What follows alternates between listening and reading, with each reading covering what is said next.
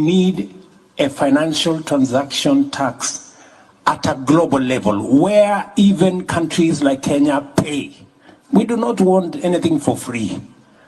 You will pay more eventually because you have a bigger economy. We will pay commensurate to our economy. And we want those resources controlled not by IMF and World Bank. Because IMF and World Bank, you have the final say. We don't have no say. We want another organization of equals, where you have as much say because you pay, as much as we do because we also pay. That's the organization we are looking for. And that is why we are saying we need a new financial architecture where governance, where power is not on the hands of a few people. We can agree on the governance of the institution. We can agree on the sharing of power so that all of us have access to resources that go to making sure, number one, renewable energy. We invest in decarbonization. Number two, adaptation, mitigation, smart agriculture. Number three, restoring our planet, restoring our biodiversity, and making sure our carbon sinks work. This is what we are saying, and we would appreciate a little understanding. We want to be, we are talking the normal. If we continue talking the normal, Emmanuel, we will never solve this problem. Things are not going forward, they're going backwards. Tokenism, installment will not solve this problem. We have a much bigger problem than the installment we are discussing here will solve.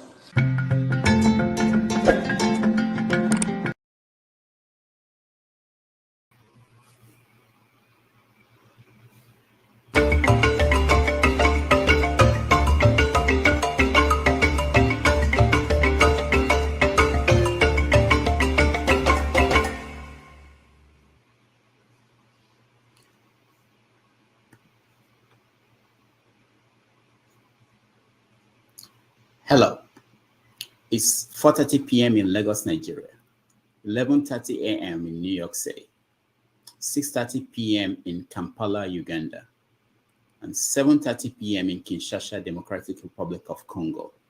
Wherever in the world you are watching us, welcome to another episode of 90 Minutes Africa. My name is Rudolph Okonkwo. My co-host, Chido Onoma, is on assignment. How does Peter Obi's camp view President Bola Tinubu's political moves in the last 30 days? And what changes has Peter Obi brought to Nigeria's political space? Our guest today was embedded with the Labour Party's presidential campaign during the 2023 presidential election. He has been at the Presidential Election Tribunal from the beginning. No Nigerian journalist has had more close-up encounters with Peter Obi than he. Mazi Ezeoke of Njenje Media will join us today to update us on the tribunal and how the Obi-Datti campaign views President Tinubu's moves, and talk about what has changed in the Nigerian political space because of Peter Obi. Please join me as we welcome to the show Mazi Ezeoke. Mazi Ezeoke, welcome. Mazi Ezeoke. Rudolph, I'm there. Oh, okay. How are you today? I'm all right. Thank you very much for having me. It's a pleasure being on your show, Rudolph. Thank you. Thank you so much for making the time. We can't see you. Okay. I can see you here, but I can see you in the other one. All right. nice to have you. I'm not sure what's going on today. Nice to have you. Let's begin with what has been going on across Africa. We normally start this show, 90 Minutes Africa, with what has been going on across Africa. I played a video a little while ago of the president of Kenya speaking at the Paris conference. And I don't know if you've had a chance to watch that video. Indeed. Can you hear me?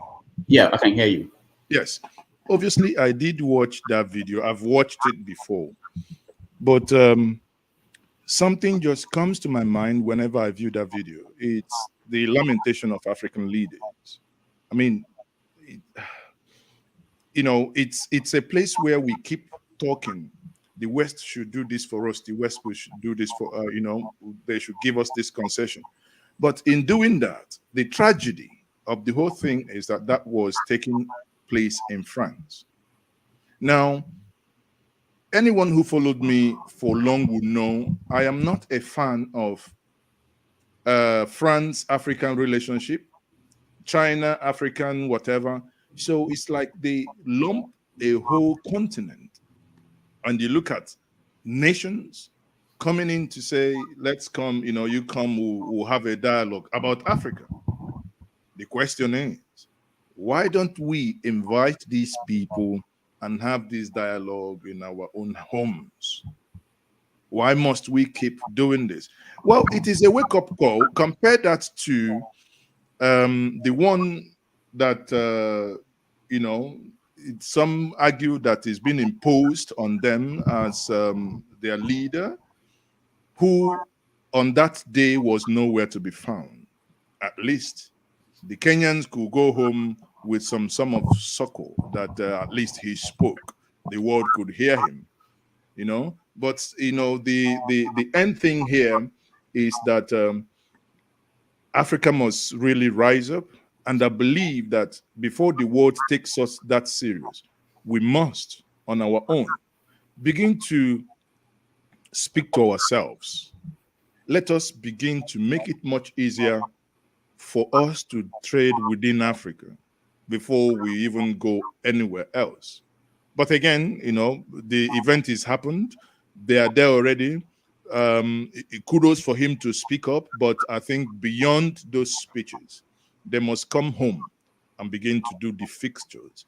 But it appears also that in the last couple of elections within the African continent, that some individuals have emerged that probably gives Africa a new hope, and that many would also believe that if at the end of the day, the leader Nigerians elected comes into power, that eventually Nigeria will no longer be that giant that walks on mosquito limb.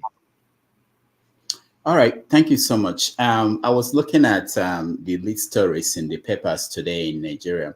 One of them was from Tinubu's official Twitter account, and story out of that saying, "My administration will reestablish Nigeria's status as giant of Africa." So I didn't know you were going to take the answer to Tinubu, but I was thinking, considering what happened in Paris and how with that this promise, how is that going to happen under this administration? Well, there was a video, about 2 minutes video that trended about 2 weeks ago. The young man in that video began to actually question, at Nigeria at any point be the giant of Africa? And he has his points. Many people will disagree with him, but the points are, how could you then say you are the giant of Africa? You generate, the previous government handed you over 7,000 megawatts, and after 8 years of disaster, you handed over about 4,000 megawatts as a giant for over 200 million people. Whereas you have countries within the same continent that are about 60 million people and are generating over 3/4 of their population when you convert that into megawatts. And here we are barely scratching, 20, basically, well, we are not even 10%, 0.4, 0.5% is what we are scratching. Or sorry, 4%, sorry, not 0.4, 4% is what we are scratching at the moment. So for someone to say that he was, he's going to make Nigeria the giant of Africa, please, let us even start from making Nigerians giant in their homes before we even go out to the mother continent.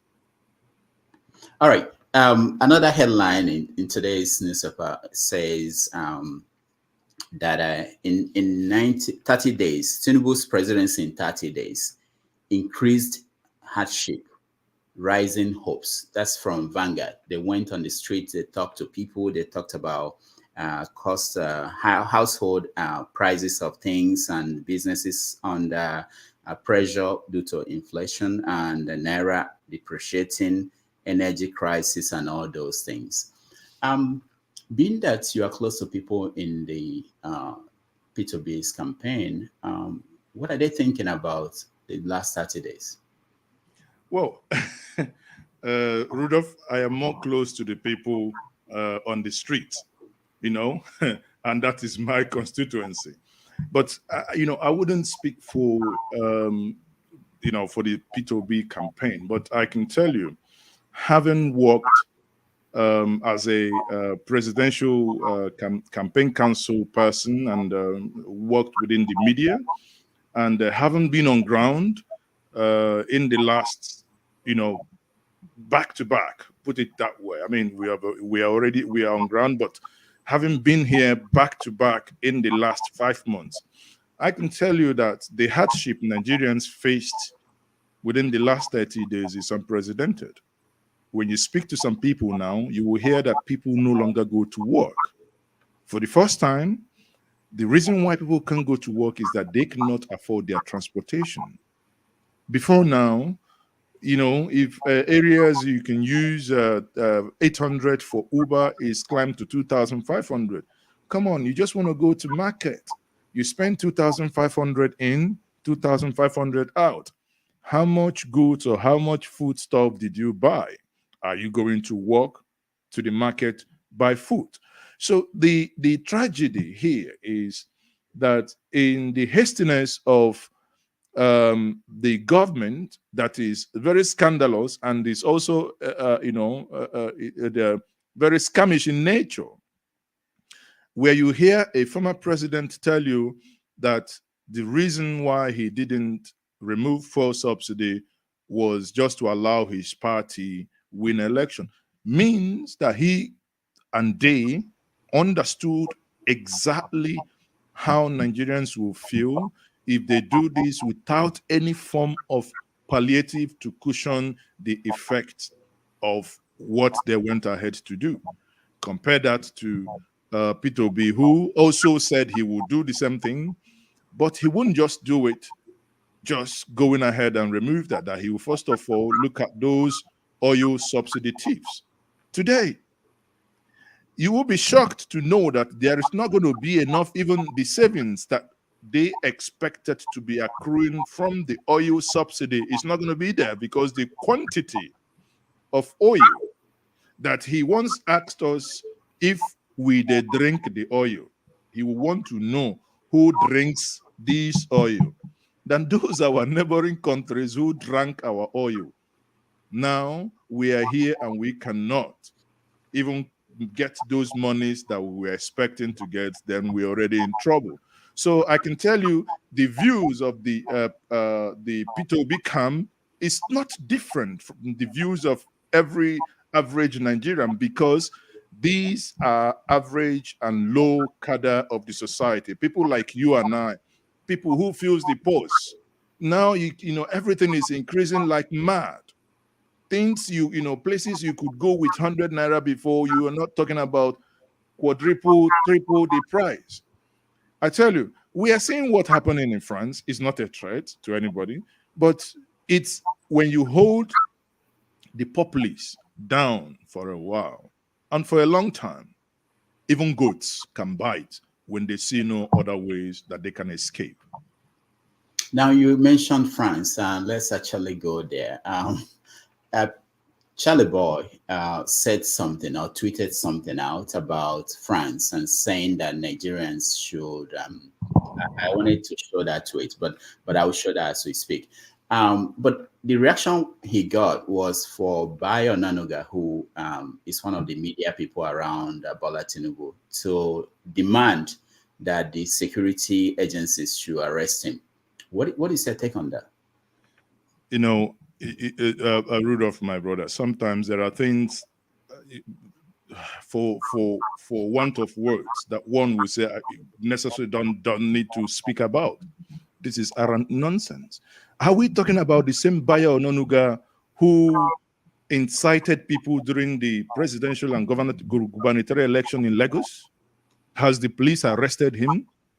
Are you talking about the same people, the same camp who in national TV and on your phones and smartphones, people saw them with AK-47 threatening certain people that they were going to make them slaves and they're going to sell them as slaves the way their forefathers sold them as slaves? Are we talking about the same camp that before and during the election threatened to stop certain set of people from voting?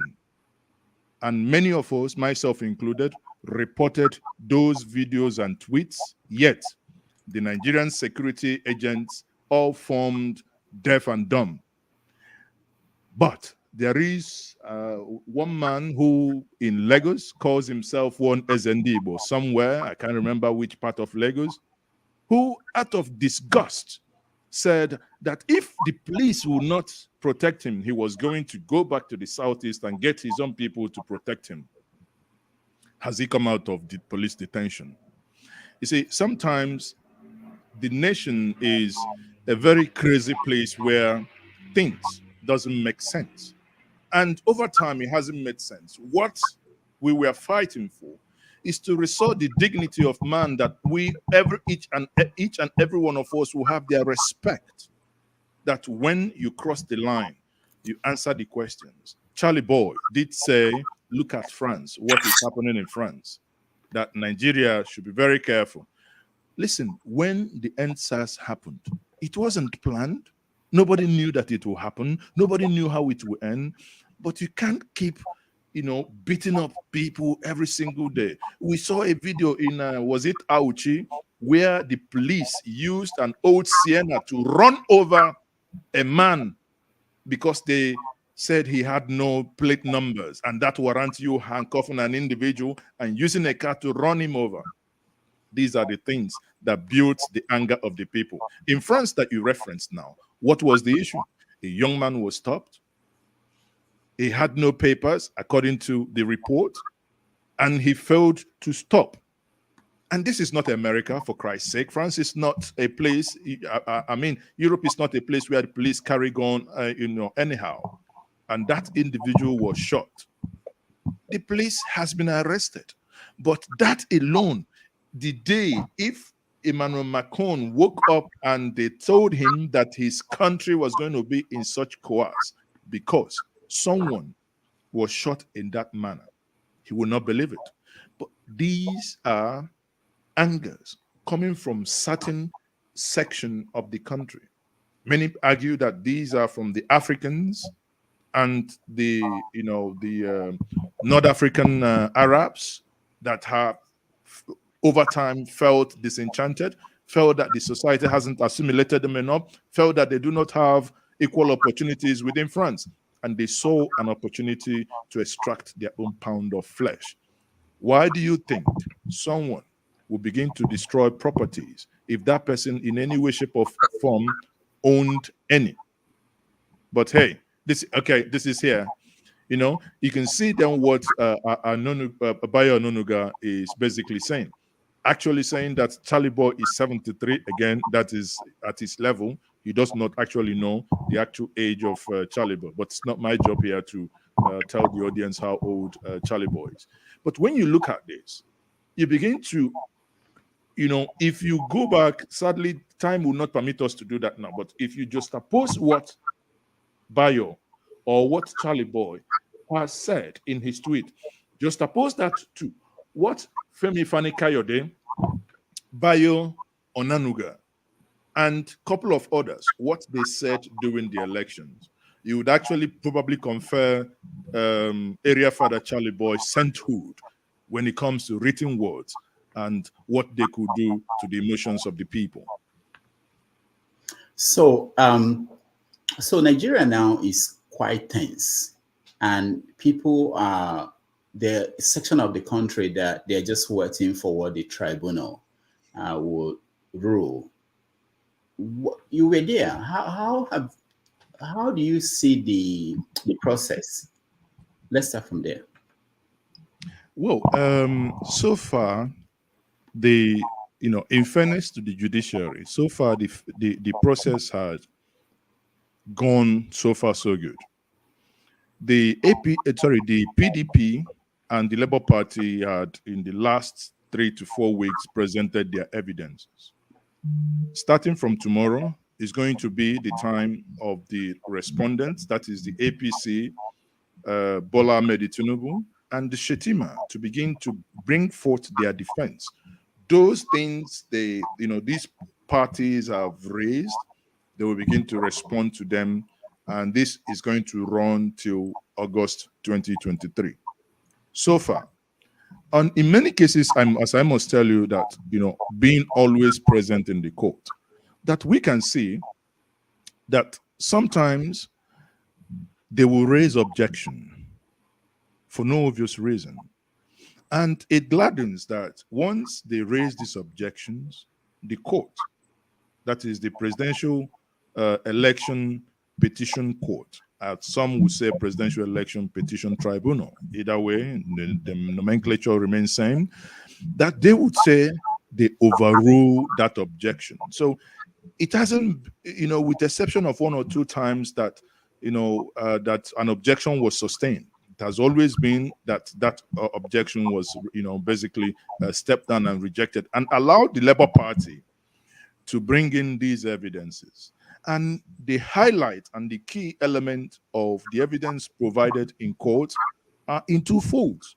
One is the invitation and attendance of someone from the Amazon Web Services. Obviously, the IREV or the Inec portal is hosted by the Amazon.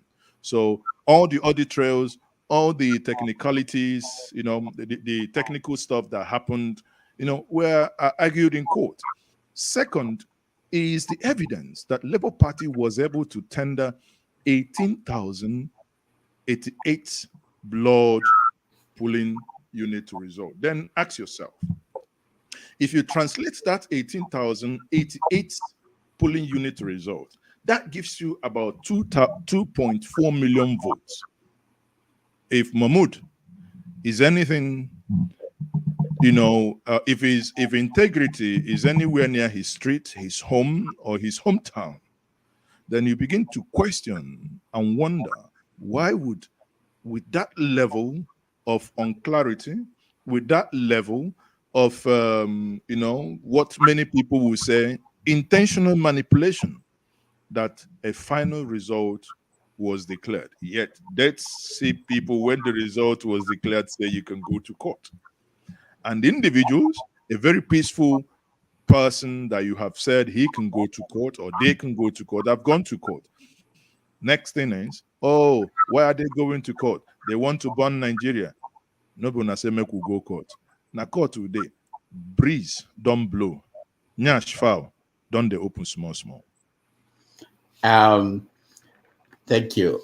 Talking about the process and the courts, there are people who were reading when the tribunal, when they accept something in evidence. What does that mean for those who may not know? There are people who are saying that they agree that this is an important evidence, and that means that they are most likely going to rule in favor of a particular petitioner. What is the actual take of how should people read that? No, when something is accepted in evidence, that means the court and the judges have considered it a weighty allegation that they should take into cognizance when delivering their judgment. However, it is something that if they take that into, they take that particular evidence in, that means it will now form the basis for the respondents to say, okay, actually, when we talk about, let's take, for instance, the evidences that were brought, taking, for instance, the 18,888, sorry, 18,088, not 800, 18,088 blood, from ECAs. What it then means is that the respondents at that point, when they will then start making their defense, These are areas and points that they have to and they must address. And in addressing that, then it's left for the court. The judges tend to say, okay, based on this, based on law, this is our then judgment. So these are the, basically the key highlights of what they must be the areas that they say, these are areas you must respond to. Or in a case where if you don't respond to it, they can now make their judgment based on that. Now, we saw Inec's Festus Okoye. He went on Channels TV and he answered several questions. One of the things he said, and I want to get your response, was when he was asked about IRAVE and the fact that up to now, most of the results are not there.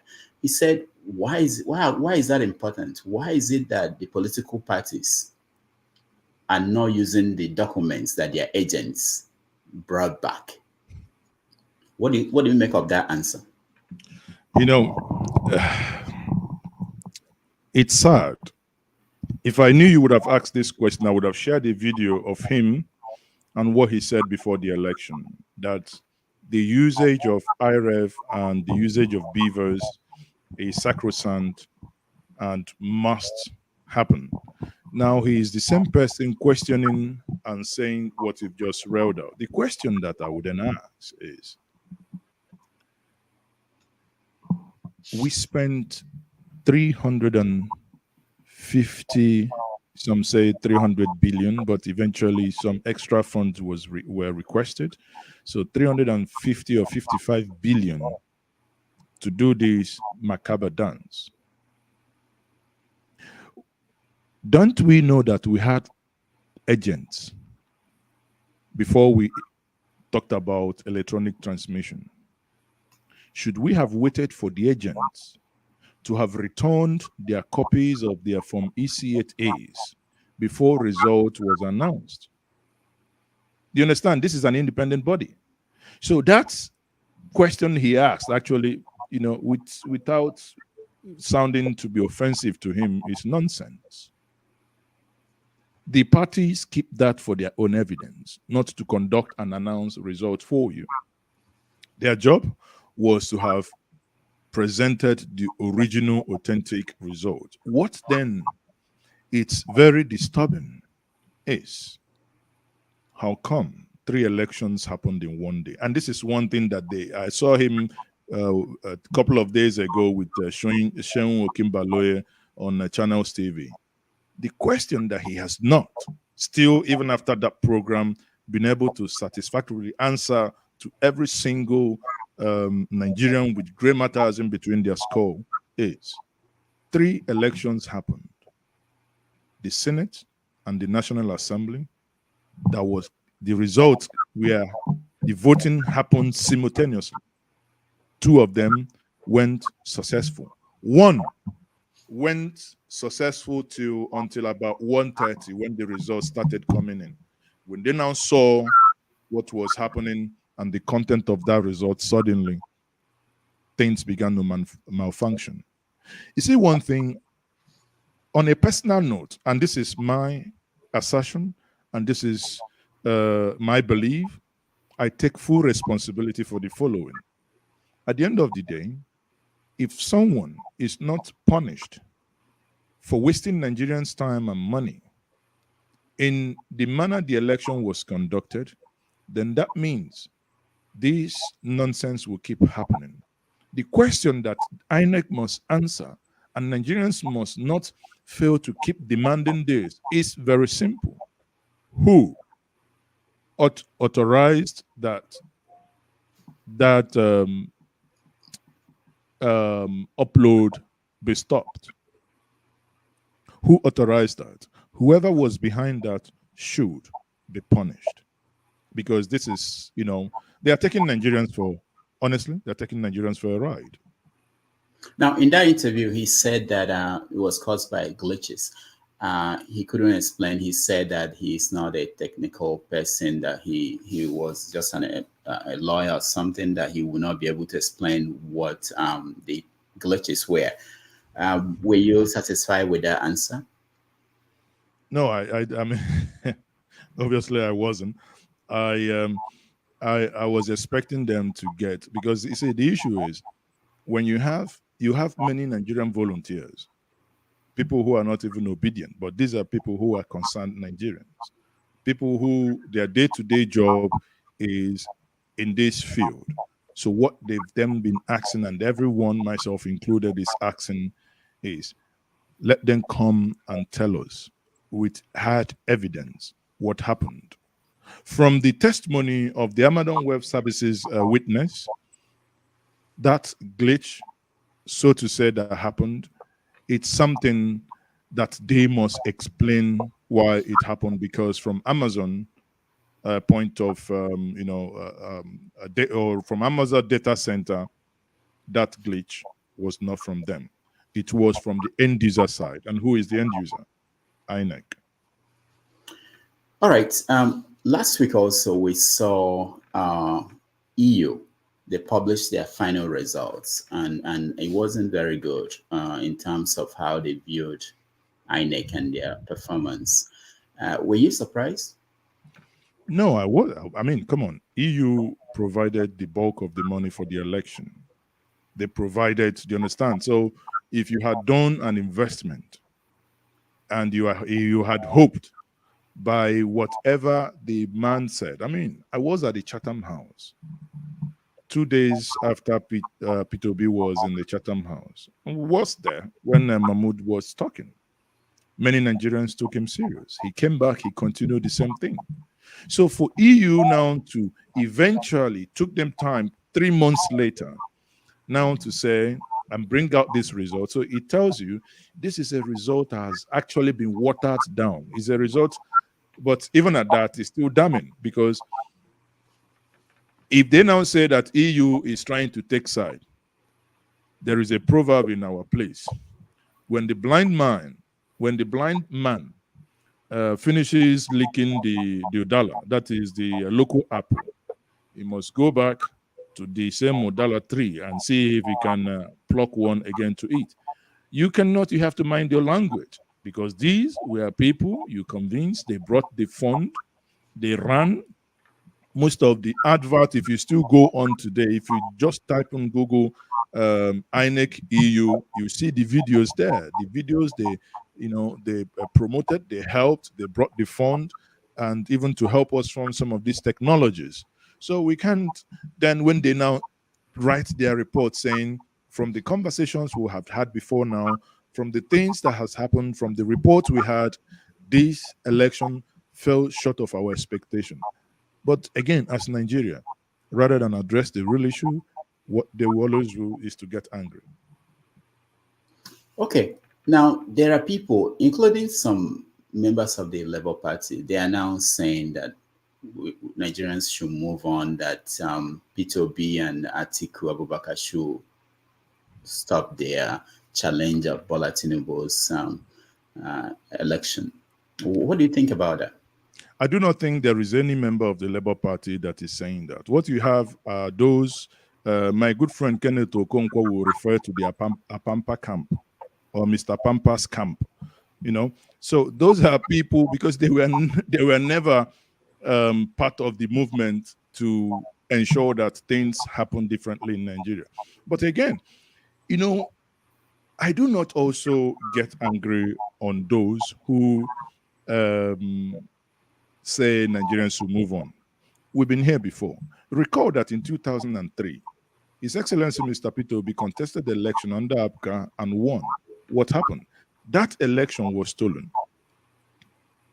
There were at times that reverend fathers, bishops, even cardinals called him to please step down, that Ngige has started doing some roads in Anambra, and that things are now, those things he wanted to come and do, that Ngige has started doing them. His response still stands today and can be brought into this conversation. And he responded by, if someone comes into your garage, steals your car, goes out, repents it, pimps it, and probably takes care of your car more than you could have, Does that mean then you should leave him to keep your car? If the answer is yes, then that means we can all go home. Okay. So you said that the people saying this are people from Apapa's camp. But even if they are not Labour Party members, some people have said that just what you said now, that Peter Obi was able to say, I'm going to continue to demand for my mandate in Anambra State. But that in one of the things that happened in Anambra State during that period was that Njenje, because he was under pressure to perform, that he tried to do good, that Tinubu might follow the same script and try to do good in such a way that people will eventually feel, if this drags on, after the tribunal, you go to the Supreme Court. That well, of course, Rudolph, yes. That is not even that it's not even that it might, it's already happening. Some populist decisions are being taken. You can see that. But there is one thing that we refer to as the Njenje paradox. Njenje paradox, in this sense, that in all that he was trying to do to be good, even doing the things that ordinarily he shouldn't do. But again, my dear, it does not remove the fact that if a crime is established to have occurred, that should now be buried, that this crime did not occur. That is the point that I'm making. People have their rights. I mean, I begrudge no one. It is individual, individuals have their rights, groups have their rights to make demands. But is that the right demand to do? You see, one painful thing that we all forget in this, is very painful, is that had Inec conducted this election the way they ought to have conducted it, whoever had won this election would have, every other person would have congratulated them. You saw in Anambra State, Valentine Ozigbo contested against Professor Chukwuma Soludo. When the results came out, it was visible and audible to the deaf and visible to the blind. What did he do? Within 24 hours of Inec announcing that result, Valentine Ozigbo called Professor Chukwuma Soludo and congratulated him. That is the way you do an election. But if that election was manipulated, whether he lost or not, he would at some point be thinking, okay, he won. Inec is the one putting every Nigerian under stress and putting all of us where we are today. People would have moved on if Inec had done what they had promised Nigerians, that they were going to conduct a free, credible election. Question remains, why did the National Assembly and Senate election go without any glitch? And only the presidential election went on with glitch. And again, because I was on ground, there were so many tactics that they used. Election was supposed to start by 8 o'clock. On my own polling unit, 11:45, there was no sight of materials. In Idemili, 3 o'clock, there was no sight of materials. So there were places that they wanted ab initio to disenfranchise Nigerians. But even at that, on that day, Nigerians was able to tell them that, no, this is about them. It is about their life and about the future of their children, and Nigerians on that day stayed. Someone like Chike Chukwu Merija, the poet, he said he was in the polling unit up till 5 a.m. the next day, because everybody turned their telephone into torchlight to make sure that the votes and the numbers were tallied correctly, only for everyone to go home and the results now come out. Different results were all amended, and it's not what they counted at the polling unit.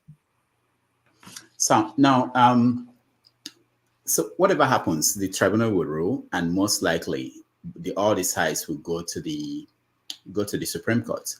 If the Supreme Court rules for or against Peter Obi, what will be the reaction from Peter Obi?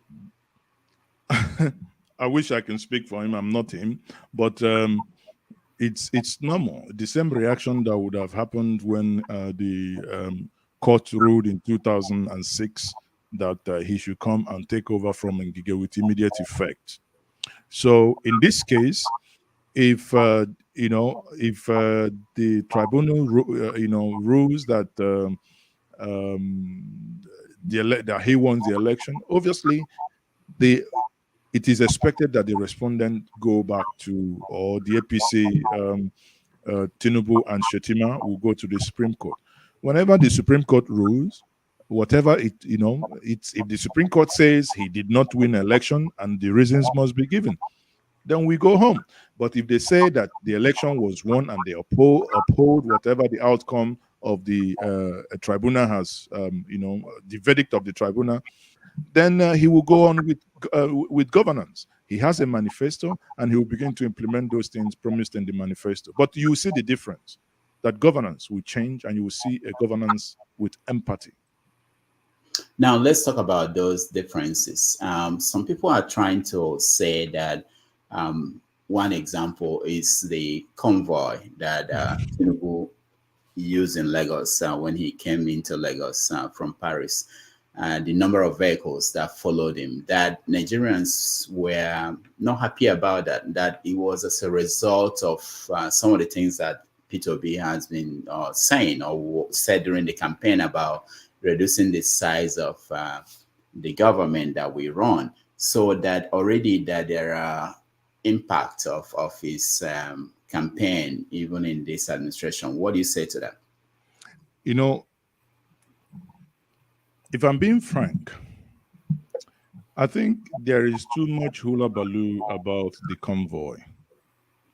Why is we are made to understand that there are other people, national security advisor, the governor, whatever. So let's say 5, 6 VIPs in the Nigerian parlance. The question is that I ask people when they want to play this down is, those VIPs, if each of them came with 20 vehicles, did they fuel the cars with their money? Since yesterday, they've been trying to share a video when he visited, I believe, Abia State or Akwa Ibom. I can't remember which of the state, but one of the old eastern states. And you can see about 4 SUVs that belong to him, that is him and the security and probably the press. Then every other vehicle are obedient, who on their own bought their own fuel, have their own passengers, and drove themselves. And when you see a people begin to make such comparison, you know that they are losing it. The bottom line is, Nigerians are hurting. We are selling fuel, 550, with the rumor that by tomorrow being the 3rd, that fuel is going to go to 700, which I do not know, how true that is. If Nigerians are hurting, I think it smacks of irresponsibility to begin to show that level of convoy. Because at the end of the day, these are the same people that fuel these cars. It's wrong in all ramifications. But again, I think, we'll basically stick to real governance issues. And, for me, this is a distraction. And some are even arguing that, okay, because it's the first time the city boy is coming back to his base, that's why there is that number. Some are saying, well, they are, but I'm asking, if they are saying that the NSA and his own office and paraphernalia were the people also there, then the question is, does the NSA have an office in Lagos? Isn't his office in Abuja? Must the Lagos state government go there with, for argument's sake, because, I counted the car myself. I think I counted 98. But some are saying it's over 120. I do not know. Maybe when the video stopped, some people, came that I didn't see. But it's madness. And some will begin to say, do you know in America that they have Joe Biden have so many cars. And so, what is the GDP of America? Person will never chop, they talk of convoy. It's just like you want to go to America to borrow fund and you're going with your private jets. You want to go to England to borrow fund and you're going with your private jet, yet the British Prime Minister flies into Nigeria using British Airways. The day the British people will see him on a private jet, wallahi, the riot you see for France will be a child's play. But here we are. You can only clap for them because they have long array of convoys. Shame, really. Shame. All right. So people are now waiting to see what the Tinubu presidency would do with the money saved from oil subsidy.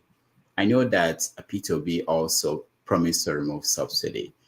Did Peter Obi talk about what he will have done as president after removing the subsidy so that people will not be hurt the way they are currently?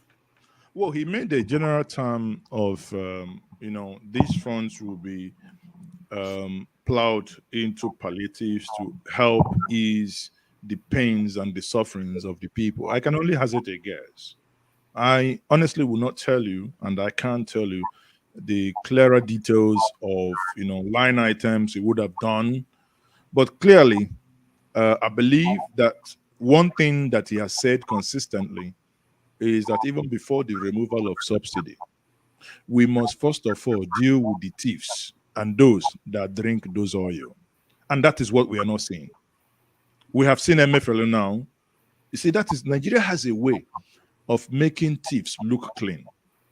You see the way MFLO has been taken now. Suddenly, if MFLO in the next couple of weeks, months, all of us will begin to campaign for him to come out because you're violating his fundamental right. You haven't taken him to court. So that is, sometimes it's really sickening, really. 1 month now, all we say, this has happened, this has happened. Have you ever had one single person that is going to be charged or with intention? They will remain the same. We will remain the same things were happening with no changes at all in any way, shape, or form. All right. In about 9 minutes, we're going to let the audience in so that they can have the chance to ask your question. Let me take you to Anambra State. I know you are from that state. And how is the governor, Charles Soludo, how is he doing? Dear, tough terrain. Well, for those who know me, I am not in the business of making friends. I say it the way I see it. To the charging and to the surprise of many, I would say that Soludo, with the exception of security, that he, I personally think he could have done more than what he's doing now. Soludo, to the surprise of many, is doing a lot at the same time. In April, after Easter, I think a week after Easter, I was invited to a traditional marriage in Udi. I'm telling this story to make a point. I was invited to a traditional marriage in Udi, and I was in the village. And I drove past Ekulobia, and I drove through Ufuma. Somewhat, the navigation took me, and I said, well, if he said it's going to be the easiest place, and I followed like sacrificial lamb. I came to a community called Ishiago.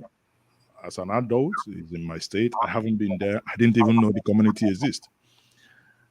And after Ishiago, I saw a massive 4-lane virgin road being constructed. And I stopped.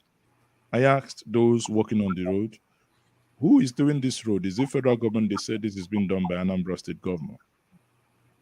Now, many of you now may have seen the video trending that you see in Ekulobia, where people have been calling names, and some people have sought my opinion. And my candid and honest opinion is, we want development. And I ask, can we make omelets without breaking eggs. Yes, buildings and structures are being demolished, but the question is, shouldn't we do that if we want development? I think what should keep us and what must keep us busy is to ensure that those that loses their houses in that process of doing and making that place better, that compensation should be that is accruable to them, or if it means relocation of businesses and the compensating private residents or even commercial residents, or that should happen. So to the summary of this, I will implore everyone to go to Njenje Media TV and look at my second video on Anambra. I went to Okpoko 1 year after Professor Soludo promised to do or start his work in Okpoko.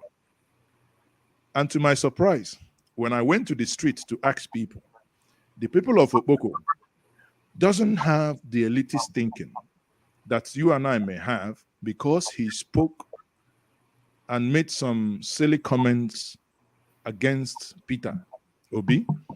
Therefore, that then deters him. And some school of thought has it that because he made those comments and the backlash he had from that, everybody was now expecting him to fail. That as a result of that, he is now doing and working day and night. I said, well, good for us.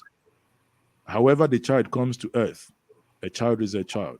So however, whatever we do to make him to sit up, to work, let him do. But there is one thing, if you're listening now, I said it in that video and I must say it here. The people that I spoke to in Anambra a couple of weeks ago are complaining of two things. One, they talk about high level of tax or multi-level of taxing. Two, on refuse disposal, that the ANSEPA that they pay fees for them to come and collect refuge are not doing that. So if you're listening, if you go in Oka, there are some places in Oka that the refuge dumps and heaps are beginning to climb. Before you know it now, we might be comparing ourselves to Abia State under the last man, Ikpeazu, Onyeikpeazu. So we might get to that point. But, aside this, I think in terms of governance, not entirely doing bad, but, there are room for improvement. Okay. Now, this on today's papers, if you look at the newspapers today, there were the stories about what's going on in Anambra State, and in Premium Times and other newspapers, there was this commissioner in the state who was telling the Anambra people to stop criticizing the government on social media. Essentially, I think they were reacting to a video of one on-air personality who was telling people in Anambra State, who are in Lagos and other parts of the country, not to come back home because there are problems that are not yet fixed. So it says social media attacks. You are demarketing Anambra, Soludo's government tells critics. What do you make of this? For someone who felt it was okay to criticize Peter Obi during the campaign, and it appears as if they can't take criticism from people. Well, Rudolph, the social media has brought the real democracy. People would always tell you here in Nigeria, they buy data for me. So na my subscription, na me go use and do what I want. Sorry for Professor. People would always say what they want. You don't buy data for them, right? Now, on the issue of security in Anambra as well, I was in Anambra for 3 weeks and 4 days. I drove myself around Anambra, and I think when we talk about security, it is all exaggerated, especially those in the diaspora that always say, oh, at every single thing. Yes, of course, crime does happen everywhere, not even in America. In America, you see people die. There are criminals everywhere. But the level and the magnitude that would think, oh, you come into Anambra, oh, you are killed, you are kidnapped. I drove myself. From there, I went to Abia State. I drove myself multiple times to Abia, to Umuahia, to Aba, multiple times to Owerri, driving through Akokwa, Okigo, multiple times to Ebonyi. When I covered the Ebonyi International Airport, multiple times to Enugu, both on private business, on, you know, I mean, crime is everywhere. But to say that nobody should come to Anambra, if you come, listen, I don't believe that. I saw the video in question and I responded that this is not good. Anyway, but allow the individual in question, because you don't buy him data, he has his own opinion. What the government ought then and must do at that point is to respond appropriately to provide what they've been doing. But in terms of security, I myself, having been in Anambra for 3 weeks plus, there was even a day I had to do live video where I was, you know, eating my mango, drinking my palm wine, and you know, and collecting the bitter leaves, which I, you know, dried up for my kids and all the, you know. So the whole thing is, I don't know, but I think the security, and it's only one thing I can ask us, those in the diaspora, please endeavor to come home. I will say this in Igbo. Imanan as no na abu ngwele nokalia n'uju ọbụla agho. Ọ dị nke ọ na-abụ onye nokalia obodo oyibo too much na emero nnata. Everything was, oh, they want to, oh, you know, ya na-atụ ụjọ. Mana biko ka anyị welu na ya nwayọ. But what you're saying, give me an example. Soludo tried to stop the sit at home Mondays. He failed. The governor of the new governor of Enugu State tried to do the same thing and failed. What do you think about that, and how does that fit into the way you're talking about people being afraid to come back home? No, they didn't fail. If you ask me, Soludo didn't fail in stopping sit at home. Neither did Frank Mba fail. We, the people, have refused to stop sit at home. It's as simple as that. Who are those enforcing? If you come out on a Monday, who is going to hurt you? Someone from Medugri or someone from Bauchi? It's someone that speaks your language. Someone that has the same red cap as you are. Someone that ties the same hairstyle that our mothers do. So it's an internal issue. I will tell you this, many people will disagree, but hey, who cares? But that's the truth.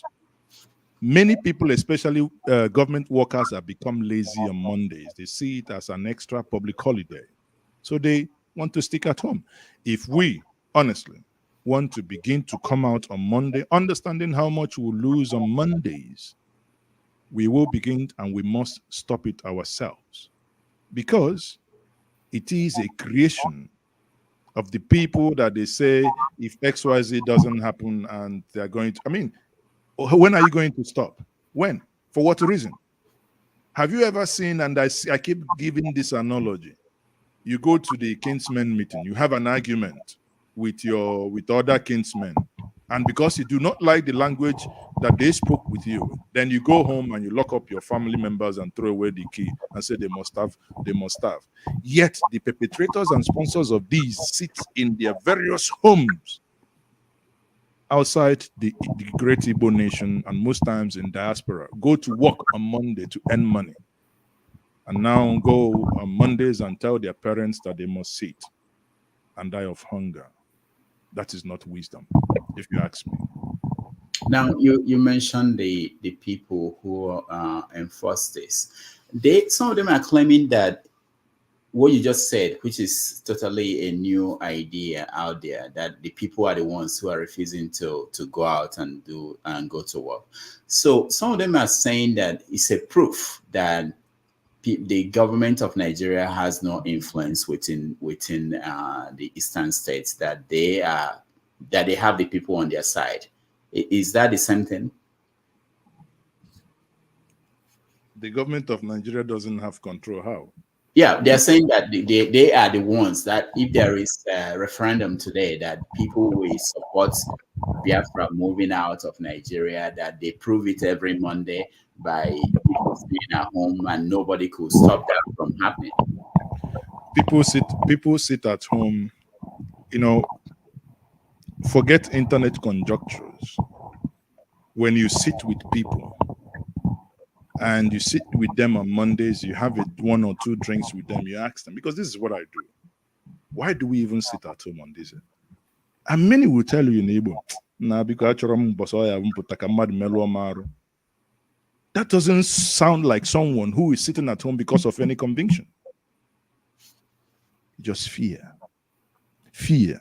And those that we fear are known to the communities. Hence, going back to say, the day we say this is enough, then it stops.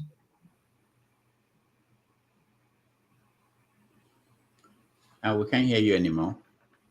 Can you hear? Oh, sorry. Okay, go ahead. Yeah. Can you hear me now? Yeah. Oh, okay. Sorry. I said the day the people would want to stop it, they would actually stop it. But that's my own. So, like I said, the governors obviously have tried their best, but I think it's something that took a while before he again, put it this way. I think at some point, truth be said, actually, because of the sit at home, a lot of criminal activities is now laced around that sit at home, right? And because there is this belief by certain quarters within the Southeast that, oh, because you have Mazi Nnamdi Kanu in detention, then that is the reason why that is happening. The question that I think Barrister Aloye Jimako posed about 3 or 4 days ago is, he was speaking to Tinubu to release Nnamdi Kanu as something that is noble to do, not as Mercy. As a mercy, exactly, something like that. Now the question is, I can also bet you the criminality that I have seen laced around sit at home would continue even after Nnamdi Kanu has come out. And that stoppage of that criminality will still be by the people when they say, because then let us save this video. Nnamdi Kanu will come out. But we will come back to this particular thing and understand that there is a lot of criminality that has been, ring-fenced around the notion of sit at home. And that criminality would still continue even when you release Nnamdi Kanu today. And I pray that that happens sooner than later. All right. Thank you so much. Let's bring in our people and give them the chance to weigh in. Please, when you come in, we allow you to just think of the best question you have, and then you ask that question. Just the question, not comments, so that we give other people a chance. We have a lot of people who are lined up and interested in talking to Mazi Ezeoke. So I will start with Nick, Prince Nick, as in one you are first. Mazi Ezeoke, thank you for coming on to share your views. My question is 2 prongs. One has to do with the security issue, and the other one has to do with the violence meted out to... Ezenwa, we can't hear you, but I can see your lips moving. Oh, I can hear him. Okay, can you hear me? Okay, I can hear you now. Okay, I said thank you, Mazi Ezeoke, for coming on board and share your views about the issues we have in Nigeria. My question is, one borders on the security that you talked about in Anambra State, where I also come from. I'm from Isiachina in Agwata Orumba local government, and we have a lot of security challenges over there. Even as I talk to you today, we have been raising money to deal with the challenges. And based on what you have said and your assessment, But with Soludo, I still think enough has not been done with security in Anambra State. The reason why I'm saying that is because of what is even happening in my own local government. Ekulobia being one of them, and Achina, where I come from, we also have those challenges. So is there any help that or any plans that you could advise people like Soludo to put in place if the situations where if they think that they could not do anything on the state level, is there anything that could be put in place where they will have the local governments and the towns put in some ideas going forward, and then the state government can help? Right now, we are doing it as a community, and the state is not partaking in it. Right now, we are raising money to put some security architectures in place. So is there anything you can come up with to help talk to Soludo in terms of other ways to help the communities be able to tackle these issues? Because it's a community-oriented issue. Thank you, Nick. Thank you so much. Mazi is okay. So thank you very Nick. One ata na amata otu ọhụrụ dịka ọdịnala ọbịa my guy can also. So you know, I think Soludo has a security committee. I don't think we'll lack ideas. Actually, we know what to do. During the campaign, he campaigned as a man who understood the problem, who knows the problem, who has solutions to the problem. However, the complexities in bringing forth the problem is, is not something sometimes I am very reluctant to engage in this, mostly because it is something that is most times being misconstrued. I'll give you an example. You know the way Nigerian security forces operate. If someone in Achina is misbehaving and that person is a person of interest to the security agents, in most cases, when they wade in, the individual is likely to lose his or her lives. And because that, the kinetic nature of what they do to sometimes move with force to say, okay, let's deal with this thing once and for all. Casualties everywhere. And I believe that also hinders. There is this governor in the Southeast who believed that he could use force to stop some of these things happening. And I speak and I make reference to the governor of Imo State. But there is no single day that you don't hear news. Oh, so person shot dead. So person shot dead in Imo. These are human beings. These are our brothers and sisters. And sadly, when you unveil the mask, when you unveil the masquerade, you find out that the person carrying the masquerade is someone you know. So it becomes not such an easy thing to do.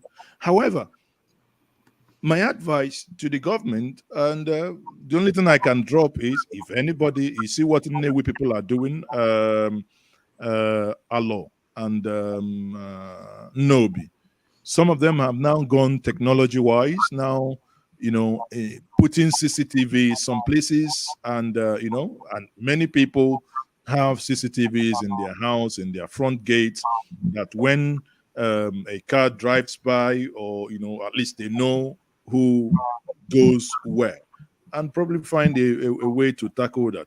But one thing I must say is that the security challenges we have in the Southeast, especially in Anambra State,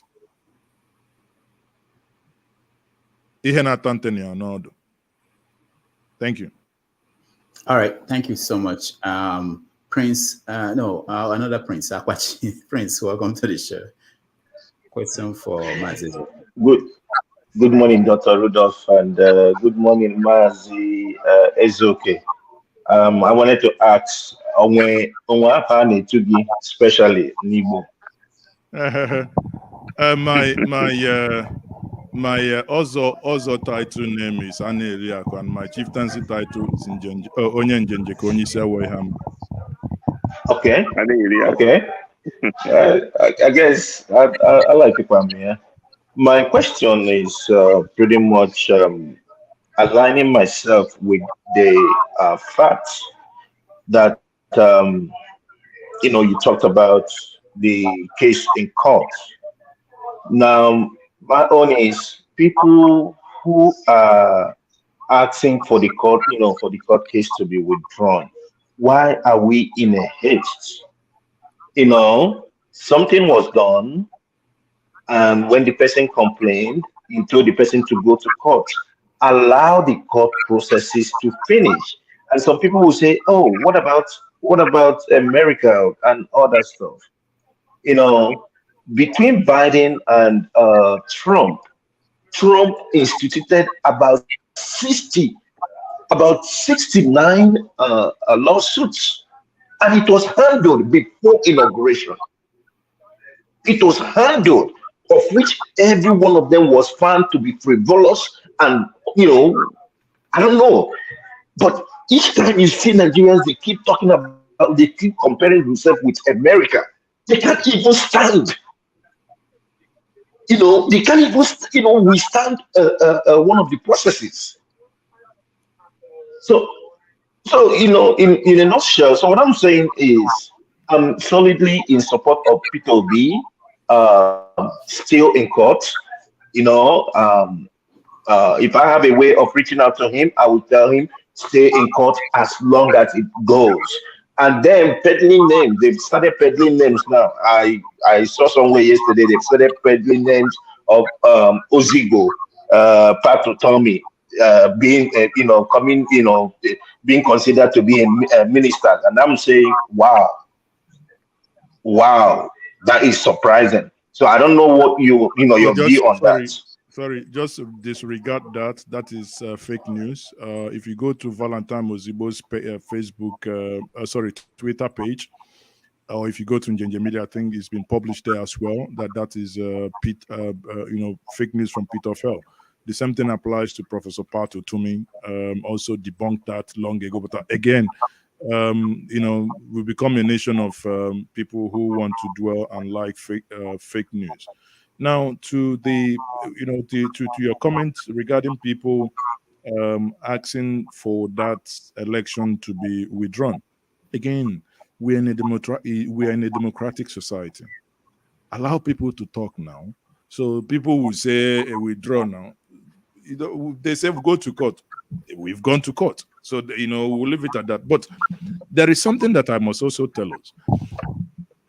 During the inauguration of the 10th Senate, or when they were before their inauguration, they had induction sections, and within that time, I spoke to a couple of seasoned senators who also agreed with me that it will be wise and it will be good for them in this 10th Assembly to begin to look at how, within the space of these 3 months before inauguration, because this is a thing of, this is about legality, how they can begin to bring up bills to address that.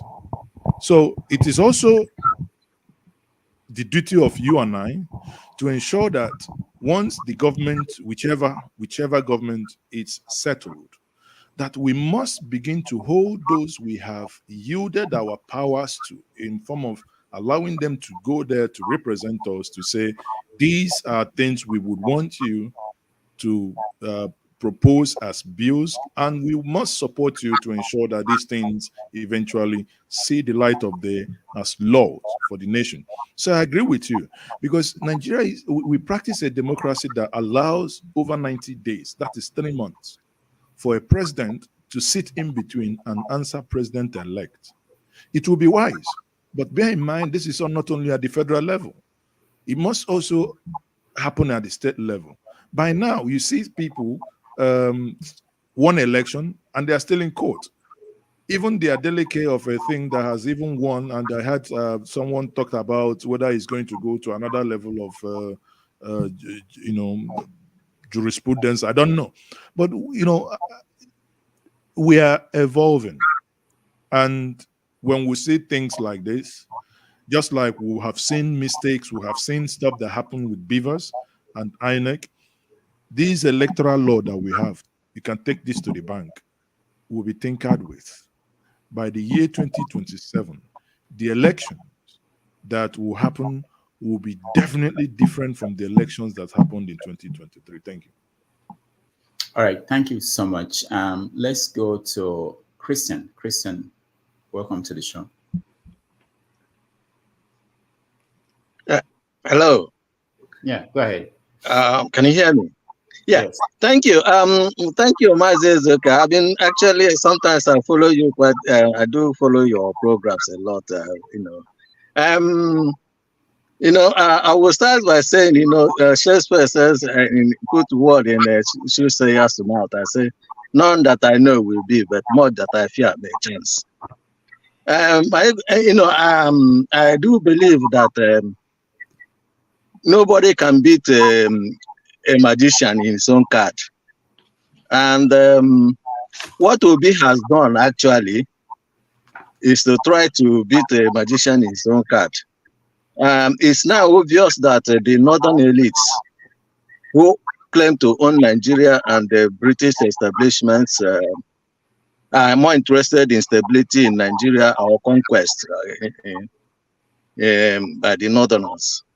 Now, my question is, if by any chance, Obi, your principal said that Nigeria is a car with a knocked engine, Rudolph Okonkwo will testify to that.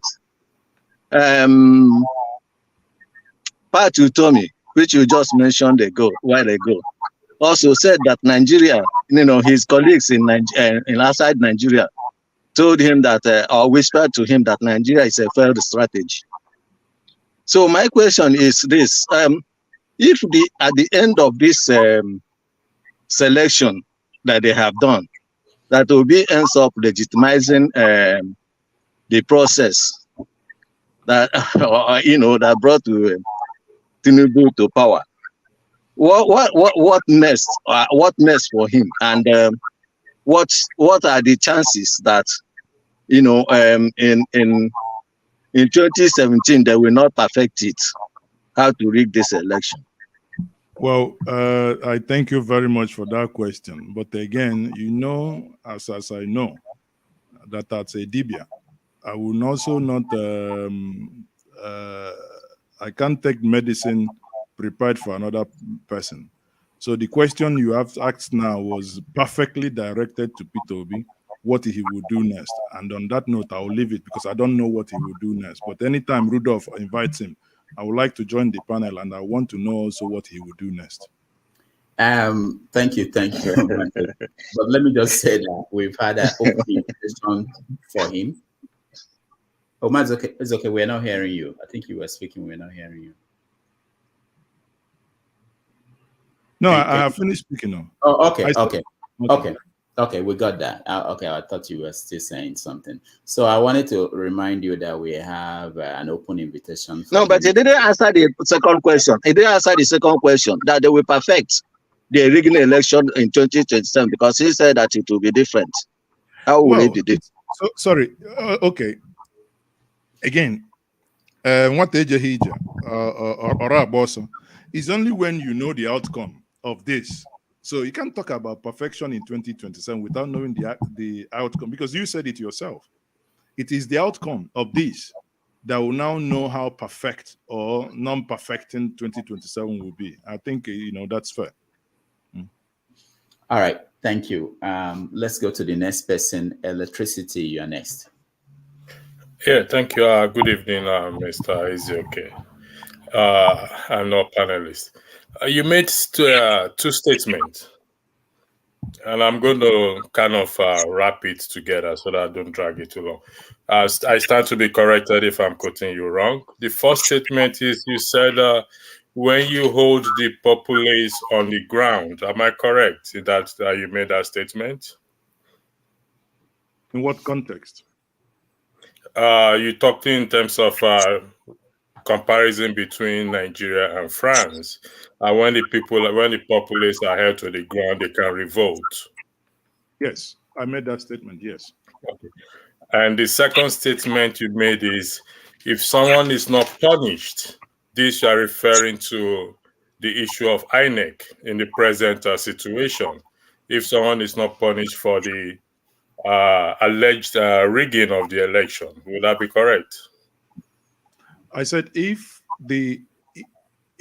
whoever switches off or whoever switched off or whoever tampered with the transmission of that election, if we do not punish whoever that was involved for that, yes, that it portends a great danger for future elections.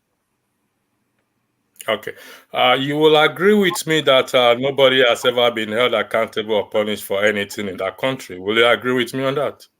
Well, that's the reason why we are making the demands. That, you know, if it's not been happening at some point, it has to start happening. Okay. We don't know who is going to do it, but in Peter Obi was governor of Anambra State for 8 years. He campaigned, and for the record, so that you don't take my word out of context, I voted for him. He campaigned on the basis of transparency, accountability, and good governance.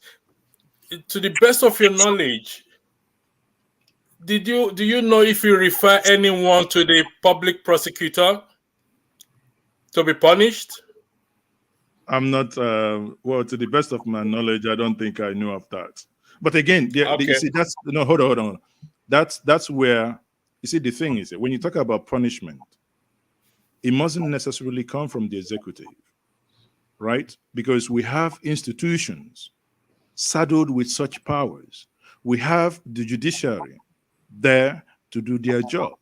So, you know, if when we talk about if someone has broken the law by not or by stopping the onward transmission of this, it will be, I think it will be foolhardy for anyone to expect that the benefactor of such would be the person to punish.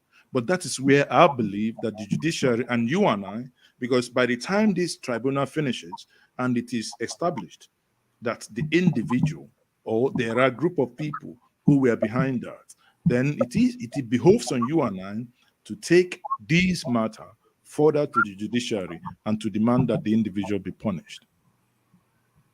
Okay, thank you for that. But what I'm trying to say is this, okay?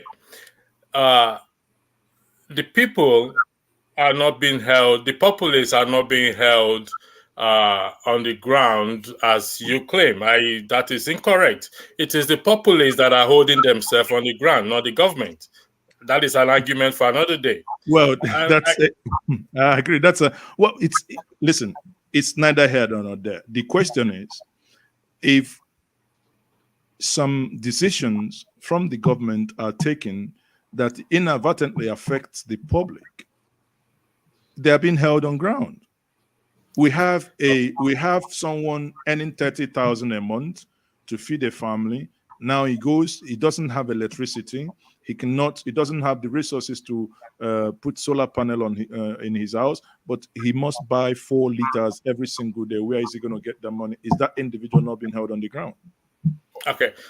Finally, not to take much time. Finally, you can see my nickname is Electricity. People know why. Who know why my nickname is Electricity. But the truth of the matter is, okay, we are only going in circles. Okay, I'm going to ask you. It's a personal question. Okay, what constituency did you come from? Do you belong to in Nigeria? Do you know your constituency? You mean my electoral constituency? Yes, please. That is Ezedibe Ward 2. And do you know the name of the legislator? The person representing me. Yes. Yes, I do, because when and I do engage him as well, because this issue, I know where you're headed to, because this issue is government is local, and this is where we, not only him, everyone within the vicinity. There are times, and I have done this consistently, where the moment the budget is approved, I look at the projects that affect my constituency, and I print this out. Go to the traditional rulers, share it to them, highlight the one in their community, ask them to help in speaking to their sons. Because these people will still come to them.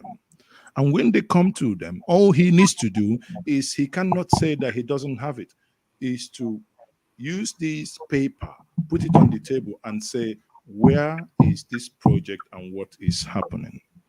Thank you very much, my brother. Thank you very much. That is where our problem lies. And nothing will solve the problem of Nigeria until we start to address what you just highlighted.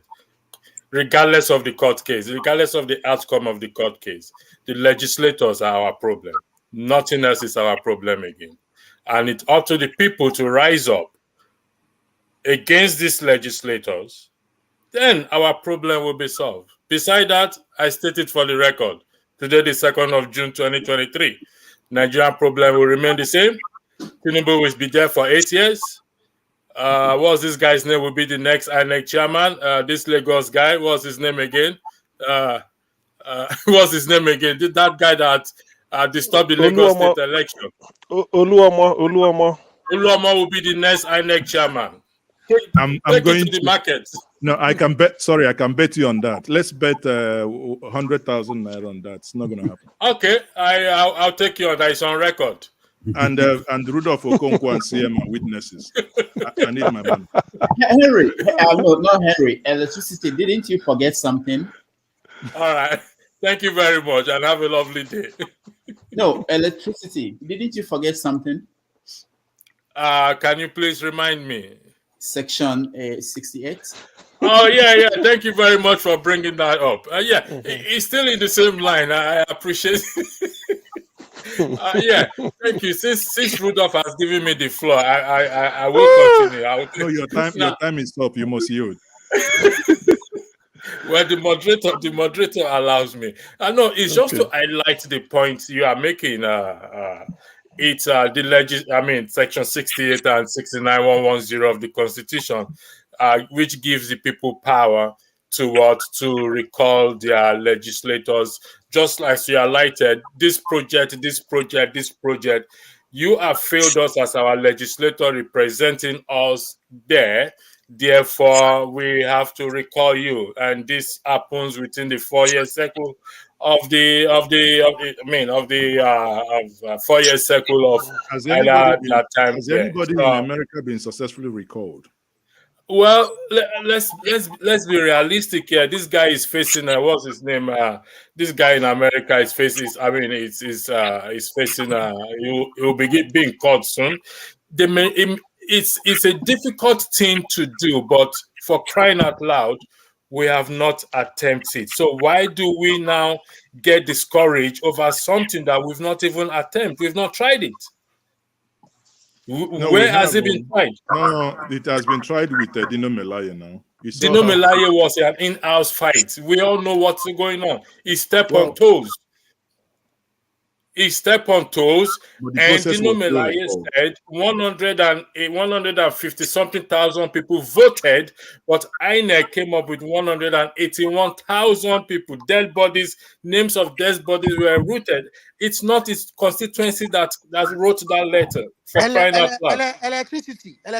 See. Mr. Olumide, from Nigeria, you see? Mr. Olumide, will you please respect people and allow? You know why? I really don't know where this man came from. You said Jews. Olumide, this is honestly, your behavior is not attractive. I was thinking of you a few times. The last time we were, if you left, hold on one second. I want to engage you one-on-one. No, just if your behavior is so unattractive, if he left the studio because of this same guy, no woman I don't know which woman will even you find attractive with this your smelly behavior. I don't understand where that man came from. Time out. It's enough now. Time out. Yeah, that's okay. Thank you, Electricity, for that comment. Electricity and women. All right. So No, for your information, everybody, this is not Tavia Say. This is 90 Minutes Africa. So please, it's a different his statement is boring. Yeah, it's a different structure. All right. His statement is not attractive. God is will. Our guest is not you guys. And I guess he's tired of electricity with this attractive language. Huh? All right. So let's when I thought you said it's only one question, Mr. Rudolph. I thought you said question direct, but you take about 4 questions, your personal assistant. So ring it down there everywhere now. Ring it down there everywhere. All right. So Henry, you're next. Just one question. Yeah. Good evening, Mr. Ezeoke. If I don't pronounce it, don't pardon me, please. So what I want to say, we are waiting. Tomorrow is Monday. Is Inec is coming? I mean, the Yakubu or what they call him, okay, is coming to court tomorrow. I don't know if it's allowed. If it's coming to court tomorrow to give its own side of the story, because they ring our elections. And secondly, who are those people killing? I mean, who's doing this this crime in the east, southeast? Are they from the same southeast, or they are missionaries? If they are from the same southeast, why they cannot fish them out? I mean, let it be things of the past, because they are making things making southeast unrest for their own people too. Thank you. Thank you very much. I think for tomorrow, the court proceedings resumes. Now it is time for the 3 respondents, in this case, the APC, Bola Tinubu, and Shetima, to begin to defend the presentations made by both parties. That is the APC, the PDP and Labour Party. So who and how that is going to happen, I do not know. Is Festus Okoye coming to the court tomorrow? I do not know. But I can only tell us that we can stay tuned on Njenje Media for updates. So until we head to court tomorrow, we wouldn't know what is the witnesses or what is planned for. Honestly, that detail I don't have. Now, as to who is causing trouble in the Southeast, criminals. And criminals are everywhere. It is the duty of elected government and the duty of community leaders, you and I, to help the government to ensure that those who have decided that we are not going to sleep with our 2 eyes closed, that they fish them out and that they deal with them decisively. So that's my honest and candid opinion on this. Okay. All right. Professor, hold on. Rudolph, you tend to be jumping me. I'm in transit, and I could come in and then move on. All right. Professor Nebulos, let's go to Igbo Basics. I'll come back to you. Igbo Basics, go ahead. All right. I'm in the biggest city of the world at the backyard of Rudolph Okonkwo. Anyway, today is my daughter's, Nkasi's 20th birthday, my last daughter. So the family hijacked me to New York. So I'm not in I'm in an abnormal station, not in my normal station. Mazi is okay. Thank you so very much for representing a lot of us. I don't have much of questions for you, but I once called you Onyebu Enyi. This time I dare add to it. Enyi Kunazo. We followed your activities. We are truly very, very proud of you and what you have represented. You have represented the likes of me and a whole lot of others. I extend that also to Manuel Ogebe of Benue, who has out there have been consistent in this quest for Peter Obi's to reclaim our mandate. Our mandate, I call it, the mandate of the people. So to this effect, I wanted to commend you for moving your headquarters from Njenje Media to Anambra, I believe anyway. So congratulations for that. I would try to follow suit in trying to move the Nigerian office of Igbo Basics Media Works to Aba as soon as possible. Having said that, from all indications, the only question I have for today is this: those on the ground, because now you know both sides of the coin. You wear the coin, you wear the shoe of being from England, and you also wear the shoe of being in Nigeria. So you know exactly what is at play. My observation is that the people at home, sometimes they feel like we have come to take something away from them instead of adding something to them. What has been your experience as far as that is concerned, all the way from both the big tent and all the people that you have encountered during this particular period? And what do you advise those of us who tend to come back there in full force, or whatever it may be worth? What do you advise from your current experience and the steps we should take so that we don't go back and forth, back and forth? For me, when I come back this time around, that's going to be it. Instead, what do you advise for us in the diaspora? Thank you. Thank okay. you. Thank you, my brother. He said, I have elephant in my back. If I carry elephant, I don't get backache now. So, but on a lighter note. But you see what I'm saying, for those of you who want to come back, say you want to come back in full force, therein lies the problem. There is no force, talk less of full. So, you know, I will start like this. Test the waters. Come to Nigeria. Stay with us. Not for 1 week and not for 2 weeks. Stay. Move around. You know, feel the people. And sometimes, especially, I've said it before and I'll repeat again for the umpteenth times. Those, and I believe Henry alluded to something like who are causing the problem in the Southeast. Sadly, the problem in the Southeast, the diaspora cannot wash away their hands. Inadvertently, they, you know, they, for the quote unquote love of their motherland, they engage in activities that the political and the criminal elite have taken, somewhat hijacked, and using it more to hurt the people. What I would always advise and what I tell people is, when you stay, and I said it before in Igbo, but not many people understood that. When someone stays out of his enclave for so long, everybody on the street, when you come back home, becomes a suspect. Or you might think, oh, they are looking at me because of some dollars or whatever. By the time you calculate it, you find out even those at home are much well-to-do than your little tachere pounds or dollars or euros you think you're coming home with. But hey, finally, don't wait for too long. Just make the move. Make the move. And you want to move your office to Enugu, to anywhere, make the move.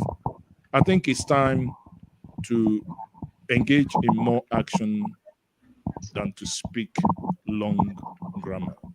Thank you very much, Igbo Basics. All right. Thank you. Thank you, Igbo Basics. Let's go back to Professor Nebulous. Thank you so much, Dr. Damages. And I thank you so much, our dear host. I met you first when you hosted Ninas and those who are fighting to actualize Biafra. I don't know the appropriate name for it, so that I don't make mistakes. Is it the same as IPOB or, you know?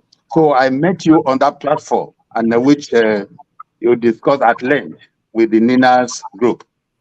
My question is, because I once asked my colleague here too, who is an Igbo guy, I said, if Obi won the presidency, would there still be agitation for the actualization of Biafra? Okay. When the hope was very high that Obi was going to win or he was going to declare, to be declared as president, it's like the tempo of the fight for the actualization, it kind of died down, as if that was all that matters now. I now ask him a question again. What about if this whole process does not favor Peter Obi? Would there be a resurgence or a kind of revival of the agitation? Thank you very much.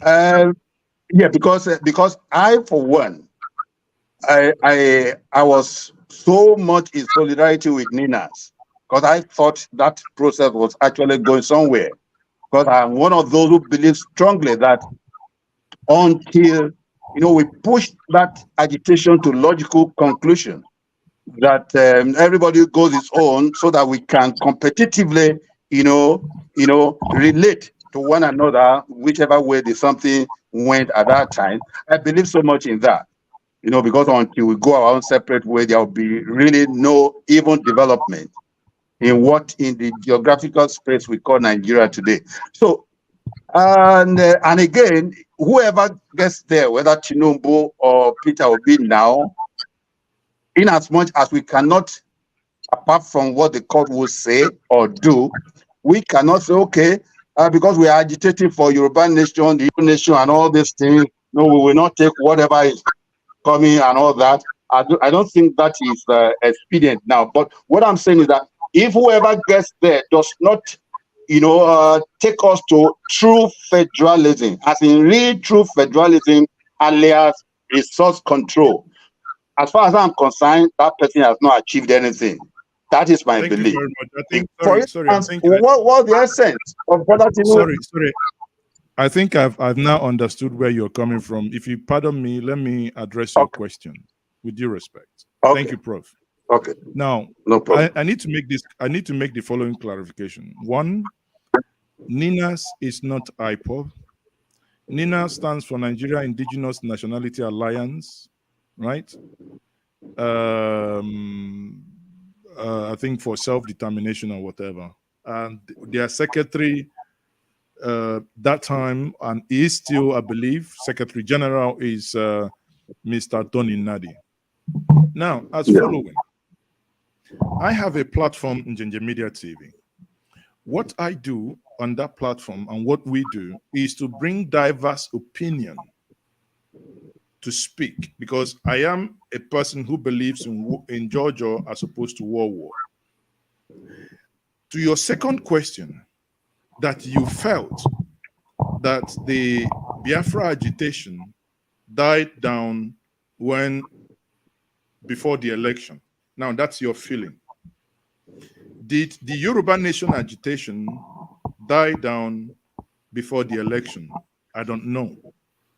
The question here is, what is always the reason why people agitate? When they feel a sense of injustice, they agitate, right? Why was IPOB and Yoruba Nation, why were they agitating? We must begin to unpick these things. Whoever becomes eventually the real president of Federal Republic of Nigeria must address the reasons that make these various groups, do not limit it to one, these various groups. Recall that in 2017, 2018, I think that was Oyegun, 2016, I think 2017, Oyegun was the chairman of APC. They thought wise at that point to bring a group of people led by Nasir El-Rufai, the former governor of Kaduna State, to look at how best to, what they call, fix the nation. And they had that report. the APC restructuring document. Therein, the propositions included but not limited to referendum and other things. So because at that point, APC realized that, yes, there are sections of Nigeria that were, crying out foul. And how did they think they could fix it? Some of that report pick it back to the 2014 National Confab report, which sadly, again, was not implemented. That report is now kept at the back burner. So the question is, why are these people who are agitating, why are they agitating? Until government, now, today, tomorrow, must begin to listen to the people why they are agitating. And are their agitations fair? If yes, can you engage them and address some of these issues? On my platform, Professor Akintoye, even from Benin Republic and from Nigeria, joined Nina's conversations sometimes that I hosted and I questioned. When he said it's Yoruba nation or nothing, I said, sir, Professor is still on YouTube here. What do you mean by that? Are you going to break Nigeria if no one gives you Yoruba nation? That question he couldn't answer.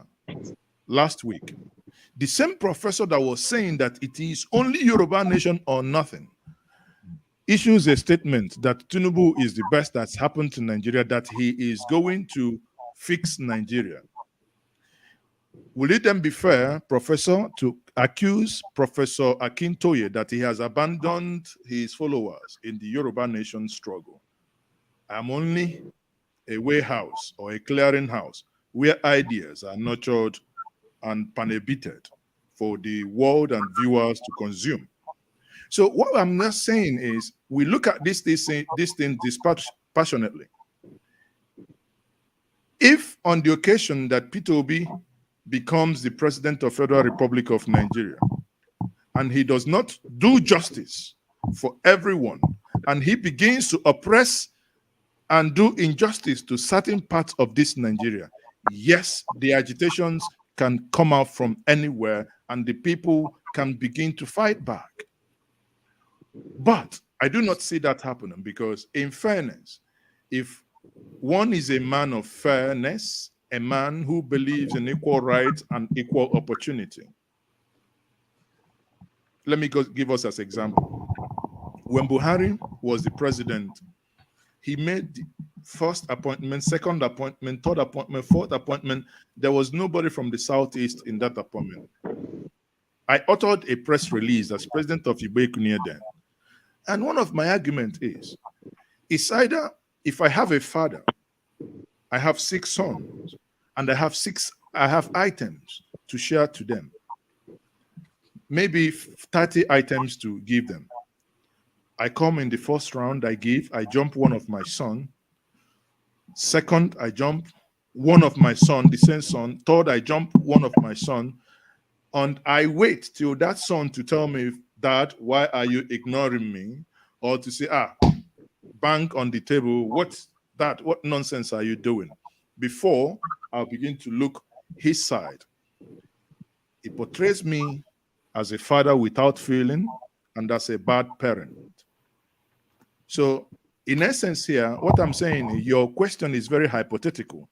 If Peter Obi is declared president, if the agitation in the Southeast will stop, then I ask and I push that question back to you, believing that you are from the Southwest, to say, if Tinubu eventually is declared president, would the Yoruba nation agitation stop? Unless if that agitation is not anchored on realism of fighting for something that people genuinely believe that something is not right. Thank you very much, Prof. All right. Thank you so much. I appreciate. Can I just chip in one word, Dr. Damidi, please, just to respond? Yeah. If Tinubu is legitimized as the president and he does what the people want, including the Southeast, which I believe is restructuring of this country or actually giving us true federalism that will give sense of belonging to all the geopolitical regions as against what Buhari did. Okay, because the main reason why I feel the Yoruba people were agitated is because things are so lopsided. We are not operating federalism the way it should be. If real federalism is inaugurated, that gives the Southeast a sense of belonging, the ability to be able to do what they want with their resources and all that free hand, appointment, everything, and it goes around the whole country.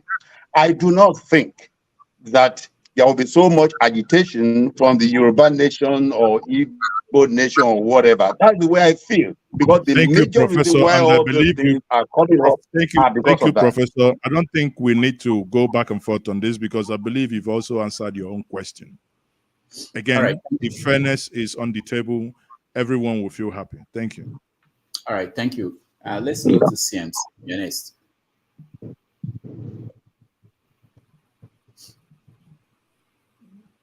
CM. I don't think CM has paid for his internet services. What is it about UK's internet and Are you sure he's in UK? He doesn't behave like internet. I think he's new, church. Check your microphone, please. CM. I think he's moved to France where they are burning internet. Okay, yeah.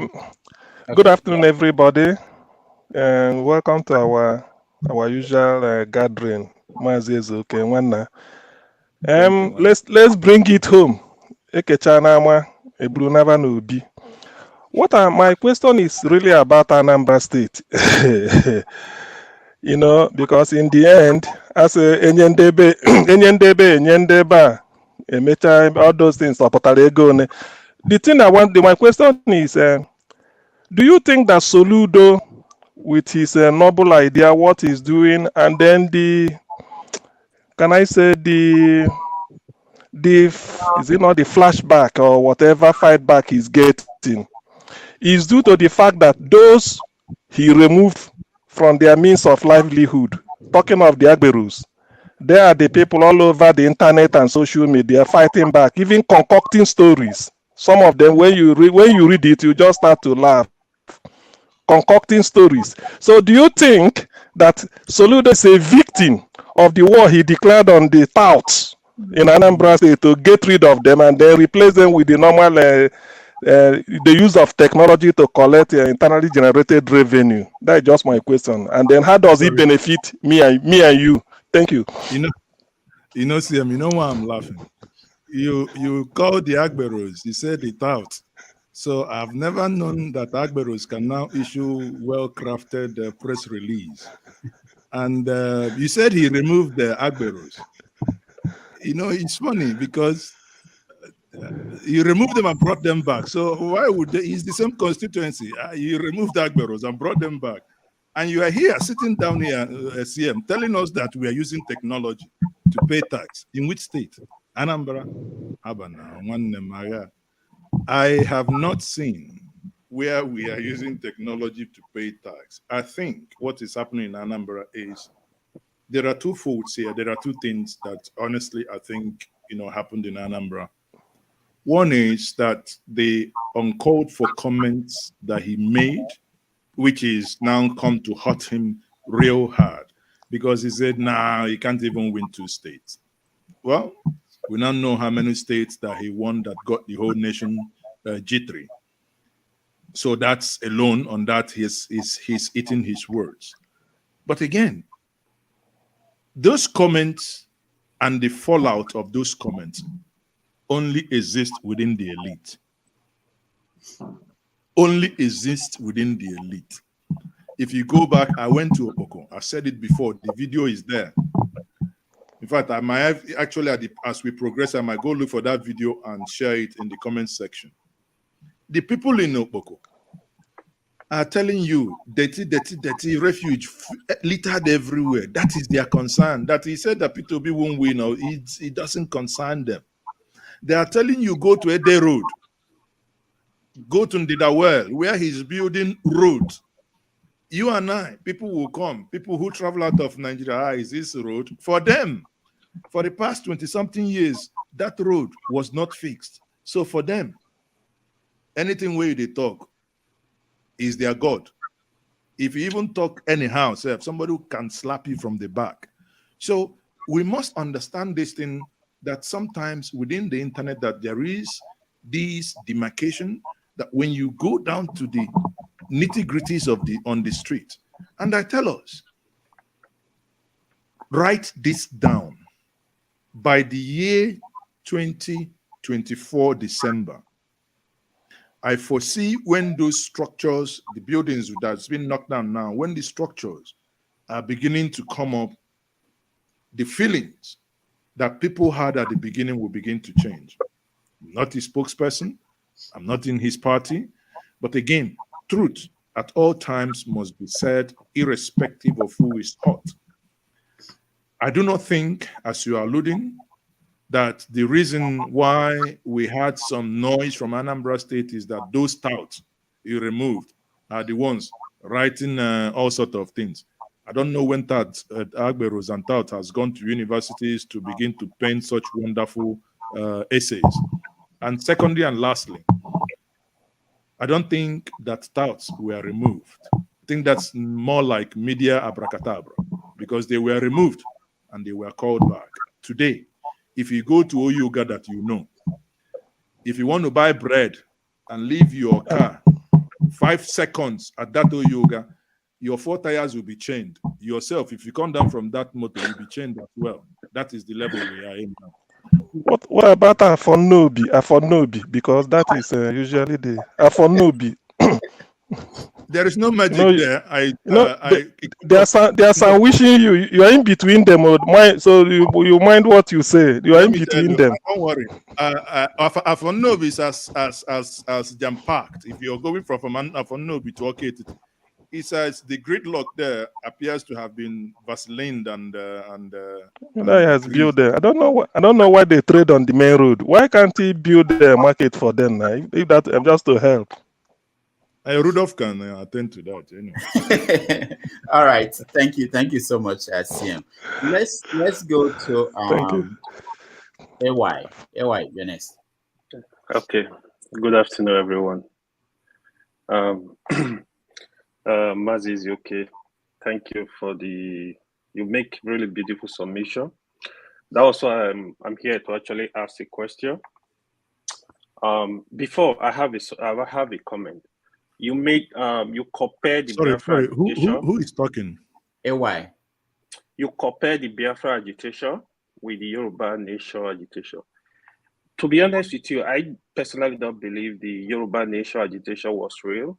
I think the real agitation we have in Nigeria that is real is the Biafra agitation. However, you also make a statement that even if Nnamdi Kanu is released, the sit at home in the Southeast is not going to stop, right? So if I start to be corrected anyway, so if that is correct, now my question is, what will stop the agitation, the crisis in the Southeast, including the sit at home, the agitation itself, and the other thing is, if Nnamdi Kanu is released, how will it change the situation? And the last one is, I don't personally believe that, Nnamdi Kanu might agitate, but I don't really believe he's speaking for the whole Igbo nation. I believe that Igbo nation is more sophisticated than anybody. It's bigger than any one individual. If there is any way the government want to resolve this issue, they should call the leaders in the Southeast. I don't know how the leaders are going to be chosen in the first state and sit on the round table to have discussion about Biafra. I don't think they should negotiate Biafra with one single individual. So, yeah, thank you. All right, thank you, AY. Mazi. Your question are multi-pronged. Your assertion that Yoruba Nation agitation was fake. I don't want to be quoted. I cannot say. All I know is that, they were agitating. But bear in mind, let's not lose sight. Why did Yoruba Nation actually agitation eventually, and a man called Sunday Boho became the face of it? Why did it happen? It appears we all forget easily. There was a time in the Southwest when the daughter of Fasoranti was killed, when in some places in Oyo, some strange individuals who we were told were not Nigerians, but they had brothers in Nigeria of certain ethnic stock who occupied the forests, and they were harming the inhabitants in those areas. As a result of that, it gave rise to one man saying, okay, if you support me, I'm going to do this. Just oppose that to the Southeast as well. At some point, in as much as there was, quote unquote, what many perceive that political exclusion, which is entirely, in my view, a game of the elites. Because if a minister is going to be given, not you and I, not someone from the street, is still among the elite, that a minister will be picked. And if you understand that it was more of an elitist fight, but it has to trickle down to the downtrodden. And in understanding that it now came down to the downtrodden, the question is, were the agitations right? If those agitations were right, why did government not engage? Must everything, because you have a hammer, look to you like nail that you must hammer on it? And finally, as I said regarding the sit at home and the release of Mazi Nnamdi Kanu, and I repeat for the umpteenth time, that I do honestly believe that the sit at home you see happening in the Southeast is, or rather has been ring fenced and has a lot to do with, criminality, that people are afraid to come out. Now, sometimes, and that is what sometimes the government and the elite will not tell you, and I will say it, that the people committing the crimes are known.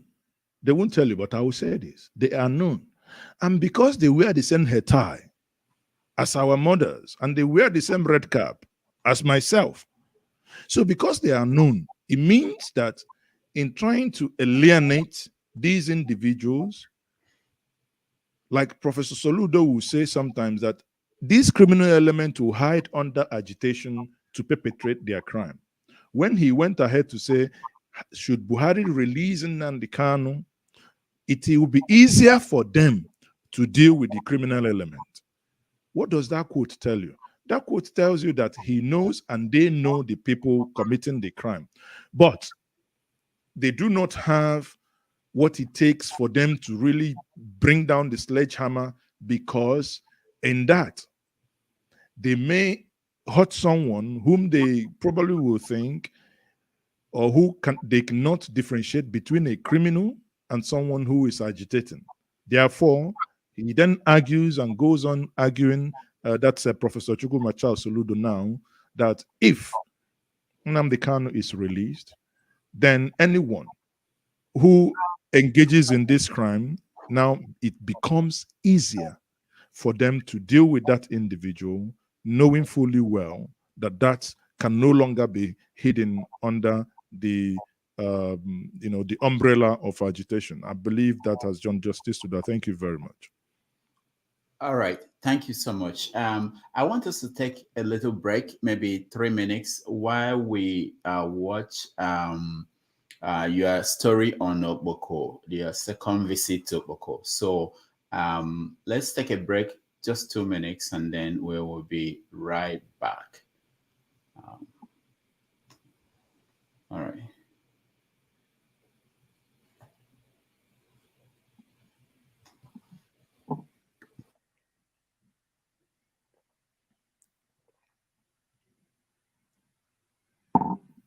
Updates of activities as regards to projects by the government of Professor Chukwuma Charles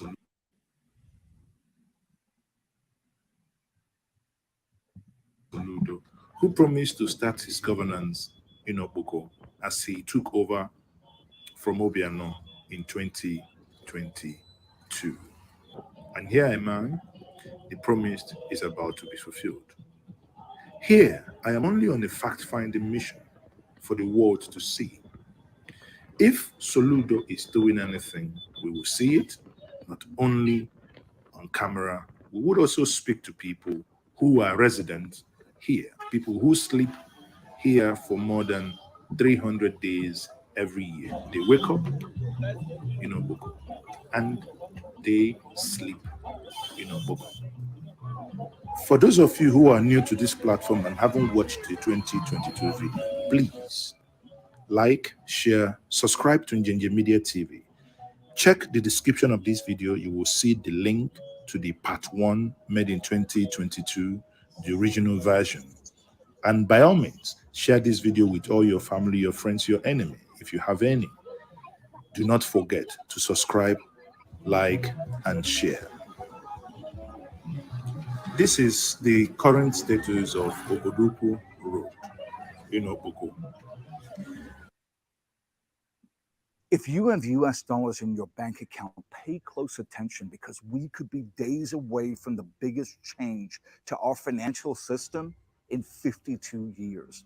As a former vice president of a major US investment bank, I feel You can hit it's skip, my hit duty the to skip, prepare hit the for skip, what I hit believe the is skip on coming. the side so you can I'm skip Tika it. Tawari.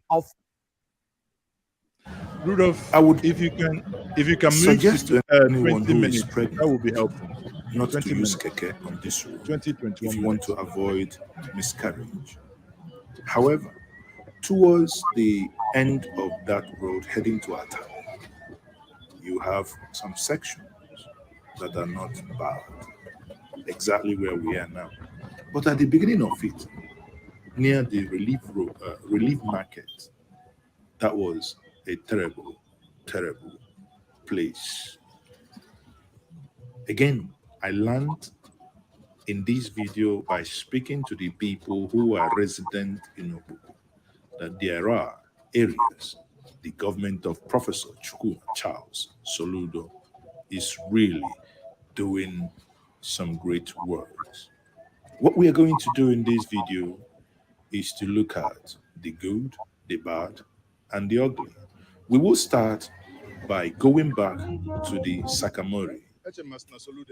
According to my keke driver, this place was briefly cleared when Professor Soludo took over, but now it's returned back to the status quo.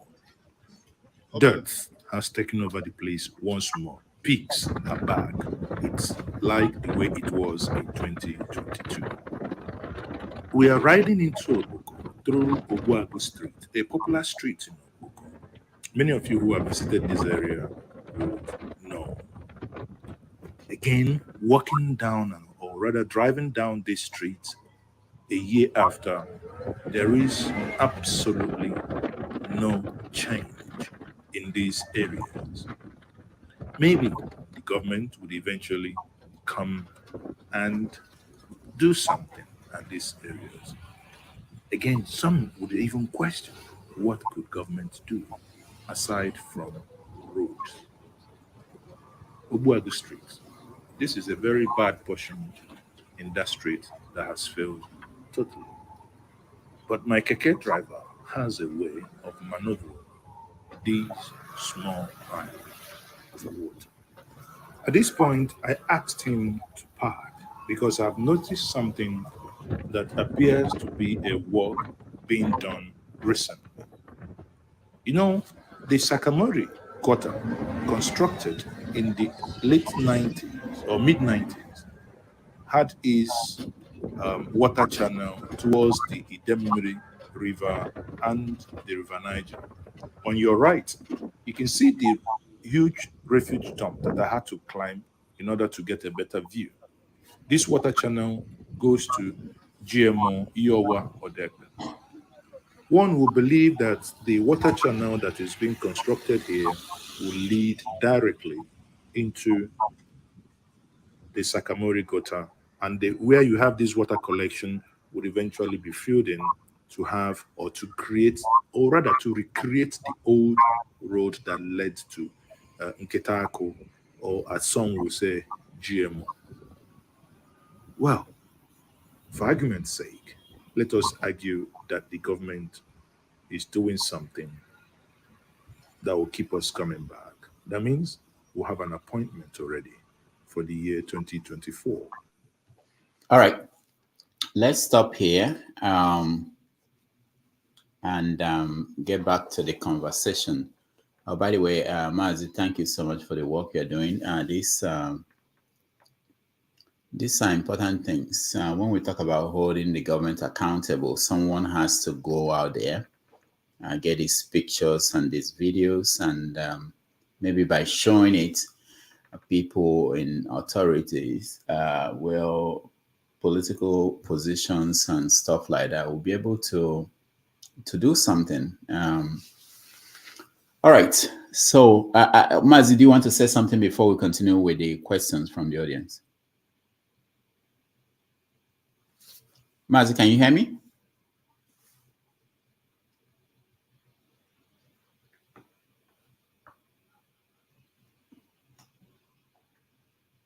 Mazi, can you hear me? Can anybody hear me? Yeah, we can hear you, but it seems as if it just went up. Yes, I can. Okay. Yes, I can hear you. I just want to make sure it's not. I can hear you.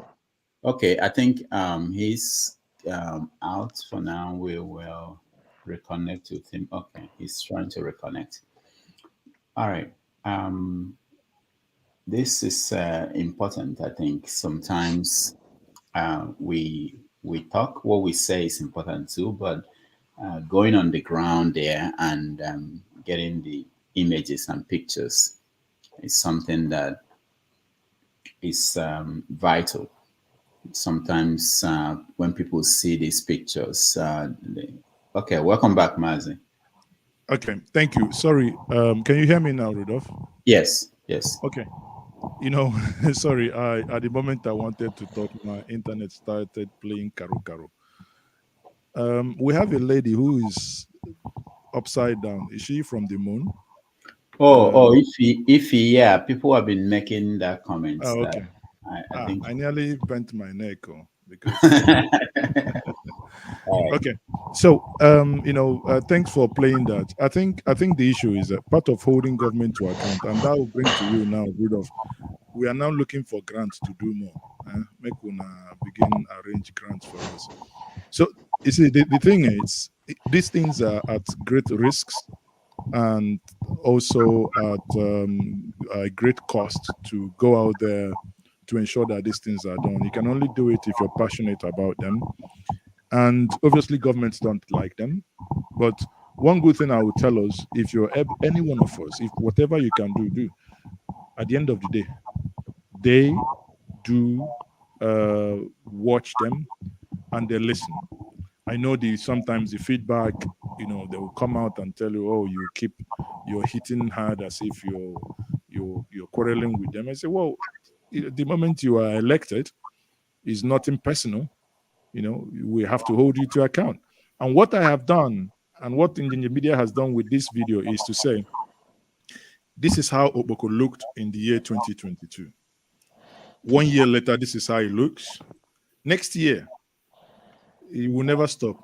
We'll go back 2024. This is how. So in the end, we'll have 4 years to say in one split, the way all of us are here now, we'll have 4 split screen, the same street, the same area that we've mapped out. This is how. So if there were any changes, I wouldn't be here, you know, you can't accuse me of getting paid as PR and now I'm blowing government vuvuzela. No. If there are changes, you will see it. If there are none, not my mouth and I go here say somebody shit for inside church. All right. Thank you. Thank you so much. Let me go to Mr. Scribe before I continue. Mr. Scribe, welcome. Thank you, Rudolph. Awesome, Ekadem. So you know, your brother said you were in the middle of two noble people. Now I'm in the middle of two people. And your brother, when he took the question to Obi, Achom Kampuama, my question is it's going to be centered on Nigeria from a very neoclassical standpoint. If you would indulge me a little bit there. You know the whole concept about one Nigeria. Does this concept of one Nigeria, does it align more with neocolonialism? And I say this, you know, considering the historical exploitation, pre and post colonialism, you know, also tied with transatlantic slave trade. And this whole idea of one Nigeria, is it just, you know, a concept, you know, what is it really? And is it, I see it more what I think it's just something, an offshoot of neocolonialism structures, rather than it being a genuinely, or rather than it being, you know, genuinely promoting nationalism and well-being of the Nigerian people. And I ask you this question within the context of, you know, your observations of the Peter Obi campaign because, you know, without you making that video of the day in the life of Peter Obi, I think that, in my opinion, based on analytics, if anybody wants to take me on that, that's where the trajectory started. So you observed all these things, and how do you think this has hampered, or has it, in my opinion, it has exposed a little bit more about where we are as a nation, as a people? What do you think? Do you think I'm right that this is, we have, as Al Mustafa will put it, unseen hands, neocolonialism setups that are impeding us in a way? I think you know the answer to the question you asked, but probably want me to reaffirm or to disagree with you on this.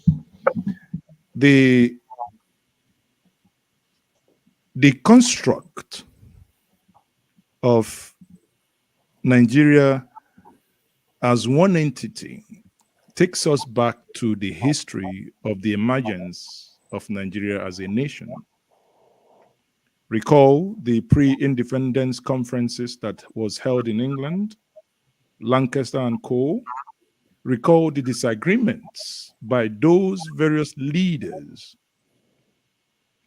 and eventually the eventual agreement to come together for the convenience of the convener, in this case, the British.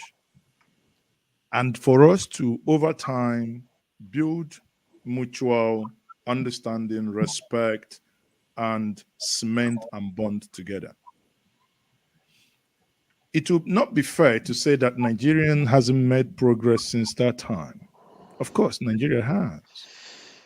In the context that, you know, when we say the ideas of our founding fathers, I say sometimes jokingly, this idea is no clear for our eye, because we don't even understand that idea again. You know, because those things, ideas or ideal, as we progress, we find out that the subsequent leaders were not able to manage the ethnic diversity. And sometimes some Nigerians appear to be more Nigerian than the other. They are more receptive to say, okay, I can move from point A to point B.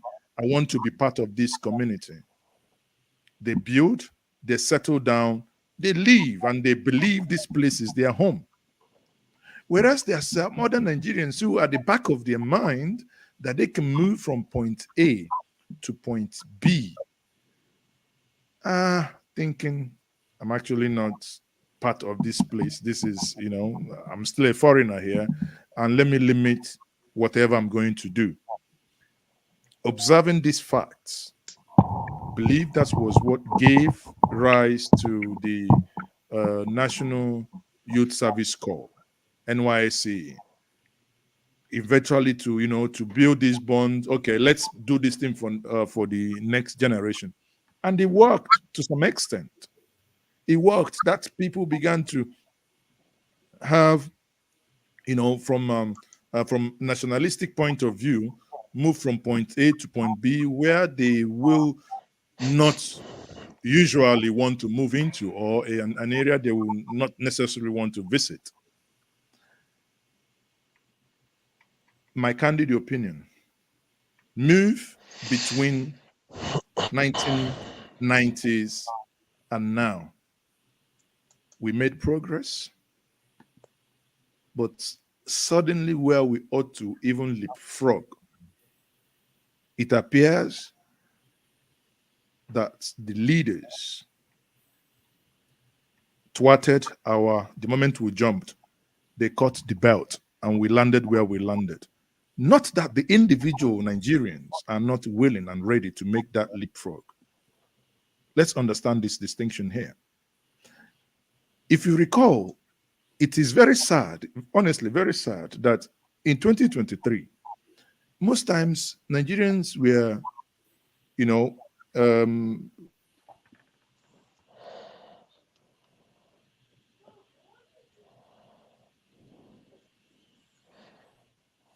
All right.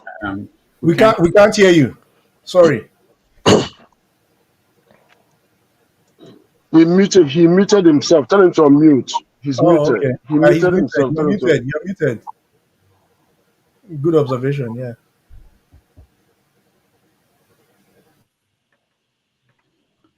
All right. I hope he can hear us.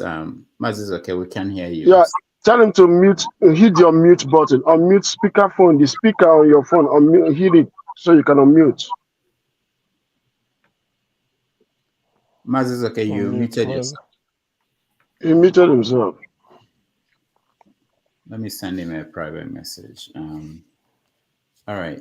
Sorry, Rudolph, I hear everything. I didn't mute myself. You see, the challenge here is when the internet drops, when it tries to reconnect, it mutes you, so it has to wait until it stabilizes before you come back.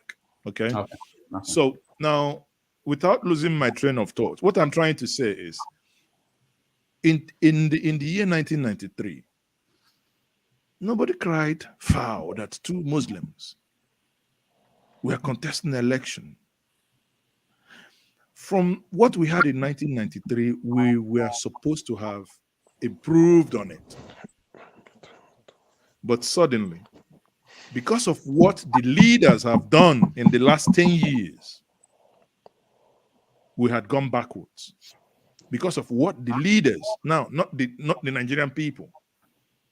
If we take, for instance, that many people don't want to speak about, you come in 2023 in Lagos, suddenly you're reminded that, hey, if you look certain way, we think we know where you're going to vote. And you ask yourself, it doesn't matter how I look. The two individuals or three individuals contesting in the three main political parties, and none of them wears my red cap. Why is it then a problem for someone to make a choice? It is not the people of Lagos, and I must emphasize this, it is not the people of Lagos that said and acted on those things. It is the leadership that engineered the people to think in certain ways. In 2019, you were asked that if you do not, was it 2015, that if you do not vote in certain way, that you are going to be lagooned. As the person who made that comment, was he ever invited? Was a law enforcement officer himself? Now a paramount ruler. Has he in any way, shape, or form been invited? No. And that trajectory continued. Even when the people know who their neighbors are. I was in England a couple of weeks ago where Charlie Boy had a birthday. And there, Charlie Boy is from Oguta in Imo State. And there, a testimony was given of a man from Ekiti State who told the world to hear that he is a man from Ekiti State, but Charlie Boy from Oguta never met him, doesn't know his parents, but saw him as a newspaper vendor. Today, the young man Charlie Boy paid his university first degree, paid his second degree, and the young man is now doing a third degree in the United Kingdom, in Edinburgh to be precise. Humanity at play. We have allowed ourselves. So that construct you're talking about, it is a new colonialism concept that we could have managed ourselves because our diversity could be an asset. But the way the leaders have made this diversity to work today has become a threat. In the 60s, there was a time, do you know, and when people, when we talk about this Igbo Yoruba thing, I say, come on, guys. The Yorubas are not bigots. When they voted for Dr. Nanda Azikiwe as their premier, they weren't bigots. Bigots don't just vote for someone else. They were looking at competence. The Yorubas weren't bigots. When they voted Dr. Nyanwodo to become the SU president in their territory, the Igbos were not bigots when they allowed a Fulani man in 1953 to be a mayor in the city of Enugu. However, when politicians fail in getting that which they wish and which they want, they fall back to their ethnic inclination. Now, social engineering comes in. They engineer the minds of the people.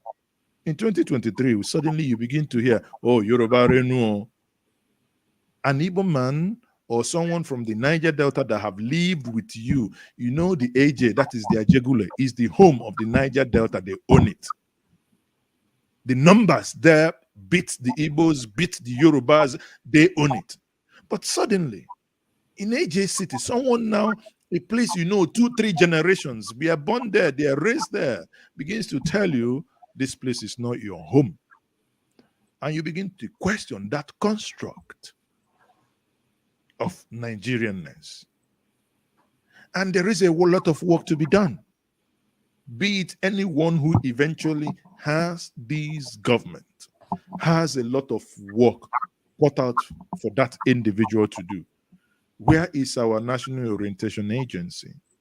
Like I said before, when I alluded to the issue of Inec, there must be consequences on this. There is no reason why this will not repeat itself in 2027 if those who have done it in 2023 are not seen to be punished openly and transparently. It will continue. If you look at, there is no reason why another EndSARS will not happen, and the worst will happen again. I bet you. Why? Because those that took part in the events that that led to Nigerian youths saying no, enough is enough.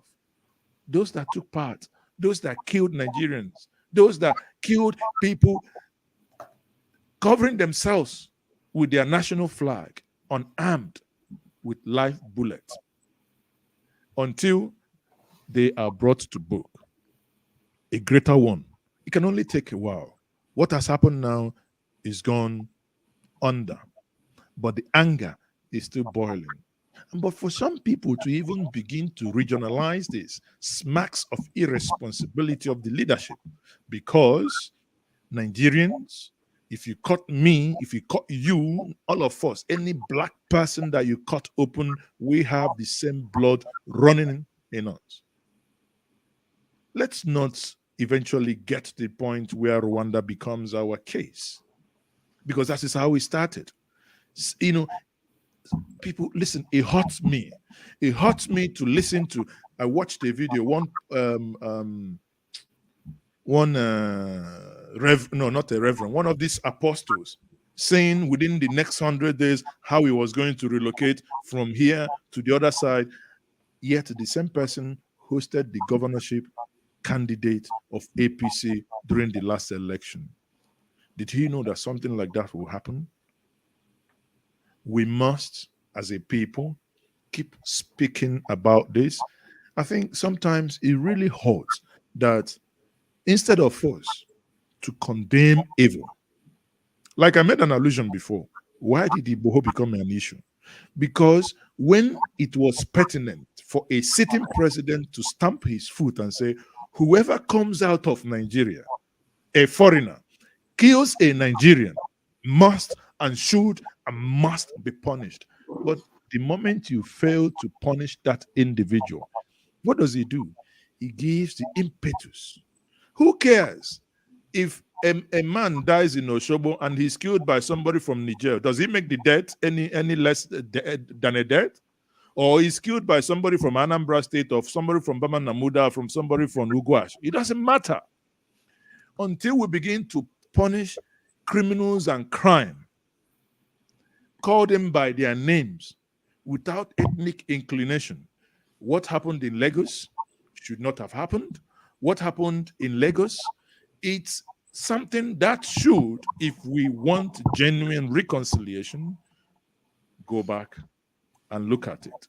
If not, the construct, as you alluded to, my good friend Scribe, would be, will still be a thing of, it will only be something hanging in the air.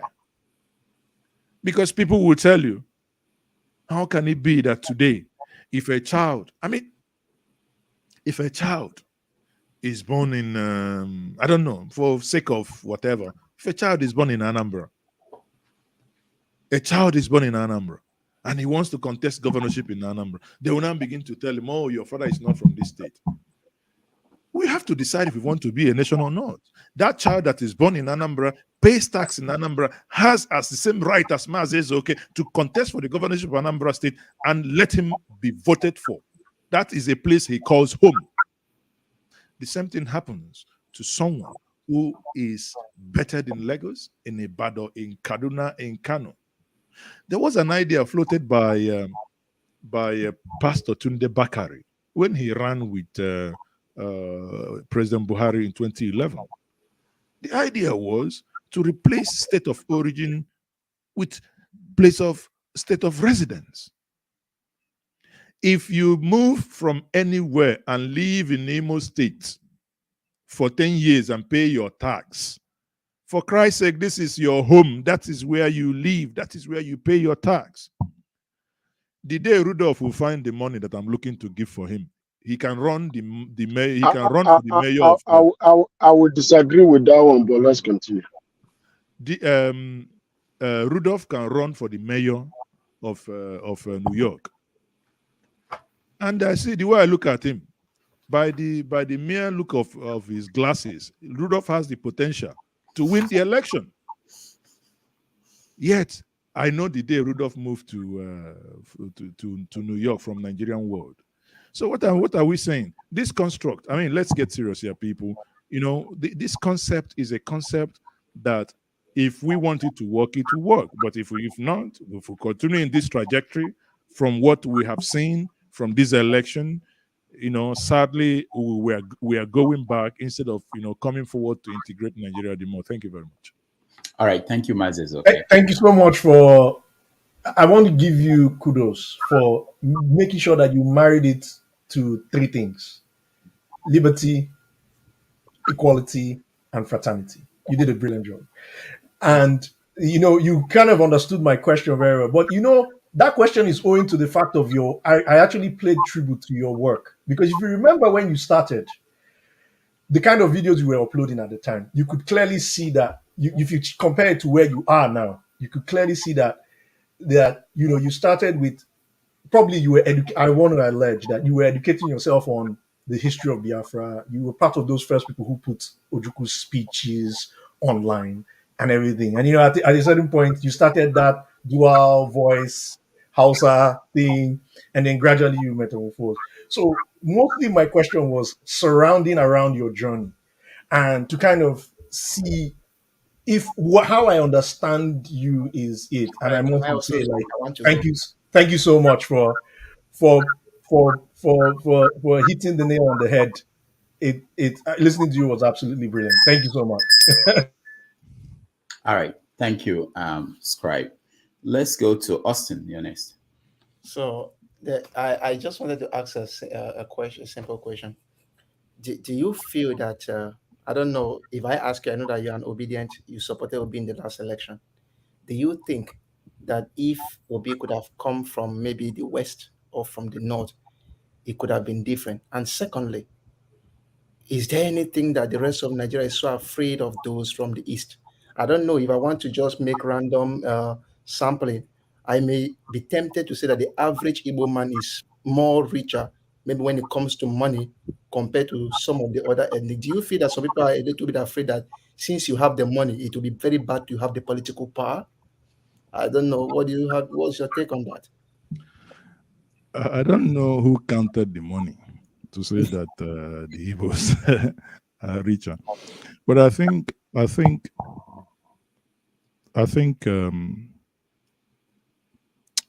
what happened in the last election is beyond just Peter Obi being Igbo.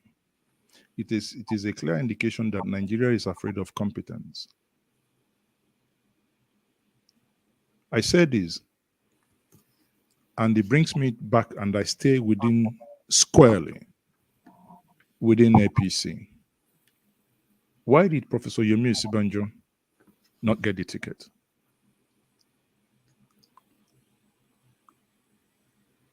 Had Professor Yomi Osibanjo gotten the ticket, do you think that Obi's momentum will be as loud as it is? These are open questions.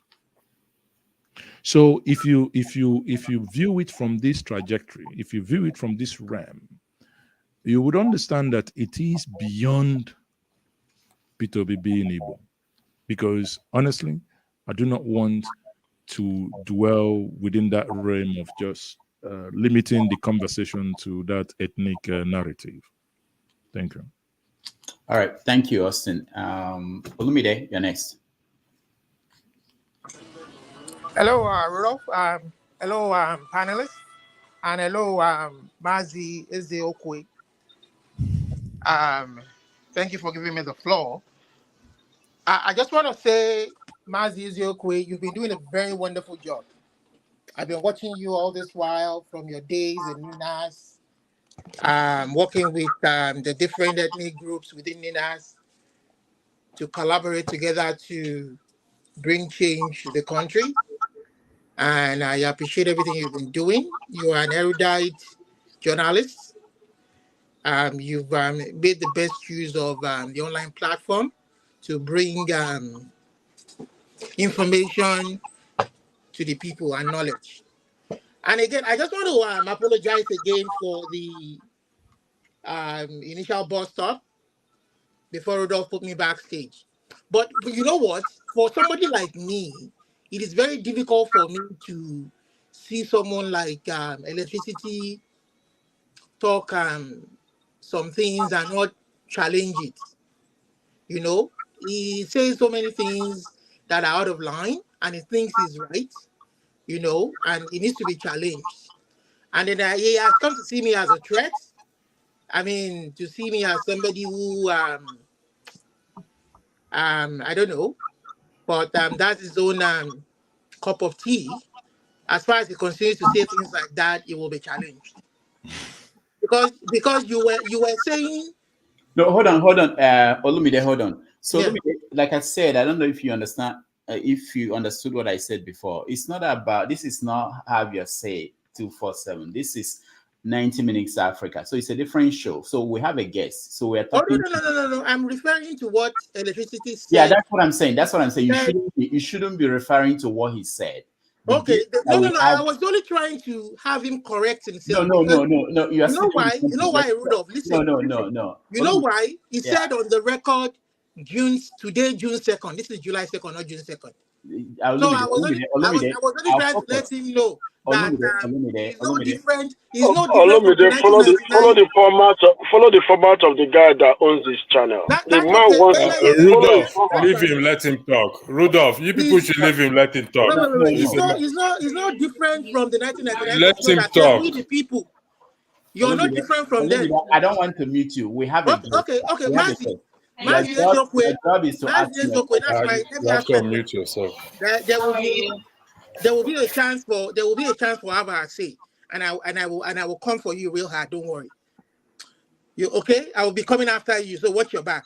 Mazi Ezeoke, I have a question for you. So some of us we were following Ninas.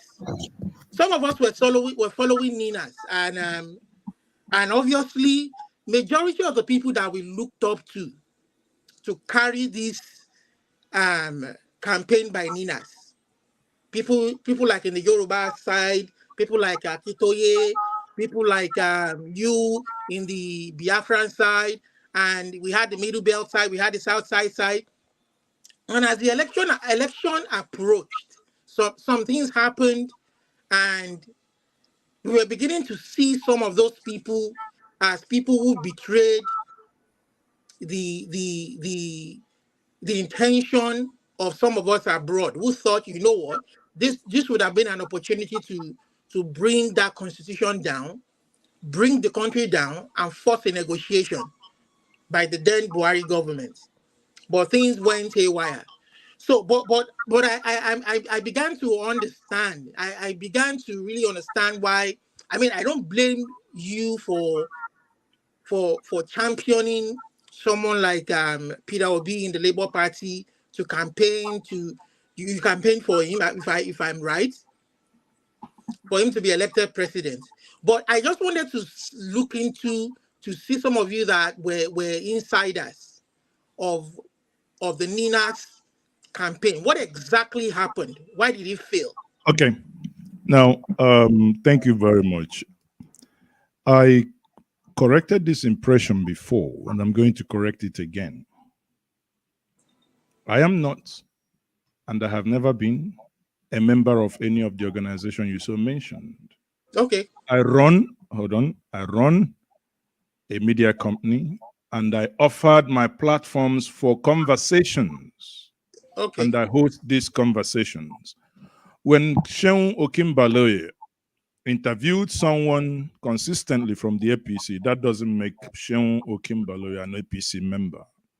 Or when Rufai Oseni and Ruben Abati interview someone from Labour Party or whoever, that doesn't make them belong to that party.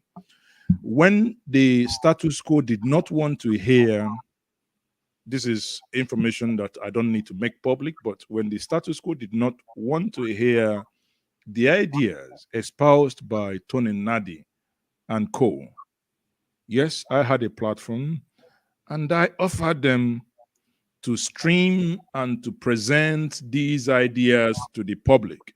I believe in ideas because ideas rule the world. When there was an issue during the EndSARS and the life of my people was in danger, with the help of Nzuko Munna, Professor Patu Tumi, I brought Mazi Nnamdi Kanu on this, my platform, to also apologize to the Yoruba nation based on certain utterances he made. So does that make me an IPOB member? No. My job remains to keep bridging the gap. If today I have access to speaking to whoever is within the Boko Haram and they kill people, I want to get into their brains to understand why they do what they do. But would that then make me that I am now a member of Boko Haram? I brought Professor Akintoye here, Tony Nadi, Igboho, and so many of them when they want to issue their press releases and press conferences. you know, the other journalists come in, but I anchor it because I want Nigeria.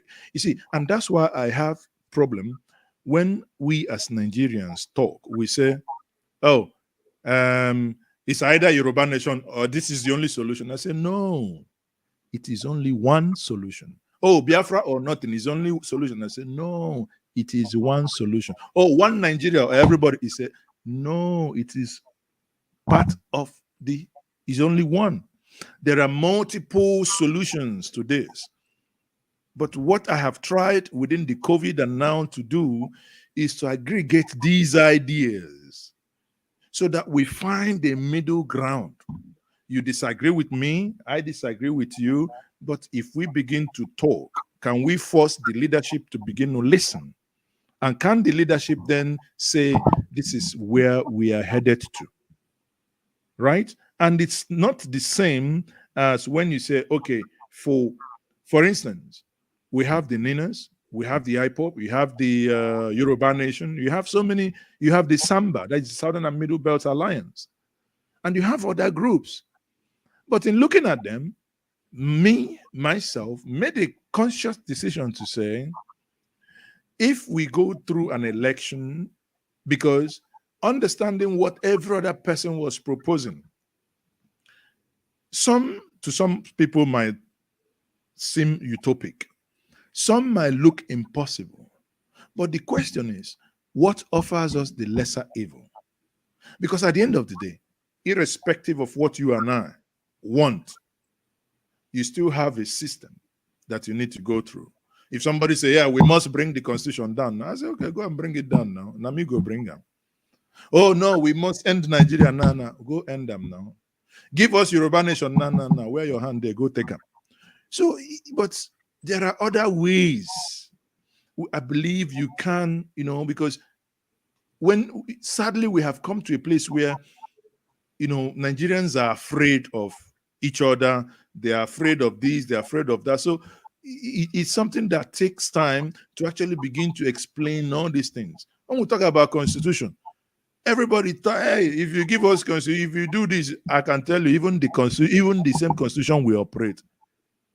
If the states do the things they have to do, we won't be where we are. But they are telling you, we don't have the right. They haven't given us true federalism, blah, blah, blah, nonsense. You cannot, they tell you, oh, you can't build bridge. Has Delta and Anambra started fourth Niger bridge and federal government come and stop them? Has Anambra built railway, stopping it at Amansi, Enugu, federal government to come and uproot all the rails? But they will tell you, oh, it's the concurrent risk. Is this here until you listen? It's just that we keep giving excuses. Today, every state governor has become a contractor. Oh, we are constructing road. We know the shame. We will just go. We want to cut ribbon. Why? We spend money. The amount we spend in commissioning of road can actually build 10 other roads. Now, tell me what the local government chairmans are doing. What are they doing? They are there. Governor has become the constructor, the council, one person. Yet the same people under Buhari, they want local government autonomy. The state voted against it. Aren't we the greatest enemy of ourselves? Why we demand more? But the question is, the ones that we're even given to ourselves. Tell me which state in Nigeria, since they moved electricity, train, and some items into the concurrent list. How many states in Nigeria has built, is even talking about building their own state electricity? How many of them has master plan to build rail? Lagos that started this is Stami Morolia. We have seen it now. We did the train will run. They will be pushing it. People will come down and push the train to go. Listen, my brother, you know, the complexity of what we're saying, it's neither here nor there. I want us, sometimes when we watch videos, when we watch presentations, that we understand the thinking behind it. That people anchor stuff, that people try to harmonize and bring people together to speak, doesn't necessarily make them that now they are now part of the organization in question. Thank you very much. Right, thank you. Hello, Rudolph. Can I just ask one follow-up question? No, not even one. Hold on. Okay. If we have a chance, let's see how things are going. We'll get to you again. For those who are in the studio, if your camera is not on, we are not going to bring you in. So if you don't want to ask a question, you can actually watch on YouTube so that we have room for people who are interested in coming in. Now, let's go to, I'll skip the people who have had a chance to say something. Let me go to Fix. Fix is joining us from Abuja. Fix, welcome to the show. Good evening, Dr. Rudo. Yeah, hi, how are you? Fine. Mazi Ezeoke.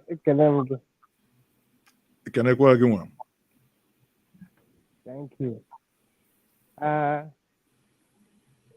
I'm going to speak, you go back on God will strengthen you. I saw when you went to my hometown, Hosa, Uburu precisely.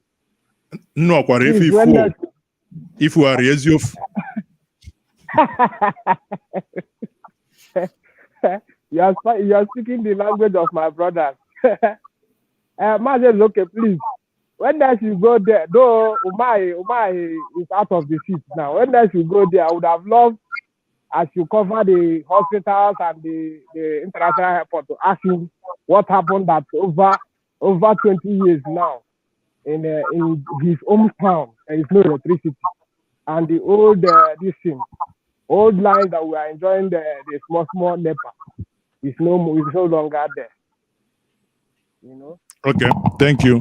I would try as much as possible to do that, but you also remember that we buy fuel, and when next I will go, I'll be telling you so that you tell your people to arrange some palm wine for me.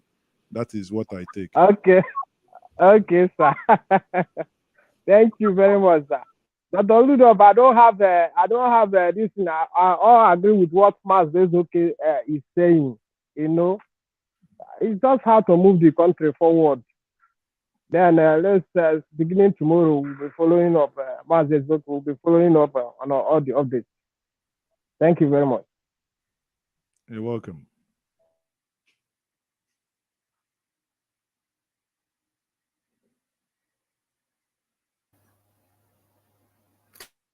Rudolph, you are muted. You have to unmute yourself. Oh, it's because of you. You called me and I had to mute myself to answer you. You're next. I apologize for that. Yes. Mazi Ezeoke, thank you very much for your job. I have not really watched your. Thank you very much for your job. I'm sorry for going forward before you answer, before you respond. So I hope everything is going well. Oh, thank God.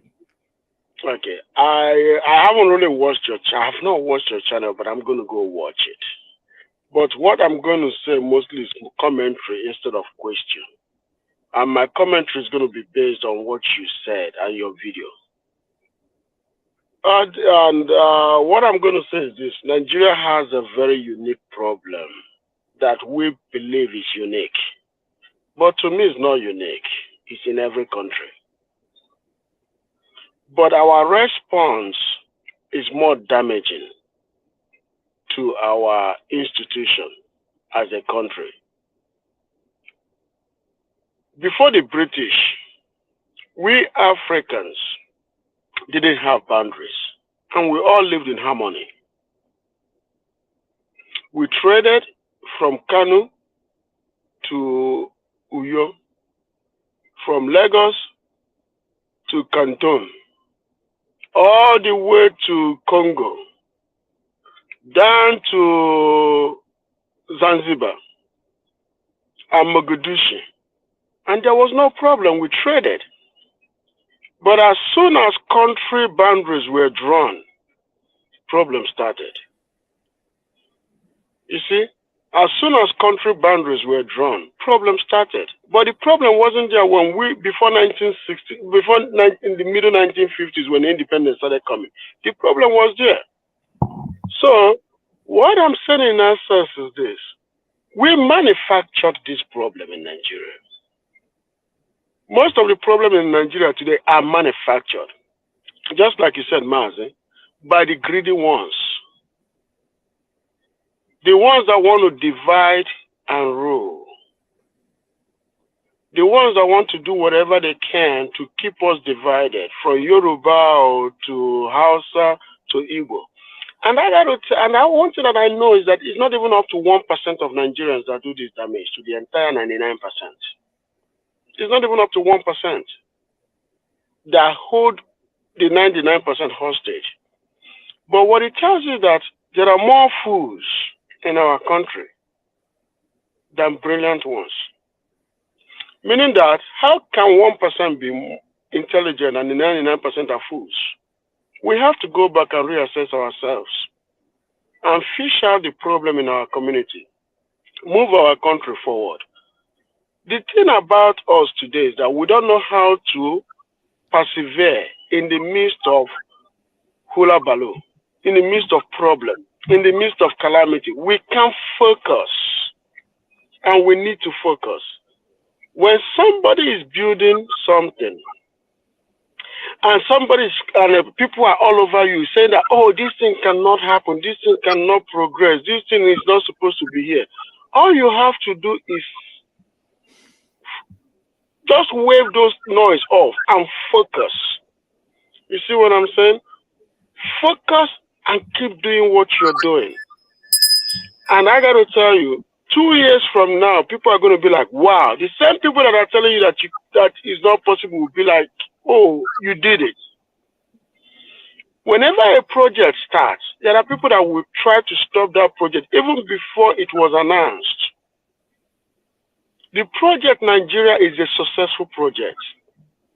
But the problem is the noisemakers and certain people are not allowing the rest that want to do the job. But they are talking, they're not stopping.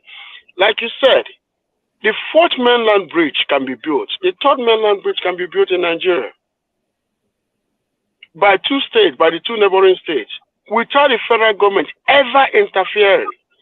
But criminals will tell you, oh, it's the federal government that is stopping them. The federal government doesn't stop you from nothing. Obiano told us that is never the case. You know why? Obiano built an international airport in Anambra State. Was he ever stopped by the federal government? No, he was not. You can do what we can do. Yeah. Yeah, I have to stop you because we want to get to other people. We don't really give room for just comments for long, but we appreciate your contribution to the conversation. Okay. Thank you. All right, thank you. Let's go to number 6 field. Your question, please. Thank you so much. You're welcome, Mazi. And thank you, Dr. Damages, for this platform that sustains national debate. My question is not a question, it's just a poser to you, like a discourse. Because I've listened to you speak and you are very well-rounded. I want to go to development. And please answer my question not from a historical perspective, but from futuristic optimism, hope, and forward-looking idealism. Now, my poser is this. Could you please provide a discussion on the possibility of a South-South, Southeast economic bloc with a focus on integrative regional economic development? Thank you. Is that for Rudolph? Rudolph, I think they said that's no. You are the guest. It's for you. It's for you, sir. Well, it will interest you to know that when Jonathan left, before Jonathan left office, that we already had such. If you go today, I think we still have about over 15,000 or 20,000 people on Facebook under that organization. It's called SESNET, Southeast South-South Network. That organization, which I was also a co-founder, was aimed at a regional integration between these two regions. Today, the rest is history. Why? Because there is limit what individuals can do.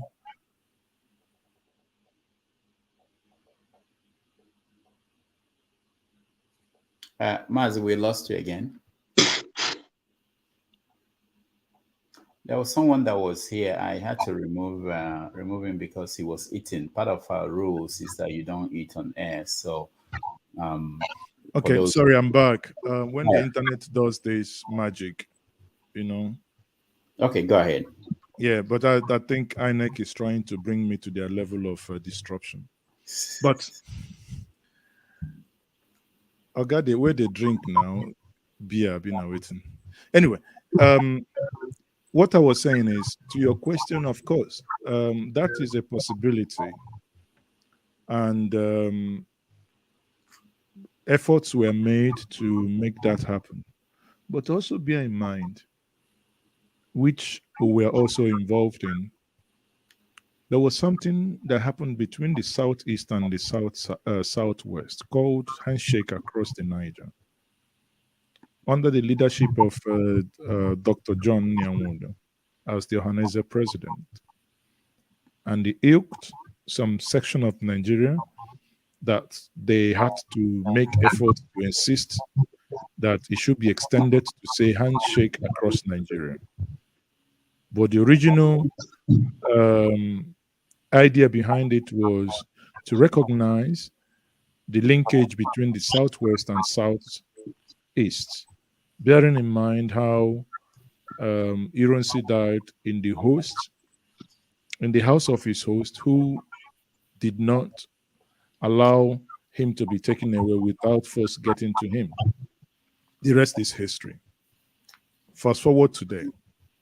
In all those events that were planned, those ideas, regional integrations, handshake, where were those in the light of the 2023 election, when it was needed that these two regions are actually, as the Oni of Ife will say, brothers and not enemies? If I move back again to the Niger Delta, as you alluded to, or rather the South-South, and under CESNET, that you say these are brothers and sisters who, by the mere demarcation of Nigeria, has departed in different directions. And in 2011, they gave their unalloyed support to President Goodluck Jonathan. And in 2015, they gave more than Jonathan and his people collectively. When it matters then to pay back in the same coin, isn't it then history how we saw Wike and suddenly how Jonathan was mute in all the things that happened? So, my brother, it's not the lack of ideas of individuals to champion such which you are suggesting. But sometimes and most times where those fail is the lack of political leadership to take this and run. Because there is limit to what you can't talk about regional integration. You can always conduct symposium. I know how much of my own personal resources we put to even get everyone that matter to come to Owerri to have these and spend those money.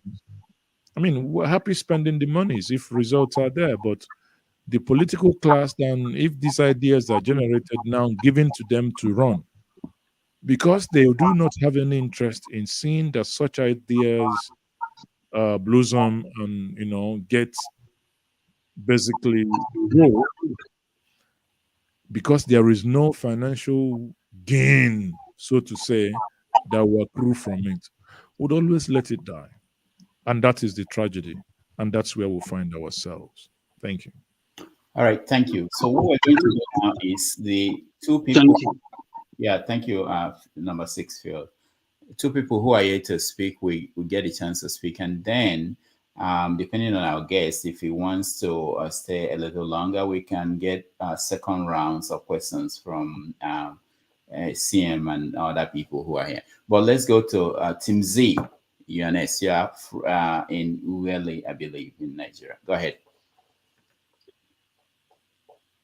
Yeah, Dr. Rudolph, thank you very much.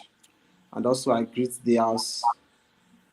I'm very sorry for coming and going. I don't know, the rain has been frustrating my network. But what I have to say, let me also appreciate Mazi for your time and also answering to questions, which are very, very much important and vital to us all that are here in this platform. You know, Nigeria is something we cannot run away from because we have already come into it, and what we need to do is to find a way to see how we can make things work positively for us and our children, also for our family. So I wonder, my question is, why is most of the governors, I wonder why they don't concentrate on making their own state look unique. And I wonder why most of it, they always complain about the federal government. And most of the states, they always receive huge allocation. But these allocations are not used for what it was allocated for. So I believe Nigeria can work positively when these governors, and other people who are working in the executive sector puts their mind into working for the people. Sometimes I'm very surprised that a country like Nigeria, they don't even have their own personal tractors, they don't have machines, equipment to do roads, to do other infrastructure. A country like Nigeria still depend on contracts, giving themselves contracts, enriching their family, enriching their friends, enriching their neighbor. It's very wrong. A country, because if Nigeria as a country have about 1 million tractors and other equipment, imagine the numbers of people that they will employ. And imagine if these people that are concentrating on this job are putting that energy in doing this work. You will see that most of these places that we are seeing the bad roads and other places would have been because there are people who they have employed. Well, it's so sad that we are in a country where even the leaders, they already know that the people are suffering. They don't care.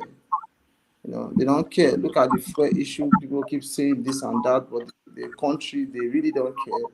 They are only after what they can get.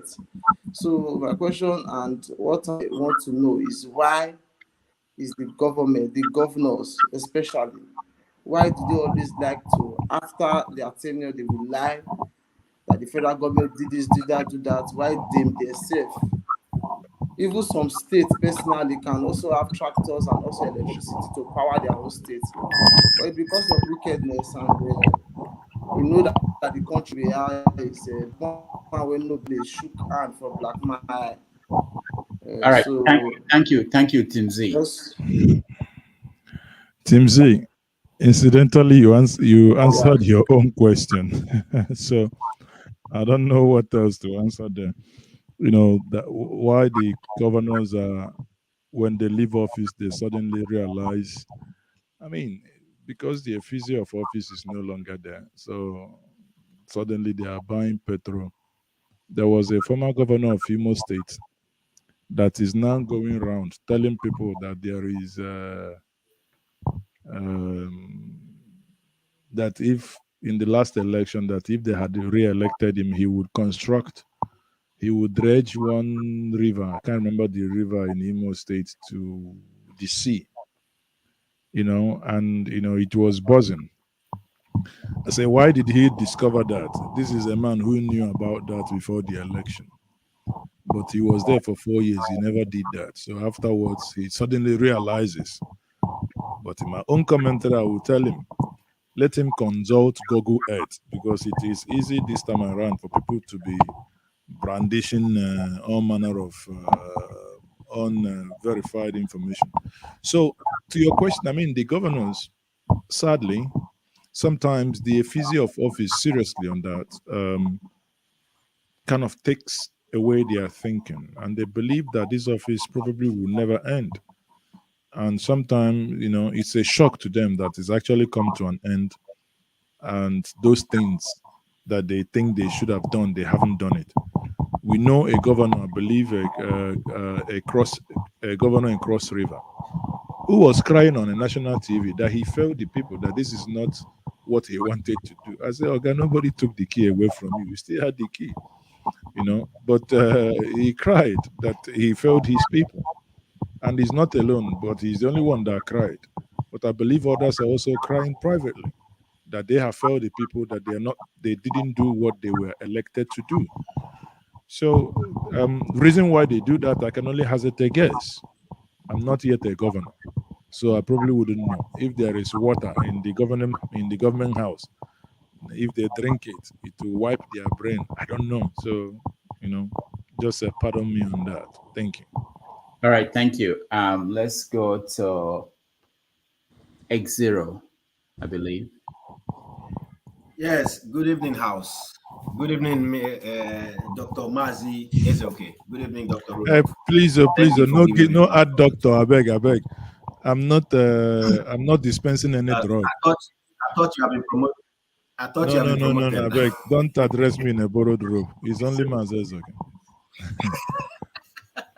Okay, Mazi. As this the topic of this discussion states, what changes has Peter Obi brought to Nigeria's politics? I think one of the changes that he brought was you, because before the election, you were kind of on the alternative media. I would say the alternative news, where we get direct news and direct information. But then he brought you to the mainstream, where everybody now saw and we're listening to you live and direct from everywhere, every location. So I think you are one of those changes. Now, down to my question. There's a lot of things that we discuss after the election. We saw a lot of problems. We saw a lot of things that were capable of, bringing a sane nation to cataclysm, to a total stop and rethink and overhaul. We've had a similar incident during the NSAS, but we didn't get the right kind of, reaction from the international community. And that's from what I see is because there are a lot of, stakeholders who wouldn't want Nigeria to break up, So in this kind of solutions you proffer, like you made mention of the CESNET and the others, I don't know who are they. I believe they are big heavyweights in those groups. How do you impute the effect of international intelligence involved in, because every solution you bring, they find another way of shutting it down because they see all the discussions. So do you put this in mind when you are, finding solutions in these different groups, knowing fully where they're watching and they are ready to, any action you bring, they're ready to face you with a different reaction, equal reaction? All right, thank you. I am one person. I've lived in a couple of the Western world, in a couple of their countries. Having studied in Germany and the Netherlands and lived in the United Kingdom and still have some affiliations there. I can tell you that I believe we are the ones feeling ourselves. It is, in my view, lazy man thinking to say that if we want to, develop our place, somebody will come and stop us. It's just excuses that we give because we haven't really made any good inroad in doing that. Imagine in your village, you want to, make water to work. What we had in the 1940s. Is somebody's going to fly in from Germany or UK to make that not to happen? And you want to use local technology to fix your roads, and somebody will come, maybe when you finish that road at night, to come and dig it up. But we'll keep, before we even go far, where we even get them involved, the basics that shows that we are human, that we can do for ourselves and for ourselves alone, we haven't. Are the Western world stopping us? Or did the Western world tell Buhari to be an incompetent minister of petroleum for 8 years? Are they stopping him from making the refineries work? Did they stop him from making decisions that will make even Nigeria feel that they are part of Nigeria?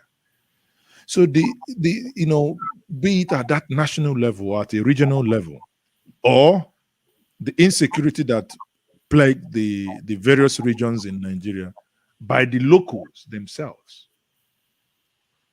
the international community, communities, as it, whichever nomenclature we choose, are they the ones doing that? I think we are honestly, I think we aren't doing enough for ourselves, and therefore this constant blame. I mean, I'm not saying I'm not ignorant of international relations and things that can come from other places, but I think the moment we start and we are ready to pick our pieces, we can get somewhere. That's honestly my honest take. Thank you. All right, thank you so much. Let's go to Forefathers. Forefathers, Eunice.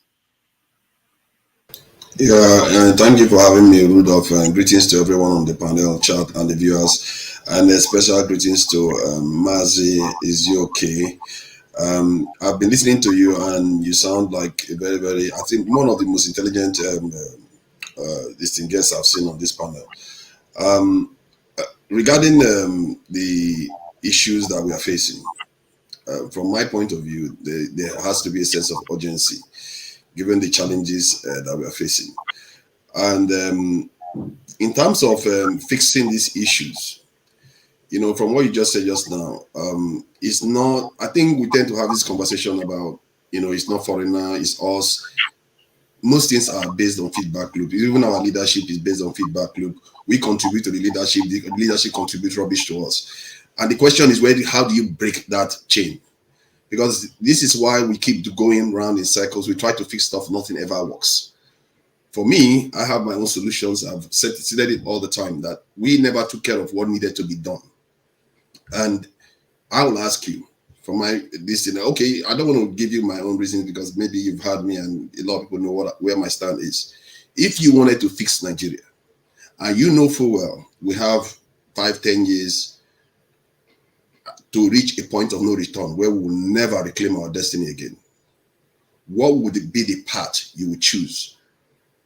Because I heard what electricity was saying earlier on, and I think he's on the right track. Because if somebody is trying to hold National Assembly members peacefully accountable, we have to lean forward to try to do something about that. If the process is difficult, we have to get better at that process to get things actually done. This is what Peter Obi is doing right now. He is doing it peacefully in a way that we can do it without doing ourselves harm in the process. So do you have any other means that we can use, any solutions that you have that can resolve these issues that we have? Our countries can look better, our education system can get better, life expectancy move from 53 to 70, something like other nations are. How do you get to that point? I saw the video you played about, in the town. Look at this, the state we live in. We live like animals. Our people, our standard is so low and we've accepted it. How do you get us out of that mindset?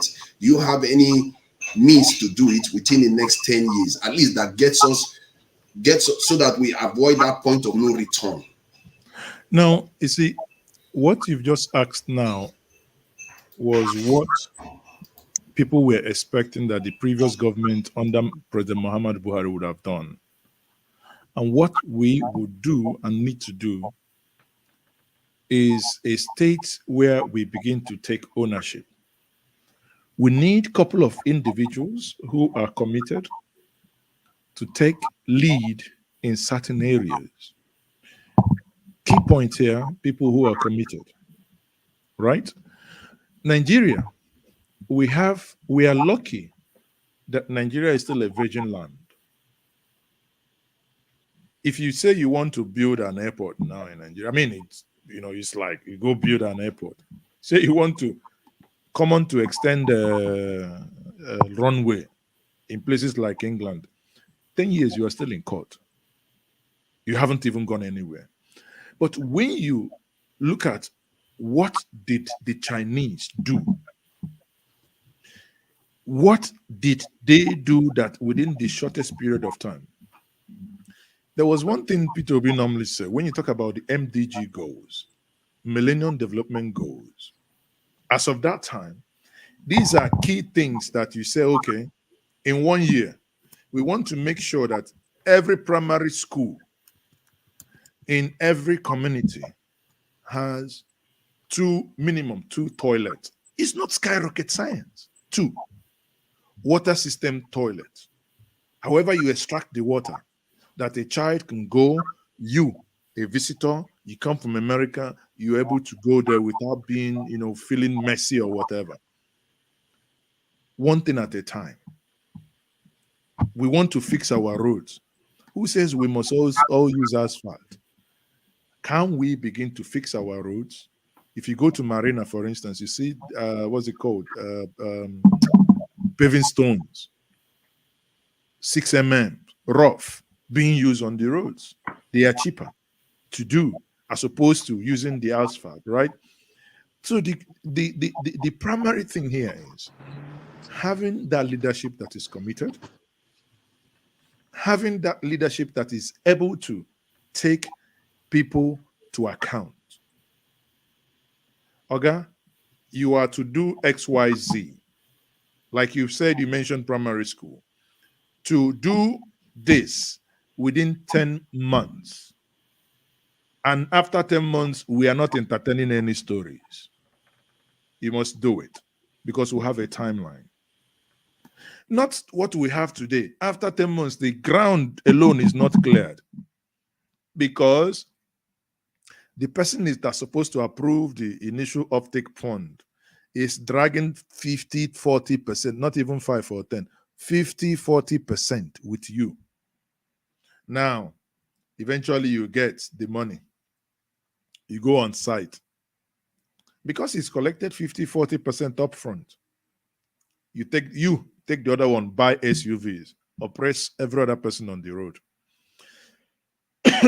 No consequences. How are you going to progress? So even if we freeze, even if, as a believer, even if we freeze Nigeria with its constitution, the way it is today, the 2nd of July, 2020, if we freeze it today, and we really want to get things done, yes, I believe we can make tremendous progress. Sometimes we get caught up in the web. Oh, is the constitution? Oh, is this? Oh, is this? But because the little things, when we started this program, we talked about the 2023 election and the madness that happened in some places in Nigeria.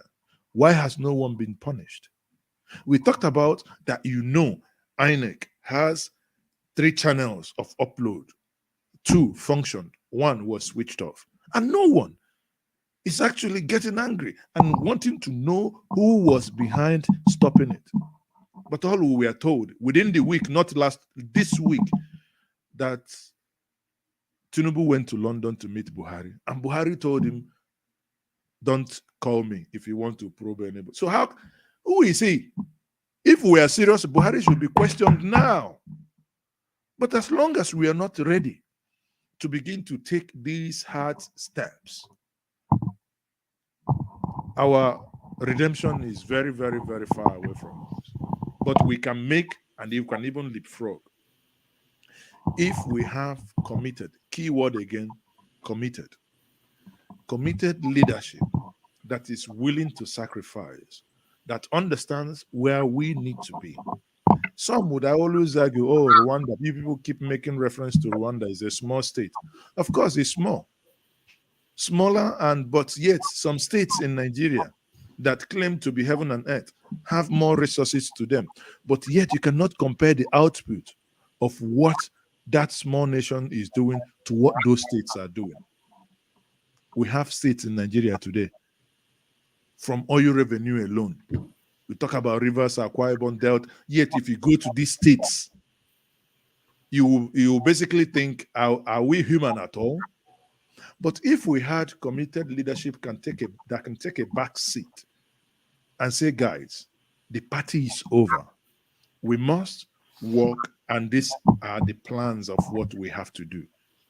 I agree that within 10 years, we may not be there, but we will see tremendous leapfrog. How do you explain this to a child? That we had 8 years, we had NMPC, we were paying people salaries, yet we are not refining any oil. They tell us we pay subsidy. The person that is paying the subsidy is the same person that told you that top subsidy is a scam. Yet he paid the same subsidy for 8 years. Yet what we engage in is crude swap. How?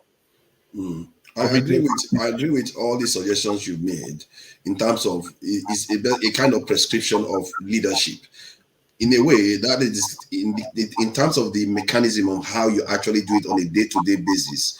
That is what someone like electricity is talking about. There are people on the ground that are actually looking to do things on the ground. So in terms of changing the trajectory, because people have to hold leaders accountable to set good standards. Otherwise, you highlighted it yourself.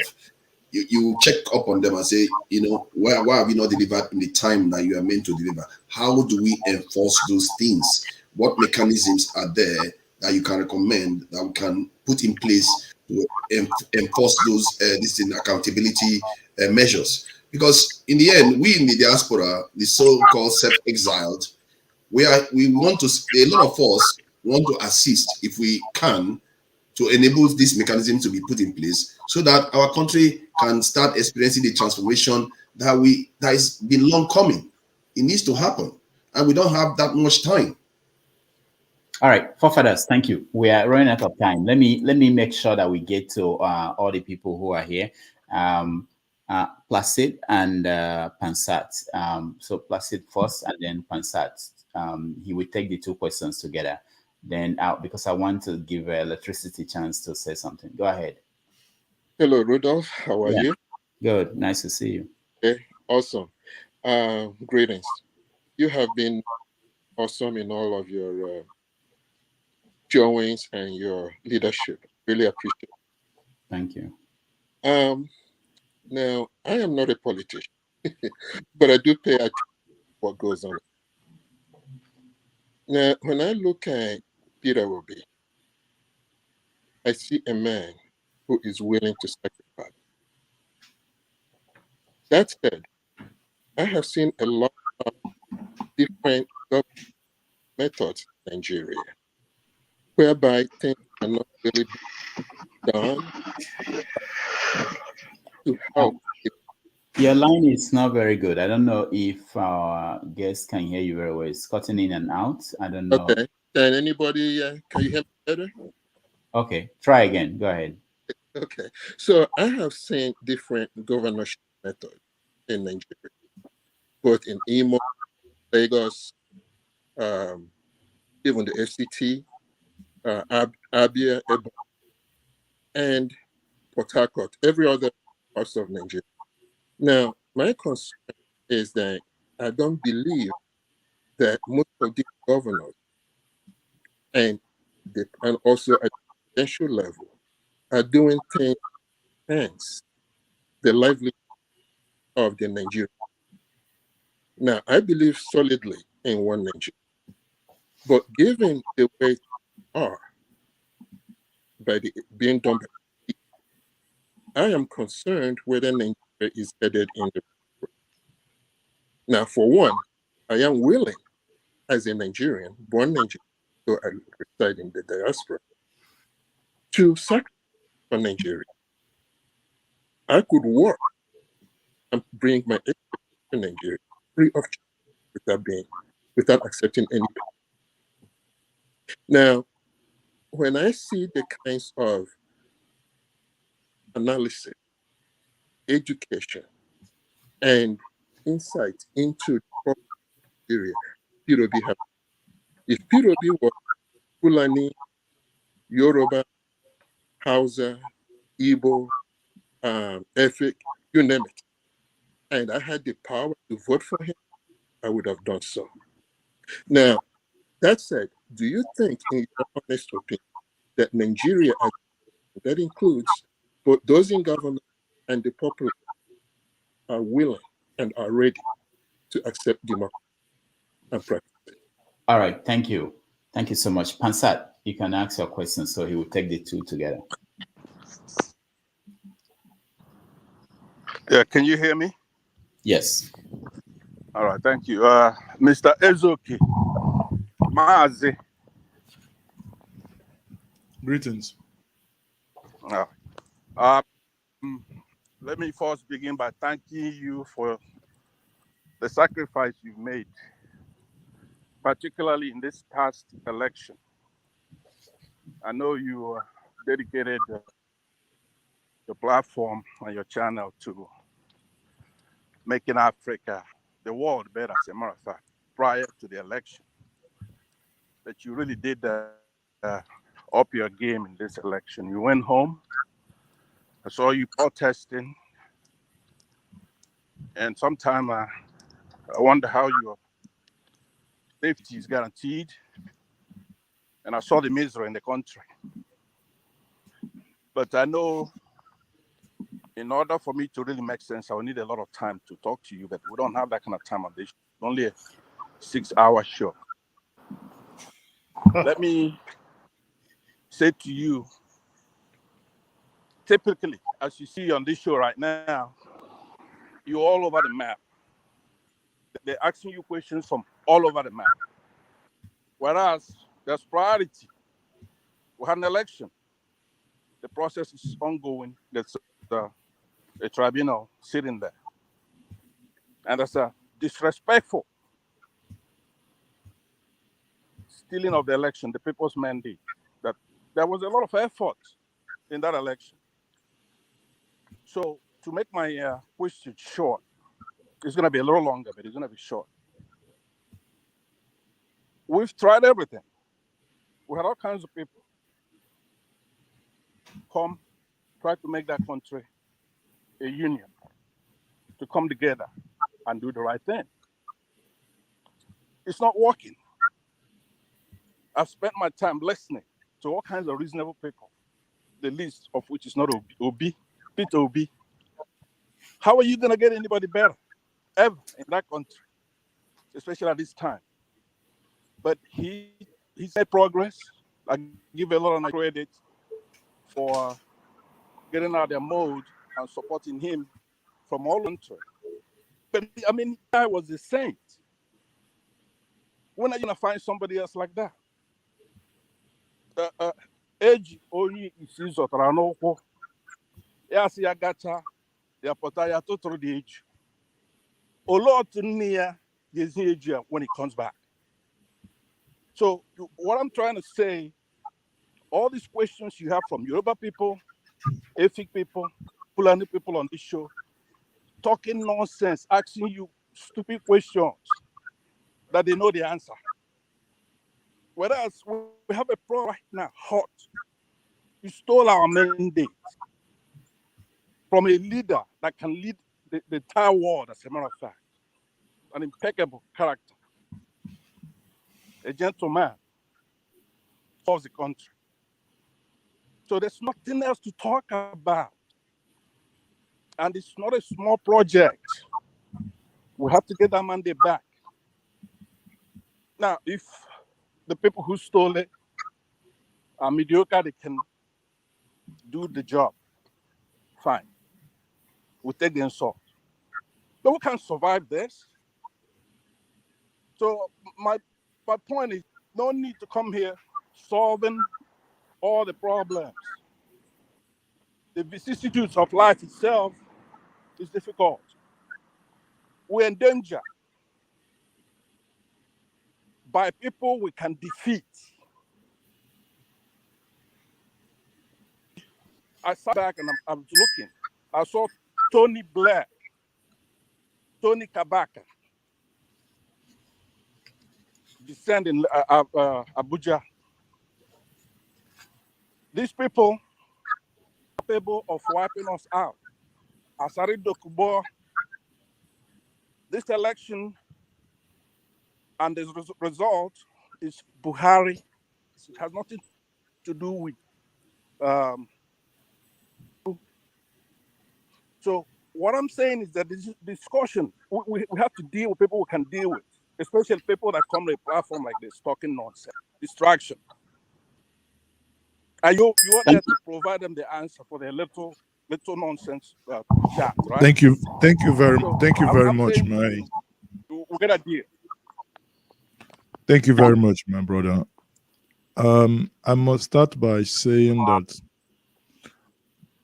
I think we should be tolerant enough to take diverse opinion. You know, one of the things that I have learned in Nigeria in the last election is that my views about certain things have changed.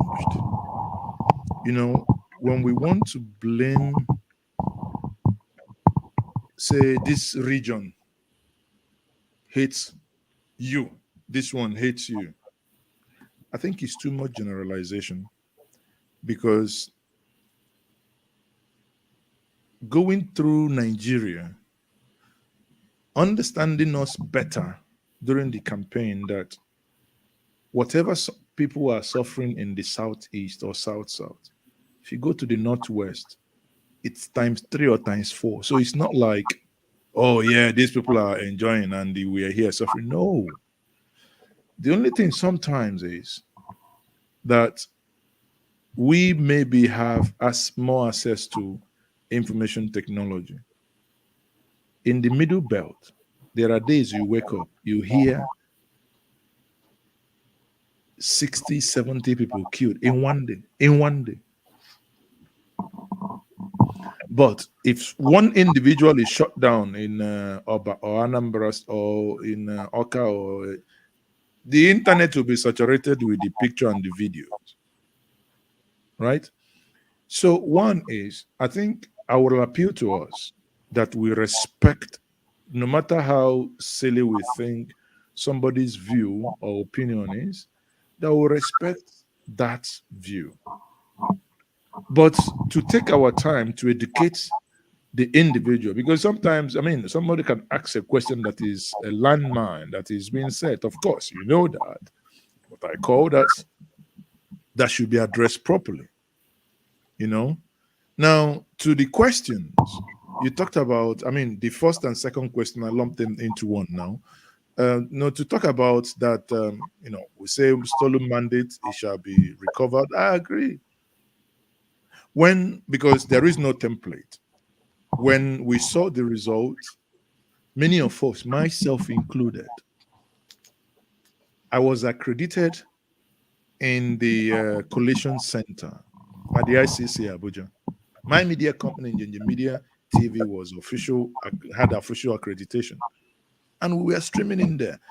We were told it is time to go home now. They'll finish for the day. We'd all convert back again by 8 o'clock in the morning.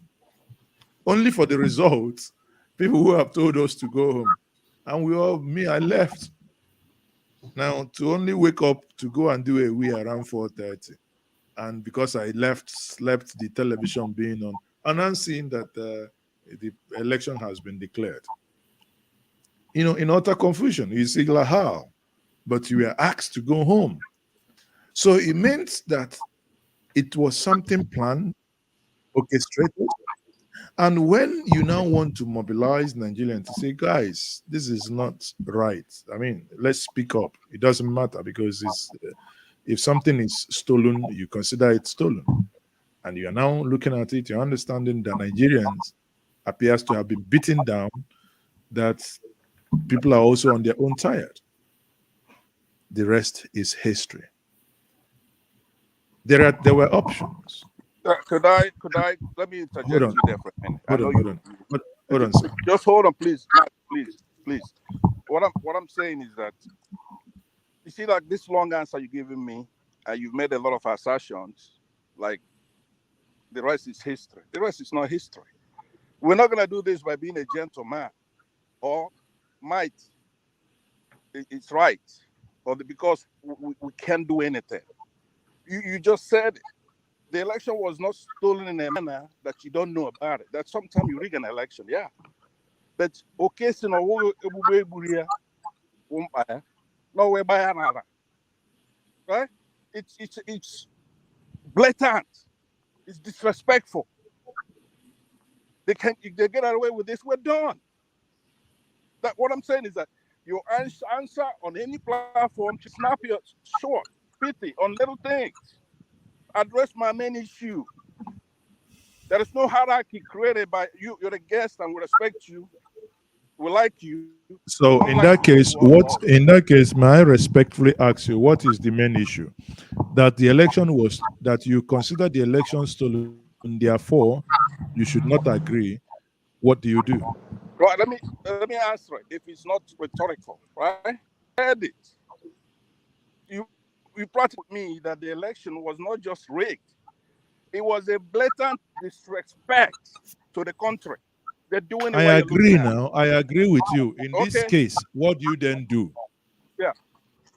Fine. Now, that may take a long time. I can answer it if you have the time. First of all, we have to reject it. What's called how do you reject it in that category? Just by breathing. As you're here, you're rejecting it. You're not talking about anything else. Because it's a process. It's not done. It's not a done deal. But you know that someone who has gone, someone who has gone to court. Now, let me, if you know that everything is not fight, you know, someone who has gone to court has rejected that election. In all this thing we've been saying here for the past 3 hours, 40 minutes, no one here has referred to Tinubu as president. It's rejection, right? So, we need to converse in a way that our audience would understand, because you see, that's also one of the challenges I have with my brothers. When we make some certain categorical statement, sometimes if you're not careful, you are making those maybe on ground doing other things as if they are idiots. Oh, they should reject it. Of course, people have rejected it. If not, why did we, for 21 good days, non-stop, I was in the street of Abuja protesting for more than 8 hours? Isn't that rejection? But when you now know that there are some certain security risk based on certain security reports that you get to your life, you see who is alive that is going to fight tomorrow.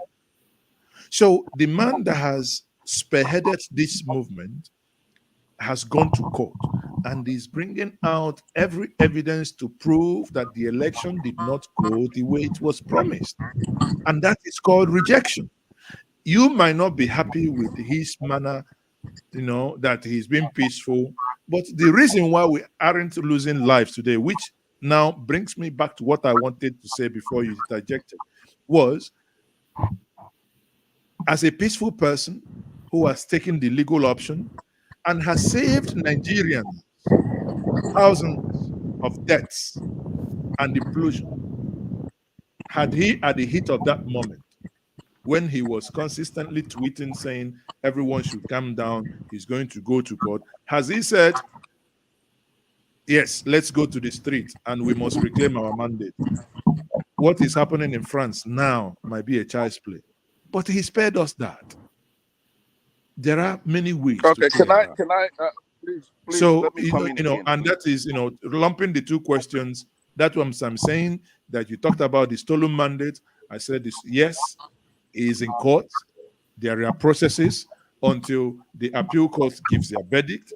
When the verdict is not in tandem with the expectations, then Supreme Court is still there too. Until those processes are then finished, we will now know what next to do. Thank you very much. All right. Thank you, Francis. Say this before I leave.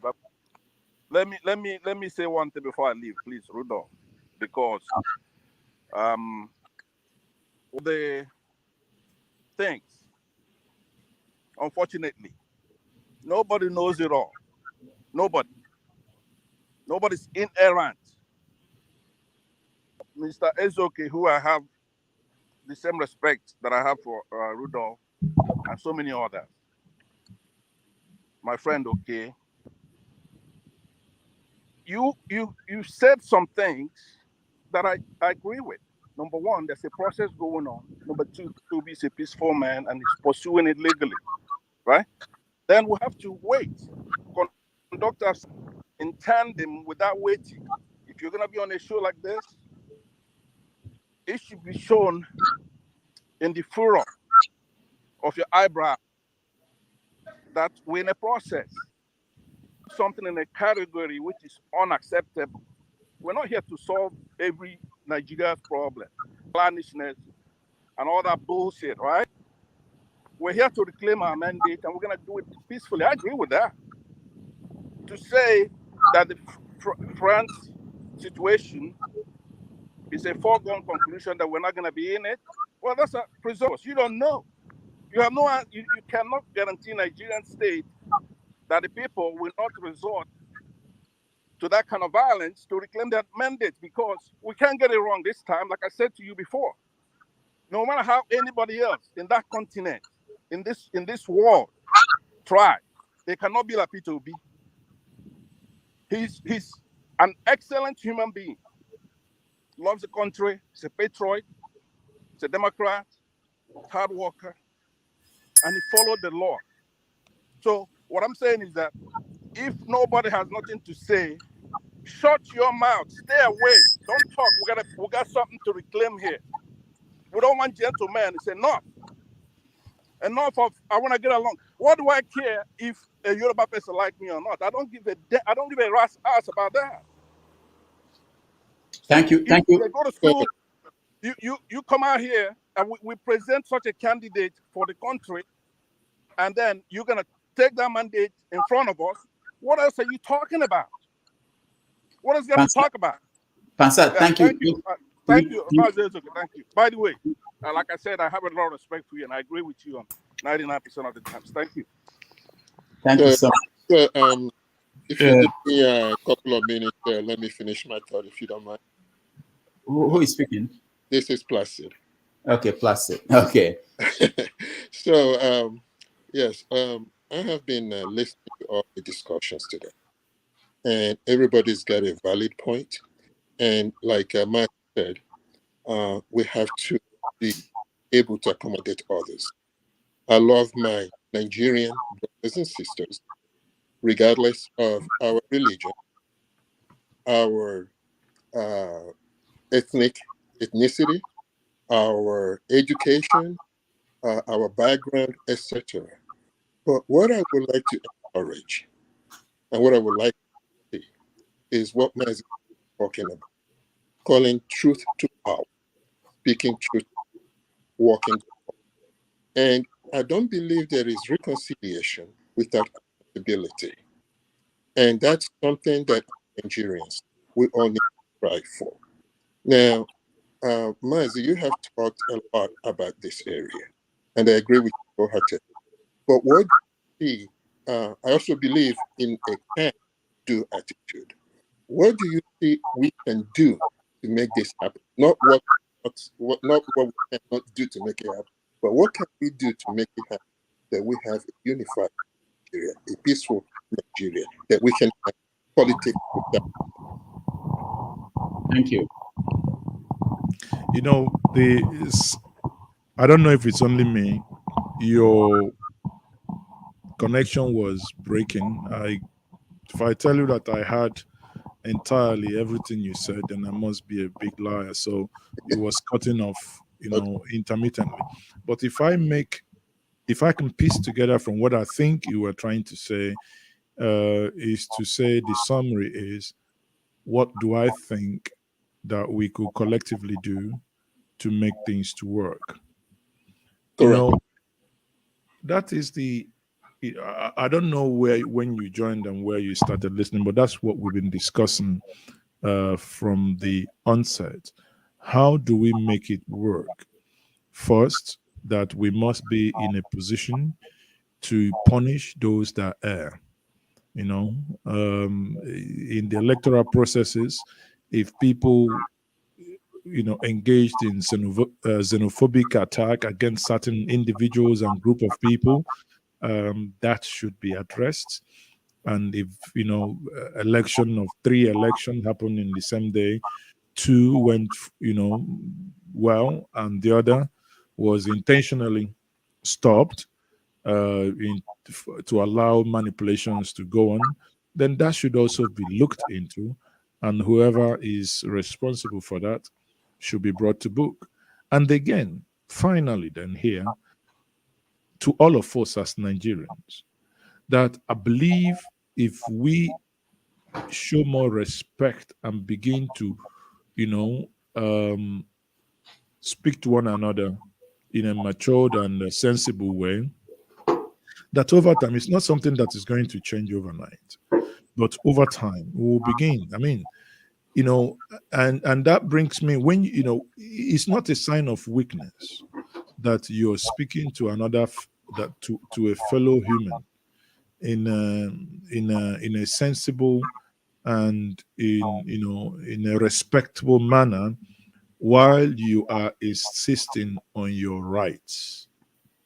For instance, if you are a Nigerian, you have the right to reside anywhere you want. Nigerians, irrespective of where they come from, must be accorded that respect to live and to thrive according to the Constitution of the Federal Republic anywhere they want. However, if a crime is committed that any individual, irrespective of tribe, must, whoever is involved, be prosecuted.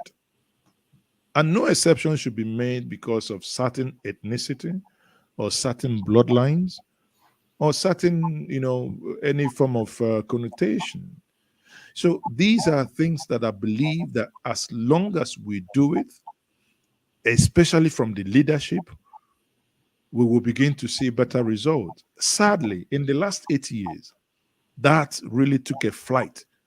The doors and the windows were basically open ajar. That crimes began, to have ethnic connotations. Why? Because those that ought to punish the individuals that have committed those crimes did not do it. Then, when victims began to cry, you then lose the right to tell them how to open their mouth, whether they need to close it or open it ajar when they cry.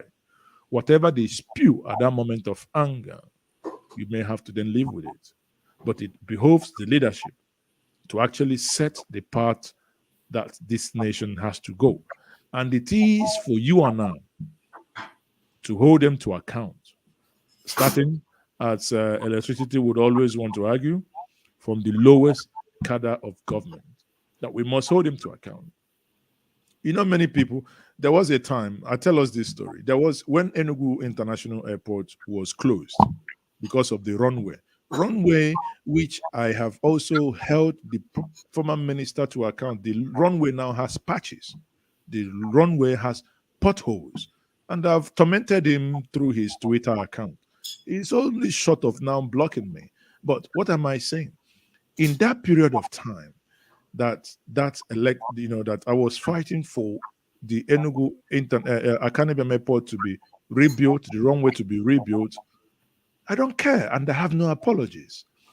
The elected officials from Enugu, one of them was the chairman of, I think, the House Committee on Aviation, and I called him out multiple times.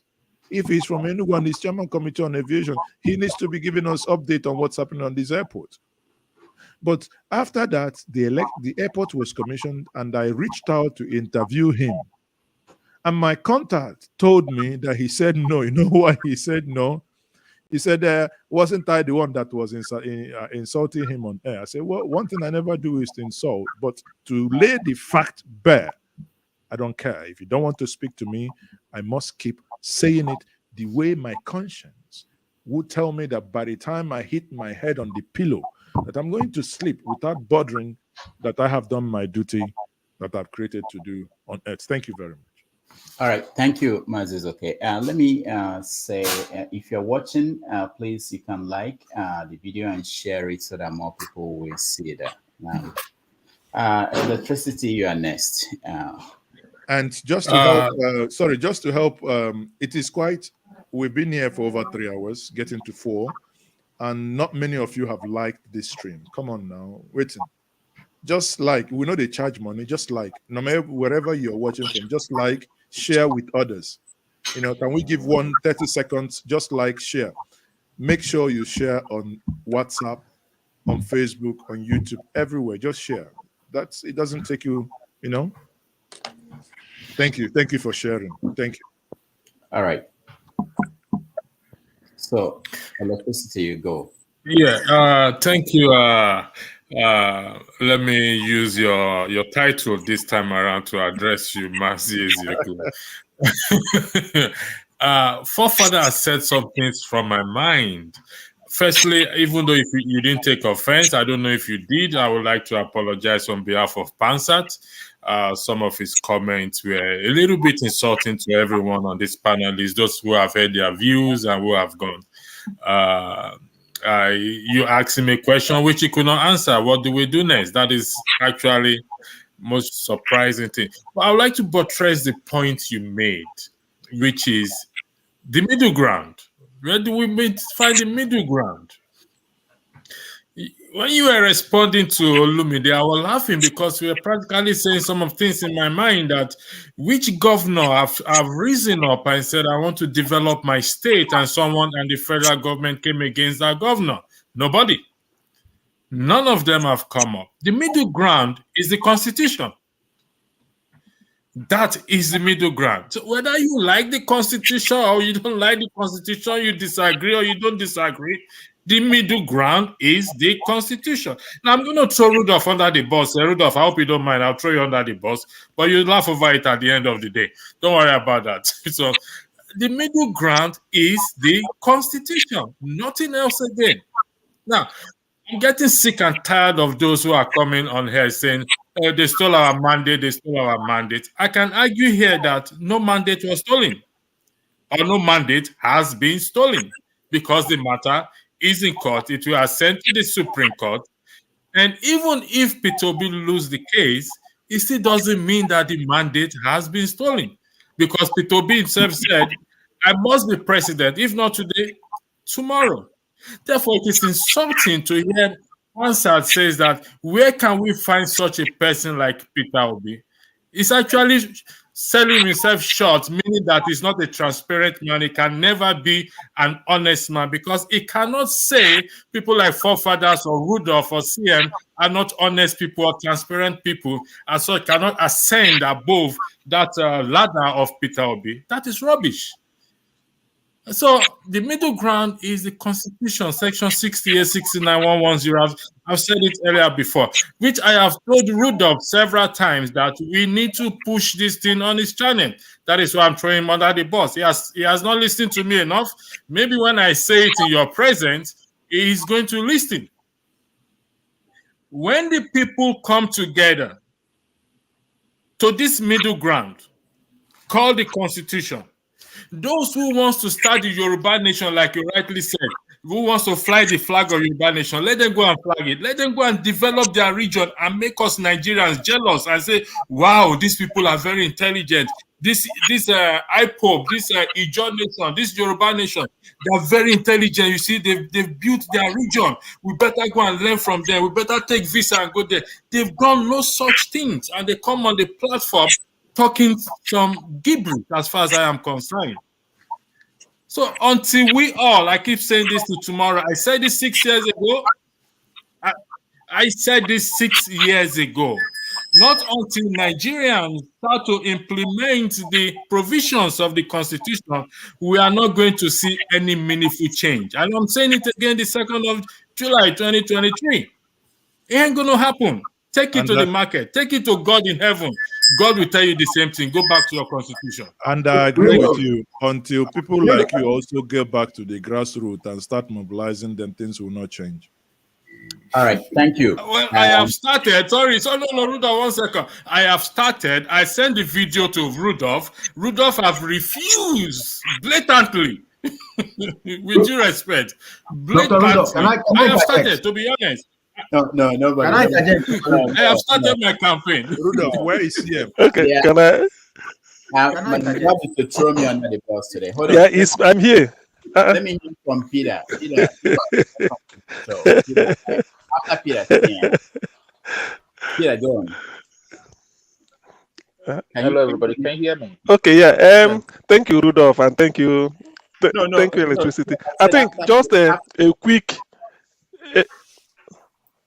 See, now after Peter, then you go. Sorry. Peter, go ahead. Oh, okay. Sorry. I'm sorry. Yeah. Thanks to everybody, to your everybody's ideas, and I've also been very happy because I've been watching from backside all along. I just want to throw in this today, like Mr. Electricity said, he's talking about constitution. I will agree with that one as well. But my take here is this: one thing I'm looking at in those states, we see Obaseki now, who is looking for money everywhere. You know, if a penny drop in the night, Obaseki is going to get a torchlight to look for it. That is the big problem we are facing there in those states. I got a good media that want to polish everything he's doing to make it look good, but it's after all the money, not the job. What I'm trying to talk about is this: accountability is the key to all of this we are saying here.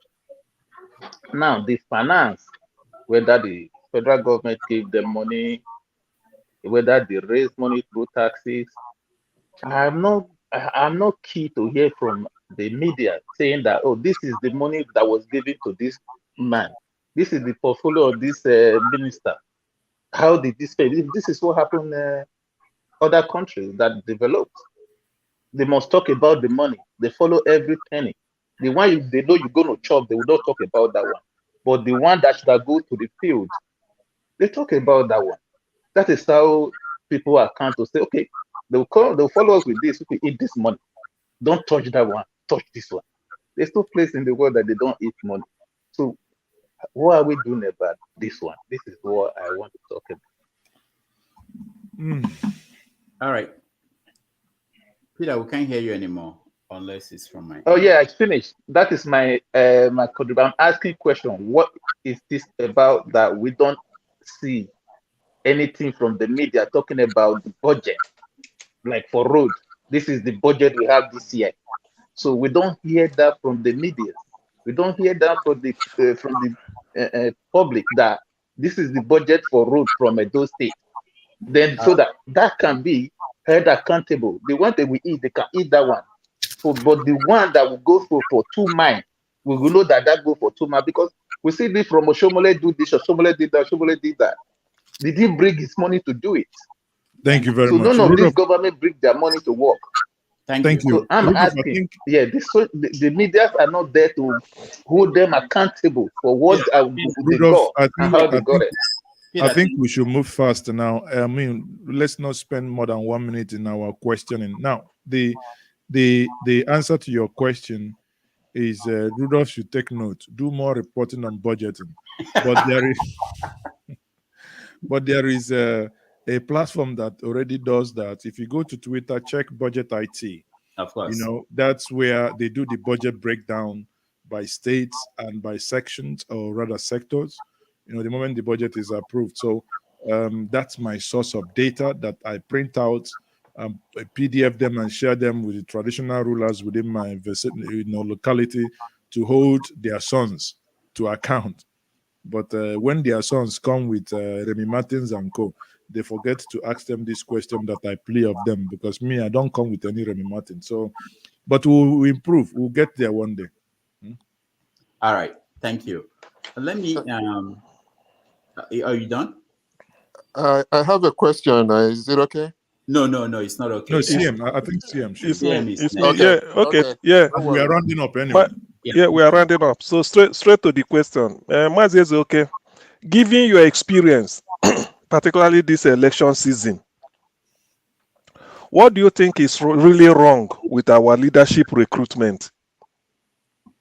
This is a personal experience I want you to share. Yeah, I think I said it before. Nigerians, honestly, you know, I think because of years of mental rape and the military hangover. Nigerians are afraid of people of intellect, people that can really do. Because if not, I see no reason why the system and the structure doesn't allow people, because look across board. It's only in some states, some very few minute states in the southeast and south, in one, a couple of states in the southwest, that you see such. But if not, in most times, if you have your resources and you have some level of street credibility, voila, you're a leader, and you are sure of winning an election. As long as as long as you have boys who can ballot snatch and maim and bring others down, then that's it. Then you're there. So if you ask me, my honest opinion is that somewhat appears that Nigerians are afraid of people who can actually bring accountability. Yet, or I put it the other way, they love their oppressors. Those that will really come up to oppress them are those. Because during the Anambra state election, when Obiano was doing his second term, this guy, Chudi Ofodire, that wrote that critical book then. Biafra and the future of Biafra and Exactly. Nigeria. He made a statement that I will never forget. Chudi said that when he went, because I think then he was campaigning under that party that UPP. God bless you. So Chudi Ofodire was campaigning under UPP with Oster Chidoka. Yes. He said something that shocked me. That when we was trying to canvass for the vote of the people, he goes into a place with only his car. That's he can, the one that he can afford.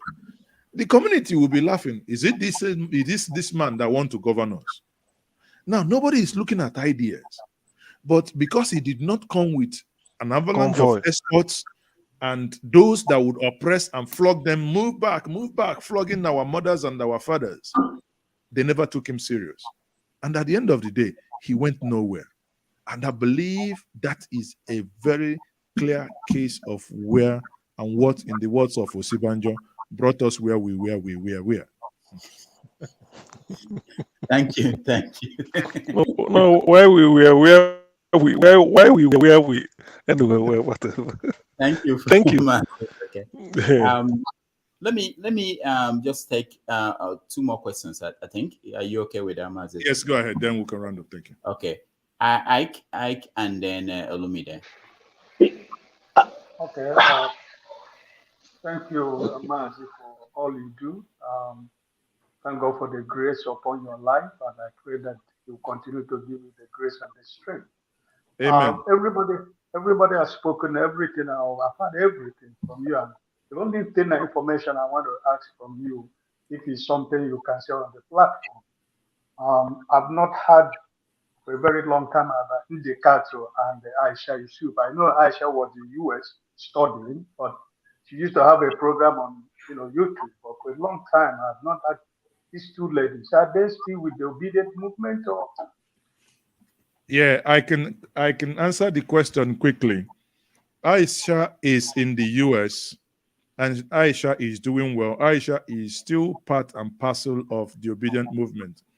The only reason why you will not have heard from Aisha is her channel on YouTube was taken down. During the protests, there was a video that was published where Nasarawa women went topless, and YouTube classified that video as nudity. It affected me myself because that day one of my staff members was actually streaming live. So I think we got a community strike that took us out for about a week, but obviously we were able to come on. Now, even Dr. Mo, that same video affected him as well. Now, Ndekato is here. We speak regularly. I spoke to her sometime last week, and she's there. She's part of the obedient movement. Tanko Yanusa, we're all there. The obedient movement is actually stronger than we started because now everybody from across board, we know each other and we have each other's numbers and we have each other's back. That's all I can say. Thank you. Okay, thank you very much. All right, thank you. Let's go to Olumide. Okay, thank you again for giving me the opportunity. But Rodolph, I just want to show my own displeasure with giving Hansard enough time to air bigotry on air and without you interrupting or correcting him, except for when Mazi, Ezeoke did that. So for me, I'm personally upset that you allowed him to air bigotry against other ethnic groups in Nigeria, because Obi didn't vote for himself, neither did only Igbos vote for him. And it was very clear as a Yoruba man that we know the election was rigged, even though it is left for the court to prove that. So that I'm bringing to your point that it was unfair to allow him to go on and on, even when you put me backstage when I wanted to ask my own questions, follow-up questions to Mazi. So that I just thought I'd let you know that. Okay, thank you. But Mazi, I want to say that as a follow-up question, I want to thank you for everything that you contributed and you've talked about in the program. I agree with most of your assertion on the fact that Nigerians are not, with the laws that are on ground, if they put some of them into effect, maybe some changes would have been seen in the lives of the people. But deliberately, the politicians are not doing anything, even with the laws that are on ground, even as imperfect as it is. But there are some of us who are saying, there are some of us who have looked at those laws, and we have looked at it, and we have seen that in the future, whether we like it or not, it is going to be a problem for that country, as it is. Like which law? Can we be specific? Like which law? Like some of those things in the concurrent list, like security, like electricity. They pulled it out now. It's a new thing. They pulled it out now. But there's the security. You understand that there are a few things there that is causing problems. And it is easy to say that the governors can go build bridges, and they've not stopped them from building bridges. But they can also argue from their own point, who pays for that? And also, I want to. Of course, you build a bridge, you tow it. But who pays for that? You tow it now. When you tow it, you recover money. From the people again. That's one. Then two. The issue of Nnamdi Kanu. I think we all need to be. I'm a Yoruba man. I've watched events, and I'm speaking objectively. You understand? I don't know what most people, Igbo people think. But for people to call him a criminal, I think it is very. I think he's a prisoner of conscience, and I think it is very, very bad that even some people can call him, because this man, governors collecting millions of naira in security votes every month, 250 million naira every month, which is even open now, could not defend their people. How many people did they be able to rescue from headers, killer headers? And this guy set up the ESN, whether it was an outlaw group or not, he saved lives. You understand? He saved lives. Now, whether some of them are criminal people, the only way the sit-at-home order can end and can bring peace is for the government to sit down and negotiate with him. And this is somebody who, unlike somebody from the South, as Harido Kubo, to collect contracts and collect money to sell his people off. This guy has refused to be paid off and be bribed, because all he's speaking for, whether you don't like his method or not, this guy is a hero to most Igbo people and to some of us who are not even Igbos. You understand? And we would wish that some of our leaders will be like him. You understand? And whether you like it or not, I agree with you that the constitution as it is, they have not made it work. Maybe if the starting point would have been to allow people to elect their leaders free and fair, they can make those changes that they want, but they have not allowed that to happen. They will keep electing criminals who will not even make things work. Despite that, we still disagree with the constitution as it is, that it wasn't written by we the people, it was a fraudulent document. I will hand it there. All right, thank you, Olumide. Mazi is okay. Well, I mean, I think Olumide didn't ask questions. He made statements that I largely agree with. So, and he said he didn't caution the other person, and but the bottom line remains: we can't keep going round all these things. I agree with assertions. And that's all right. My last question for you. So you've been in Nigeria, and I think it was Spencer that mentioned that. I know we didn't talk about that, and I saw videos of you also on protesting. So how has that been for you? Did that? Are you friends with the security agencies? Are you free? Are you concerned? They are free. Some of them might be watching, and I need to get out at some point to go and visit Buhari in London. So I don't want them to be waiting for me at the port of exit. So the thing is, at some point we were accused of calling for interim government. At some point we were accused of insurrection. And at some point at the protest ground at the Unity Fountain, someone was sent, sadly, by the now ruling party with a knife to harm either myself or Dr. Moore. But to the glory of God, the individual was picked up by the bodyguards that we had, that is the bouncers, and they handed them over to the DSS. And I can tell you now that since that time, because the initial questioning, he confessed where he came from and who paid him to do what, but the knife was taken away from him. And that happened at Unity Fountain. Afterwards, till now, if I tell you where DSS has taken that case and what has happened with it, but I believe Nigeria has happened to that case. That is my honest assessment. But, being at the protest ground, many people disagreed with that. But, you can beat a child and tell a child how that child will cry. And that brings me now to the topic of this question. The topic of this show today. The topic of this show is what changes has Peter Obi brought to the Nigerian political space. And I piggyback to this topic to make the following assertion. Why you saw that protest, and to the point that Asari Dokubo had to go and bring about 300 boys from the Niger Delta to Abuja to come and mount a counter protest, is as a result of that change that Peter has brought to the Nigerian political space. And that change is simple. Peter has been able to get into the psyche of the average Nigerians across the regions.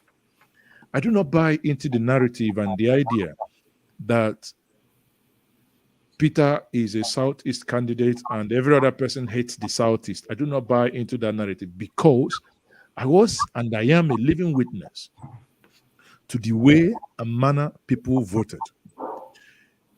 Labour Party won the presidential election hands down, even with the rigging, even with shutting down the tunnel of upload. Won hands down. Imagine if that didn't happen. APC will be lucky to get 7% in Lagos State.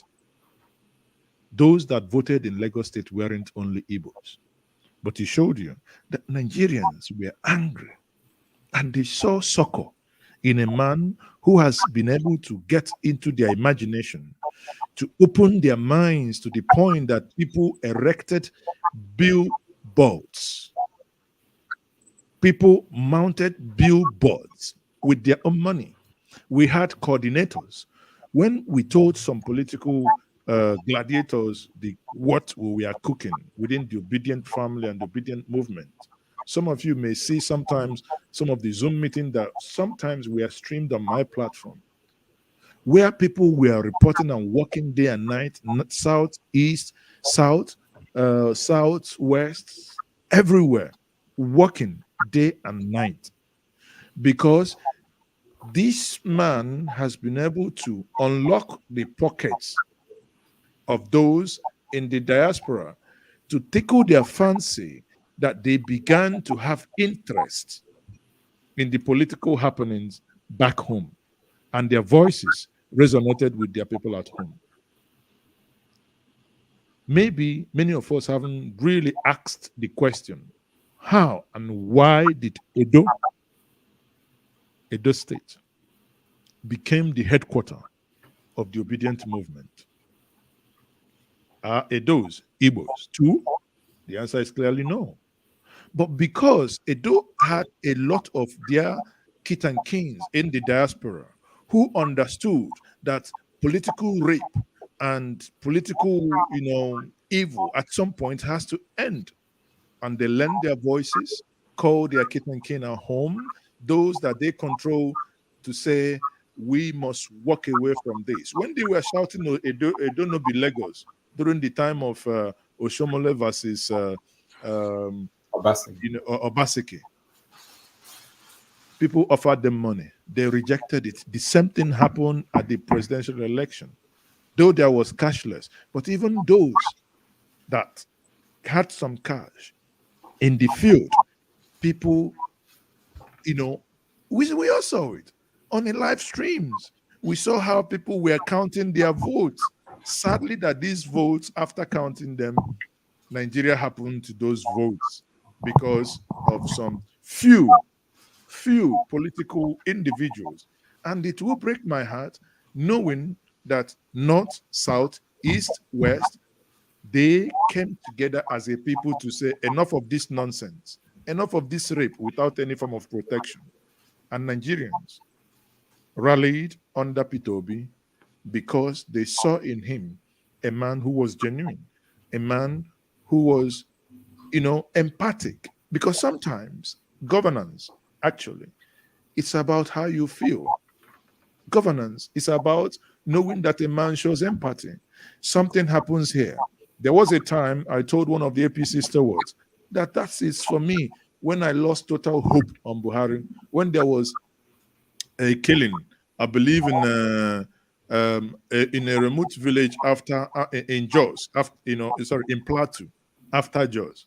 But when the president visited that area, then the former president, he stopped in Jos. He never intended to go to the village where this incident, where lives were lost. He didn't.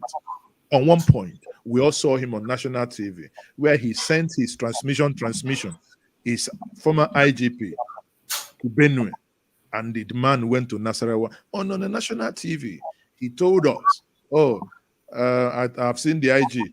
He's losing weight. I believe he's working so hard. Now, at the same vein, he told us, I sent him to Benue, and he went to Nasarawa, and that's it. No empathy, zero. Were those people killed in Kaduna, in Bauchi, Zamfara, were they Igbos? No. But a leader must show empathy. Even his own people of Katsina State, are they safer now after spending 8 years than they were before? The answer is capital no. But here comes a man. In the history of Nigeria, no political party has ever visited Biu in Borno State. Against all advice, I was part of it. I knew the conversations. The security details told Peter, do not enter this place, they will kill you. He said no, he will go. If that means his end, so be it. Everybody scrambled. He went to Biu. He's still alive today. My good friend Isaac Balami, beyond Biu, went and drilled boreholes with the obedience for the people of Biu and beyond, a place where there is no presence of government for 128 years in this nation. That is their place before independence, no single presence. But in this election, all this happened because one man rekindled the hope of Nigerians to once more believe in their own nation. We're not talking about, when we talk about these things, it's going to take us a very long time. So my summary of this conversation today is that Peter Obi was able to bring change to the political space. Ozemene Nsugbe, while alive, said, onye nwalụ nwaanyị okote izizi bụ mogosili ọgbụgba akwụna akwụna. The Nigerian political space has been okotoed, and the akwụna akwụna must continue, if those who understand what I mean. Because these people are now, the eyes of Nigerians are now open. They know that for the first time, with the right electoral body doing the right thing, people now saw and are now seeing it that they have the right and they can change their leaders. In Enugu, I was there when the election happened. I monitored New Haven, and we saw how a former governor and a sitting senator lost his seat, and the people were singing for him, Ozuzigo or Nabago na Nudo. The rest, again, I don't want to say on air. But because they now believe that the system, that's all we ask for. Allow Nigerians to make their choice.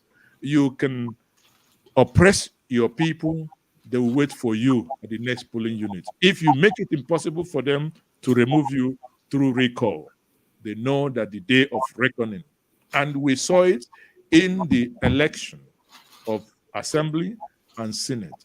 Many people who the people did not want didn't. I sat down with the Commissioner of Information of Ebonyi State. He told me, said, Mazi, now you people are wicked. You removed our drawers and pants, even the boxers altogether, because each and every one of them lost their polling units. That is the anger of the people. When the people say enough is enough, because the elite weren't listening. When you told them that Nigerians are hurting, they thought it was a joke. At some point, they learned the hard way that indeed, and enough a truth, Nigerians were hurting. Thank you, everyone. Thank you for having me, Rudolph. It's been a great pleasure to be on your platform. And I say thank you, everyone. So I think someone is raising their hand now. No, thank you, Mazi. We end it here. We'll take a break. When we come back, we will continue the conversation. Please like our video and share. Also, can you subscribe to our sister channel, Iroko Post TV, and also subscribe to Dr. Damages if you've not. We take a break. When we come back, we do our outtake. So sorry, before you go, thank you, Rudolph. I think, while I'm watching, I'm seeing, I think your audience are not paying enough tithe. They need to be, you know, I haven't seen enough tithe here. People, this is his you know, most come in the recent spirit. album right here. It's called Spirit of Love. We're very pleased to welcome Njenje. Continue, sorry. Go ahead. No, I said your audience are not they're not paying like, enough tithe. Yeah. So you know, it takes time, energy, finance, resources to run this, and I will encourage all of us to support this platform. Share, please, like, subscribe. That which others are not giving us, Rudolph and co have created that for us, a platform for us to judge and not war. Thank you once more for having me. Thank you so much, Mazi. Ezeoke. We appreciate you. All right, so we take a break, and when we come back, we continue the conversation. Please like, share, and subscribe. We are stuck at 69,000. People are laughing at us, you know what happened. But we talk about that when we come back during the Sunday school. All right.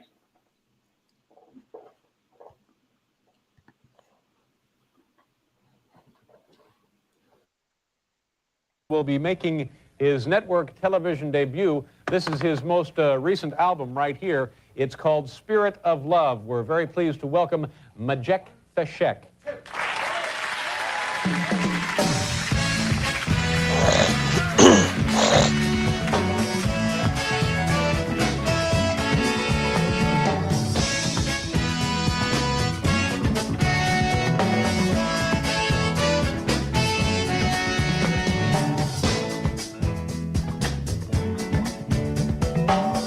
Arise from your sleep, Africa. Rise from your sleep, America. There's work to be done, Africa. There's work to be done, America. But if we unite, we will be free. So long, too long, so long, too long.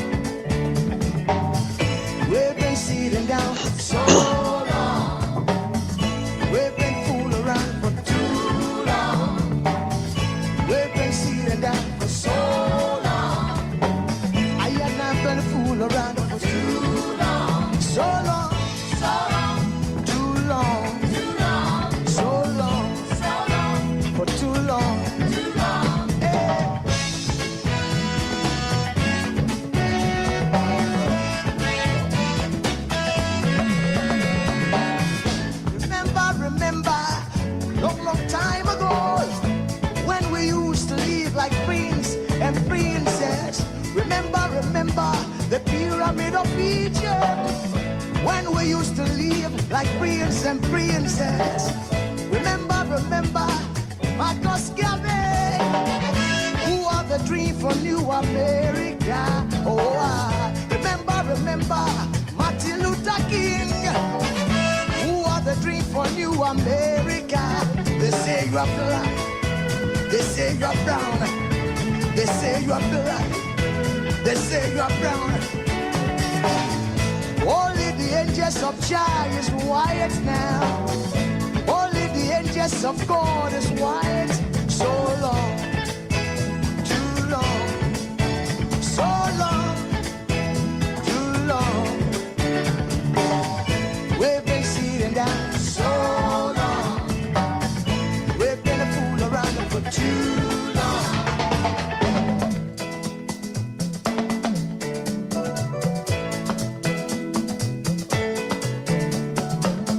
Arise from your sleep, Africa. Arise from your sleep, America. There's work to be done, Africa. So much work to be done, America. But if we unite, hey, we will be free. So long, too long, so long, too long. Press down for so long.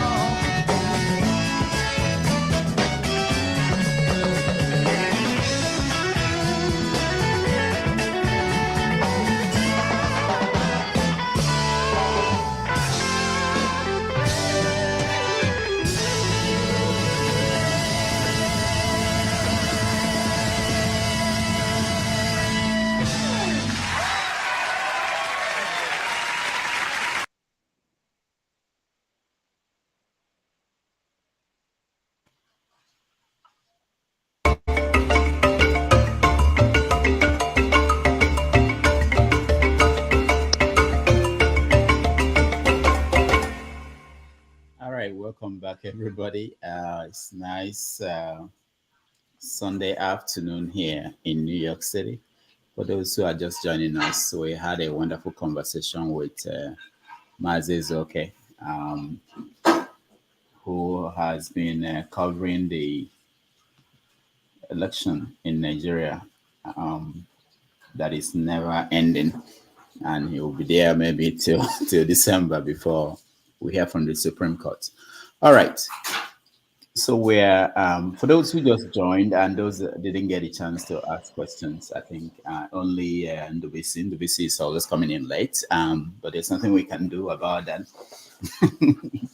Unfortunately, so it's important to know, when we have a guest, we agree on the time the guest is going to spend, and most of the time they overstay because they want to, as much as possible, give chance to everybody, and but somehow we have to stop at one point.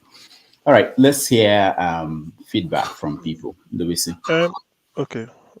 Ndubisi, after Ndubisi, we'll come to you, Sian. Go ahead, Ndubisi. Good afternoon. Yeah, hi. All right, so Ndubisi, your line is not good. Unfortunately. Try again, Ndubisi.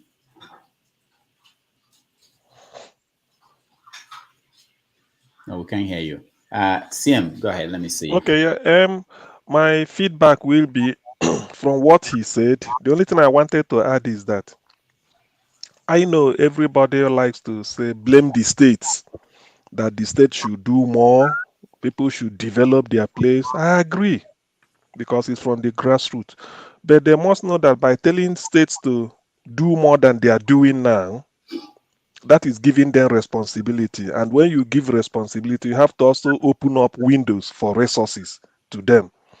By this, I'm going to say something like, say this, what is it called? Resource control of devolution.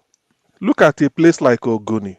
With fanfare in 2016 or thereabout, there was Ogoni cleanup launched everywhere. Till today, nothing is happening. So I feel that if you had said, probably people are afraid that if you do not have crude oil, you won't develop. In the 50s, he used to, when Awolowo was premier of Western region, Okpara in the east, Ahmadu Bello in the north, then he saw Sadebe in the west, Midwest.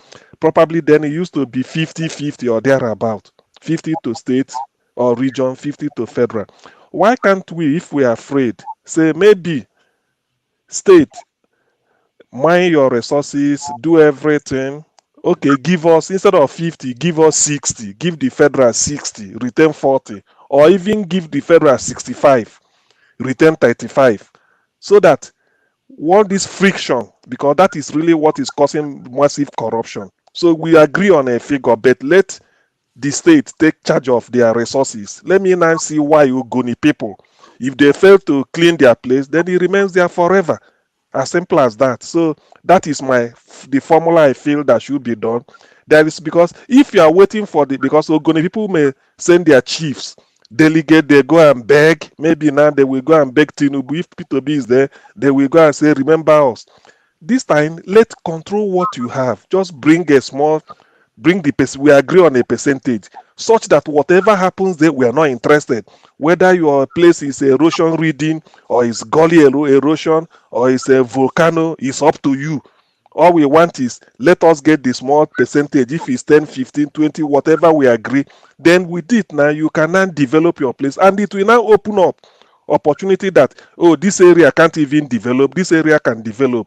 So, but now that we are running on equal federation, if you go to Abuja and maybe the man in Abuja likes your area or the party, he may sort of dish you some favor, while the other one may not be giving or withhold your resource. So that is really what I wanted to put across when Mazi Ezeoke was talking about what states should do. They should do more, and then electricity also said it, but that I don't want it to take my time. I have to hammer to my question. Then we can talk about it later. That's all. That is for as for feedback. That's what I'm going to say. Thank you. All right. Thank you so much. Prince Akwachi, you're next. Yes, but I know it took me all this while in order to get my turn to be able to speak. However, what I am saying in a sense is I pretty much enjoyed the conversation with Mazi. It's okay. However, I also want to appeal to the panelists. None of us is perfect, but however, we are adults, and when we are on a panel, this back and forth, some people using some kind of words, another kind of a thing is very repulsive. I'm not perfect, but calling names or trying to prove, oh, I'm right. None of us is ever gonna be 100% right, and we're here to learn from each other. So what I'm saying in essence is, no matter what we're talking about things to better Nigeria. And we are all in, probably most of us are in diaspora. We should be showing example to those ones who are not even, where we are. I'm not calling names and all that kind of a thing, but I'm just saying that's what I feel that just transpired. And I'm appealing to everyone to just consider how we talk to ourselves or talk to each other. Thank you. All right, thank you. Olumide. Okay, hello. Thank you, Rodolph, for giving me the opportunity. So my own feedback is that I don't even know where to start from. So my own feedback is that I'm not against anybody hearing their views, or I don't want to listen to contrary views. But when some people make statements that are inflammatory, somebody like me will react, because Rudolph, I'm going to hold you responsible to as a moderator, especially with respect to Pansat, when he was making assertion about other ethnic groups. Peter Obi didn't vote for himself. Other ethnic groups voted for him, so he won some states in the north. So when he's saying that, and it is very clear that, we are waiting for the courts to decide but if you look at it from an ordinary man's point of view, it's clear that there were some infractions there. You understand? So when you come on there to dismiss and say, I mean, Tinubu is not the best of any Yoruba. I mean, it's not the best of, if you want me to hear my own personal view, it's not the best of us. You understand? So that aside, then choose somebody like electricity. I don't have anything against electricity's view or any it doesn't change my own personal view of what I think of the country or their constitution or their laws. It won't even change it, no matter what it says on the program. It won't change any of my views, except there's superior. I haven't seen any superior argument to date that has challenged my own views of the fact that the constitution in that country is nothing but a fraud, and that the society, the least, and I believe for someone like me, is not even proposing what will move the country forward. Okay, fine. You're just saying that we should accept it the way it is and move on. When the people that intentional, when the people that wrote it had intentions, you're not even thinking about their own intentions. It was intentional. And they are saying, move on, move on. That is why you can't hold your elected officers to account. The very least of what can bring change, we are not just saying the constitution, but the very least of what can bring change is a free and fair election. They did the Electoral Act and they didn't allow the Electoral Act to work. If people can change their leaders, knowing that every 4 years, this guy didn't perform, he will go, and they will sponsor somebody else who can perform. That is the beginning of change. But people like us are saying that despite that, the constitution, the way it is right now, is intentional. And part of the problem is what CM has stated. It is not federal in character. Even though they say federal in word, it is not federal in character. It is a unitary system. It is upside down.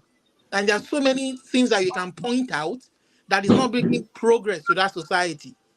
And we those of us on the outside are seeing it, and we are very upset, not because I want to come back and participate in the election. I want to get a job. I don't even believe personally. I'm not going to come here and boast. I don't believe there's any company in Nigeria can pay me what I earn every year to make me come back to that country. Even if they fix it today and make that law, the constitution, what we want it to be, it will still take time for things to get back to normal. The way they run that place aground, I'm sorry to say. But all right, thank you, Olumide. Thank you, I appreciate that. Ike. Yeah, thank you, Dr. Damage. Can you hear me? Yes. My feedback is based on what Ezeoke said concerning the election. The people that stop the vote in the presidential election, it has always been what we say here, like Dr. Ridolph, my stand. When some people come here to say, let's move on, I've always stand here that anybody can decide to move on, but as long as I am concerned, I'm not moving on. Because if there is no consequences of what happened on the 23rd of February, if nobody is held accountable, I thought somebody is dreaming of 2027. If we let this slide, then it is going to be a child's play what is going to happen in 2027. So I am saying that there must be consequences, because these people toyed with the heart and the emotions and the feelings of 200 and something million Nigerians. Few people. The chairman of Inec and your brother, what is his name? What is it? Okoye? Or what is his name? Festus Okoye. Festus Okoye. These two people. You're denying him now. Okay, well, it has not started. You see, the law of karma is everywhere. It's going to hit everybody. So if two people or few people can toy with the heart, the soul, the spirit, the mind, the intentions and the feelings of 250 million Nigerians, and somebody is telling me that we should move on. No, we're not moving on. So I am standing with everything my brother said here. Honestly speaking, that's why I said I do not have any question, because he answered from every round, and all the panelists, they contributed so much. I learned so much today. I was following, but I really gained a lot. Like what Rudolph used to tell us sometimes, that, you know, let us not think that we're just coming here to waste our time, you know, because he himself, he's learning a lot, and he meet people, and people will tell him, oh, somebody like this, okay, he love, or, you know, so what somebody said. So listen, today was eventful for me, you know, I really enjoyed every one of us.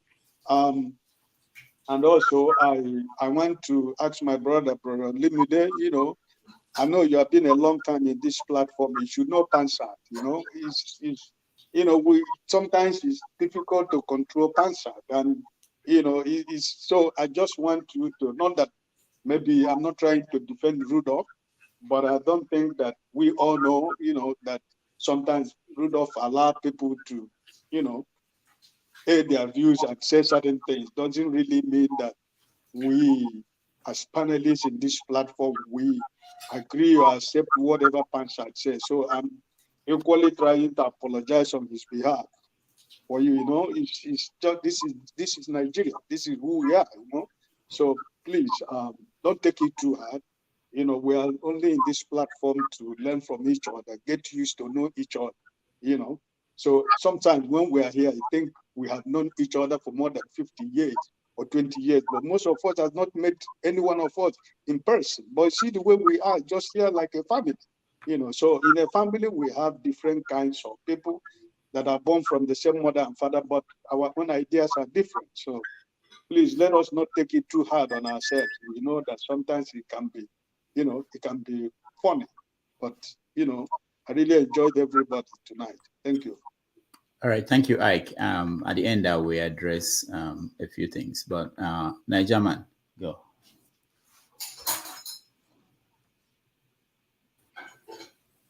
Good evening, everyone. Rudolph, don't be Inec and respondents that will address at last, that will give us the. No, because if I say something now, that means at the end, someone else will want to respond. So that will just be the conclusion of this. Go ahead, Nigerian. Yeah, good evening, everyone. Just my little follow up with Mazi. I think I'll let follow him. I just want to plead with everybody, most everybody that come here, and both the one is at the backstage, the one hearing us. If we can a little bit, more the majority of us here, we're living abroad. All these things we try to be bringing, Yoruba man will come, we try to organize him, Hausa man will come. This doesn't mean we live here, we live in a foreign land. With love, all these things we think this one is better than this one. There is nothing that I think they are enjoying the East, that somebody in Yoruba land in Ibadan is enjoying. Everybody is suffering the same thing, every state. All these 36 states in Nigeria are suffering the same state. No places you can say is the best in Nigeria to go. So we, the people, we don't need to be falling into all this politician hand. Look the way Mazi talk. This is the way everybody saw Obi.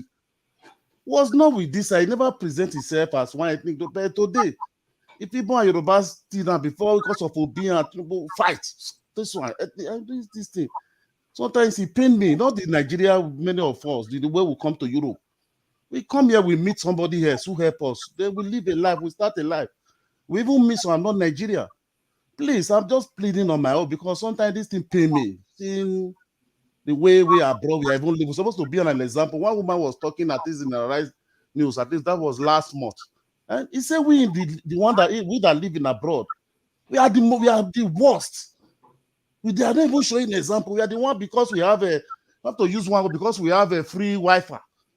We just stay on there, be talking nonsense and making people because we know Nigeria are gullible.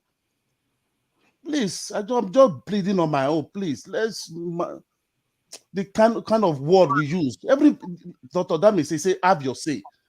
Somebody may come have his own say. It doesn't mean you have to go with it. If he like, he said no, Nigeria will die. Nigeria will do. God, thank you. Next, It doesn't mean we have to try throw banter. It's so safe. If it's like talk from here till next tomorrow, Tinubu is not going to hear me. It's not going to change anything. It's we that we try, we will bring an example to people. Then when people hear from us here, we see, look there, see Osama, see Yoruba, see Igbo, see Bini, see all of them. They look like one family. Then people that will see will begin to have some change of mind. You understand? If you go out now with the white man do us anything, I will say racist because we are black. Eh? I thought, okay, what is now we black to black? What would they call that?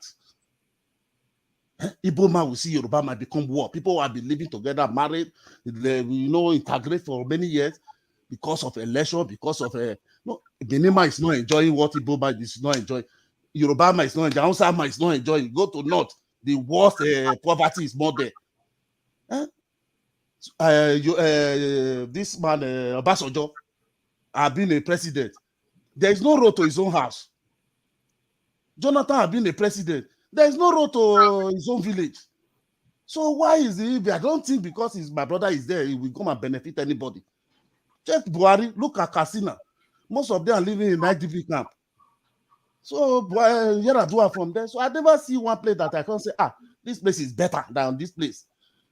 Even with the Southerner, we even have hope more than the Northerner because we can believe we will travel. We can go and make our own money and live. But the Northerner, they are not even, they even suffer more than us. Please. I'm just begging the name of God.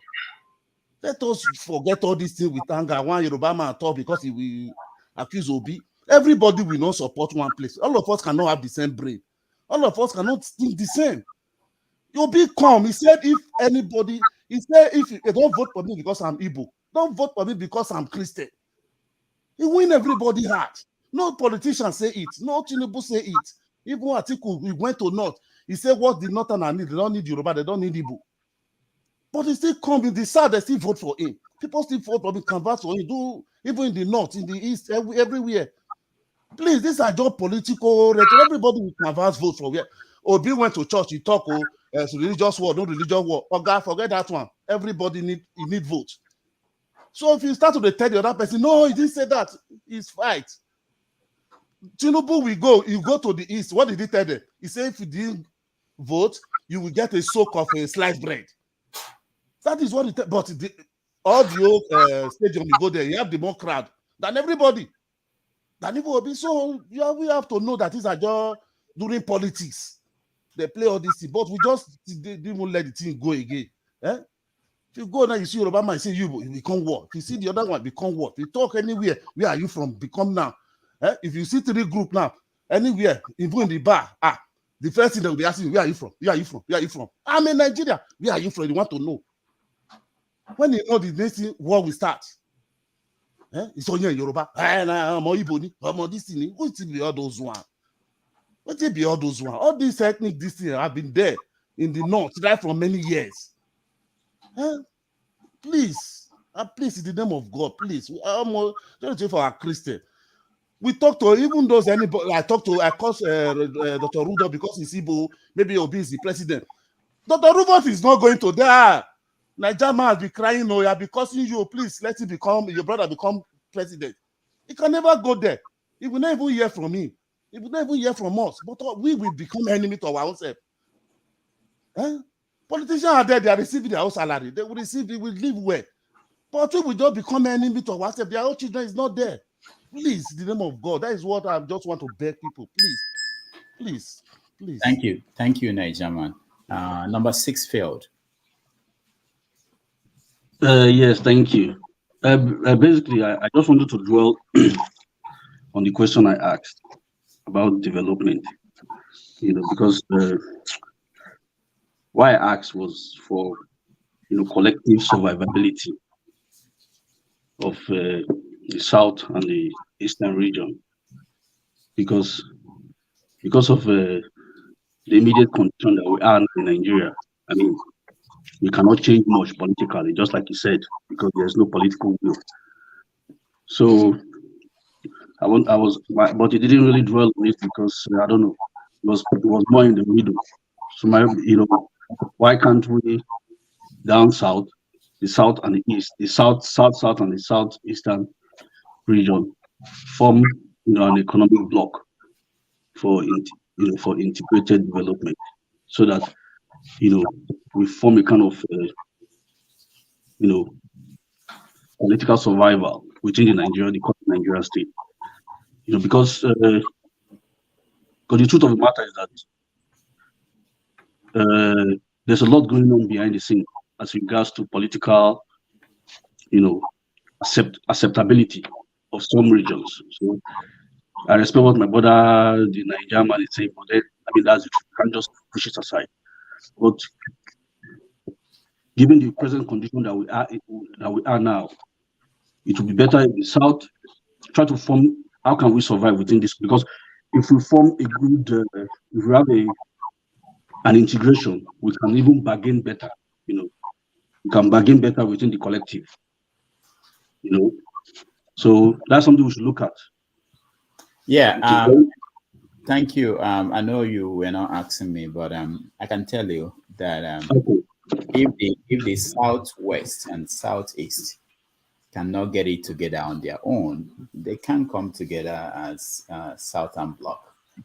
That's the first thing that should happen. If the Niger Delta cannot come together as one, they can come and negotiate as a block of the South. So that's where it should start. But unfortunately, we are not there yet. But hopefully. Okay, but Dr. Damages,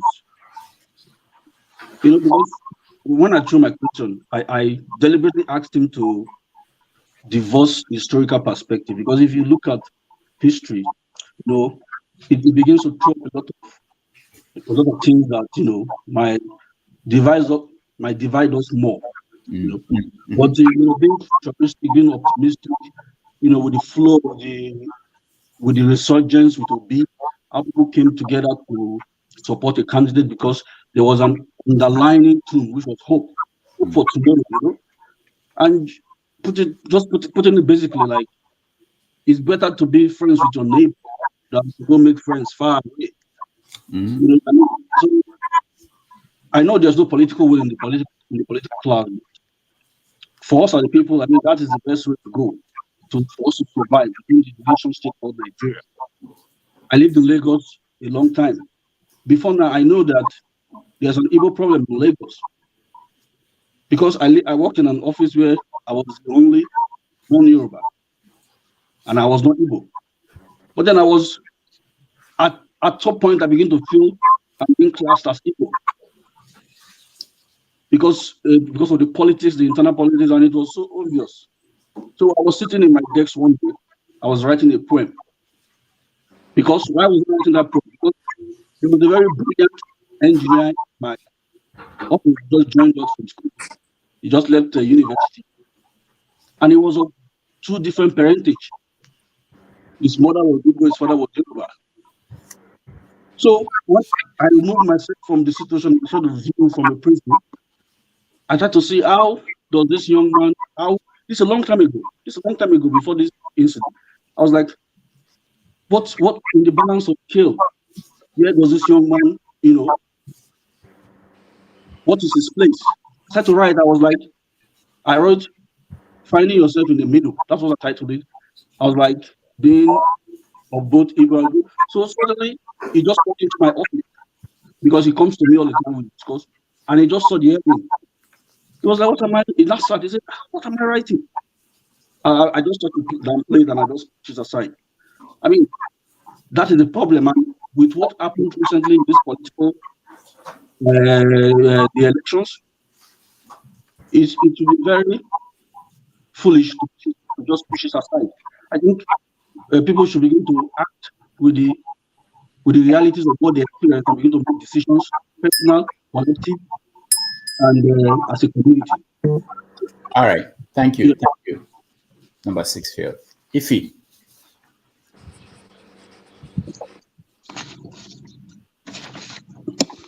Hi, guys. Hello. Good evening, everybody. Pakudok, I don't really have anything to say, but I wanted to ask the guy that just left. I think he was here yesterday during yesterday evening. If I'm not mistaken, that's why I wanted to ask him that question. whether he was the one. It's just some sort of controversy, but I would like her. I would like him to address that. He said something about Obi that Nnamdi Kanu said. I'm not sure whether he's the one, but I think he is. I don't know who was here yesterday. How many of you were here yesterday? Man of Prestige, were you here? I was here. He's the one. It was him. Okay. So, It was him. Papudoka, we have to be very careful what we say about people. So this guy came yesterday and said something that Nnamdi Kanu said that Obi was caught here. Man of Prestige, help me so that I don't say things in a wrong way. I think he said Obi was caught with other males. What he said. Let me tell you what. Yeah, that's what he said. But he tried to make it like Nnamdi Kanu said it. If you're gonna infer something and you made it public, that means that's what you're saying. He said Obi is a gay. He's going with men. That's what he said. So we tried to ask him, where did you get it from? Yeah, that's what he said. So I would have loved to address him one-to-one, personally. But unfortunately, he's gone. Because, see, before you open your mouth to say things, be very careful what you say. Very, very careful. No matter how much we don't like each other. I'm not a fan of Obi. I don't know Obi, neither do I know any of these politicians. But you can't just say that Nnamdi Kanu said that Obi is a gay, and you come out to a public platform and open your mouth and say that. I mean, I just don't get it, because I wanted to confront him in the sense that if Nnamdi Kanu come and say that you are sleeping with your sister, are you going to come out to the public platform and say something like that? So whatever Nnamdi Kanu say, you're going to come out and just, try to damage this man's image just because he's contesting for, because he's a politician. I just don't get it. We need to be very, very careful. If he's listening, and then Sam, the guy that lives somewhere in Connecticut, was somewhere in the comment section hailing him, telling him, yeah, oh yes, I'm glad somebody said that. Yes, Obi is gay. I just don't get, what kind of mindset do we have? Where did we get all these things from? All right. If you don't have anything to say about somebody, shut the F up. Thank you, Fee. Man. Welcome. Good evening. Good evening, Dr. Rudolph. Good evening, everyone. Thank you so much for having me. I just want to be brief. What if you said about the Nigerian man? I think it's important if we have to really look deep into some of the people that come to the panel with the things they said, because I believe that the guy is very controversial, and even yesterday he said a lot of unintelligible things, especially with regards to religion. When we were discussing issues with religion, and I had a lot of questions for him as well. So anyway, that's by the way. Talking about the Nigerian issue, we must understand that Nigeria, or rather let me say, Africans are tribal animals, in the sense that we are so ethnocentric. You find that during festivities, like during Christmas, for example, you find a lot of people go back to their, homes, their villages, their tribes, and things like that. And then until we address governance in that direction, this one Nigeria thing would never work. It has never worked. And that is one of the problems. I mean, look at, the way everyone is complaining today, and nothing is coming together for a very long time. So until the country is structured in a way whereby the ethnicity of people are recognized, or like in a way that it should be structured, that governance should be, from the people, like it was in the 60s when you had regions. And then if we have to structure things like that to accommodate, those the ethnicity of people, then things will begin to work. But when you put everything like this, it will always be Igbo man this, Fulani man this, and all of that. So, but that is who we are, and we have to work in line with that to get things to work, and that is what I want to say. Well, on the topic that you mentioned about what Peter Obi has brought, into the polity, I believe that Peter Obi shocked everybody with his presidential campaign, and people thought that he was a joker. Like we all know, they thought that the obedient and the Peter Obi campaign was a social media thing. But he came and he changed the demographics and turned everything around. In fact, there was a meeting he had with, was it Oni of Ife? And he was hailing him while he was greeting him. He said, Chief Destructor. And people noticed that. And my take on that was that why was he calling Peter Obi Chief Destructor or something like that, or disruptor? What was it that Peter Obi came to disrupt? It is their stake, their national cake stake that Peter Obi would wanted to come to disrupt. Because we know that if Peter Obi were to take over governance, everything will change. But every country deserves the kind of leadership they have. Now we have this one. Well, let's see how it plays out. I raise my case for now. Thank you for having me. All right, thank you. Man of Prestige. Yeah, good afternoon, everybody. I wasn't here when Mazi, Ezeoke was here, so I would have liked to ask him question, and I didn't listen to his commentary, but I can get from the narrative that he came here to portray what Obi has done, how he has changed the dynamic of politics in Nigeria. So I wasn't privy. Maybe I will go back and play it again, then I can listen to that. But having said that, in my own opinion, if that's what the topic is today, there's no doubt about it. Whether Obi win from the tribunal or not, Obi has changed, the dynamic politics in Nigeria. And nobody can dispute that part. It has brought awareness to different part of the politics we have. Hopefully it's for the good, and I want him to stay and contest for the next president, if nothing come out from this outcome, whatever is happening in the tribunal, which I don't pay attention, honestly. I've not even paid attention, not even a minute, because I don't expect anything to happen, judging by Nigerian antecedent. I don't think there's going to be any outcome, but I hope, you just say hope, but hope does not, does not materialize to any kind of result. So we see what happened in that area. But whatever happened, Obi has become somebody to reckon with. And I don't see the way he's behaving. He's that kind of personality. Nothing bother him. He's not going to go away anytime soon. He's going to be there in the next 4 years, in the next 8 years. And eventually, if he doesn't get it from what's going on in the court right now, he's going to get it one day. So he's there to stay forever. But he has changed the political dimension of Nigeria. Everybody's aware of it right now. We know what's going on in Nigeria and whatever is going to happen. So that's all I'm going to say, because I wasn't privy what Mazi Ezeoke, told us here today. So I don't know what he said. But in my own opinion, Obi is the man. To me, he won the election, but we know what happened in Nigeria. So let it be whatever it may be. That's how I see things. Thank you. All right, thank you, man of Prestige. Lexit. I salute everyone.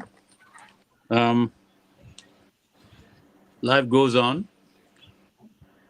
But I want to continue to stress the point that any country in this world that does not want the truth to operate the events that are going on in its life, or to put it in a different way, that condones evil, lies, mago, ojoro, and all these things, which is what is happening today. Such a country cannot go anywhere. We were already in a mess before all these things manifested itself in the election that took place. Now we have seen more than we even thought was happening, and still people are having hope that things will come to some kind of El Dorado. I don't know. I just continue to see that Nigeria is not working. Nigeria has not been working, and I don't see how Nigeria is going to work. In fact, Nigeria that was there before worked. Where we are now, we passed it long time ago. Yes. And yet we are not even making any U-turn. Things are getting worse. People are saying things and things are happening that can hardly bring us together as one. You see, there are certain things that are spiritual. Again, some of you don't want to believe in that kind of thing. You see, Europe, in the Bible, Europe was supposed to be the feet of that Nebuchadnezzar's image that mud and iron and everything could not hold together. Europe can never become one. Even when they try to do their European Union and all these things, it still is not perfectly together. Nigeria cannot be one unless you want to, like somebody here, look, I'm seeing on the screen now, once recommended that the Igbos should be wiped off if they are not careful, after all. And that is in the mind of not just him alone, but others too. Every day we lose innocent lives. I don't want to talk about my own personal family experience. That would be selfish, but I see it happening everywhere. How can you unite with people who are killing you, who don't want to see you, who are burning your houses, who are burning your stores, who are burning your business? What kind of unity is that? I don't know where that kind of unity can come from. Oh, we have to do this gently in this way so that we will build a new nation, a better nation, a new Nigeria. Nothing like that will happen. Not with the way things are and things that's on the ground. So if we keep going round and round talking about unity, talking about building a strong nation, a better Nigeria, things that are happening right under our nose are showing us that we are just deceiving ourselves. Now, these people who are in the judiciary, they listen to our discussions here. They listen to other discussions. People are saying things, and the things we say, eventually, it affects their own thinking. Sometimes they want to test the water, whether they can go away with certain things. And we come here and say, oh no, we have trust in them, they can do this, or we make it look like they are bringing out the best. Let's tell them what bringing out the worst can bring to Nigeria.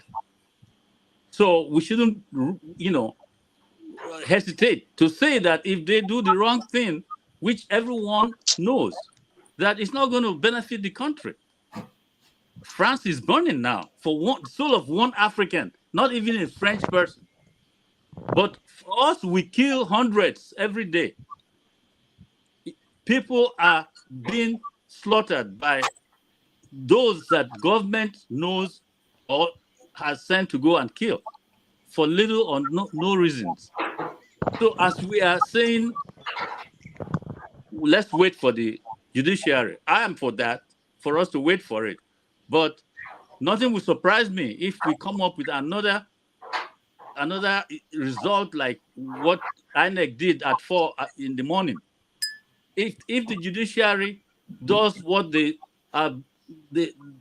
seem to want to be doing by what we are seeing, what can we do?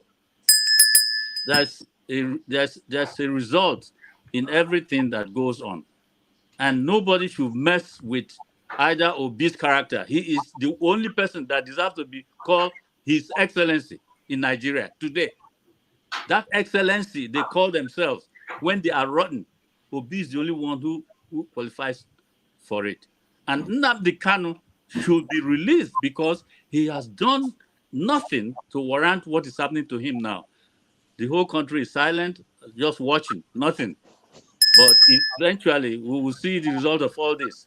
The unity you are talking about, I don't see how it's going to come with all this happening. Thank you. All right, thank you, Alexi. Forefathers.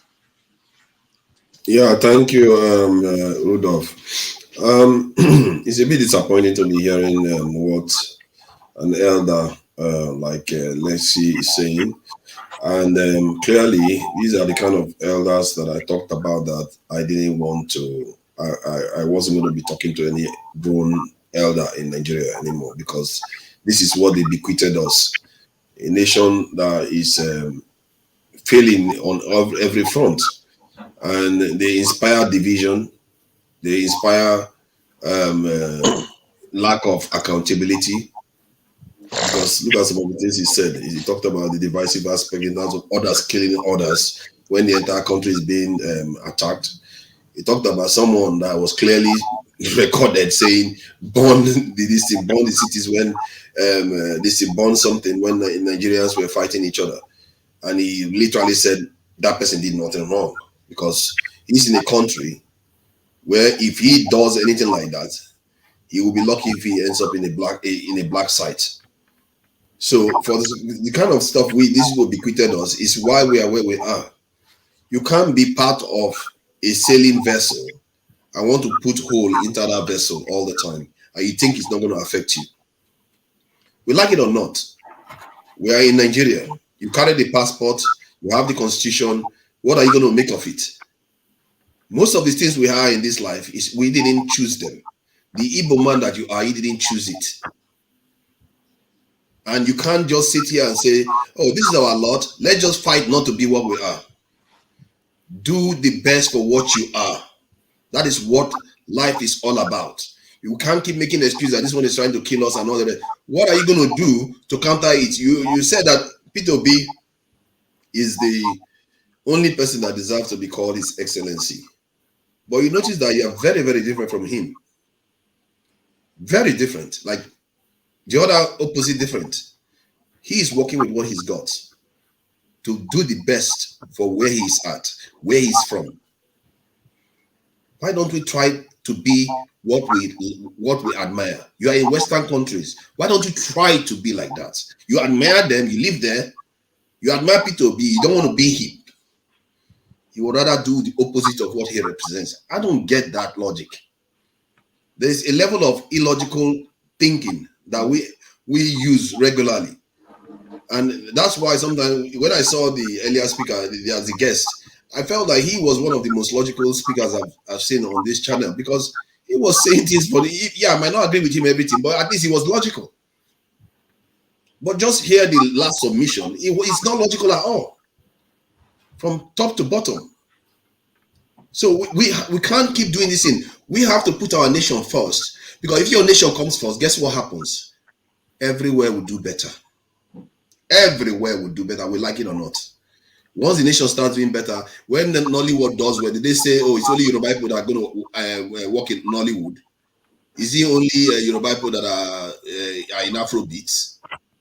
Everybody is elevated for it. If an Hausa man is seen in Nigeria, overseas, maybe if there are very few outside people involved in Afrobeat or Nollywood, but yet he gets the glory too. You are part of a nation. Make your peace with that and work with what you have. It's just that simple. Thank you. All right. Let me just say a few things. First of all, I thank everybody who on their own decide to come here every time on and to participate. I appreciate all of you and your contributions. Can I give a quick rebuttal, please? Who wants to say something? This is Prince. Prince Akwati. Yeah. To whom? Just wanted to give a quick rebuttal to to what forefathers just said. Can you wait? Let me finish, then you can, because he will want to respond to you, and then I'll continue. No. It's a quick one. It's not something long. Right. You know. I just want him to, there a point where he said people, kind of like, he was saying something about an elder, which is Alexei. And for me, I feel that everyone have a right to express their feeling. It's not that I'm supporting, but for him to say, "Oh, people just come and just say," he has a right to come and say what he wants to say. And it's up to every one of us to take it in, digest it, kind of like process and digest it, take the ones you want to take and work with the one you want to work. But telling him not to come, and say something the way he feels it's not right. That's all I just have to say. All right, thank you. So now I've forgotten what I wanted to say. No, I should be the one responding to what that young man chose to say about my comments. He is the same person who recommends the killing of Igbos on this screen. Go back to your records. He is not empathetic Seriously? at all. Are you seriously that I You said have Igbos should be? Okay. Maybe you definitely had it wrong then. You have said things like that, and I just watched you on this screen shaking my head. You know what? I can assure you, you had it wrong. Hold on. By the way, you have to mind your own points. So you knew what I was saying had to do with you. That's why you responded. You should have let it stay there. But you are see, people come to me to ask me why you are on this screen. And they are not Igbos. They are not Igbos. Because you annoy many people out here if you don't know that. It's just now you are beginning to talk about things going smoothly. You have been on this side of the killer government that have been running our country. You have always had excuse for them. You give me the impression that you are either being paid or that you are in an ex-service person. You are defending the killers. Yes, that's the impression I have. So I didn't mention your name, but you came up to talk about what I said because it all came at you. So you know what's happening in your own life, but I will keep saying what I'm saying. Nigeria is not working. Even this election has brought out more points for those who were on the fence to know that when something drastic needs to happen. When I say there was a country, I say it just like Chinua Achebe did. There was a time things were working right, but today it's people like you in your own way of thinking that see the Igbos in the bad light and continue to be on the side of those who are either killing or criticizing the Igbos. The Igbos have done very well for Nigeria, if you don't know that, in the past. And that's why I still know those who grew up with me that I cannot trade for all these things that come up here. There are people I know. I don't know why you are making this about the Igbos. It's not about Igbos. It's about the illogical statements that you are making. That's what I criticize, and I wish you went for the. I need to defend forefather. That's not correct. Let's see. You know, he may call him more of a military man or being on the side of the government, the way he put his narrative. But I've never had him being so descended on the Igbos. This is just my own opinion. I've never had him being against the Igbo. He tend to ally with more of Obi. Go not to only the library. Platform. I'm just talking about my opinion. I watched Niger Watch and some other platform, one-man platform that he had been. I'll be very honest. He has been on the Southeastern Star. I don't know where he's from. Whether he this is is just my but opinion, not so there I yet. disagree with you. Okay. All right. You have the right. Hold on, guys. Hold on. So, I wish I didn't let who was the first person that Prince Apache to speak. You know. All right. So I was thought it was my turn. Which turn? We're not doing turn by turn now. I'm the one who's trying to speak. It's my turn. I can't actually see anybody now on my screen. But anyway, thank you guys for always coming here and airing your view. I don't take it for granted.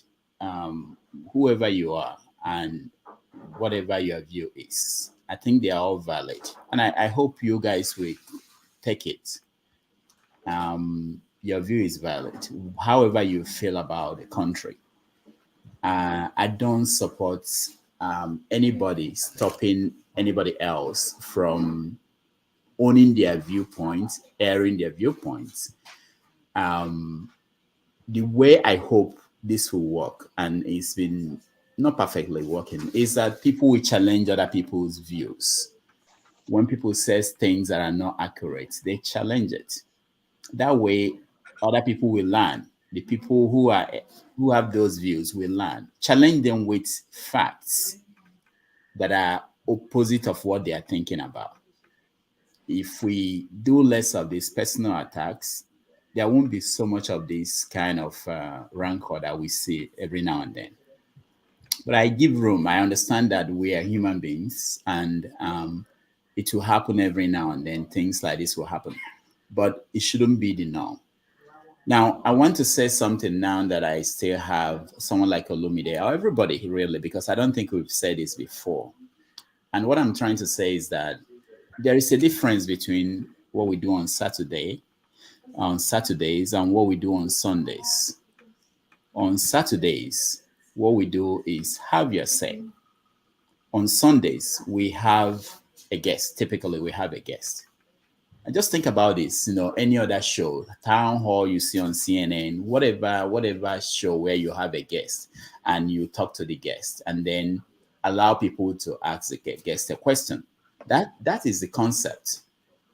So the idea that, and I think I said this maybe last week, the idea that we have an opportunity to ask a question to a guest is something that I think we should, I take it as a privilege. I go to other shows where I get a chance to ask anybody, maybe somebody I can't get on my show. I take the opportunity and I ask them questions. Someone like Adewale, some of you might know, I got to know him from talking to him on Adeola's show. I asked him a question, and so that's what it is. So it's quite different from have your say. So why I'm saying this is that today I saw some things I didn't know was possible. I didn't know that we were doing that, which was that the attention should be on the guest, not on me, not on the panelists, other people who came in. It's on the guest. So and we try to say before we bring people in, just ask him a question. We know that you have up to 20 questions, but let's make it one so that other people will have the chance. I'm really concerned about everybody getting the chance. But sometimes, people will take it up, start talking to someone else in the panel, but that's not the idea. It's not about me, it's about the guests, So anyway, so I hope we get that right. But the other thing is, being that that's the format, okay, so I also hope that people will know that no matter who is the guest, even if it's you, anybody in this panel today could be a guest tomorrow. We try to give the person some level of respect. You can still ask a critical question. I never tell anybody don't ask any question, but kind of be respectful for the guest. Not because of the person you're looking at, but because of people watching at home and the people who will come in tomorrow. There are people I call on this and say, come on this show. They go and watch the old ones. And they come back. If you call them again, you don't hear from them. They just say, look, maybe there's some things that are not, that they don't like.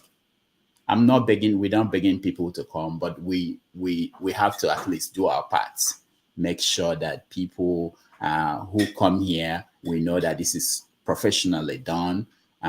We can't have a guest and then the people in the panel who we brought in will be talking to each other and arguing with each other when the guest is there, Anyway, so that I needed to say that. And there was something that happened when Pansat was here.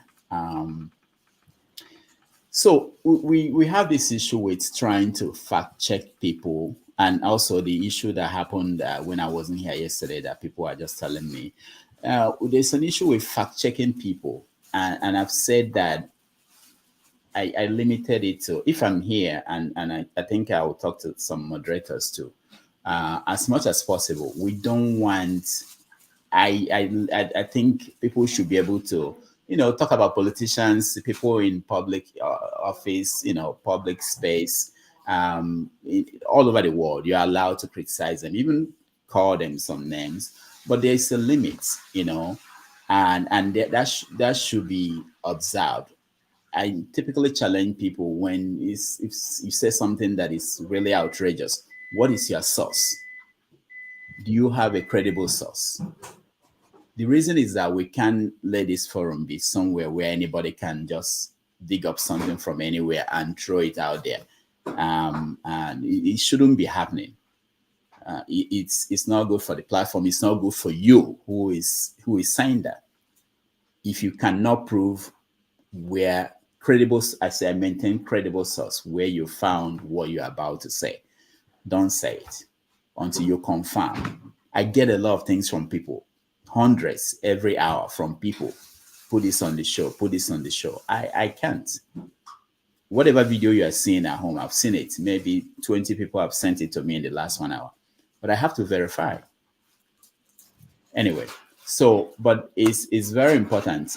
There are people that some people don't like. There are people that some people like. Even the people that some people don't like, some people like them. The point is this: we should be able to have conversation. People should have different viewpoints, but we should respect each other.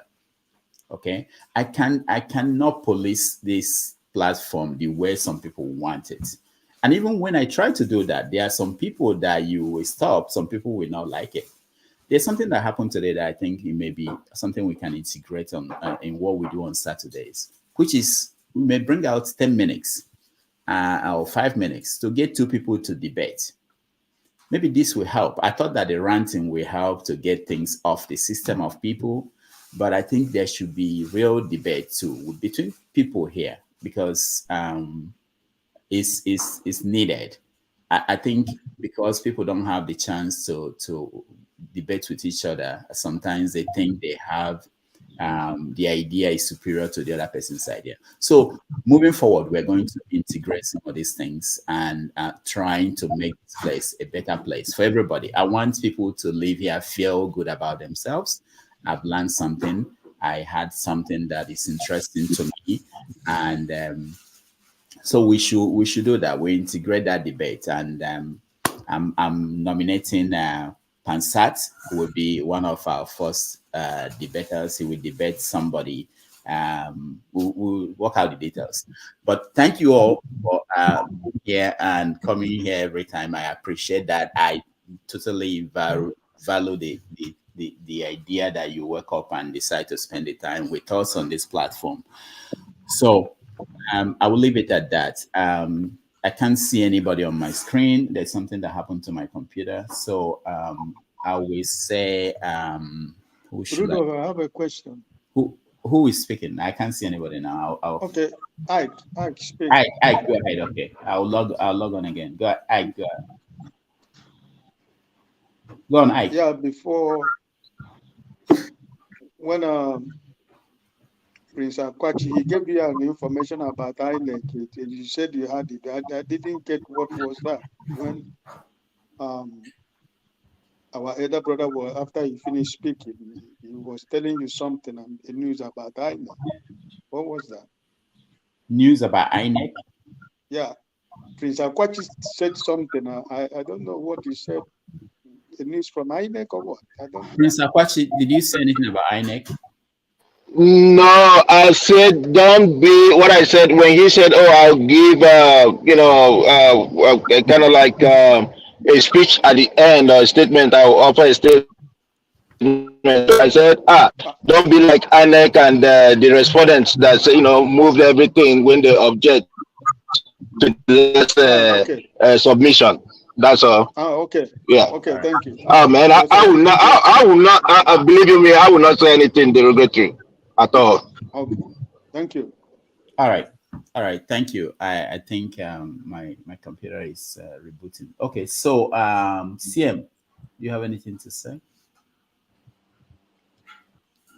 It's me for. Did you just call me, or is it CM you called? I'll be Dr. Damages. I'm supposed to speak. I'm not sure what Dr. Damage called. Is it me or CM? No, I called CM, but because my computer is trying to reboot, I can't see any of you. Okay, so who said this is turn? CM, I think he's disappeared. Number 6 field. Number 6 field. Okay, go ahead. Yeah, I just wanted to add that I really like the attitude of Mr. Alexi or Sir Alexi, regardless of the pushback he got from forefathers, the way he handled it, even his own response was very, matured. But I also like forefathers because I don't want it to be everybody's ideas should be challenged. Everybody's ideas, just like Dr. Tami, regardless of what you say, what your opinions are, they should be pushed back all the time. That is what will help us to aggregate and bring out germane solutions to whatever the peculiar issues that we are tackling. So that's just, and also I respect people that I respect people that show genuine love for their ethnicity and for their people. I don't like hypocrisy. If you don't love your people, you cannot do anything for the greater Nigerians. You must first. That's why I love somebody like CM. If you talk about his people, when it comes forcefully, I love people like that. It is good to always start from a position of selfishness. I'm a negotiator, and that's what I'm telling you. First, start from the position of selfishness. People that just come and want to be all fancy, Nigeria is cool, cool. They can't offer anything tangible. But when you come from a narrow perspective, then we argue, we all spill out our biases, then we are going to converge eventually to something very germane, So I personally love people. I like pushback. I like people, pushing back on one another. So that's just what I wanted to add, Dr. Damages. Thank you always, Dr. Damages. You are doing a great job. Thank you. Thank you so much. Crown Faith, welcome to the show.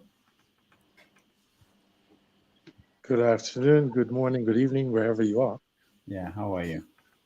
I'm fine, yourself.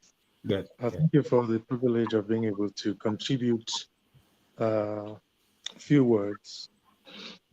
From my own perspective, just reading from your caption there,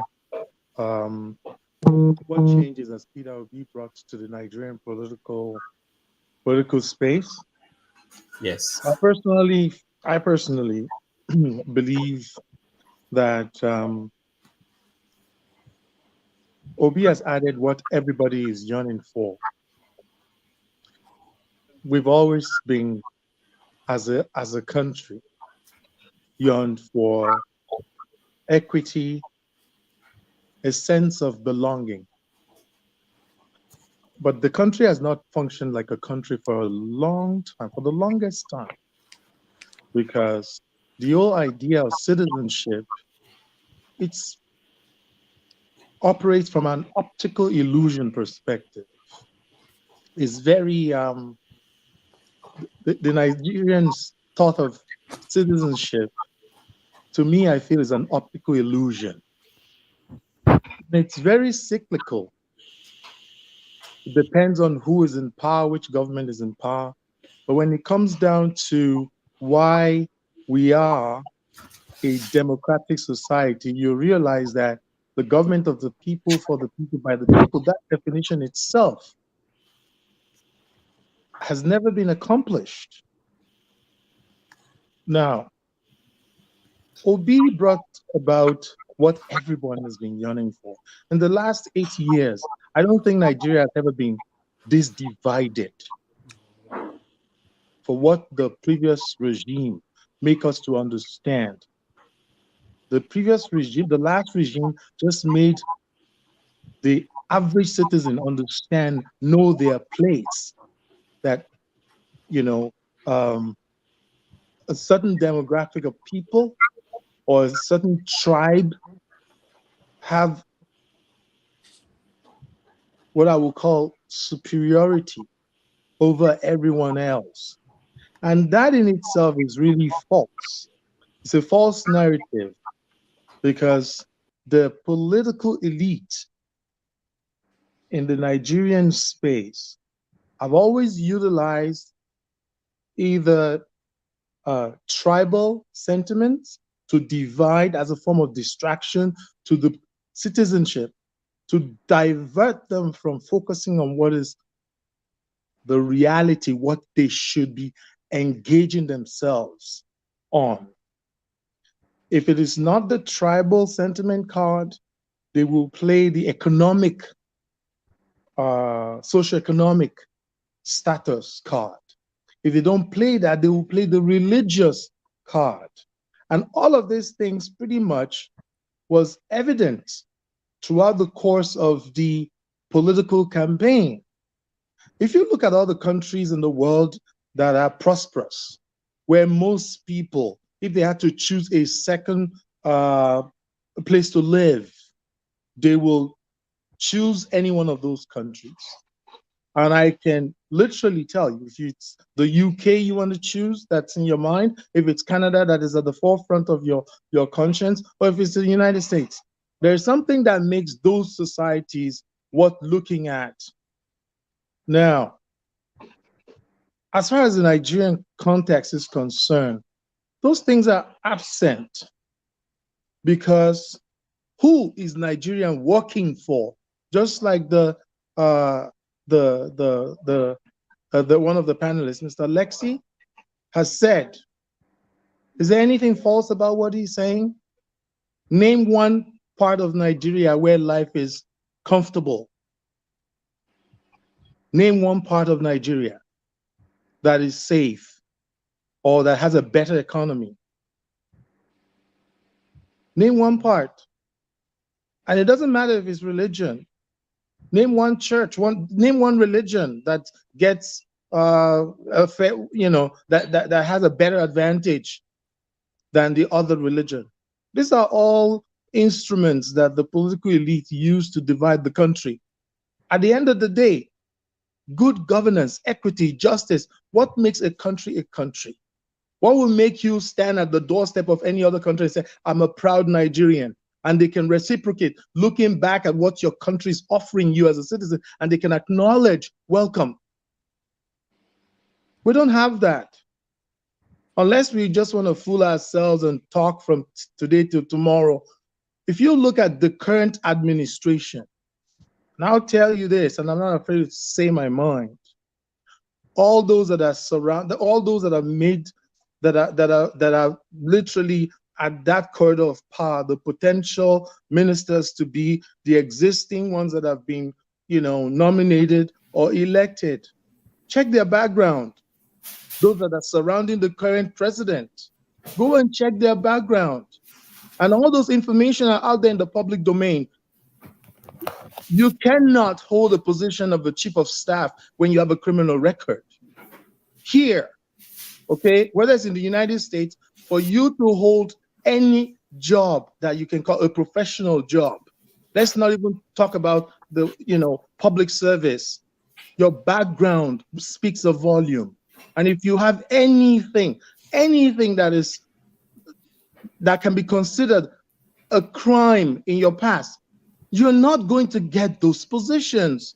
And if our corridors of power is surrounded by men with shady past and all those kind of stuff, what type of future, what kind of hope are they going to really give the people?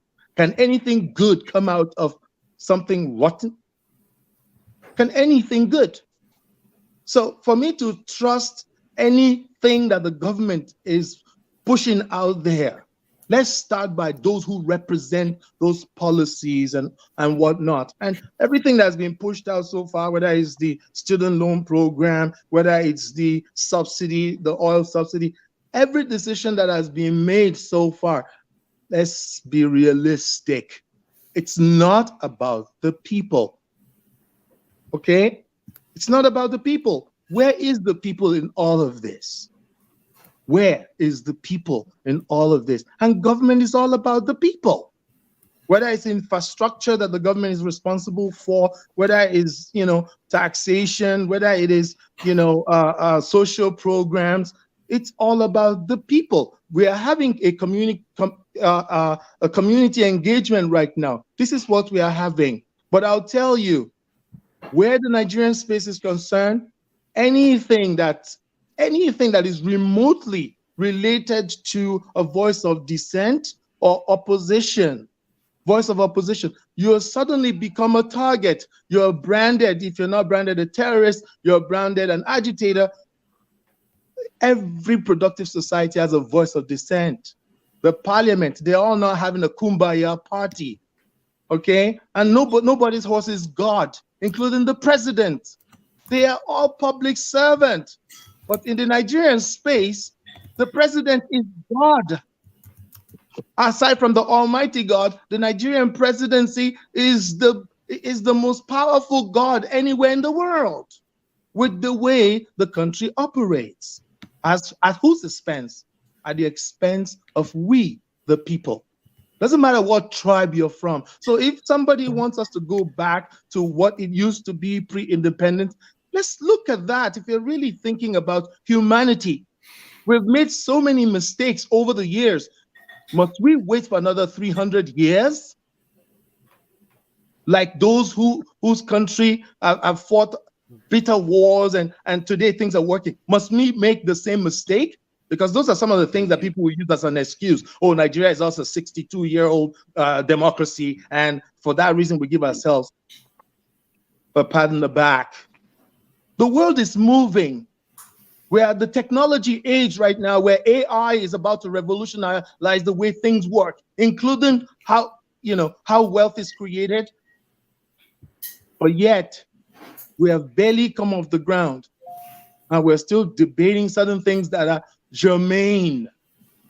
The country is not working. And if it takes us to go back and say, you know what, let all the Igbos stand back, let all the Yorubas stand back, we can hold ourselves accountable. It doesn't mean that we want to destroy the country. It's easy for me to hold my brother accountable at home. I speak his language.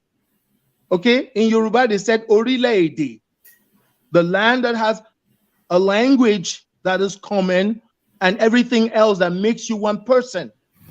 Doesn't mean that I don't want to form unity. I don't want to be united in the front as a citizen with an Igbo leader. What's my business if an Igbo man is a president?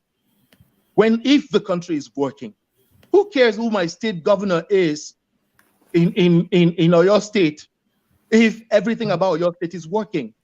Who cares about how Ikeja functions when those in charge of the local government are doing their jobs and the residents of Ikeja are getting the benefit of what citizenship should be all about? It's not so in the Nigerian context. And those are the things we ought to be looking at and stop celebrating mediocrity because they can articulate very well. The benefactors of free education have now destroyed our educational system. The benefactors of the healthcare system, just in the year 79 to 83 alone, Jim Wobodo was there, Jakonde was there, Ajashin was there, Bola Ige was there. I don't care about everything else. How did the country function? How did every one of these states function? We had competitive, way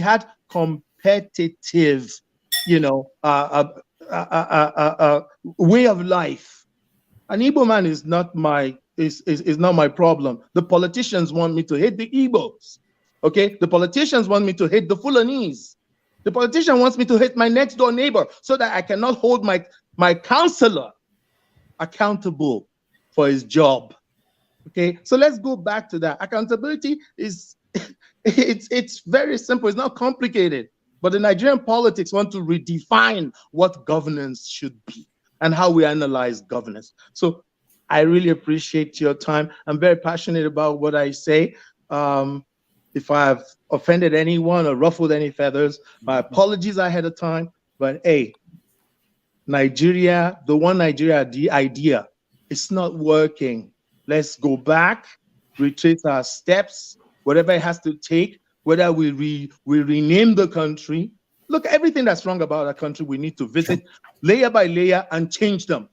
And nobody should be demonized because they are asking for accountability. Common sense is only common to those who can see it. And the truth, you don't need to defend the truth. It speaks for itself, okay? And in the last 30 days, we have a president who has gone AWOL in a substantial meeting that he's supposed to attend in Paris. Hey, that's what we were told he's going there to do. That's one of the agenda. But he was missing in action. Someone who is supposed to be speaking, he was missing. If his health is an issue, let's be honest. He has a health issue, and let's deal with it. By the end of the day, I'm sorry, if the seat of power is surrounded by men with shady past, I'm not sure I want to put my egg in the same basket to think that anything good can come out of a rotten apple, okay? And hey, a thief is a thief anywhere in the world. Have a wonderful afternoon. Wow. Thank you so much, Crown Faith. Sometimes why I like to do this is that even though I have first wives, which all of you guys, sometimes new wife will come up and it will be like, wow. So thank you so much for your view. And this is why we do this. We want to hear viewpoints that may not be the same as our own, but enrich us. And we feel better when we end this and we leave. Thank you so much. Electricity, you want to say something? I want to go to life issues. There's someone I've not seen before, and maybe she's been here before, but let me go ahead. Okay, let me give her the space. I mean, no, you can go ahead. After you, I will go to her. Go ahead. Okay. It's on record that I gave the lady space, but Dr. Dami said I should go ahead. So I still remain the gentleman as concerned. Now, all protocol observed, I respect to this particular segment that we are having. It's so easier for us to blame our leaders, and yet the citizens never wants to take responsibility. So it's kind of shocking to me that we're blaming those in the power of corridors. We cite America, we cite other countries. But can we also look at those countries we are citing, how their citizens respond when their leaders misbehave? Do they just sit down and argue the way we argue? Do they not hold their legislators accountable? Let me cite an example here. My first example will be the current situation that happens to Boris Johnson during the COVID. It is the people that cried out, and their legislator, the parliament, took it up because they are representing their constituency. Because their constituents were not happy that law was made, and those who made the law were thinking that they are above the law. People died in the context of that. So today, Boris Johnson was stripped of all, he resigned as a prime minister. He was stripped of all parliamentary privileges. Do we think we cannot achieve these as Nigerians? We know what to do. All we do is argue, blame ourselves, blame the leader. I've said it to listen, let me tell you this. Now, it's going to shock most of you.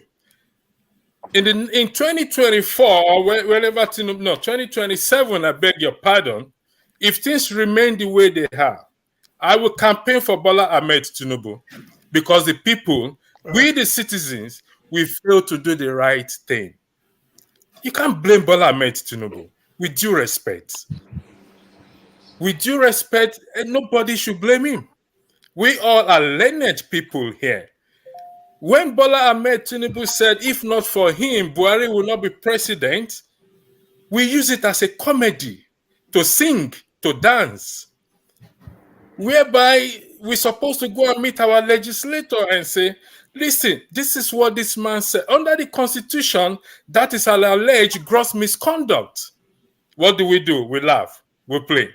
We are concerned about Bola Ahmed Tinubu's health. Under the Constitution, we are supposed to go and meet our legislator, and they're supposed to take it up in the parliament. We are blaming our leaders. We are excusing ourselves from blame. Come on, let's be realistic. That's why I say all protocol observed. We can't continue doing this dance anymore. We can sit down here from now till the kingdom come and talk this thing. It ain't gonna happen. When we are making comparison, using America, France, Germany, this and that, we have to look at how their citizens behave, either in the country or outside the country.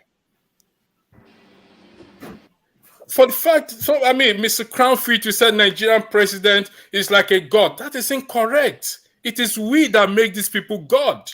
And it is we that will take that title away. The man is not powerful, for crying out loud. It just made us to believe that they are powerful. But the power belongs to the people.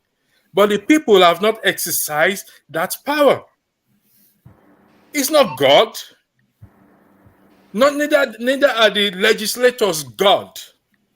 We keep arguing that it is difficult to recall a legislator, something we've not tried. We keep looking at this difficulty, this impossible, this helpless. We are so helpless, we can't do nothing about our situation. Oh, Nigeria is not working, this and that, for crying out loud. Have we done? I use the word we, everybody inclusive. What attempt have we made than sitting down here without achieving, I say this with due respect to Rudolph, who owns the channel, without achieving anything? What have we achieved all these years? Oh, our mandate was stolen. Who stole your mandate? Nobody stole anybody's mandate. The matter is in court. So let the court address it. In the meantime, that the court is addressing, what are the people doing? We are sitting down saying, "Oh, they stole our mandate. Oh, they stole our mandate. Oh, they stole our mandate," doing nothing. Which mandate did they steal? Let's be realistic here. We're all learned. We are all adults here. When we have situation in our life, we address that situation. We look for ways and means to fix that situation. Nigeria is not beyond redemption for those who think the country is beyond redemption. No. And I will close my argument and addressing those in diaspora. And I will cite two instances in the Holy Bible for those of you who believe in the Bible. Even if you don't believe it, you will agree with it. The story of Esther and the story of Nehemiah. These people find themselves in a privileged position, and they had to use that privileged position to save what? To save their nation. We sit in a privileged position, those of us in diaspora. None of us believe we're going to sit down here today talking about Nigeria, because when most of us left, we say, "Oh, we've forgotten Nigeria. Goodbye to Nigeria, that God-forsaken country." Here we are today, we are sitting down talking about Nigeria. But we sit in a privileged position for us to use that position to push whatever message and educate the people back at home in respect to Section 68, Section 1, which none of us have tried. Oh, some say it's been tried before in the context of Dino Melaye. Please, you need to go and listen to Dino Melaye very well. That was power tussle in the parliament there. It got nothing to do with the people. It step on toes, they want to get rid of you. Now, the highlight of this is that about Section 68 and Section 110, which they use within themselves. Yet the people coming here crying out, "We cannot recall people, we've not tried it." Come on, let's be realistic. We are all learned. We can read and write. Forget about PhD or whatever it is. The Constitution is as simplified for anyone who went to school, primary or secondary school, who can read and write, to be able to understand that. Now, Rudolph, you say you want to make a debate. Well, I don't know in what context you want to make that debate. I want to ask you a question. Who is your legislator? Who is your legislator electricity? Olumide, with due respect. Olumide. Let me give you a story. You can take this personal. Hold on. Earlier when this thing happened. I can take it. Please, electricity, please, electricity, please, on my honor, please, electricity, please, electricity, please, on my honor, hold back. Please, electricity, please, electricity on my behalf, please, on my honor, on my. Yes, please. Okay, it's okay. I am listening to you. But you see, we need to call a spade a spade. If we don't behave ourselves, then we have to put. We have to put ourselves under checks and balance. This is a public space. This is a public space, and there has to be a level of decorum. I run a channel. I don't tolerate nonsense on my.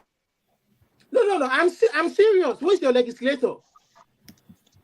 Okay, it's a simple question. You answer him. Rudolph, did you mute me? Yeah, I muted everybody because this is getting out of hand. Olumide. I'm not hearing you, Rudolph.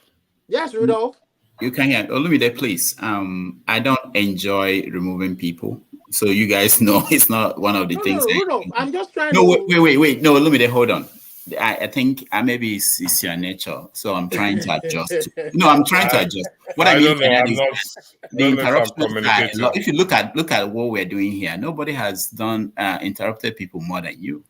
I didn't ask you to ask me a question. You didn't ask me, should you talk? Nothing. Sometimes I let it fly, I let it go, but it's not every time that it should be done. Okay, Mr. Rudolph, respect. Okay. Sorry. So okay, respect. yeah. All right. So where is guy? Okay. Crownfit, you wanted to say something. I want to go to live issues, but I thought just you said it's me. I just wanted to respond to the gentleman. I'm not a unity beggar, and he has made some very blank statement that is very generalized. You don't know my background. You don't know what I do. You don't even have the privilege to know who I am, but it's very convenient for you to throw out words like we're not doing anything. The fact that we are having a community engagement is a positive reflection that we're trying to make and effect change. My question to the gentleman will be for him to share what his ideas are. If you think people are being complacent and all they do is talk, then please provide an input as to what direction you think the citizenship should be leaning towards or what policy we should be addressing. The question about who his representative is germane, is vital. He doesn't know who we are. And I really, really don't take that response with any grain of salt. Okay? We're not just here talking trash. We're trying to effect change. There are millions of Nigerians who will not have the privilege, who don't even have the privilege to be on the panel, but they are listening to everything that we're saying. Some will be catching up 3 days from now, some a year from now. But if the conversation itself reflects a path to a positive change, those type of comments that are coming out of that speaker, that last speaker, is pretty utter rubbish, I'll call it. Okay? So don't just throw out blank statements. It's not. If you want to ask what I do for a living and how have I contributed to the change in the Nigerian space, we can have that conversation on the sideline. Or if there's a general, topic that we can all contribute and let everybody feed into that discussion, then we'll get to hear all our ideas. But for him to come because you have a channel, I'll be interested to go and see what you talk about on your channel and see if I can get anything positive. Yes. Is Nigeria working for you? How can we make Nigeria work for us? We're having a reflection, and we cannot throw that out the window. Today, if the president, the prime minister, listen, I don't need the premier. I live in a country where we have provinces. I have never seen my premier in the last 20 years, any of the premiers, but I know where to find them. I know the offices of where my representatives are. Nigerian leaders are not available to the members of their constituents. They're heavily guarded and they're disconnected from we, the people. That in itself is a sign that something is not right about their style of governance. That's one. They're heavily guarded. Regardless, you have to go through protocols for you to even reach a member of your councillor, to reach your city councillor in Lagos. Name any councillor that is readily available to their people. You have to bypass people, and that's not governance. It's not about the people. It's about turn by turn. Everyone wants a piece of their turn, and they want to be a pariah. They want to oppress the people. They want an avenue where they can literally suppress the voice of we, the people. Obi himself, if you look at I'm not an obedient, and then anyone should not think, yeah, this guy talking must be an obedient. I'm not an obedient. I'm not a member of the Labour Party. I'm just looking at Nigeria from the context of, okay, are we heading in the right direction? Who is better to speak for the people? Who amongst all these candidates are saying things that in a political, in an electoral process, are we hearing what should be coming out of those who we think should be in a position of leadership? And if you look at the entire debate from the beginning till the last day that the vote was casted, you realize that everybody was just busy talking, making sound bites. The only person who articulates what he will do to make a change in the life of Nigerians is Peter Obi, and that's it. And if we all agree that that is positive, okay, those who believe they can build on it, yeah, let them continue to do their work. But I would go back to the outlet where the things that we are looking for is supposed to come out of. Who are the people at the corridors of power? Who are those surrounding the current president? Okay, the case in the court may last 4 years. Who knows? And it may not. But this is where we are today. What are they? What can they give us? What hope? What policy can they prefer that will change Nigeria for good? That will change the land space? Is it the tribal rubbish that they're trying in Lagos? And they're very vocal about it. They're vocal about it. So I'm not a unity beggar, and I'm not going to, subscribe to any of this foolishness. We're all learned people. Yeah, I'm learned. I'm not stupid. And what we're doing here is positive. And thank you very much, Mr. Rudolph, for keeping the outlet for people to voice their opinion. And anyone else who disagrees with you, yeah, voice of dissent is part of the game. But please don't redefine what we should be doing here, because you have not offered anything that I've heard so far. Thank you, sir. Thank you. Beyond what I'm supposed to say. Thank you so much. Thank you for indulging me. You are sucked in, and we hope that you keep coming, and you'll be part of. Anytime you're free, you can come and air your view. Life issues. Let me come to you. Let's hear from you. Thank you for being patient. Hi, good evening, everyone. This is my first time of being here. I just saw Njenje's feed, and he had this live on, and I was just saying, okay, let me just come in and join. And then I listened to the conversation, and I'm like, okay, let me just listen. And to be frank with you, it is a great progress that we're actually on a platform talking about an election that normally Nigerian situation, after an election that we know was conducted not well, by now it used to be, oh, let's move on, let's pass on, let's continue. It has happened. That has been the Nigerian syndrome since I was born. For the first time, we are in court, and that court case is being heard, and that court case is strong. That is the progress. For the first time, the youth of Nigeria are actively involved in politics, and they are still there trying to find out, trying to hold our elected or non-elected, representative to, account for whatever they are doing. For the first time, we do have an opposition. Now, the opposition, sadly, they are not the political parties, they are Nigerian citizens. And you know what? We have actually moved as a country. And until we start admitting that, and no matter whatever has happened, Nigeria will never be the same anymore. Let's just get that.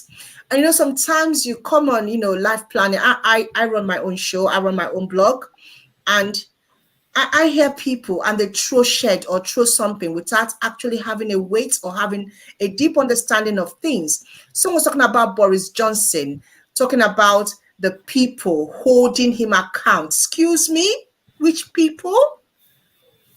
I live in the UK. We can talk about Boris Johnson. We have always, listen, I have a son. Even when Boris Johnson was our prime minister, once Boris Johnson come on, we all call him stupid. We all say that guy is crazy. We never had any respect. We know who Boris Johnson is.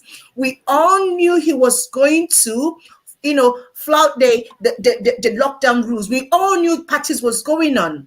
Boris Johnson was not held account by the people. He was held account by the laws of the country. Please, let's say it.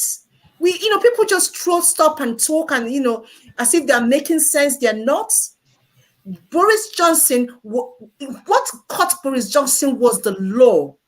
He went, they came for him with the law, the ethics of someone in his position. They had to follow the civil servant rules to get him. It has got nothing to do with the British people. We can talk. We always talk. We're already talking about Rishi Sunak. Until he flaunts something and he does something, that is what a civilized society work on. The rule of law, those principles as they are set in the Constitution, in the Civil Service Memorandum, this is what happens. It's not talking. And you know what? Yes, we are talking. Are we not even happy that we're talking? Before, it was as if there was a cat or something that held our tongue and we couldn't talk. After election, we just all go in and life continues. So let's give some people some kudos. Let's even say, okay, yeah, we have some other strange voices talking. And yes, we are in court. And yes, we will see the end of, even if it takes us 5 years, Nigerian youth will hold on to these 5 years and we will follow this. And is it not strange that for the first time, the political elite could not actually achieve what they want to achieve? And that is having us have a dementia and forgetting the election and moving on. Is it, for the first time, with everything they have put in our midst, all the ethnicity, all the bigots and everything, we are still saying, no, we are going to stand at, as one voice. And I'm going to say something about, somebody was talking about the recall. Let me tell you something. There was nothing wrong with the Nigerian people when it came to recall. It was about the Constitution. We all know that with the amended Constitution, it is hard for you to cross carpets. It's very hard. We did not have the right Constitution. Recall was hard before the amended Constitution. We cross carpet and gaslight everything without actually, saying the facts. Go back and read the amended Constitution and you will understand that as it is now, it's easier for you to fight for a recall. Nobody could have done that in the old electoral law. It wasn't going to happen. So let's, thank God we're having this conversation. I know most of us are learned. And please do not gaslight what the diasporas are doing. Maybe you left Nigeria. I'm coming. Maybe you left Nigeria and you don't want to go back. You did not care about Nigeria. Don't generalize it. Some of us, even though we left, we have always followed the political arena of Nigeria. Some of us open news agencies. We are still following Nigeria. Some of us are contributing to the quarter. Some of us are being consulted for policies. And even though we've gone, we went because of economic reason or because our life was in danger and we had to run. So don't gaslight us. And I hear when people talk about diasporas, you guys are, yes, we are talking because we have to talk. Some of us are in diaspora, we are meeting people. We are actually knocking on doors, trying to make the voices of our people heard. So please don't gaslight us. It is wrong. And I'm going to say, for the fact that we're having this discussion, few months after an election, with a man that we know, this man has his backbones, this man has so much money that he could do anything he wants to do, but we're still on his neck, we're still pressing him, and he has not had any rest. This man is like, I don't know how he survives. Because Nigeria this is the first time we're even whistleblowing in Nigeria the way we're doing it. So it is a good thing and we should celebrate that. Please don't come and gaslight us. It's not right. Thank you so much. All right. Thank you so much, Life. Okay, I had a network issue. No, Let me Rudolph, clarify I have to say myself, if you don't mind, electricity, please. if We it's can't stay okay. here for you. We others have to say something. Yeah. Hold No, on. sorry, I had a network issue. I just need to clarify something.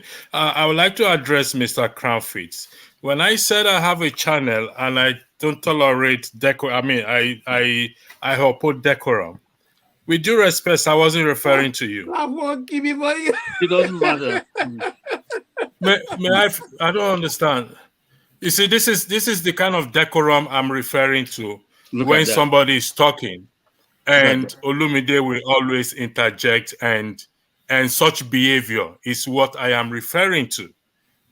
Now, I know you address. I missed some parts. I pick up maybe what I pick up was wrong, as if I was attacking you. I only disagree with your assertion that the Nigerian president walks around like a god. No, it's not. It's not at all. It's bound by rules and regulations. And in respect to the lady that spoke about, it wasn't the people that took away Boris Johnson, it was the law. Some people push the civil service law. That's why the people in the parliament. That is what you said. You said the parliament are the civil service code. It was a case of misleading the parliament. But nevertheless, the COVID law is applicable to her, but they broke it. And the people were complaining that how can we keep a COVID law and you that made the law, you broke it. If I'm lying, you tell me that I am lying. Most families were there in the court recently in the newspaper crying that their people died and Boris Johnson were having party. I stand to be corrected. It's in the social media. Can I correct you? Can I correct you? I don't know if you live in the Please UK. do. I don't know if you live in the UK, but if you live in the UK, it has got nothing to do with the people. And I'm going to repeat it again. It has everything to do with breaking the code of conduct. What are the people? Listen, there have been other people, that have broken. I'm coming. There's been other ministers that have broken the code of conduct, and during the COVID, but nothing happened to them. But it was the magnitude of Boris Johnson misbehavior. And also because he lied under oath. Listen, so you need to get your facts right. If Boris Johnson had broken the code of conduct, and when he was asked, he opened up and said he did it. But he lied under oath and he tried to cover it. So that was a gross misconduct. This country is about honesty. Like the guy that traveled, left his house. I'm coming. That was one of those minutes. He's not the first minister that broke the code of conduct during that time. There were people that left their house, went to other city when they shouldn't. But when they were asked, they raised their hand and they said, okay, I did it for, because of love or because of my family. The British public will forgive. But Boris Johnson lied under oath. So it was about the law. The question is, have we matured in upholding the law in Nigeria? Have we matured in separating the 3 tiers of government? We're still working on it. We haven't gotten there. We are in court. And the assumption is that the legislature is biased already. But in the UK, there is a complete separation of power. The Prime Minister cannot interfere. The Queen cannot interfere. Okay, and until we open our eyes and stop comparing ourselves to advanced country whose set of ways are already determined, established, we lie to ourselves. That's all I want to say. Thank you. All right. Can I throw a question back to you if you don't mind, please? No, we can't. We have to move on. Because you say I will give you the hold on electricity. I will give you the chance to all right, I'll hold on. Say something. and then I will say something because you actually mentioned me at the beginning of this this conversation about this. I will say something and that should end it. So go ahead. Go ahead. Is it me? No, not you. Electricity. No, not you.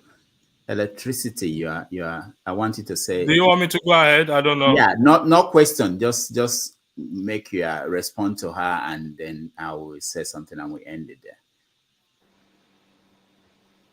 I'm not getting you, Rudolph. My network is kind of fluctuating.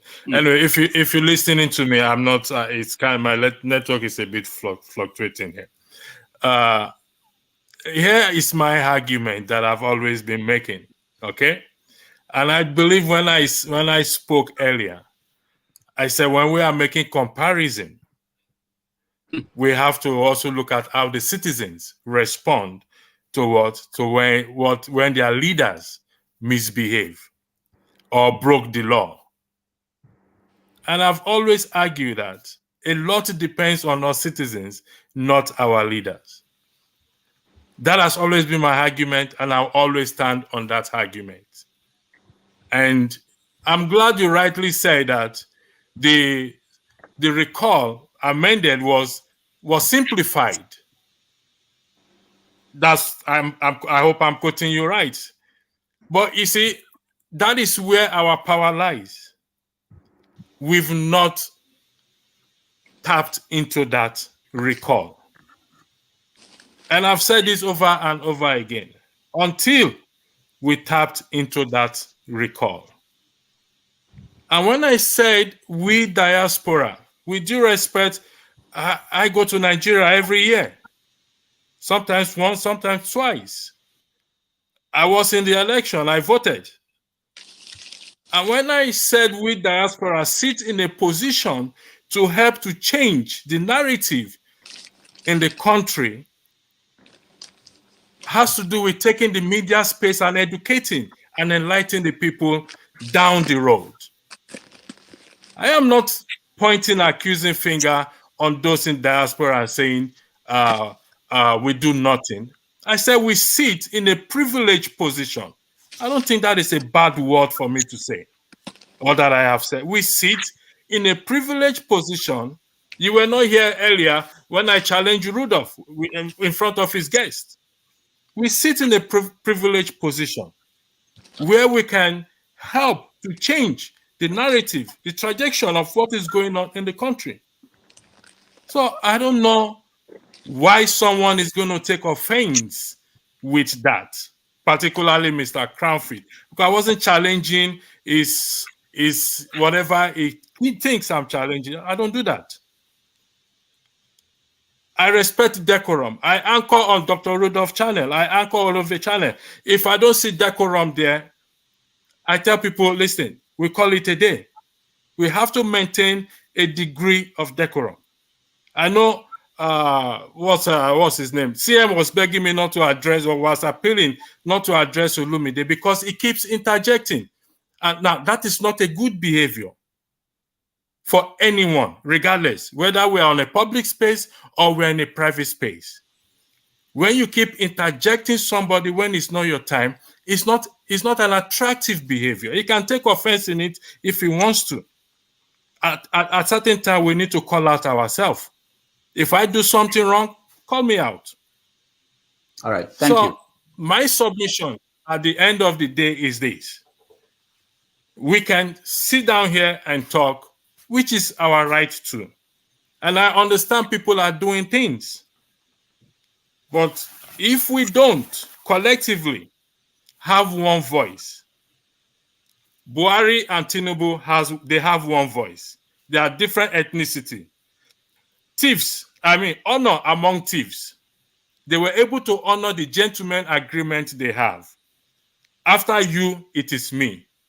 But we ourselves, we don't have one voice. We don't have one. We are transparent, we have honor. It's time for us to have one voice. If thieves can have honor among themselves and be able to fulfill an agreement that after you, it's me, That is what happened with the 2023 election. Buhari have to honor that agreement. He have what with Tinubu. It doesn't matter if it's an angel, if Peter Obi is an angel. It makes no difference. All right. Thank you. Thank you. So I rest my case there. And to those who feel offended by my comment, well, I don't know if nobody has pointed out my offense to me. So I don't just apologize. I did not address anybody in person. I said all protocol observed. And I referenced to section 68, 69, and 110 of the Constitution. 6 years ago, I said it. Today, again, I'm saying it. We can argue with each other all we want. Until we go back to that section of the Constitution, we ain't going nowhere. Write it down. Take it to the bank. Take it to the market. We ain't going nowhere. All right. I rest my case. Thank you. Thank you. I'm happy Show is here to rescue me. But let me say this, and Electricity, I'm happy you are here. Let me just say this. And I told you some of these things in public. What we do here is part of the process, which is to keep the conversation going, share the knowledge. Okay? That's what we're doing here. This is not, we're not here to, we don't have to build a house because we came here. We don't have to accomplish something you are going to see, but we're accomplishing things. We're sharing ideas, and people can run with an idea that came from here. And I've offered you this platform last, I think when I wasn't here, to come here and take an hour and talk to people about your ideas, convince people will sign on to work with you. It's not something to be done on a platform like this. You take it and do what is needed. And I've suggested some things you can do, So we are not, and you can't get everybody to sign up on anything. It doesn't matter what it is, even going to heaven. Some people will not go. If you tell them to sign here, you go to heaven, they will not sign. So it's not about, don't wait for everybody to sign up on whatever you believe in. Get the people who agree with you, and there are people who will agree with you, and you go. You see, you talk about the criminals or the politicians who are stealing money, that they call them thieves and they are doing well, working together. Yeah, they're doing that. You should be able to get your own people who believe in what you are saying. And if you are talking and people are not signing up, then you have to change maybe the way you are talking about it or what you are saying to get people to sign on. The fault is not in people who are not signing on. The fault is, how are you selling this idea? And I've seen that in many Nigerians who come up with great, beautiful ideas about solutions. But the way they market it, they make people not to sign up. And they blame the people for not signing up. If you think you have a wonderful idea, you should be able to sell it. If what you are selling, how you are selling it is not working out, then you change something. But the point is that what we're doing here is important. We are keeping the conversation going. We are learning from each other. We are sharing knowledge, sometimes ignorance. It's okay. We share all of them. And that's part of the process. The other part is, if you want to go and build a church because of what you had here, you go and build a church. If you want to go and build a factory, you go and build a factory, So anyway, all right. Thank you, guys. Thank you, Life Issues. Thank you, everybody. I didn't ask Show if he's willing to step in, but I know that Show is here. He will step in, and maybe others will also step in. But I really have to go on Sundays. I can't put in 6 hours. I can't afford that. But I thank everybody who is here. And on Saturday next week, we're going to have a bishop. A bishop is going to, let me just preview here, but I didn't have the details. But there's a church, Anglican church in the US here in New Jersey, where they had to fight. They were fighting inside the church. So we're bringing different participants in that fight to come here and talk about what happened in that church. It's something that will shock everybody, that something like this could happen in America. But thank you guys for being here. And next Sunday, we're going to have a new guest that will be interesting. I don't know who that person is for now. Austin, you wanted to say something? Yeah, go ahead. Mr. Dr. Damages, I'm supposed to say something. So no, hold on. Dr. Damages, I so much thank you for bringing Njenje here. I listened to him when I came out from the church, and the major thing I want us to understand is that it was her name that said this, that two truths can coexist. The way we argue or debate here looks as if what the other person said is just utter rubbish. And that's why we keep getting this forth and back. And when people make genuine point that is different from your own point, it is a welcome idea to accept that and add your own. I was not pleased the way forefathers came to Lacy, because what Lacy said was logical. And when you say what somebody said is illogical, it doesn't come out fine to somebody. You use the word elder brother, and you say it was what he said was logical, but wasn't his own viewpoint. He would have brought his own viewpoint, and also Lacy's point was also standard. And what Cranfield, sorry, was a very logical point. So these are all steps, and you have just made a very rounding point. We're not here to build a house. We're here to create foundations. People can run with any of the ideas we've projected, but people coming here to clamp down other people's idea, thinking that they have the superior idea. I don't think that this is the best platform to create that. One can start a platform of building a one ideal system, and I believe that platform will not have more people. So thank you for bringing Njenje here. And what he did today is one of the things Peter Obi has brought to the Nigerian politics. I know him before now, but the kind of compulsion he gave to the interview today was, where did this guy learn this? And I realized that he has been following Peter Obi for a while now. So you see, politics has to go with mentorship. When you have a right person, cool-headed person as the leader, people coming after him will also project that goodness. Nigeria, we do not know the seed we are sowing with this particular election. It will manifest in the next 15, 20 years if we allow this to stand. And that is the problem we have. We are trying to say, let us move on. If this succeeds, Nigeria will get it wrong in the next 10, 15 years. So I just pray that we have people with good mentality leading our country, standing at the helm of affairs. And you see that people that will come after will go through that methodology and we'll get a better country. So thank you very much. And I love what we have been doing here. Let people not condescend on other people's view. Bring out your view and marry it with other people's view, and it will help us to get going better. Thank you. All right. Thank you so much. I know Constance, you wanted to say something, but I really have to go. Okay, good. Mr. Shaw, let Constance say something, and then you can go from there. Thank you, everybody, and I appreciate your time. All right, Rudolph, take care. All right. Hello, brothers and sisters, or gentlemen, gentle ladies. I really appreciate all of you guys. I'm happy that we are having this conversation. But I really enjoy that Cranfit's argument today. What he said today, I really enjoyed it. And what Mr. Lexi said, I'm also happy with what Mr. Lexi said. The country called Nigeria, it's not only nobody has enjoyed that country. And nobody is working for. It's working for nobody.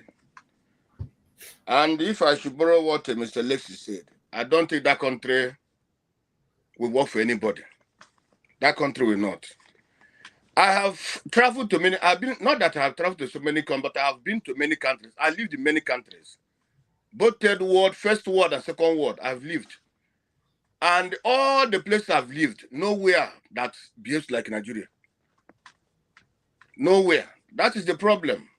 So if somebody talking about Nigeria moving forward and so on, moving ahead, and it's gonna be difficult. I lived in Singapore, I lived in Malaysia, I lived in Namibia, I lived in Japan. Okay, and all these places, very, very different from Malaysia was a third world country, like Malaysia, Singapore was a third world country. But when we were there about 20 years ago, it was very, very, everything was moving good, fine. Namibia, the same thing. When you look at Namibia, at a time, Namibia, they have three strong tribes, three big tribes. And the biggest tribe was Ovambu, Herero, and the Damara. Avambu we are ruling. Avambu are ruling maybe 2 or 3, 4 times, you know, since the independence. And later on, they give it to another tribe. They have no population. But they say, let these people try and see how the country will move forward. And they voted for that man. And the man is ruling up till now. But in Nigeria, they say such things cannot happen. For example, let's say, if somebody from Benin will rule Nigeria and Nigeria becomes a great country, why not allow that Benin man to rule Nigeria? But in Nigeria, I say no. Only one people will be ruling, or no, only 2 people, only 2 tribes will be ruling. How do you think that country move forward? Today, Igbos are hated. But then they forget that why Buhari hated Igbos was because Igbos refused to vote for Buhari. Not that Igbos are more wise or clever, but Igbos see that nothing will come out from Buhari's regime. And at the end of the day, nothing came out from that Buhari regime. The same thing happened now in Tinubu's regime. Igbos don't want to vote for Tinubu because they know that nothing will come out from Tinubu. And other tribes are keeping quiet. They decide to go for Tinubu. Not that they decide to go for Tinubu. The thing that made Tinubu to come in there was like Femi, I think Femi, yeah, he said they have alliance now with the North. The South and the East, we are trying to have this, we are having this alliance before. They are going for this, what they call it, they wanted to secede and so on and so forth. They are calling for rejigging the country, changing the constitution, which will help the country.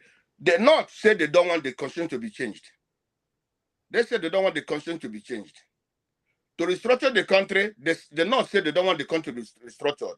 But the East and the West were going this. And now the West, they said it's like sabotage what they are doing with the East and went to the North to have this power. Not that the whole West is in support of this power. The whole West are not in support of them. Those that are educated in the West, they don't want this to be like this. But because of the criminals in the West, they went and they joined with the criminals in the North. And now, where is the country going, heading to? It's still heading to back to square one. And the country, which Buhari had destroyed the country, it has taken us more than 100 years back. And how do you move forward? Do you move forward by, in the sense that Nigeria for now, look at the killings in Nigeria. The killings in Nigeria are happening because, one, we don't have immigration system, no immigration policy. All of us are in abroad. People take your passports, they take your citizenship, they take everything. When you come in, you are stamped, and the immigration see everything about you. Your data is in your data. They have your data. But today, who are those killing Nigerians? People from Nigeria, people from Chad. They're the one killing Nigerians, not Nigerians itself. Yorubas don't kill Yorubas. Igbos don't kill Igbos. When during the last 20 years or 30 years, we were staying with the Hausas are in Igbo land. Hausas are Yoruba land. Nobody kills each other. But when Buhari came in with this Sharia issue and this Islamic issue, they opened the border for those people from the north, from the Sahara Desert to come in. The Nigerians and the Chadians. And that's the people killing us today. And why the Afenifere, the other groups are calling for, let the Obi and so on rule, is because they know that even if Tinubu goes there, it's still going to be the same story. Okay. You can't have the same killing. The West, the Muslims are the head of this military, the army. They were there when Buhari was there, and these killings were going on. And this man came again and put a northerner there. How do you think that a Muslim can stop this killing? No, the Muslims, that man there can never stop this killing. What's the because solution? They know why this killing is going on. They know. What's your proposed solution? My proposed solution. If you have one, I mean, I don't expect you don't have to have one, but what do you think? Honestly speaking, for me, with the way the country is not about Tinubu, not that Tinubu came in now. No, the country is so corrupt before, and now when Buhari came in, it became more corrupt. Solution. And since that it became more corrupt, it will be very, very difficult with Tinubu himself there. Tinubu is a corrupt man. For him to make the country with the people who surrounded himself with, like Senate President, Bajabi So there's Amila, no all those solution. kind of people. Eh? So there's no solution. Well, for me, the solution I can have is this: if we can have regional government, Okay. or if the country can secede, people should go their way. And because, if example, let me say now, for example, now, 30 seconds, if please. there's You've been on a for do the about work 7 country today, minutes. if there's a do the work country today, the do the work never allow somebody like Tinubu to rule. Okay. If there's what they call it, if there's Arawa today, Arawa would have not allowed Buhari to rule because they know that Buhari will not do anything for them. And if in the East, Easterners will never allow somebody like Okorocha and so people to come and do to take decisions in their own, or like this governor of Imo State, who say now is the governor of what, you know. So those people will not allow those kind of people to rule. If, for example, let's say you have Eastern State today, we will know who are going to rule us. Yeah, we will hold them accountable. But in Nigeria today, if an Igbo man, if like say Okorocha do something today, you can't hold him accountable. All right. You can't, because when he goes back to Abuja, you have to he's keep it already moving. gone. Thank you, Constance. Just something to point out when you were talking about that the Southerners and the Westerners and the Northerners, that the criminals in the West have an agreement with the criminals in the North. I'd just like to remind you, the criminals in the East are part of it. You've just mentioned a few of their names at the end. It's the criminals from all the regions that are messing Nigeria up. So it's a collective. So West, East, North, everybody, all the criminals, they formed an alliance. And that's why I think electricity is saying that we, the people, should form an alliance. But electricity tonight, people didn't have it easy on my brother. I don't know. I felt a bit, bad when everyone was going in on him. But anyway, who's next? It's me, sure. What do you mean I shouldn't spoon feed in pants out? Log off. Take a break. What's the problem? Take a break. Sometimes you speak sense. Sometimes you come and you just type absolute nonsense. I'm not in the mood for all this nonsense tonight. Log off. Go out, get some fresh air, do something else, have fun. Everything you breathe, you sleep, Yoruba man, that's the headache you have. My brother, take a break. Go out, get fresh air. It's good for you. Go and do something else. Sure, like that's the conversation. It's like a fly constantly in your air. Just go somewhere else. Sure, that's the conversation. Yeah, I keep an eye on it. I've seen him in the past. He talks a lot of nonsense. You keep advising us not to go there. No. I keep an eye on it. I need to keep an eye on it. He has a problem with anybody that's a Yoruba man. I mean, imagine the cheek of this man saying Fela Kuti is not a Yoruba man, but Seun Kuti is a Yoruba man. We need to start GoFundMe for Pansats. The man needs help. But on to better things. Who's next? Should I go? It's me. Ike. Uncle Ike, please take the floor. Sure. I think maybe you were on the backstage when electricity. I listened to everything. I've been here all day. Sorry? I said I've been here all day. I listened to everything. I've listened to everything. I've been on YouTube. I just want to speak for myself. Yes, sir. Go ahead.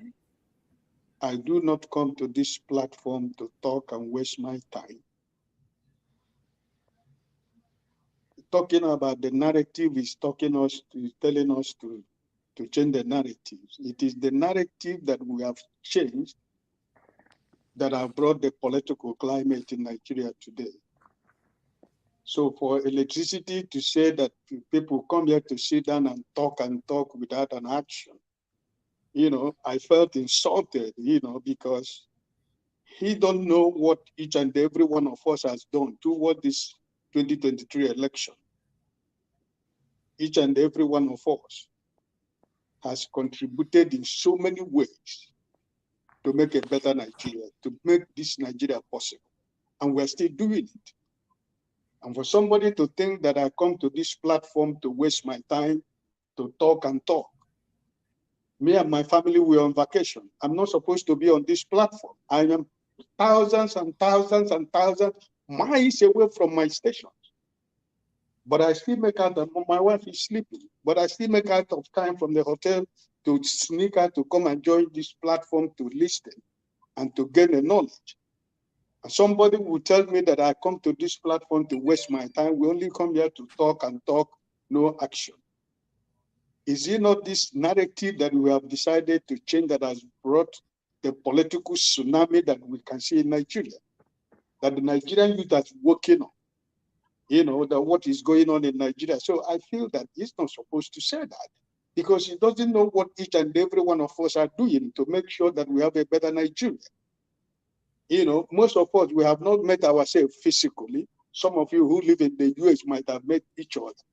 But I don't live in the US. I don't live in London. I live far away from wherever you don't even think about. But what I do, even since after the election, I know what I am doing. Encouraging people to register to belong to a political party, young Nigerians. It's not only from the East, from the people that I know during my school days, and those that I met when I was in Nigeria doing business. I am spending my resources and time and energy trying to encourage Nigerian youth to get involved. Time has come when people will just stay by and say, oh no, it doesn't concern me. I'm not a politician. So for somebody to come here to tell me that I come here to waste my time, I mean, that is unacceptable. And because we want a better Nigeria, most of you who are living in the US today, or some of you who are living in Britain, you have British Nigerian passport, you have American and Nigerian passport. I still use Nigerian passport for how many years that I've been traveling. Do you know what I go through in every immigration point with green passport? Do you know what I pass through? That all my children and my grandchildren, they all have a Dutch passport. But at my age, I'm still traveling with Nigerian passport. Do you know what I go through? I am on vacation right now. Right now, I'm in Netherlands. But 2 weeks ago, we were in Cyprus with my family. And when I get to immigration, when I presented my green passport with all the passport of my family, they didn't look at the European passport. They just everybody, she hold my passport. The question he asked me, when he opened my passport, he said, do you have a visa? I said, you are holding my passport and you are asking me if I have a visa. And when she saw my visa, she asked me, is this visa original? Is my visa original? And I asked her, are you talking to me? He said, yes. You asked me if my visa is original? He said, yes. Sorry, I said, okay, can I speak to a senior officer of immigration? He said, no, because you need to know. I said, listen, if you don't call me somebody that is senior, I am going to sue the whole immigration officer in Cyprus. I am going to sue this organization. Do you know the insult most Nigerians go through with green passport? And I said, I'm going to shake this airport today until I see a senior immigration officer. Until her colleague said, hey, don't cause a scene here. I said, when she wants to stamp my passport, she wants to give it to me. I said, I am not going to take this passport until I am want to see the senior immigration officer here before I take my passport. And when they saw that I am not ready to move, they were creating a very big line. A senior officer has to come. And I said, ask this your staff what she told me. And I said, if you don't tender an apology to me, I am going to sue this immigration in Cyprus. The senior officer took my passport, took me and the lady, we went to his office. And he apologized to me and asked the lady to apologize. So is it all Nigerians that can go through that? How many Nigerians that know that this is what they can do? But that is an insult. This is what I go through. It is only in this platform. Ask Rudolph.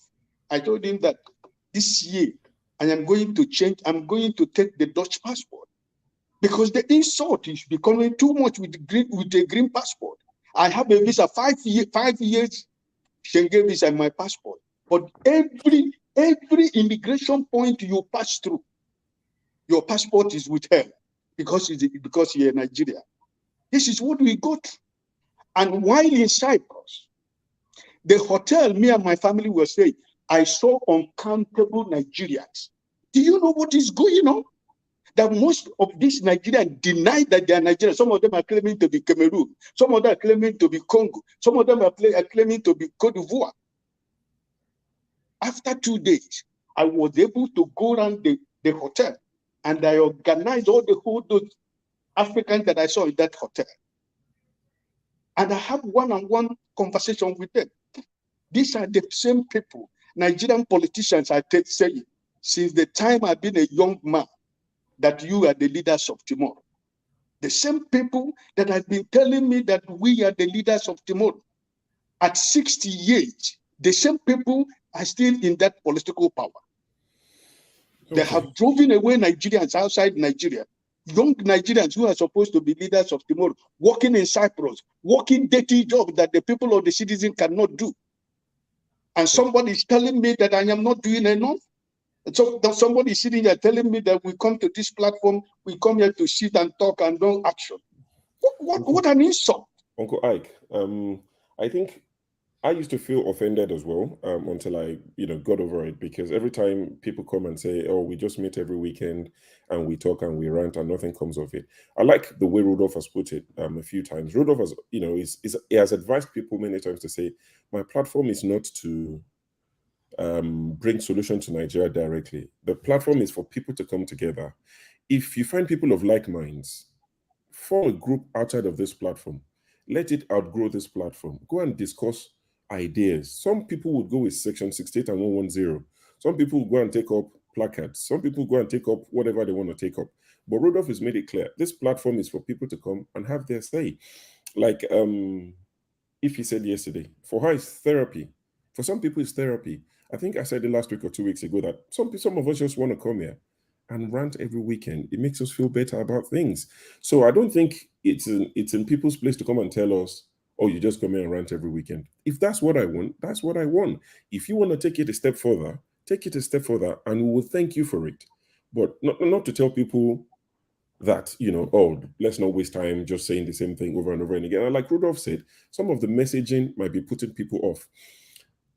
I think it was the day I hosted the show 2 weeks ago where we were meant to give electricity, case in point, an hour slot for him to discuss 68 and 110. Like I said, I've not gone back to watch it. I'm not sure if he actually went ahead. I think he said there was an internet issue, and I found out later on that him and Kene had some issues. Maybe that was what led to him not discussing it. But it would be good for electricity if he's still listening to, I'm sure Rudolph would oblige him. Come speak to us about the Section 68 and 110. Tell us what exactly is in there. How can we use it? How easy would it be to use in Nigeria? Now, when you talk about this Section 68 and 110, remember, we're talking about Nigeria, not civilized society where, you can recall people easily. So come speak to us about it. Some people will buy into this idea and some people will never buy into it.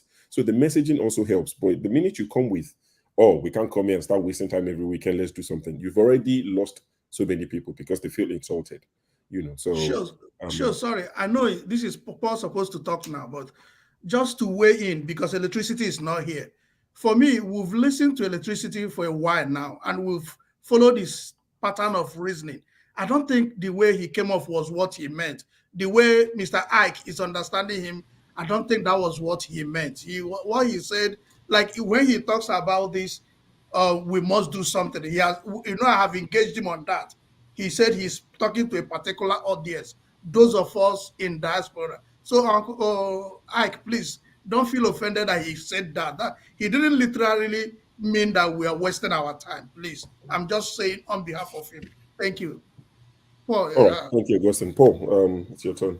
Yeah, electricity keeps saying that, and I think I like what electricity is doing, Yeah. Just speak, because I myself, I try to say that too in a different way. Like what I said, the five of us here now, maybe the five of us have our different professions that we have.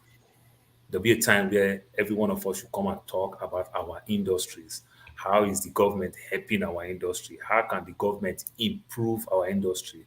Or how can we pick out all the flaws in that industry? You understand? So electricity take passion on what he's saying.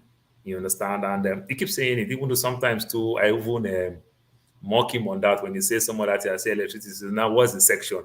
Because anything you say, he 168,110. will laugh and never that thing. So that's just who he is. So he's very, very passionate with what he's doing. Like I said something the other day, forefather is not here. I said forefather is not a politician. He doesn't know politics like we do.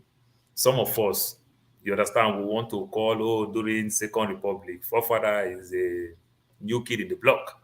So you talk anything politics, forefather take it straight to security. That is his area of strength. He will just bring everything, turn it, turn it, turn it. It's going straight to security. Meanwhile, some of us will be calling Senator Alaji Dankwanso, Ibrahim. No, forefather will just go straight to security. So, electricity is very, very passionate with those sections. He used to be fighting about electricity. That's why he named himself Electricity. Oh, But okay. after they passed that bill, the president signed that bill, you understand, the exclusive list and everything. He moved from electricity completely now to the legislative arm of the government. So talking about all these things, I don't see any big deal.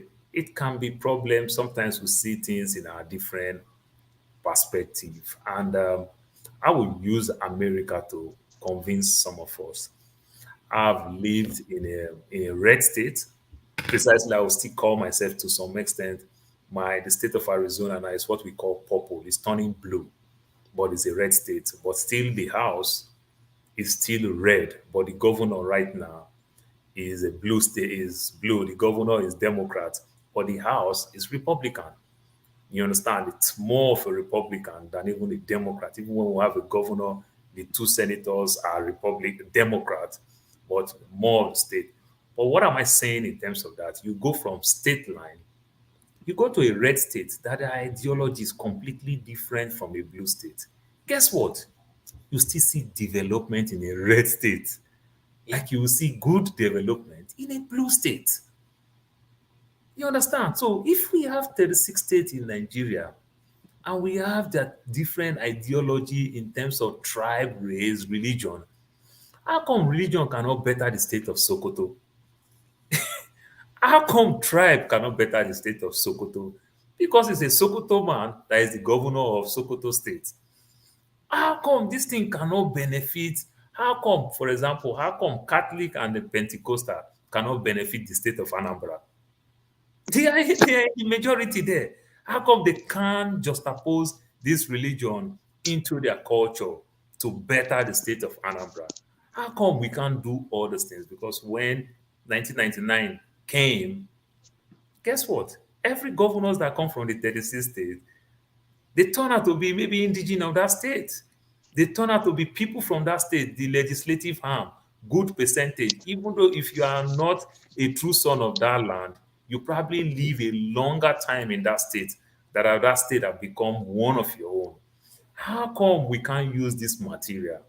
You know, like I said, Democrat, Republican, two different ideology, but one thing work, development. They are giving back to the people. So what I see in excess of it, love of a nation, love of a state, love of a city is not there. The only love I see we have is the love of my siblings. You understand? And it's too minute, it's too macro or micro. I don't even know what English to quantify it. And this is the biggest problem.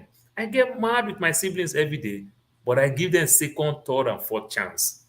But will I give that other people that I felt that can do well that same chance? When we give love of our cities, of our state chances and try to do things, I think with that way we can be able to take our country for where the country is going. It's not working very well. I have a friend, I used to buy school chairs, desks, computers, and the likes. I have a friend who did this, trying to turn it to another business. You know what he did? He partnered with a big school and said he want to work with the school. Instead of for him to set up his own IT organization to start teaching kids about computer, and they like, he partnered with a secondary school and levy the secondary school per one child 30,000. Now he don't need to rent a place. He don't need to do anything. So he just tutor the children, give them state-of-the-art facilities, laptop, desktop, everything. Tutor the children computer. Bring the right teachers that will teach these kids. Guess what? 30,000. The school is taking 18,000 because the school have the structure. The school have the students. He have the knowledge and he brought the computer, the IT department, make everything very well. Guess what? The improvement was enormous. Then a situation, one of the ways to convince parents, they give these kids the laptop to do their homework at home. So which means kids in Nigeria can take school laptop and go home and use. The parents see the passion, see what their children are doing and every other thing. Guess what? 6 months, 9 months, the school kick the guy out, want to take everything to themselves. They kick the guy out. So this is Nigeria. So the guy just felt bad. But you don't need to feel bad. We can still maybe try to give other people that same chances again. Try to sell that idea in as much as we blame the school. But guess what? You did not do good paperwork. We do not understand the power of lawyer. We do not understand how to bind documents together. You know, when you bind documents together called gentleman agreement, you are going to court to go lose. You understand? So this is the problem. That's my take for now. Sure, please. I want to go into sleep, please. It's late over here. I want to go and sleep, please. Okay. One second. All right, Uncle Ike. All right. I want to thank you for everybody on the platform, and it's already morning here. So please. Sorry. Good night Right. and good morning to everybody. Have a good night, sir. Olumide, I keep removing you because you're driving. Don't worry. I put you And back on. no, I'm on a Bluetooth. I'm on a Bluetooth. It doesn't matter. As long as you're driving, it's quite different when I'm in charge. No, I'll need to don't worry. Once I see that you're not driving, I'll put you back. Please. They'll give you point, Olumide. They'll give you point. Don't worry, Augustine, it's your turn. You were local. Electricity, you go after electricity, you go after Augustine. Augustine local. Yeah, it is my turn. Somebody said that. I think I saw it on OK Bakasi's his Twitter page. I don't know. He said that nobody should ask him for money because it is our turn to suffer. So everybody's turn. And that's, by the way. The first thing I wanted to say is maybe I heard Ike speak. Really, the point is this: they used to make this statement that the old man is blamed for not talking, while the young man is blamed for not listening. I think one thing is this: sometimes when we say something over and over and over again, those who are involved, they need to do. They will somehow get bored and they need to do something. If you don't talk, then nothing will be done. So I feel that it is wise for us to keep on talking and talking. Like one thing I love about the TV's presentation today was when they showed the bad roads in Anambra. Trust me, I loved it so much in such a way that the government should know that this kind of thing is happening. And the more you embarrass them, they used to say that if you don't embarrass the rashes on the backside of the fat woman, it will never disappear. So it therefore means you need to embarrass them for them to get angry and leave. So that's the whole thing. But I came that time to talk about something, but Njenje TV was talking about Mazi, was talking about some other things about Peter Obi. Something strange today happened. Thank God Forefathers is around. I just I'm came still up. thinking about those rashes. I don't know where that came from, but still. So the point is that you know why? Because Forefather can't see it in Chat GPT. That's why he's still thinking. So I came out from church today. There is this woman who is my very good friend. It's an old age woman. I used to call her grandmama because her name is the same like my mother's name. So she ran to me and asked me, "How you doing?" I said, "I'm fine." "Is your mommy okay?" I said, "She's okay." "Is anything happening?" I said, "In Nigeria?" I said, "No, nothing is happening." He said that he heard that all the generals are resigning, that he saw it and he was very scared that something is going wrong. I said, "No, it's just that sometimes when you appoint a junior officer as chief of staff, those above him will surely resign." So he said that is very worrying because if you retire generals like that, things may go wrong. The way she was speaking, she was a little bit frightened. So when I went home, I started thinking. I am too. I started thinking that if this, she's an old woman, 70, 80s, that, they are a little bit literate, so they read very wide. So I said that what we're saying here yesterday is so much important. Think of when there is an enemy. This is the best time to strike, because the generals are no longer there. If you see this woman, she was frightened, and she was asking me whether my people are fine and everybody's okay. This is And red meat I for had to forefathers. evaluate It's gonna everything, her countenance and the rest, and say, look, this is what corruption causes to Nigeria. And I just felt in a way that if somebody hates Nigeria, this is now when it is they are at their weakest, when these people are living. Because before you train more people to be intelligent enough to form this defense mechanism, trust me, if those who used to see movies will say it is enough for you to strike and destroy everything. And I feel that we should try to do better, because I was just reasoning too many things. We should try to do better when it comes to appointments. If we know we need to make appointments, we get to generals. Generals should not just leave all at a time. And that made me think of what I think forefathers was the one saying that forefathers and CM complaining why all the generals should leave at the same time. It got me so much thinking. I know that, look, people are watching you. And if you have enemies, trust me, when you are at your most weakest, that's when they give you a deadly punch. But anyhow, the only thing is that thank God say United States is not our enemy for now. But trust me, this thing today taught me a very big lesson that, look, we should not, corruption one day it will destroy Nigeria. I will tell you the truth. Corruption one day it will destroy Nigeria. I agree with you, Augustine.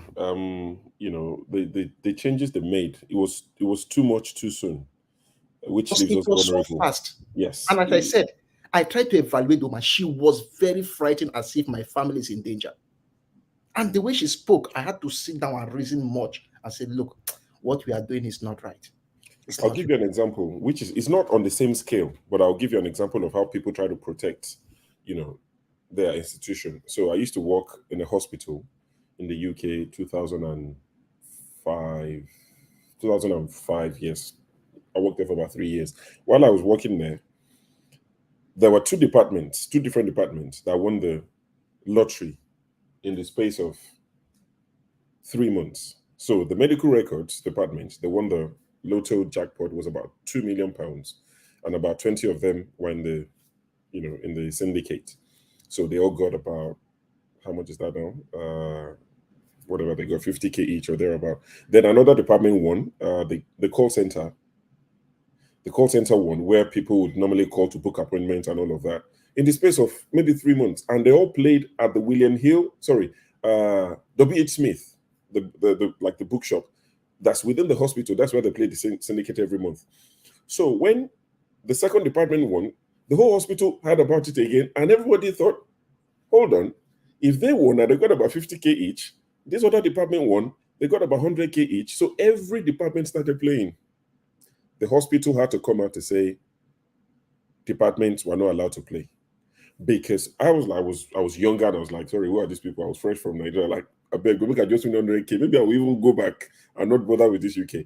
Jokes apart. So the explanation was, my team leader not sat me down, but during lunch said, imagine if our department win. Look at the job we do. My department was 80% Africans, and she's Jamaican. She said, imagine if we won. I can bet you that everybody in this department will not turn up the next day. And that will mess things up for the hospital so bad. So they looked at it from the point of, we can't afford for this department to lose 80% of its workforce overnight. And they made plans to stop that. Of course, people still played outside without letting them know. So for a whole country to decide to say all the generals in one sweep to go, I don't know what they're thinking. I hope nothing bad comes of it. But I think, who's next now? Oh, electricity. Sorry, yes. I'm sure you came to say something. Yeah, thank you very much. I actually was listening at the background, and when I heard me being discussed, I said I need to come in and clarify. I've always been one person to protect the integrity of Rudolph Channel, and when I see people say things, and it would be I have to uphold the same standard to which I expect people to do, because the integrity of his channel is very important. So in clarifying myself, beside Rudolph Vision, most of us come here to talk about Nigeria because we want good for the country and not bad. And when I said we are wasting our time, I mean, you know in what context. I'm referring to the context of the Constitution. And the last thing I'll do is to jeopardize anyone's livelihood or say something that is going to jeopardize anyone's livelihood or means of this thing. So in providing clarification to that effect, I want to give my if my statement was is misunderstood, sorry, it's taken out of context. But there are some things I stand by and I will always stand by, and which is for the country to move ahead to be better.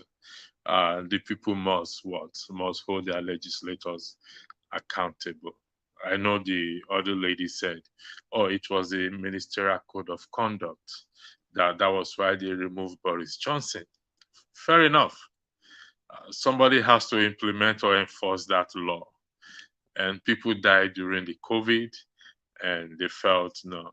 And the legislator, or the parliamentarian as they call them, they all have constituency. They come from somewhere, and they listen to their people. You all will agree with me that our legislators flout the law or break the law every day. And because they are not held accountable, and nothing happens there. Now, Show made reference to, it's not on the show. I don't know. Has he hand over to you, for father? Okay. Yeah, Show, I wanted to add something to what you were saying. See, while you are in the process of making up for potential wrongdoings and all the rest of it. Hold on now. Let me add something. You know, earlier on you said something to Lumide about women and how his woman will perceive him and stuff like that. Do you think that is holding up to the standard of this in Dr. Damages? Is it something that you think that's the standard anyway? Because I would have thought that, you know, given that, you know, one of your major projects is something that I fully support. And but while you are talking about, you know, standards, I would have thought that when you were referring to somebody and the woman around him, stuff like that, is below the standard of what Dr. Damage sets. So I don't know whether you want to address that. Yes, I will address it, but I don't think that was what that was not the comment. That was a concern, but I will address it. Okay, take for example, a few minutes ago, he was driving and he came on the show. Despite the fact that show removed him once, he still came on the show, and that's a behavior that, for crying out loud, should not be coming from somebody like him. Earlier, everybody was talking, nobody interjected, but he always interjects. That is not an attractive behavior. I stand by what that has got nothing to do with the integrity of Dr. Damage show at all. That behavior is unacceptable, and that behavior is what I was referring to as maintaining decorum at all times, regardless. So this is a public space. He's fond of interjecting. Is fond of only him has to talk and nobody should talk again. It's not a good behavior. It's not attractive behavior. It's unattractive, but associating with a woman is the part of it that seems a bit odd.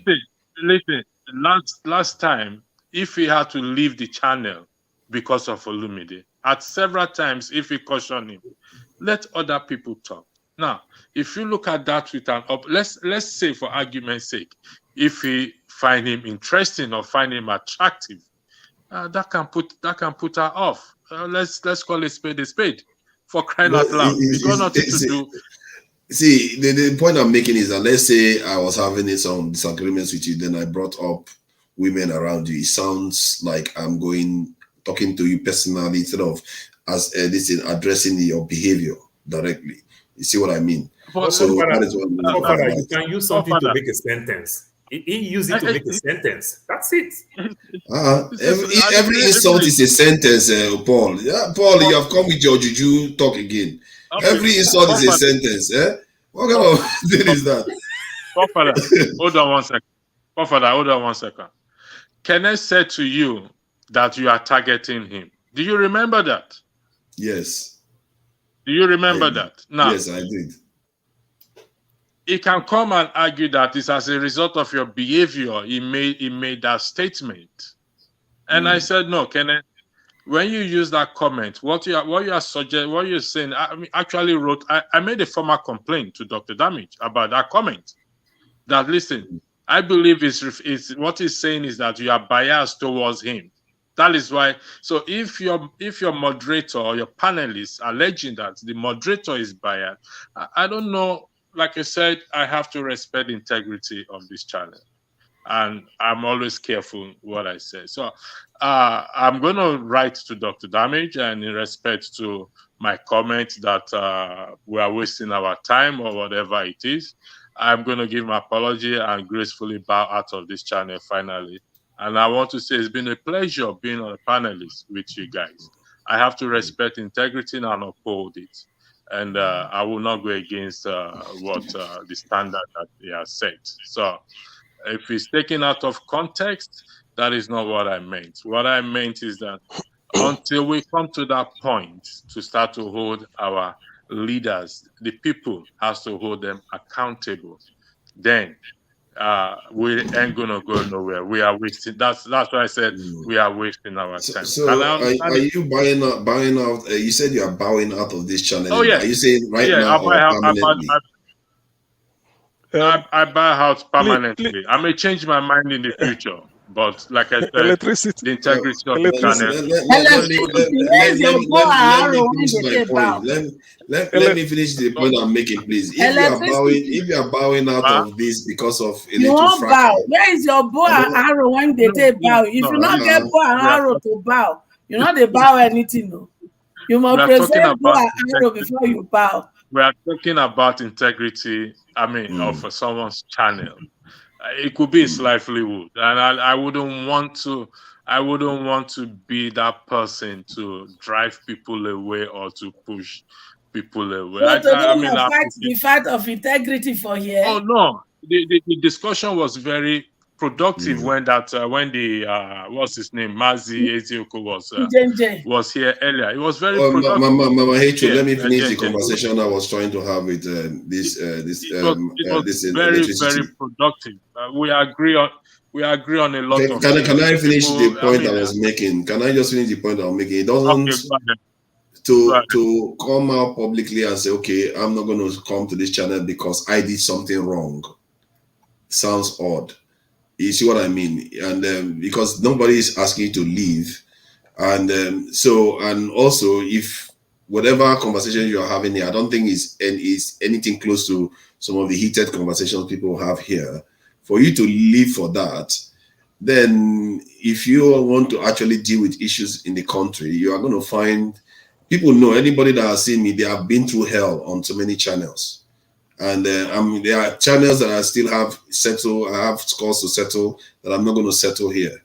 And so I'm going to go and settle it there. But my point is that you always get this our heat, I can assure you. And you are one of those people that I see as bright lights. That's why I often use you. I use you as an example because you actually said you are doing things. You are not just talking. You are actually looking to do things. And I believe in the path that you are walking. So for you to say because you are having, you said one thing or the other and you are bowing, and it just seems out of character for somebody that should be able to accomplish something. Okay, let me establish myself well, and I want you to take note. Please. I said electricity. Please, right. Please, just oblige me. Hold on. Yeah, no. Just oblige me. I know. No, don't worry. You have the floor later. Just oblige me. You see, let's put it this way. Whatever you think you said and people misunderstood you, you've apologized here. That's okay. That's more than enough. We've seen worse. I've been engaged in worse situation here than you. In fact, your own might be 0.01%. Ask anybody. You see, the thing is this, people's perception is different. You see, you've made this simple because you came back to say whatever it is, people misunderstood me. I didn't mean it. That's okay. You've done beyond. I mean, you can't do more than what a human being should do. You're only human. So if you now decide to say because of that, or you start writing to Dr. Damages, plead. What you've said here, to be honest with you, is more than enough. And Rudolph will tell you this if you mention it in future. That's one. Then secondly, if you leave, what is implying is that of what is then is the significance of your what do you call the apology or whatever the conciliatory, the conciliatory measure that you took when you now have to come back. So you've done it all. I don't really, to be honest with you, you're a gentleman to come back or even sit. I was here when you said all those things, but people's understanding are different.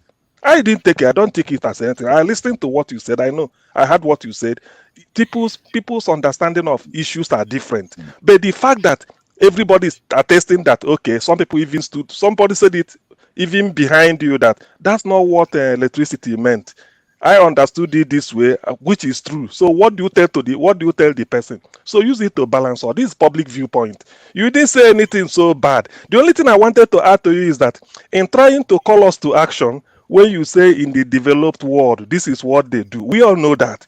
But you have to know that Nigeria, I wish the rest of, say, 80% of people back home are having the awareness all of us are having. That is the issue. So, and if in Nigeria, if you say the normal practice of abroad is you carry your placard maybe by one bus stop and hold it this way, you don't agree or you write your message. The government or the opposition will see that you want to pull them down and they start firing gun. Have you asked yourself why Nigeria is the only country I know, somebody can correct me, in which the citizens of the country are holding the flag of the country and singing national anthem of the country, yet the soldiers maintained with the money by the country come and shot them at Lekki toll gate? That's a fact. So that tells you the precarious situation of Nigeria. I know we have to do something, but can we do it incrementally, gradually? The awareness is opening up. Do you know that political awareness? That's why I want Peter Obi to get in. For one thing, people will now know that you don't need money to even win. All you need is go and verify. Tell people that I've been this, go and check if you vote me. Because Peter Obi is going to, like he's won without the real money back. Somebody said if not for Peter Obi, you see politicians carrying babies and buying roast corn, chopping all this. That one has stopped because everybody took it serious. So we are making progress, but the thing is that given the depth of where we are, it's like we are taking one step when we need to take 10 or 50 at a time. But what do? It's like an awareness. We are starting afresh because the civil education is not there. Did you just say The civil Peter Obi that we are going to see women carrying babies selling corn or something? Did I miss something?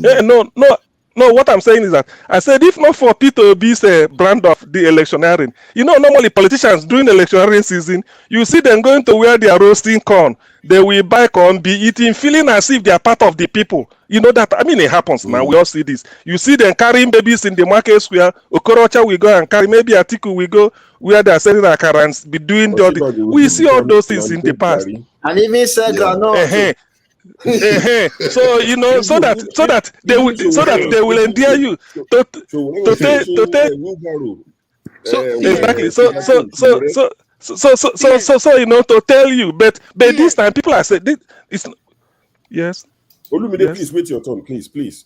Okay, so people observe this thing. So electricity, your point is not lost on us. We know what we know where you are headed. It's only that we will say probably make haste a little bit because we are building up. To be honest, I wish everybody is having awareness all of us are having here. Let's say 60% back home are having this. All these things you are saying, record all these things, because if you start record, that person you want to record will go and if he can steal money, go to those people you want them to say we are recalling you and bribe them over. And they will say, oh boy, leave the man and cook up story. because the awareness is that they are yet to understand that the 10,000 or 100,000 he gives you, yeah, that is to change you for the next 100 years. Anyway, let me say the next thing, then I give away. Sure, let me thank you. Let me thank you. Let me thank you officially. Sure, let me thank you officially for the gift of the book. Of that, I've not received it, but I'm so happy that you yielded to me. Thank you very much. Let me just say it. I mean, so that all of you could be my receipt. Thank you. Thank you very much. Thank you very So, much. hey, Olumide, you I'm can going to continue. leave. I am going to leave now. Okay. Yeah. Don't leave yet, though. Please. I want to address Electricity, your no electricity. You hold on. electricity and no, four fathers. listen. The two of you, Okay, the two of you are hold on. low Now, ballers. I want to address your issue. listen. Low ballers. When they talk behind my Hold on back, one Abi, second. I want to give it to the Right. two of you now. One African, I want to start from where I stopped. primary school. I want to pick it up from where I stopped. I muted the floor to stay. So I want to start from where I stopped. You see? Olumide, I resonate. Please allow him to talk. Let's let Olumide talk. Let's let Olumide talk. So that we can squash this. Olumide, hold on, be nice, okay? Let's try to move on this. So I So you want to can give go it to ahead. these two low ballers, but I want to start. I want to start from where I stopped. You see, I made a very profound statement, especially with regards to where electricity came from, being very. I think electricity. See, instead of just you need to be a little bit more matured. Instead of acting, you know what? Instead of just saying, "Oh, I'm gonna leave. I don't want to come again. I don't want to do this or that." You need to listen to other people. You need to listen to other views. You understand? People talk to me too. People talk to me on the platform. Oh, they call me. Oh, you interject a lot. Remove Olumide from the platform. I don't get offended with that because you know what? What I'm trying to do is to make myself to be a little bit more better and not do that. So when people come to your part of the issue and say electricity, you are being insensitive, you don't you're too extreme, you need to kind of resonate, sit down and reflect. The same thing with forefathers too. You guys make blanket statements. You don't prefer solutions. You don't prefer solutions. When you say remove your legislator, how do you remove the legislator? I want to hear. How? Tell me. Well, that's one. Olumide, that's why I say you should be Wait. nice. Stop, I'm Okay, not go done. ahead. Okay. Maintain your standards. Don't Everybody is interject. collect tonight. Don't interject. Maintain your standards. Okay. So when you say remove the legislator, I want to know how. What is that solution? And then Constitution. Wait. No, they don't answer for him. Let him answer. Then forefathers. When you say we have to make the country better, we have to do this. What are those specific things that you think should make the country better? I want to hear from you. Don't just come and make general statements and insult people like Lexi because he was trying to air his own opinion and say, "Oh, he created the problem. He this.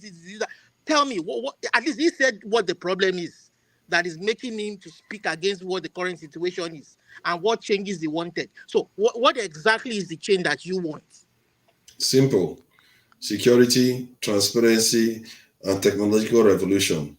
And I can also tell you, yes. So and I can also tell you what electricity stands for. Right now, you don't think there's anything wrong with the complaints they're complaining about? I can understand what they are complaining, but what I can't understand is when people say contradictory things, like even within their statement, like saying he admires Peter Obi while advocating things that Peter Obi doesn't stand for at all. His own character, his whole judgment of the situation we face is completely antithetical to what Peter Obi stands for. That is what I can't understand. People like CM will not agree with you. Okay, that's fine. Mr. Electricity, what is that specific thing to recall the legislator that you want? I mean, how do you propose that should be done? Okay. I think I've said it over and over again. What I'm doing is awareness campaigning. It's there in 68, 1169. It's repeated in 110. I said we sit in a privileged position, those of us in the diaspora, to educate those back at home, to push, to occupy the media space, because truth be told, our medias in Nigeria, they are not helping matters. They are not discussing issues that actually matters. And you know, the issue of electricity and internet data in Nigeria is a problem to what?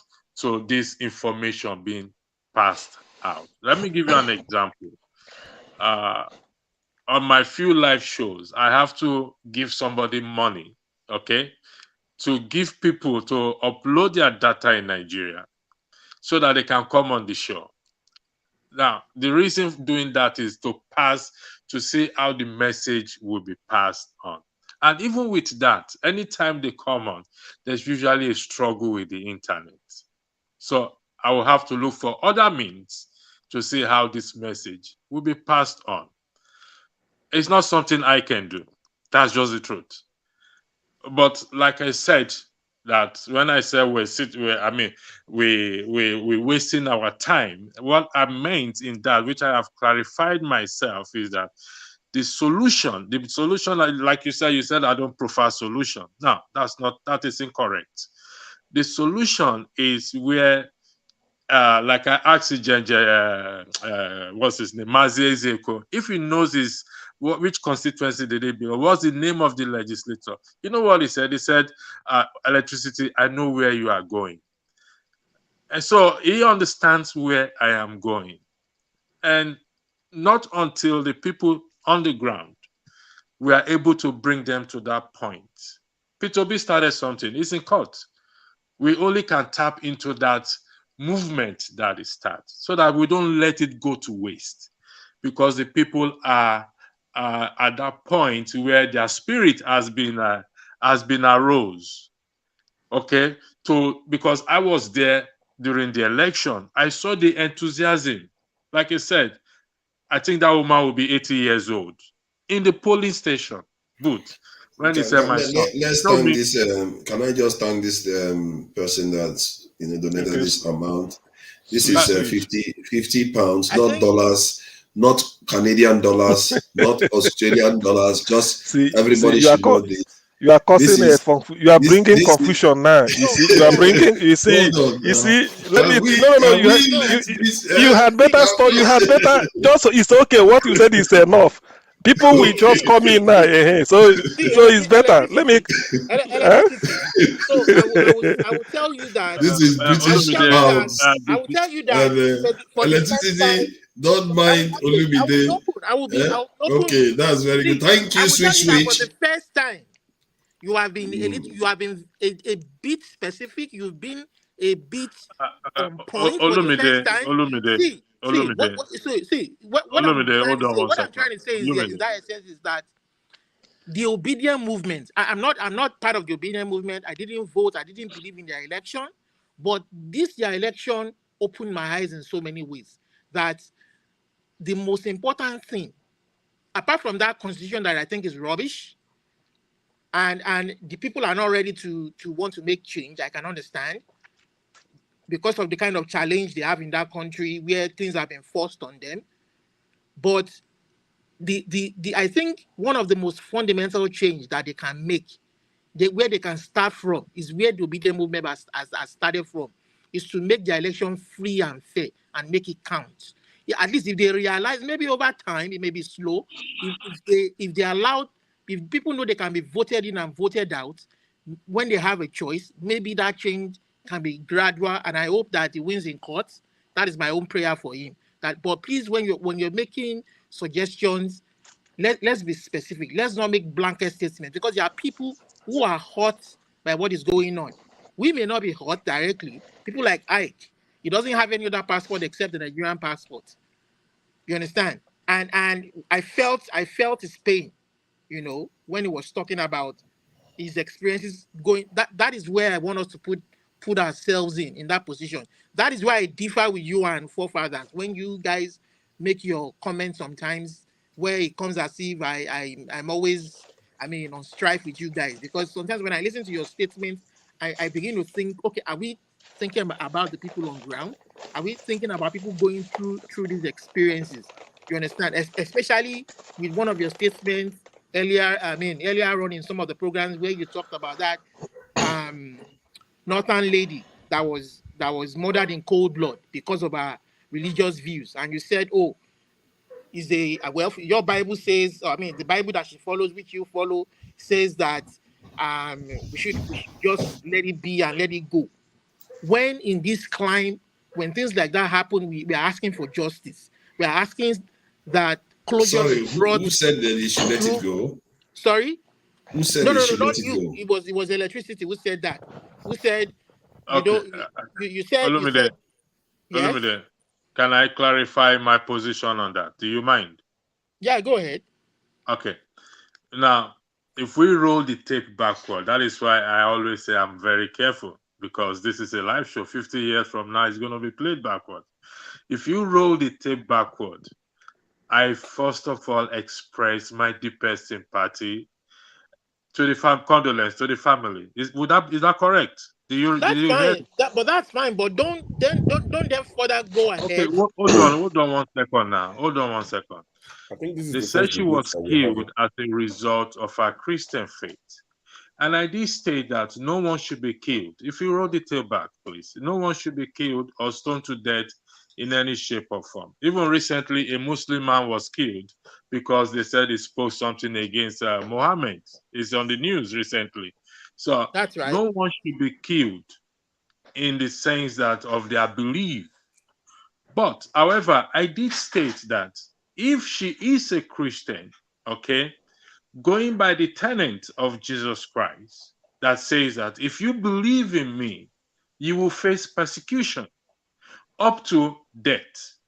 And I said, so if in that context she's killed by upholding her faith in Christ, she's in a better place, and she's far better than the person who are using bodyguards and bulletproof cars. You need to roll the tape backwards. It's very important. So when I say things I can defend, and you can put a gun on my head. I will tell you, I will stand by what I say. Yeah, see, I understand where you're coming from, but what I'm No, saying is you don't. sometimes You people can don't. You because misinterpret you brought what it you are up. Olumide, saying. I allowed you to speak. May I speak, please? Because Okay, you brought it up. So I need to clarify myself. So when the tapes can be rolled backward, I'm always conscious of that. It can be rolled backward. Now, I don't mean to offend anybody, and I think this is the first time I've had argument a lot. The last time I had argument with Kenneth, I try not to say anything out of my mouth that is going to cause offense. But like I said, and I stay for record, it's for integrity purpose, integrity of this channel purposes, not for any other thing, not that what I said, which people misconstrued, which I have already taken back and explained myself, is I'm referring to the integrity of this channel, which I uphold myself, which Rudolph himself have said that this is an integrity that issues here. So please, with due respect, Olumide, I always prefer solution. Okay, you said I don't prefer solution. No, that is incorrect. I prefer solution. I act towards it, and I believe we all get I that here think because that from what you said, you expressed condolence to the family members, and you also expressed some opinion against the actual act against her. And but going forward, to add the extra bit that because she's a Christian, she should turn the other cheek. Maybe that's what he is reading wrong. That maybe that's your opinion, that she should just take it and not try to do something, or in terms of legal accountability for such acts. Because it for some people, they feel like, oh, you're just saying we should take it. Nobody should not be held accountable for doing what they did. Condemn them, but not held accountable. That is not what I imply. If you have to understand, there are people that are killed every day beside these issues of religious matter. There are people that police kill. There are people that even in the hospitals, because of the bad healthcare system we have. For me, I just feel personally that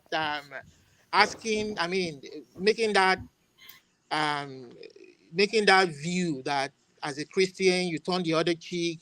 I just don't think it's that should come after you've already expressed condolences to the family. I don't think it should come.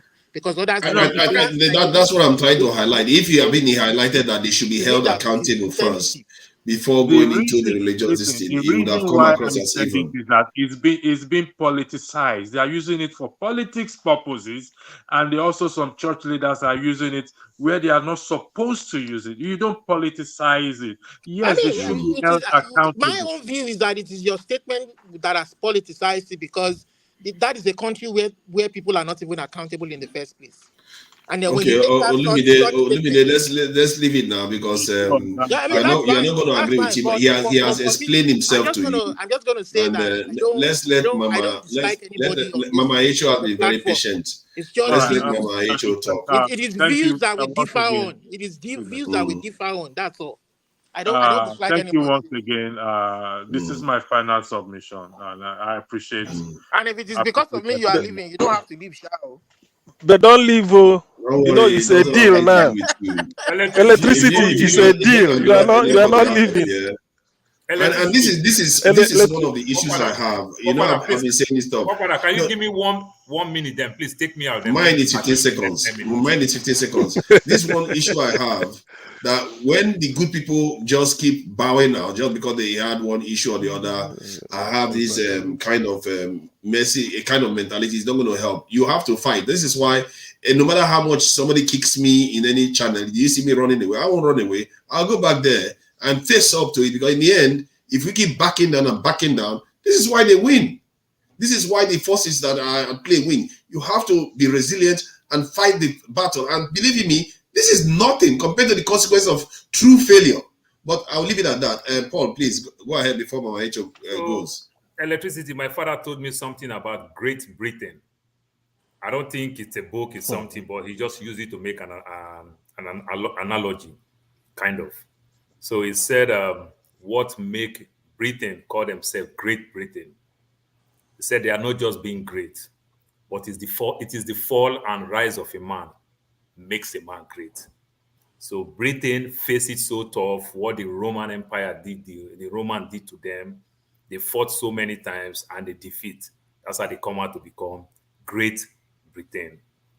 So electricity, you might fall so many times, but you don't need to be on the floor. You just have to stand up again. People will talk all type of things. I've seen my family, I've seen my friends. They talk so many things. But you know the funny part of it? For them to see what I'm saying, which means they're online watching this, they don't even have the guts to even come online. But they want to tell me what to say and what not to say. You understand? Have they called you devil before? Have they called you demon? Have they called you APC bull? Abadoba? You will hear it all. Yesterday, if my mother can tell me to reject food from the Muslim people, now that I don't go to church, that I'm a devil. Why are they taking my money? Why didn't they also reject my money? Because now I'm a devil. All this time, you don't use and tell us about container business. May I learn something from you? If I don't use that, hammer me the latest container business from Arizona. 5 minutes from now, make her put some money. Yeah, let Mama H.O. talk before she comes for me. We don't. She's been very patient. I'm not getting I go talk because when my line of thought, you cut it off. So continue. I don't know what to say. You cut off my line of thought off. So I hear the floor. Sorry, I really apologize for that. I will apologize for that. Mama H.O., we talked about Mama H.O., we talked about mass. It's not retirement. Retiring over 100 generals in the army or something like that. So what do you think about that? I said anyway, it hasn't been done yet, but there's a move towards it. So yesterday we discussed it and today it came up again. What do you think? Retiring them, what is it a good idea? How? Why? If you disagree, why do you disagree? If you agree. How did we get into our general position? If you ask me, who I go ask? Logically, how do they supposed to get into general position? Is that how we got there? Or we just got there because we want to put people into general? Because when we think about having 300 people in general, and I know the higher position in every organization is streamlined, but in Nigeria, it's the other way around. So how do I comment on things that are not done based on merit? Positions that are given to people based on majority of I know you. All the general, how many wars they don't lead people to when they win? Because in US here, before you become a general, you led war, you came out with victory. But in Nigeria, now book promotion that if na even book said some of them qualify, if na degree that they take promote them, did they qualify? So if they really want to, may they reduce them to 10, 20, so that are qualified based on doing the right thing a general should do before you get promotion. Every area of our sector is a mess up. No wonder they can use them to deploy people to go to Leke toll gate and payment my children, and nothing is being done. So if they allow me, they sack all of them. Congratulations to them. Because they are not there doing their job. And here we are in a situation everywhere is messed up. Now we are even begging judiciary to do their work. When by right, the three arms of government were supposed to checkmate each other. But in Nigeria, all of them work together to make the people to suffer. So it's a shame. But one thing I assure our current judiciary is this.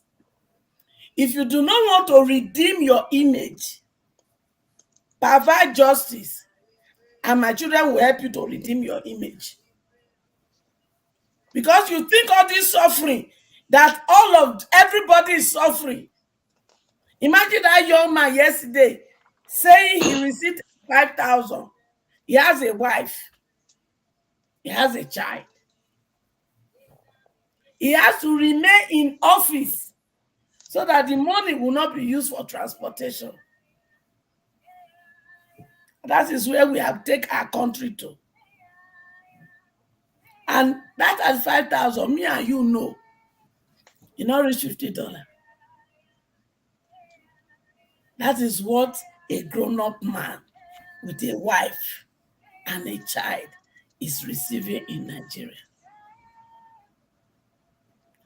And one came yesterday, told us, my child came back from school, and the child asked us also question. I'm ashamed. I couldn't tell the child. These are the things that when we hear them, we should begin to bother ourselves and think of a solution to this problem. Because it's so painful that little children now come to us. Here we get better. You can't describe where you come from to a child. A child is being humiliated in the school by his mate because of color. And when he comes back home to ask you as a father, shame. Enough will let you talk. And we don't see anything wrong. We they fight over Miss Yan, integrity, all this. We should be fighting about the feeling of the children we give birth to here. Because it's coming to a time we will be asking the question the more.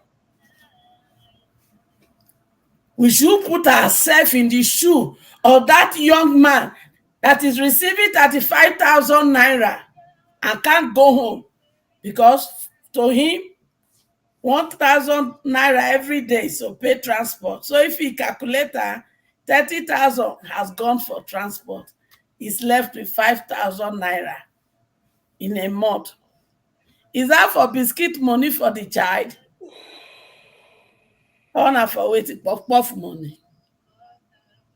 I think it's time for us to begin to discuss solution to what we are having in Nigeria than all this electricity Olumide Reef, because it doesn't solve the problem of that man yesterday. Neither does it solve the problem of our brother whose child asked a question about where did he come from, and he couldn't answer it. And that is the state we are right now. Thank you. Thank you, Mama Icho. Sorry, Ovi just enter. He never talk. He never greet anybody. Straight away, should remove Ovi. Why should I remove him?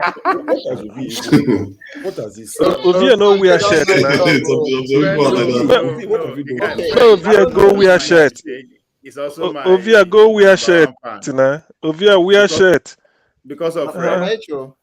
Fred always every day. Now my number one fan. It's like Pansard. So can I ask Mama Echo something? What am I wearing? Just something quick. I just want to quick shout out. I know I'm not sure if Fofada mentioned it. I just saw the super chat from someone called Sweet Switch from the UK. I'm not sure if you've mentioned it. I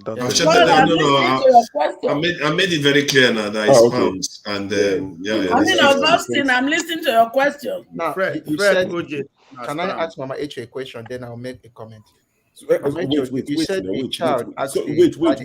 Wait. You want to ask her a question and make a comment? No, I just want to know her side of the story. Maybe I get more about it. So maybe when it gets to your turn, you can use that time to do that now. Answer, is that the secret of you looking younger? You are looking younger. You are like 10 years younger before that's your question. I'm just thinking I'm a young man.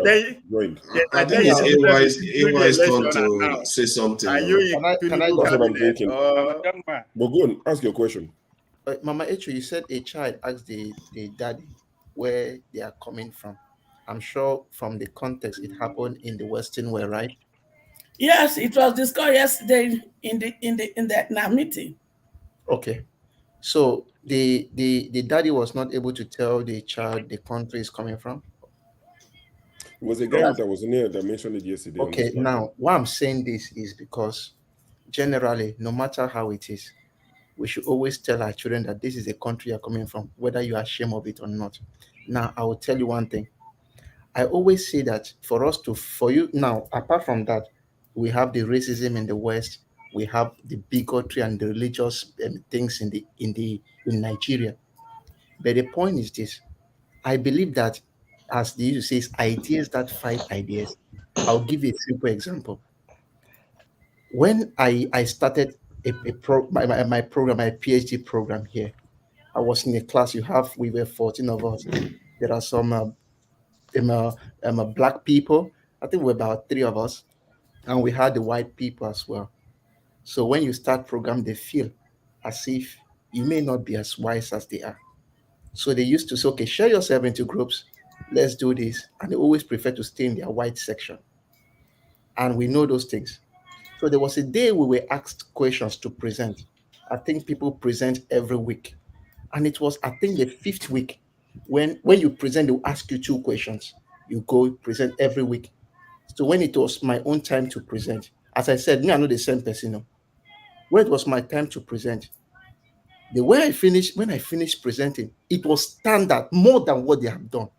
Do you know what the professor did? They asked 2 questions. The professor asked the first 2 questions and I answered it. Do you know the professor is that the forum is open? Ask as many as you can. They asked me 10 questions and I answered all of them. From that day, they stopped segregating with the black people. So what I want to say is that we need to train our children in such a way that you beat those bigots, religious bigots, social bigots, or maybe some of these white people with the knowledge and the skill. Once they know you can do what they can do. Most of them go shut up. From that day, they'll be the one telling you, good morning, how are you doing? So let us fight them with ideas. So if I was in the shoes of that child, I'll tell you, my brother, you came from Nigeria. But there's one thing I want you to do. I will teach you and make you good in such a way that once you beat them in class, they go shut up. And that is how you fight them. No, you are right, because I did face him when I was in school. When I was to present something, then I think I was dealing with the poverty in Africa. And they were looking at some of the imagery and they were starting to say, hi. I told them, keep your mouth shut.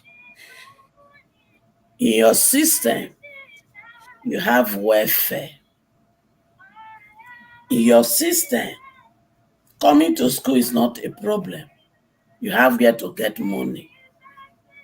In your system, when you don't have food, there's what they call food bank.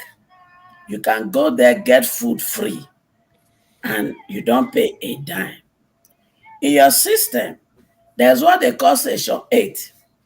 You can tell the government you don't have a husband, and they will ask you to take 5-bedroom flat, and you pay only $25. And even that $25, you get it from TENF. I said, let me tell you the truth. Despite all this that has been put in place for you, majority of you barely complete high school. Is that not true? Majority of you barely work. Is that not true?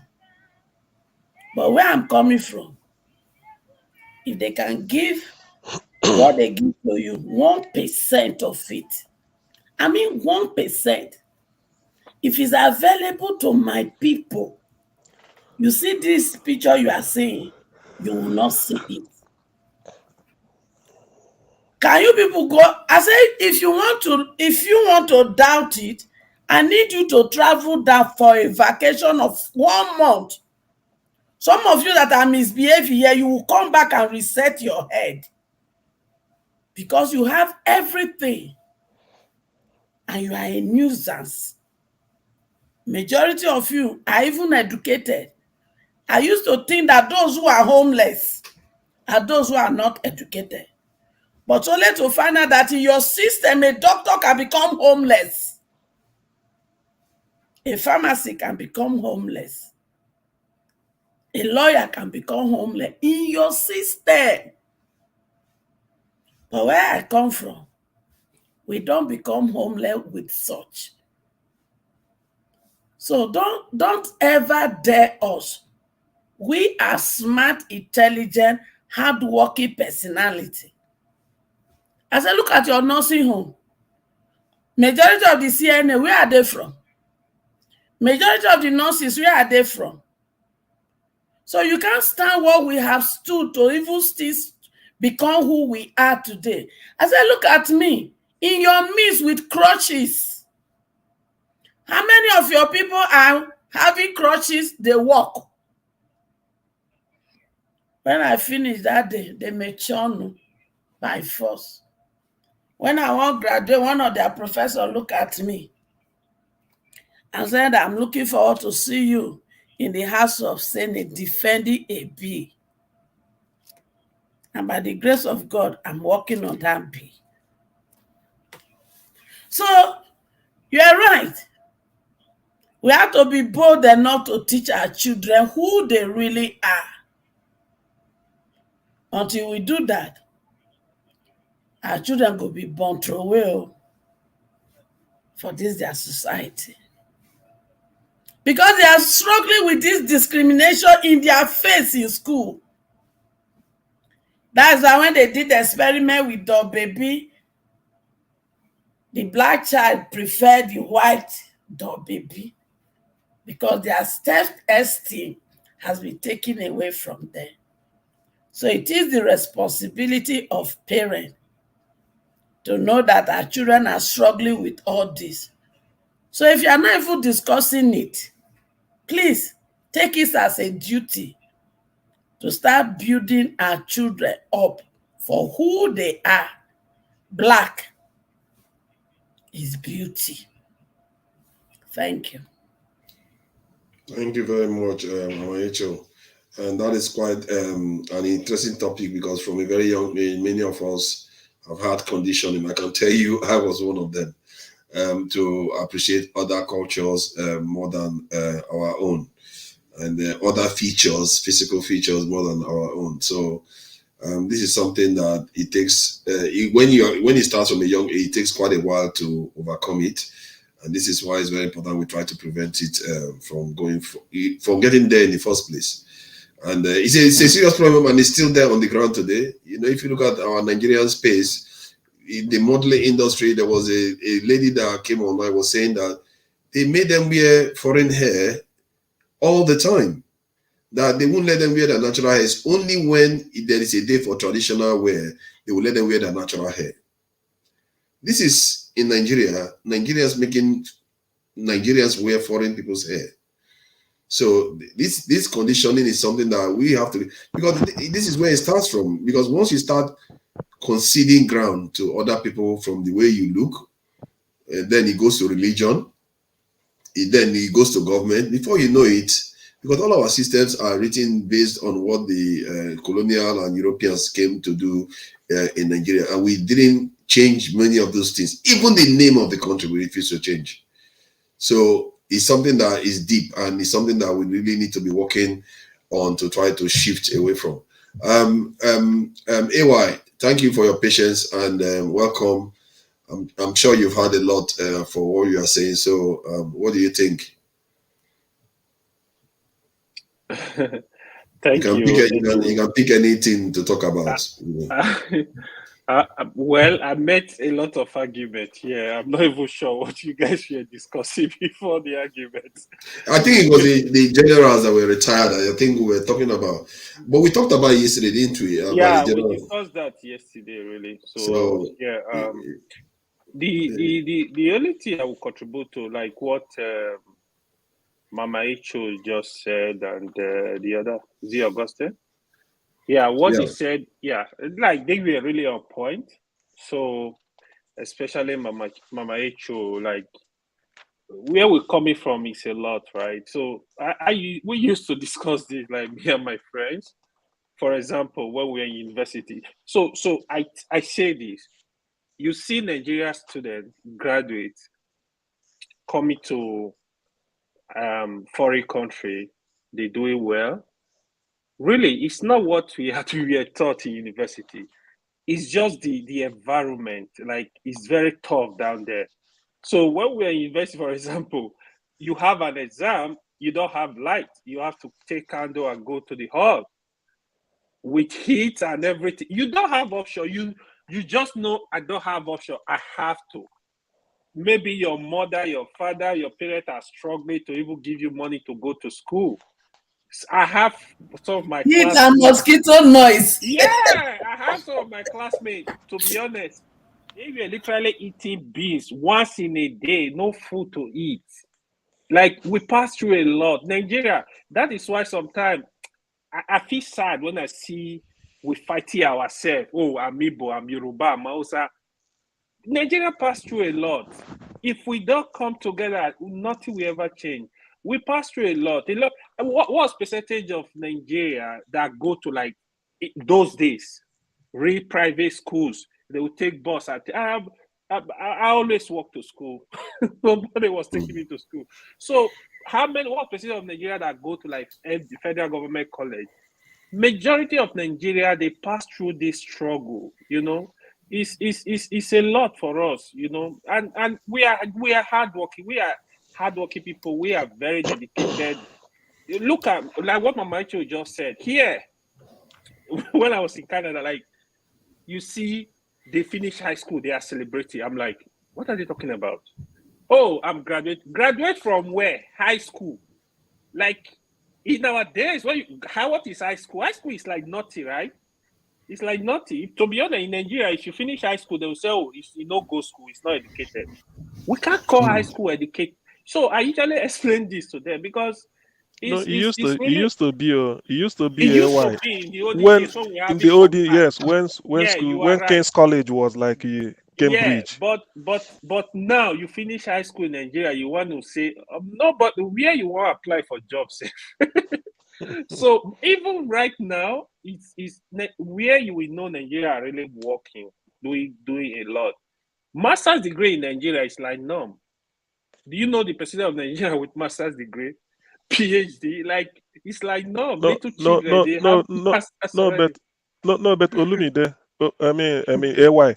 Do you know that our system in Nigeria we bungled it deliberately? Yeah. We did, because to be honest with you, somebody having a PhD from Nigeria, let's say they are 100, probably those that really put effort might not be more than 10. To be honest with you. It's not up to 5. It's not. If I would say Okay. 5, I Okay, yeah. understand this. Okay, yes, because in the West here, a lecturer cannot say, come and iron my clothes or help me with a car, my something before I read one chapter of your thesis. You can't do it here. But in Nigeria, if you are doing a PhD, somebody I know said he want to have a car. I said, but you had, he said no. He said he could use and they run errand for him professor so that paddy. Yeah, that is no longer this thing. So that he go say take am. You know that we messed up our education system because of corruption. Otherwise, in the Western world, bachelor's degree, even like in the UK here, I know of people. Do you know that people that maybe some people. Osho is here. Father is here. Do you know that all these people that are do like went to college to do 3-year trade like plumbing or mechanic or this, they make money. They own garage. They make money more than a hospital consultant. In the end, yearly. But when you see them, the society makes it that if you cannot go because you want to have a degree, you go and forge result, you go to university and be a dunce and buy your way through. It's better you go and learn something, a handwork, and then become somebody and be proud of it. That is the issue. So, CM, let me add to that. So the reason you see that is in Nigeria, we prioritize degree rather than skills. So you come to the West, what they do, they prioritize skills. That's why you see some university students, like engineering students, they will go for internship. They will co-op. They will not go back to university. They will start working because they are able to do the job. Nobody is interested. Oh, it's delivery. It's giving us results. So in Nigeria, for example, if you have a master's degree, for example, they will put you in that position based on you have that degree. It's not supposed to be so. We should prioritize skills, the system. What are you contributing? Like here, you are an engineer, you are sitting, running projects. A technician that is working in the field is making more money than you. Yes. Because the reason they're doing that is it's just your input. What are you contributing? What are you doing? So also like other trade, like mechanic, plumbing, and other stuff, they make money, they live good, everybody respect them. So you go to Nigeria, most of these guys, they don't make money, they see them as non-entity. People look at them like, oh, it's nobody because you don't have a degree. So we need to reorientate and change the system towards prioritizing the skills people have and what they can actually deliver in real time, rather than they have. Some of them actually have forged certificate. They use it to oppress people even in the ministry. So because we don't have proper documentation scrutinizing these people, people will stay there with fake documents and be there for years. In other words, applying this in education, most of what we do is theoretical, and when we do the theoretical, there's no prospect for actually applying what you have learned. And in the West, they used to have this problem some time ago. Even if they have a big, strong this in vocational subjects like plumbing, gas fitting, and all the cleaning, even cleaning, and then floor floor. People that floor layers, painters, all of them make money, a whole heap of money. Some of them make more than even an engineer. That is not a joke. Plumbers make more money than engineers here. And doctors even they make more money than doctors here. Junior doctors went on strike this year. Junior doctors. When I researched into why they were asking for more money, because I see a lot of them, I work with them, and I realized that I'm not sure for London, because I know with the London waiting. So basically, people in London earn a little bit more than people outside London because they factored in your cost of living and all of that. I realized that doctors outside, F1 doctors, year one doctors, they earn as low as £14 an hour. I was shocked. Yeah, I was shocked to find out. I called someone to come and look at my dishwasher that stopped working recently. I paid £80 for just coming to my house. Exactly. Give me your money, please. Do you understand? Okay, yeah. Okay, you live in London. Mine is 40 96. pound. In the northeast, Oh, it's 40 80 pounds. pound. Oh, it's 80 80 pounds in pounds. Oh, London. my own is 40 for a call out. Just to call him for a call out. Then he found out 40 that the quid. part was broken. Without bought the part, charged me for everything, and I thought I could have bought a brand new dishwasher. The guy just did his Yeah, job. that's why you don't Exactly. repair here. And doctors are on 14 pounds an hour. It's Unbelievable. true. Fresh. Yeah, what No, it's doctors? true. 14 pounds. I was shocked. It's true. Yeah. Yeah, It's that's true. why here you don't repair. Really, you don't. If I have my way, is to teach them how to gentlemen, apply what they've learned. exactly. Yes. Do So you know? So Do you talking know? about Do you know, 40 pounds per gentlemen? hour, this is exactly what I said Yeah. about love of a nation. If that doctor can be in the US, we'll be making up to 200, 250 per hour. yeah. No. A good percentage of them still decide to stay in their country. Love of a nation. Many of them are going to Australia. They don't like America. You know how the British are. No, they do sabbatical. They do You know how sabbatical the in British Australia and are. New Zealand. They do No, sabbatical actually, and they come back. hold on. We are here. See, even the British government is complaining that they are stealing all their stuff. They Australia and New Zealand are stealing everything they say from the NHS. 50,000.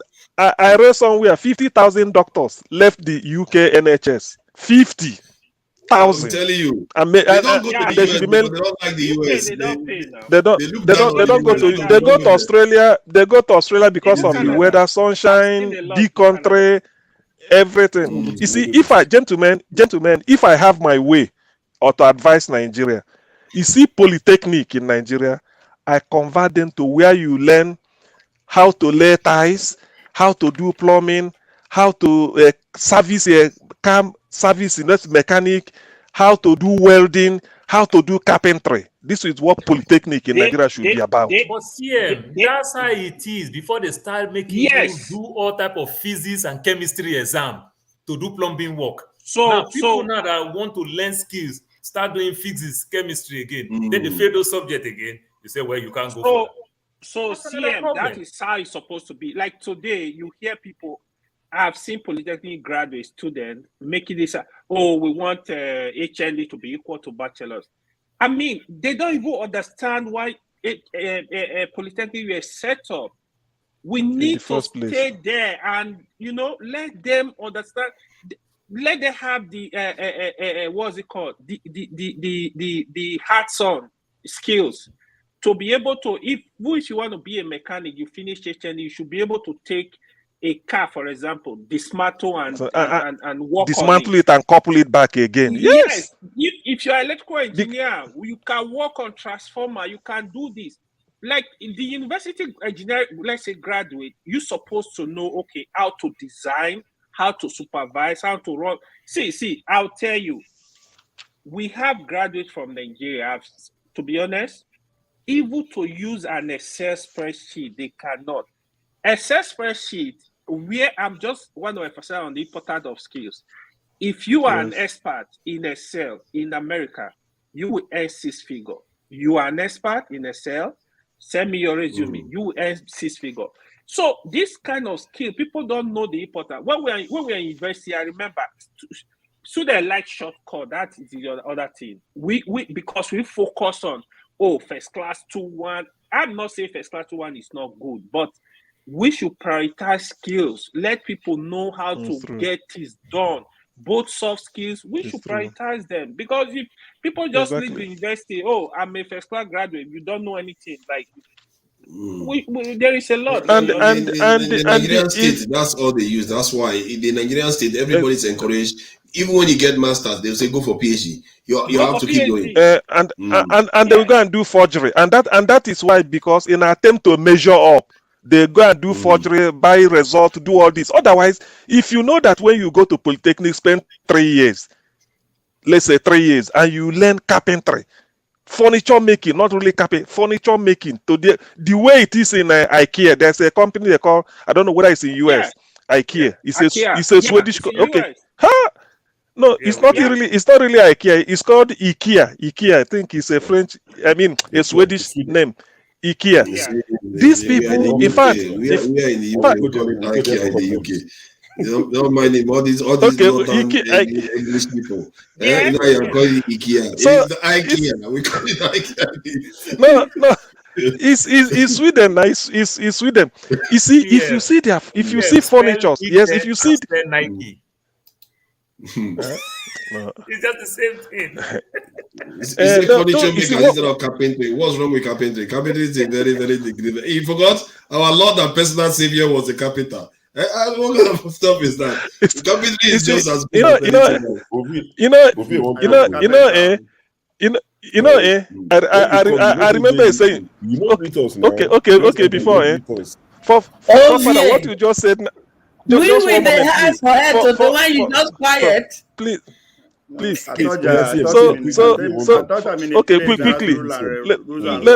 Let me drop this before Forefather comes. Before this, Forefather, what you just said about carpentry and furniture making is like, if you call somebody, you are an animal. The person go say you insulted him. But he say, oh boy, you are a lion. He go say, yeah, I'm a lion. But if if you call somebody, if you call somebody, you are an animal. You say you insulted him. But if you say, oh boy, you are a lion, he say, hey, it's lion, not an animal. So that is the thing. It's language. Obi wants to say something before he starts jumping up from that mountain. No, I'm waiting for my turn. I don't want to. I'm playing against you. Nobody get over. Landlord now. You're a landlord. Why are you waiting for turn? You know you can just jump in. No, anytime. I have to. You see, I think. See, that's our problem as a people. Let me start my conversation from there, right? And this is why I want to start my conversation from there, because I think I just a trend going on among us, among all pretty much all the platform. Let me not say all of that. Quite a lot. There's a trend going on. There's a question that is not question, but consciously or consciously, people are beginning to see the problem that is us, right? That is we as a people. Why am I saying that? I think even to Nigeria, we have a conversation along that line. Where is the problem coming from? Education and all that. Very, enlightening conversation between me and even with Mr. James from Gambia. But today, I don't know if you guys are following this guy, Franklin. It's a British guy. It's a guy, Franklin. He posted a question and he had about 40 minutes video. Conversation with himself about it. The video is called so sorry. He said, have you ever just a minute, let me say ever wonder why we lack togetherness as Africans? Right? And he went ahead and make a case against for and all that, but it was coming from the angles of people who are still back home, the way they reason and think, right? What is affecting their train of thought and all that. I think it was paying attention to another platform on Instagram. We did a video Instagram. There's a conversation that was going on in the comment section that somebody was like what is pretty much the reality on ground in Nigeria that they're complaining about the cost of living. All of a sudden, things are expensive. And he now responded by saying that that is a trend globally, that if you pay attention globally, that's what is happening. Then, of course, Nigerians jump at him like, blah, blah, blah, blah, blah, blah. So he got hungry. That's what inspired the video that he made on that.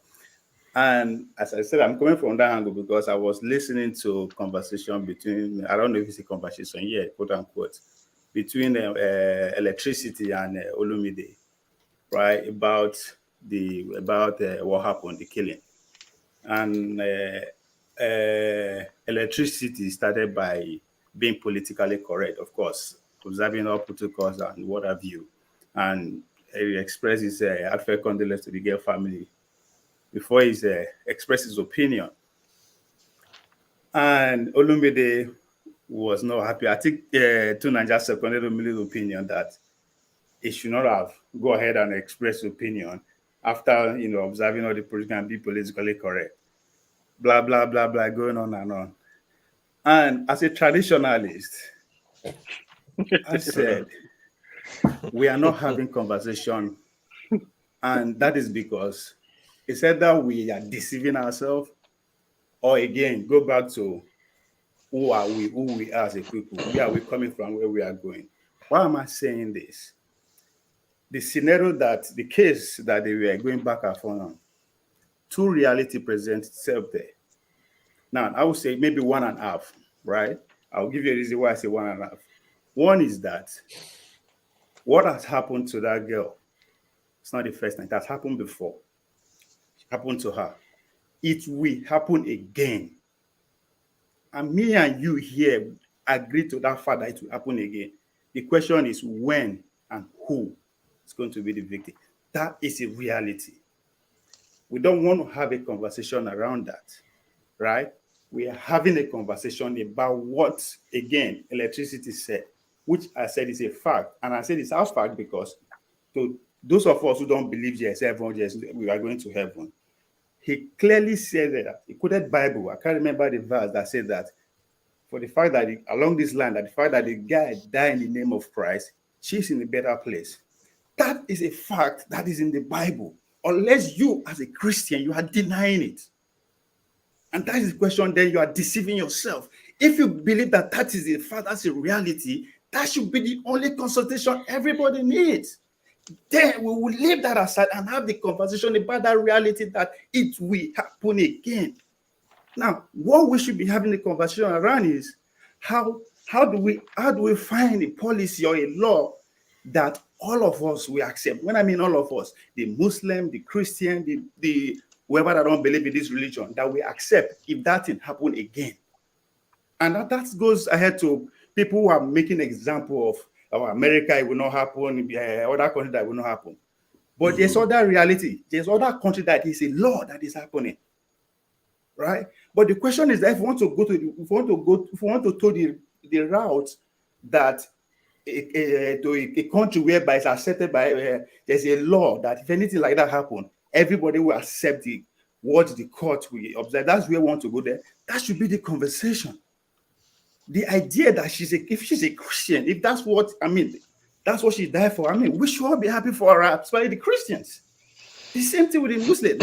Of course, I'm not saying, oh, that is it. Now, what we all object to is the fact that a life has been lost. And that is the question. You are first. Every other thing, secondly. You being a Christian is second. You as a soul exists first. Before you are a Christian, before you are a Muslim, before you are whatever.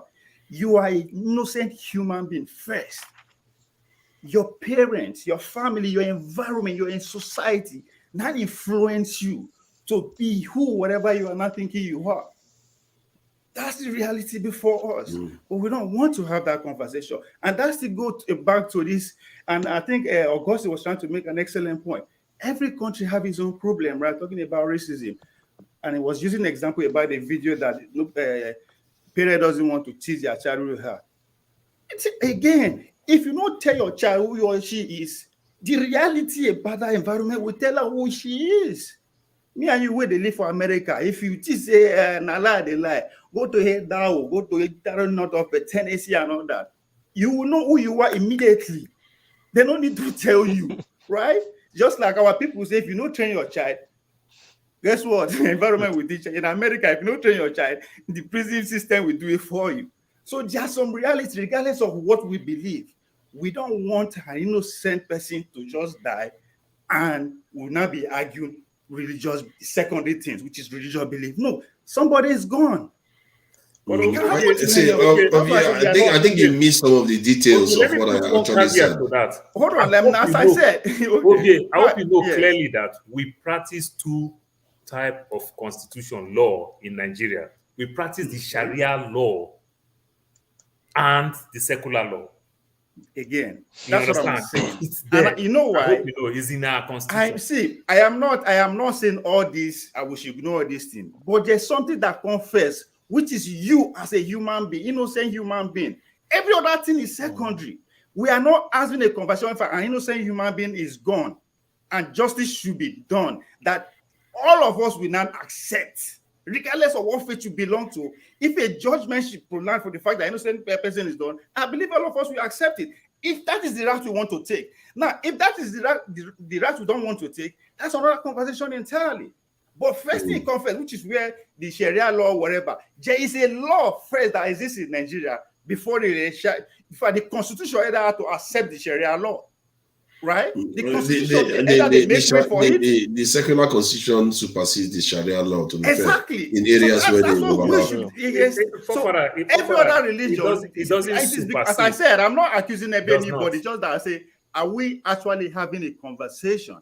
Because that's what I understand about the two of them. They just go. It supersedes if a Muslim commits a crime against the nation. Is the Sharia law? Are they going to say, "Oh, we have to try him"? No, you can't. It has to go to the Supreme Court. But what I'm saying is that in those regions, if it is in our constitution, and a Muslim person choose to accept that is a Muslim, this is where the supersede that you are talking about. If a Muslim person choose to accept is a Muslim, then they follow the Sharia law. But if the person said, I denounce my Islam, that I'm a Christian, that is when they will now use secular law. No. If so, are you saying Buhari, because it's a Muslim, he doesn't denounce Islam? So if he does something wrong, they will not try him under Nigerian law. They will try him under the secular law, because it's when when it's totally either civil or something that the state cannot handle. That's when maybe they just now you are talking. Remember that we have state and we have federal issues. Yeah, we are talking about issues that fall within the state. You understand? And the state ratified their Sharia law in reference of the so-called secular law. No, not when it comes to taking of life. I don't think the state gives Sharia law to take life. No, the state doesn't do that. No, and that's the wrong thing. The wrong thing of the Sharia law that people are abusing. The Sharia law does not still allow you to make that jungle justice, that lynching. You understand? People that are corrupting society, it is said that maybe there is a little bit of a wiggle room there. When you are, the term is corruption. If you are corrupting society, yeah, they don't say jungle justice. They don't call it jungle justice. They said your life could be forfeit. Yeah, no. The system still need to try you than for you to do that lynching, that jungle justice. It is wrong. The Sharia laws, they still have the Sharia court. I'm not sure it stated it clearly in the case. I'm not sure it's stated, because the way it's stated in the Quran is that if you take somebody's life, they said when the person either is innocent or is innocent or not corrupting, not guilty of corruption, then it's like killing all of humanity. Not guilty of corruption. So in other words, if the person is deemed of being guilty of corruption, their life could be forfeit. So what we are saying is that why don't you let the long arm of the law take its course? There is a Sharia court. Let the court pass its judgment. But you see that we are not having a conversation along that line. Instead, we are having a conversation along the emotion, which to me, the Bible don't take care of the emotion. To be fair, I think you missed the detail of what I said over here. I've not addressed the point you made. So sorry, I was going. See, let me just make a brief one about what you said. What I actually said was that if he wanted to talk about the other side, he should have at least started from the point of view. I was trying to explain why Olumide perceived it that way. He should have started from the point of view that the killing of the girl is wanting to condemn it. You also have to demand justice for those people to be held accountable. Because when you don't say those people should be held accountable, then you go on to say, yeah, it's okay. Our religion says that she should accept this thing. Then people will be like, okay, how about people that did it, you get away with it? This is where that's how it comes across. Now I could be wrong. Maybe me too. I'm guilty of it. You are trying to shape his opinion. He has put his own opinion out there. That's fine.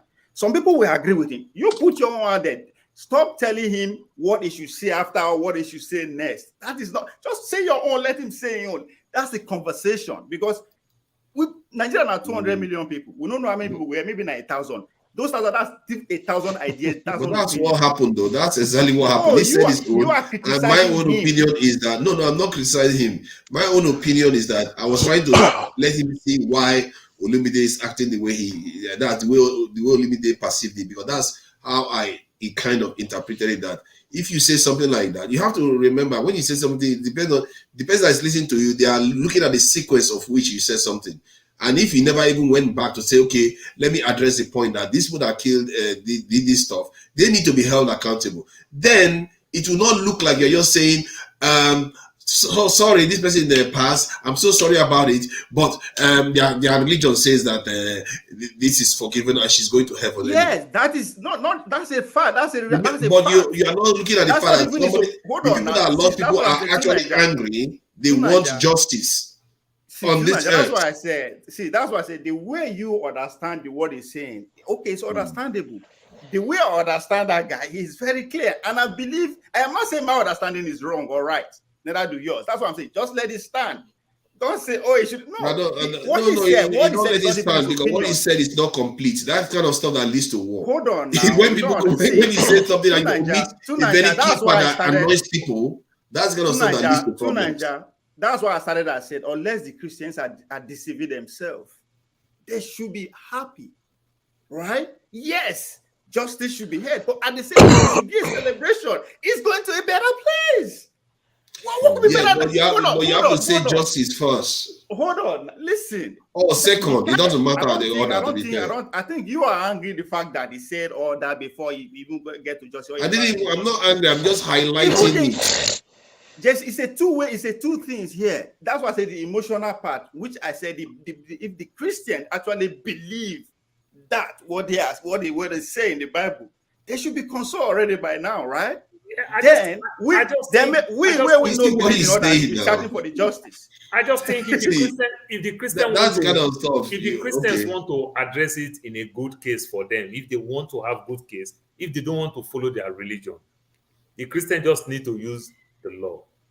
But if you want to stand in the place of being a Christian now, then the law should be what I said. That's why I said we now should now come together and find a way that all of us will accept, not just the Christian. We also it can happen to anybody, right? Because now life go. You understand? Yeah, she's a Christian, but she's human first before she's a Christian. So that's why I say all of us need to now sit down and find a way. What are we all going to accept that if this didn't happen again? Because the reality is going to happen again.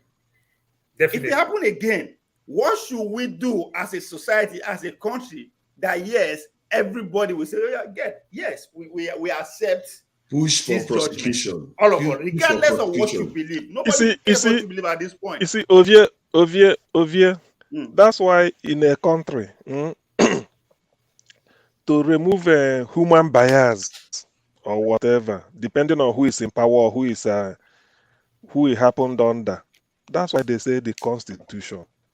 The fact that the Constitution condemns somebody taking another person's life, that's enough deterrent. That's enough. I mean, there's nothing again. You can't stop it. Somebody can always kill somebody. Somebody can always lay ambush and be an armed robber. But the Constitution, what does the Constitution say? Because that is the final say. If the Constitution forbids it and prescribes a punishment, the only thing is that let the law take its course. But in our own case, we fail to even apply the law that we made to safeguard certain things. I think that is the aspect. The aspect I would like to approach what he's doing. We know it will, like you said, I agree it will happen again. Not once, it will still happen in future. But the thing is because of our inability to apply the Constitution, the government of the what is happening? Sorry. Our inability to apply the Constitution. We've made a law against all this. Then why are we not applying it? Englishman said, if you can't apply any law, if you can't enforce it, don't bother making it. Nigeria has a law against somebody killing somebody. We know.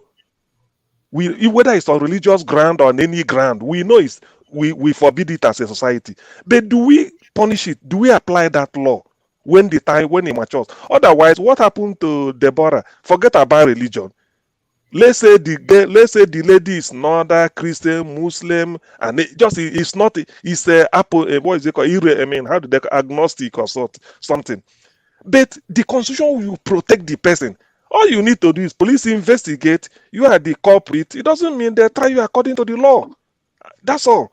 So even in Muslim, in Islamic countries, they will tell you even if there's some sect. It's not all Islamic law countries use Sharia law. Some still use secular because of investors in their country. When you want to try them, they commit. You use the secular law. You don't go to that because they may not be religious. So our own case is that we fail to even live up to the law we set for ourselves.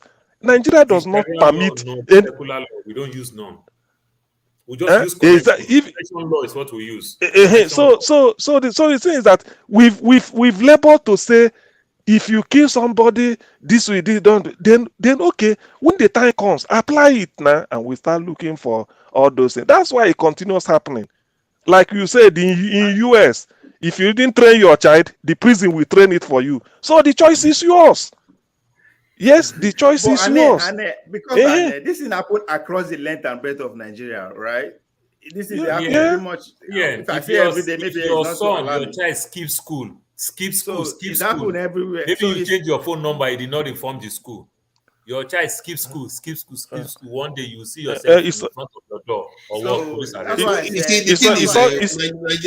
also like that. It's also like that here. It's like that here too, Paul. It's like that here. Let me just add something to it. Nigeria has not hauled people that are taking mob justice to court before. If they hold them after you kill somebody that is guilty as sin, but they brought you up and charged you and put you on TV and say, yeah, you are trying to exert justice by yourself, and you tried them. Next time, maybe other Nigerians will think twice. Because this thing has been going on, and I've never seen any case where they are tried for this behavior. You know, they can't just kill. You can't just take the law into your own hand and get away with it. This question now to maybe Paul, CM, and Mama. Maybe this is why I got it down to the three of you is. There was a time in Nigerian history, not too long ago, where we say firing squad, right? If you are publicly papa, that's the firing squad. Now, during that time, when they grew up, right? Now, if you now look at the way they carry out mob action now, are you saying that I'm not making case for it? I'm not making this is not making an excuse for the mobbers, right? I'm not making view, but we have to start looking at it holistically. Are you saying now the traumatic effect or what they see growing up, they just felt that maybe not normal during that time, even on a military era with that. This is just a conversation that maybe it could be that from that effect. If you look at it from generation to generation and what we are exposed to, right? The likes of Anini, we hear enough like public firing squads, and it went across the nation like that. Then all of it all didn't stop. Right? Then the next thing now, they say this woman a winch, they go rush and kill her. They say that guy they fly from Edo for night. Now he fall, no he fly again. Boom, it's gone. Right? They saw that one night. People blasphemy for not boom. So it just begins. So I'm not saying from that there's a trend, right? I don't know. Okay. How funny it is. I was once a corporate about that.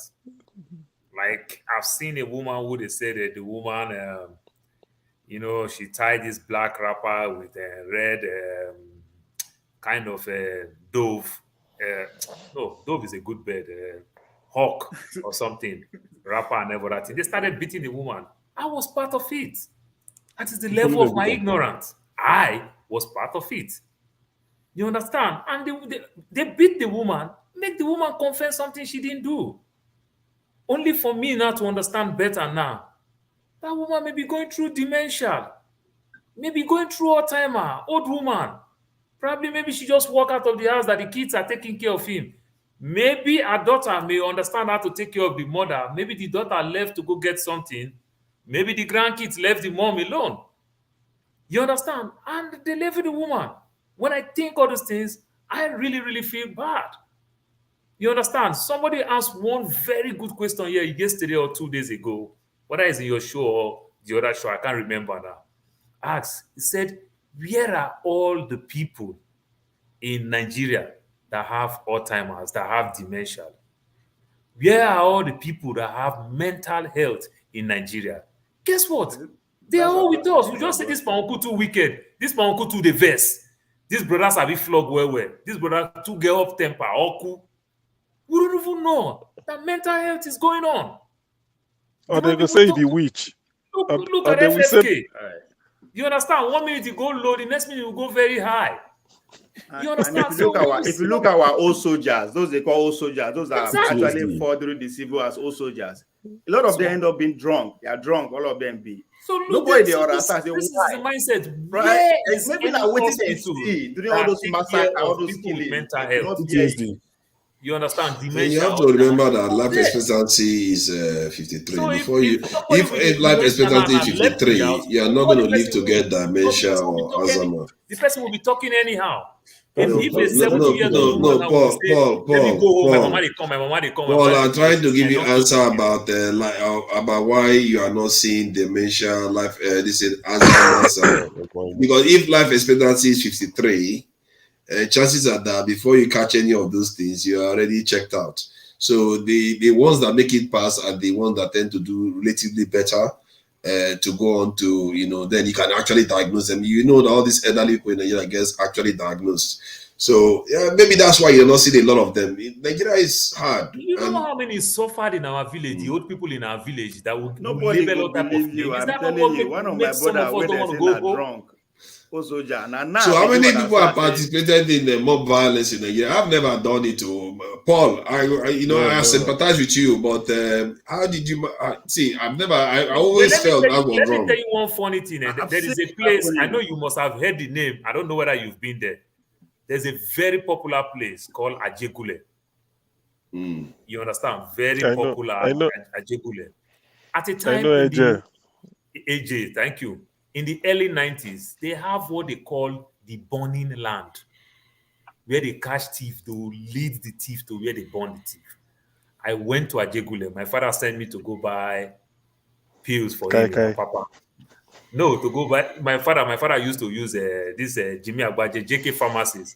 My dad will tell you, lost the medicine, but if you lost the receipt, you are in trouble, because my dad, knowing fully well, will just go to the next chemist, go buy it. So my dad will say, you can lose the medicine, but don't lose the receipt. So he's so concerned not to go buy any fake drugs. That's smart. So this burning land, I keep hearing the story. This is how I channel my way from our papa. I go cross boats, say I want to go see burning land. I go lost medicine and receipt. I find medicine, I don't see receipt. Now receipt, my papa beats the living hell. Because my father feel maybe I don't go chemist, go buy it. But what I'm telling you is that the story is that they have burning land. When they catch this thief, what they'll do, they'll break his leg. They'll break one of his legs so that he cannot run away. They'll tie him in his belt. He will be jumping to burning land, where they'll set this thief ablaze. You understand? To the tune of, even though the one that police will rescue, they will go to police station to even want to bribe police for police to give them this person so that they can have justice. The cause is because the cause of that is because AJ na ghetto na poverty area. So where can they steal from poor people? What do you want them to do? Do you understand? That is why their justice is jungle. You go, they steal from poor people. You come back in you go ghetto. You go rob somebody for ghetto. Oh boy, they can't spare you because now poor people they there now. Indians are poor too now. You don't see that behavior in India. They were even poorer than Nigeria. I think there is a cultural abdication of the leaders where they feel like let's just leave them. Let's just use it to entertain them. Make them feel like they have power. We sure see the leaders they suffer from that kind of. There's a lot of killing in India. Same trauma. In India, it's a lot. Do they kill when you steal something? Against women, not stealing, but I'm tired this necklacing that we do. What about the people who rape old people in Brazil? Justice. No, that one I know. What do you mean? Okay, tell me about it, because I've never seen India jungle justice before. So I know about the rape thing. From rape to religious intolerance. Rape doesn't count. That's not jungle justice. That's actually criminal behavior. Rape 70-year-old women. They rape old women. Them. That's criminal behavior. But jungle justice, like if the person steals something, then you take the justice into your own hand to go and exact it. That's a bit different, isn't it? India, they do. India is not. It's worse than Nigeria, in my understanding. Give me jungle justice now, India. That's what I want to hear. Even from stealing, they kill. Even Nigeria. They do that. I've seen yeah. that. I saw a Go video of a online and guy. see. I mean, Indians, they do a lot of Let me see. damage. I've never seen Even that. to it's not. Nigerians. It's Even not to It's for black spinning. people, it's not only 1.4 Nigerians. billion people. Just put that into context Oh, yeah. first. 1.4 billion. Oh yeah, India beat And Nigeria. you would think you would see a lot of the videos now. That's why I'm Yes. a bit I curious. saw a video Now, recently of a guy maybe who everybody be killed like a lady Nigeria, in just India. open their internet, border everywhere, everything. You might be right They're there. You might be right there. India not has like a that, mob though. justice No, problem. honestly, Yeah. this video of a guy Indians, they recently do a lot of damage. who took the life of a young lady, apparently made advances to the lady and she refused. And he's, started beating her on the street, like broad daylight, started beating her, and he picked up a stone, like a proper rock, and he was throwing it at this lady and stabbing her at the same time. And forefathers, you'll be shocked. People were walking past, like, you walk past somebody telling their child, don't do that again. People were literally walking past while this guy was committing this crime. He was arrested eventually, but he literally did that broad daylight. And they said that's a common occurrence in India where, women are killed by men. Maybe they refuse the advances or they rape them and kill them eventually. It's crazy. It's crazy. It's a jungle out there, honestly. Yeah. Not every part of it will be bad, of course, but there's some part of the hood in India. To be fair, you may be right there. I'm just reading something that says India has a mob justice problem. Jana, something that killing isn't just about religion. So, yeah, I guess maybe it's the nature of the jungle justice. Maybe because of women being women spawning men advances or religion or something. But the one I'm a bit curious about is this theft one that we keep doing. Okay. Or I guess the religion one is a strong one too, actually, because that's the one we see quite often in Nigeria happening more recently. So, yeah, I guess you're probably right that India has it. I didn't know about it. Another very painful one. A woman will just steal phone. The first thing that will come to all the old men is to naked the woman in public. Enjoy free mood. But what I noticed with these issues, if they want to kill these old women, maybe they said, oh, she's a witch. They look at the family, they see that, oh, maybe the woman, if he has children, they will not try it. I'm telling you. Yes. So the thing is, these are actually state crime that's supposed to be like prosecuted by the state. Correct. Because we don't have government, this thing go away because you need to show, you need to make some people a scapegoat, like let them be deterrent to other people that we thinking of doing such thing, right? Both the religion and the theft in Lagos that is common, get some people to pay for it. So anybody that is thinking of doing this thing, repeating it, is they gonna be scared to stay away? When you hear thief, you will even disappear from the scene, because even if somebody actually like stealing something, you see him, why are you killing him? It's not sufficient. Like, it's human life. It's not sufficient. You can say, okay, let's hand over him to the police. Let's police do the necessary. So honestly, I think you are right. It's just that they've not been punished. And many of these things, the issues that happen in Nigeria is because there's lack of accountability where you punish people for doing the wrong thing. Yes. That is where most of our problem is. If you like the corruption that we see in Nigeria, they are not punished. The mob killing, they are not punished. It's crazy. And all the mob justice we've seen in Nigeria, I'm not sure they've held anybody before the court to go and try them for killing people. And again, even the election rigging, people are not punished, to be honest. Even when I don't think we should classify it by saying, oh, this one is strong, this one is strong. If you say, oh, the religion is strong, well, I can do that in the religion. Say, oh, that person insults my God, I don't kill him. Then come and do your thing, right? It should be all treated the same. As I said, now and innocent. Definitely on that one, yes. First. So when you say one is stronger, one is no. It's all the same as 2001.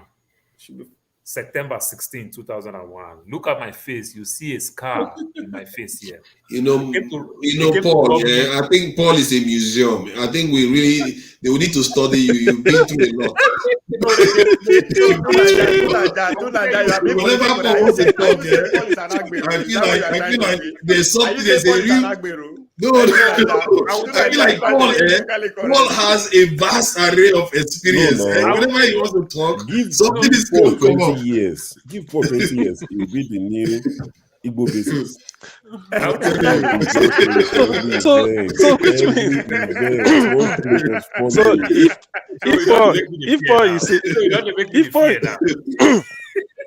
if Paul is a museum, we got to pay ticket to go see him. Then we got to bad pay boys, ticket. some bad boys. To Nigeria trying to be politically correct. Just say it. Paul is an Agbero. That's it. I didn't even know that I was talking to my landlord's daughter. You know, I didn't even know. So the brother was mad. And funny enough, you know, this young bachelor, that's first time that I have my own apartment to my own Paul name. is a museum. You know, leaving my parents, making that small change. You understand? So they robbed me. You understand? Before you know, they got them arrested like after 3 months. It was terrible. I almost passed out. I almost died. You know, so when they hold them, then they called me. They said they hold these people. They eventually they caught them. They went to rob in one other politician's house, and they caught them. So in the act of confessing, and every other thing, something that they stole from my room that I brought from work. You know, these are airport thing and every other thing. They saw some of those things. That's how they link it to my own place. Then they call me. I went to SARS. My brother, I will never forget that horrible experience. You understand? That thing make me look like I am the one that even buy the guy. When we talk all the stories, the man asked the boy, said, "What is your name?" They've already tried the boy in some other different issues and everything. Then my own story come. It just look like they take the boy's case to another level. Then they ask the boy, say, "You, what is your name?" The boy say, "My name is Ayo." I'm so sorry that I'm using your name. Truly, his name is Ayo. The officer was mad. Said, "Do you know the meaning of Ayo, Ayomide?" The officer was mad. Boom! In his belly. The boy just go inside. Really? Yeah, these SARS were wicked, man. In my front. They were wicked. Every one of us, I run from the house that I paid 1 year plus. I know Chris stayed here. The difference between Paul and MC Oluomo experience in America. One come America, that's it. No, I'm just a local champion, you know, young boy, local champion. You know this kind of thing where you say, my papa, they shout, is day. And my small 10 kobo. So I say, make I go somewhere else. You understand? This thing, I ran away from your area because I cannot believe that they're going to come back. When I'm telling you I run away, it's not my making. No, this is something that my parents make me run. Take all my siblings out of our house. All my siblings, we all live even our own family compound. Whether they might come back to our family compound, we ran away. For like 1 year, my siblings couldn't go back to my father's house. So that Ayo, was he guilty of something? He was guilty. Yeah. The officer that did that, his own name too is Ayo. So the officer felt bad because of the meaning of his name. Because the meaning of his name now, he has brought joy to the family. And you that brought joy to your family, why are you doing this thing? The man just take him out. Yeah. In our front. So that Ayo actually took somebody's life too.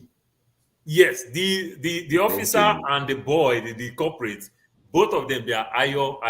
So both of them took lives in your story. No, the officer who take the boy live. One is legal, one is illegal. So I know where he's but the original Ayo. No, there are two. The Ayo that is not the police officer. Did he take somebody's life? He didn't take somebody. If he takes somebody's life, I'm here. No. No, so that Ayo didn't kill anybody, but the police officer went and killed him. Yes. Nothing.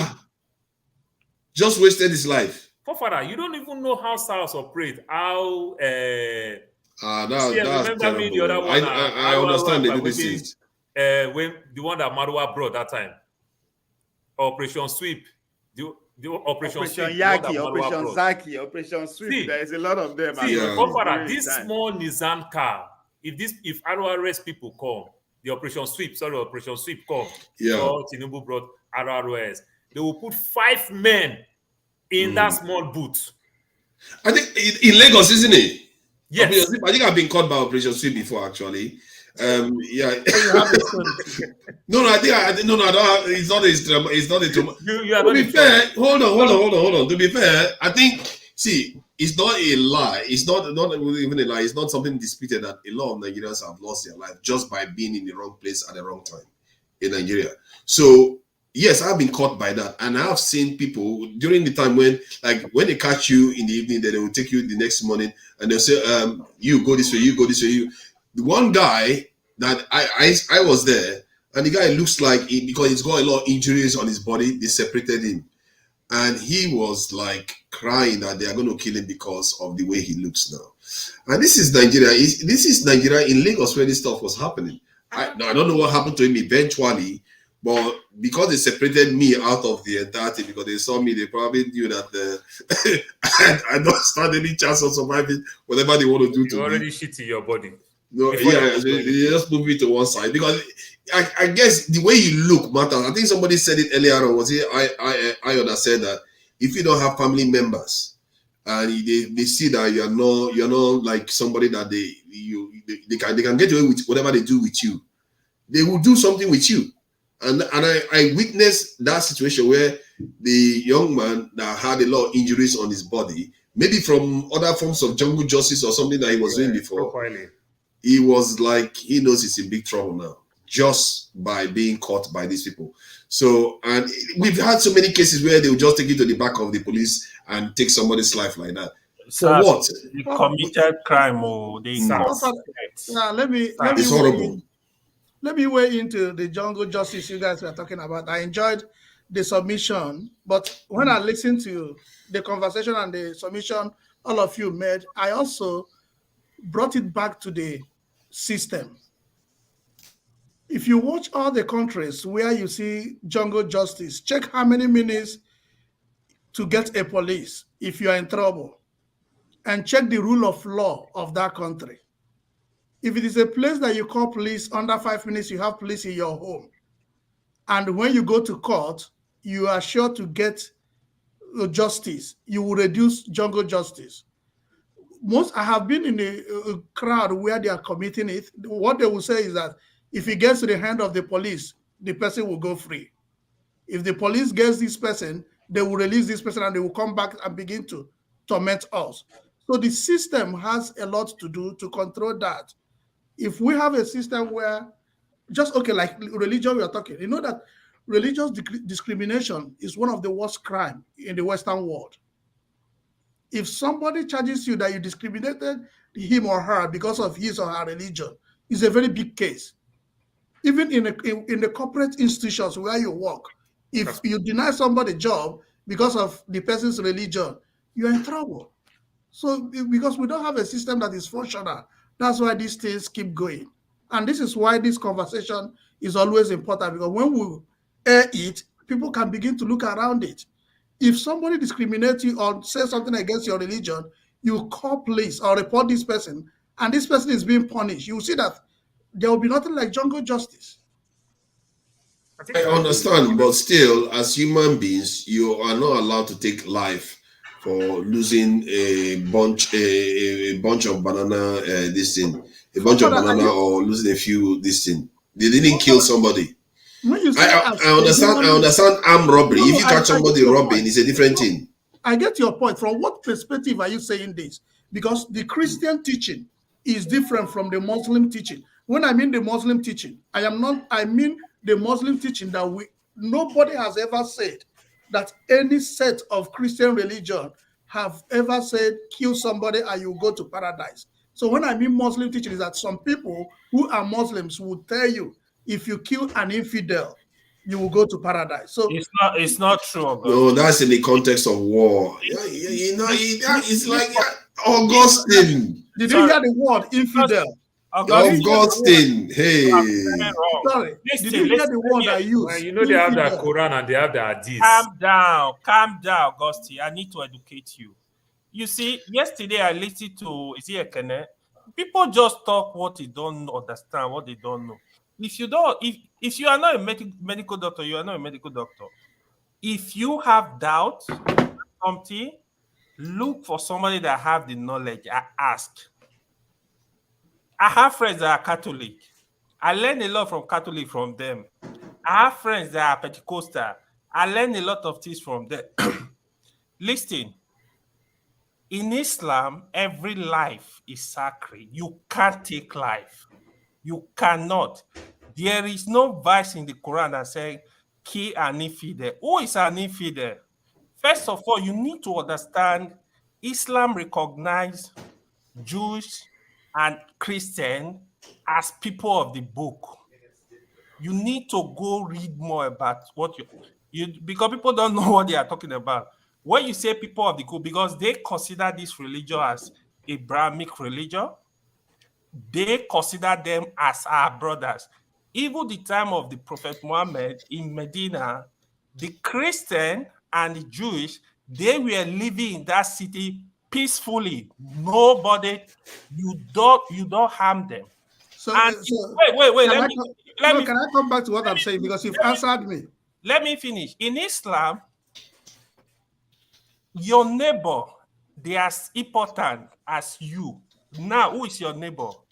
The rule of Islam is your neighbor is several houses from your left, several houses from your right, irrespective of you are a pagan, you are a Christian, you are a Jewish, it doesn't matter. You have to treat people, give them their right. It's very important. So when people say stuff they don't understand, they don't know, it's really sad because one person commit crime in the north, you don't rub it on Muslims. How many Muslim countries or other part of Nigeria have you heard somebody is killed because they did this? See, issue of blasphemy people are discussing. Blasphemy in Islam, blasphemy is a serious offense, not against Prophet Muhammad. It's a serious offense against God, against all the prophets. If you go to but that does not mean somebody. You've corrected me. Can I go back to what I was saying? It just took Go the back. floor. I'll go back. Now the problem you have here is problem of listening. Because I made a premise. I said, no one has ever said, listen to me and get my point before you condemn me. I said, nobody has ever said that a sect in Christian church upholds killing. But some people say, I didn't say it is correct. I didn't say it is wrong. But I said, some people hold this belief that if you kill an infidel, I said some people, I didn't say a Muslim teaching. Some people in Muslim hold this belief. And I have heard many people say it. And it's my opinion I'm submitting.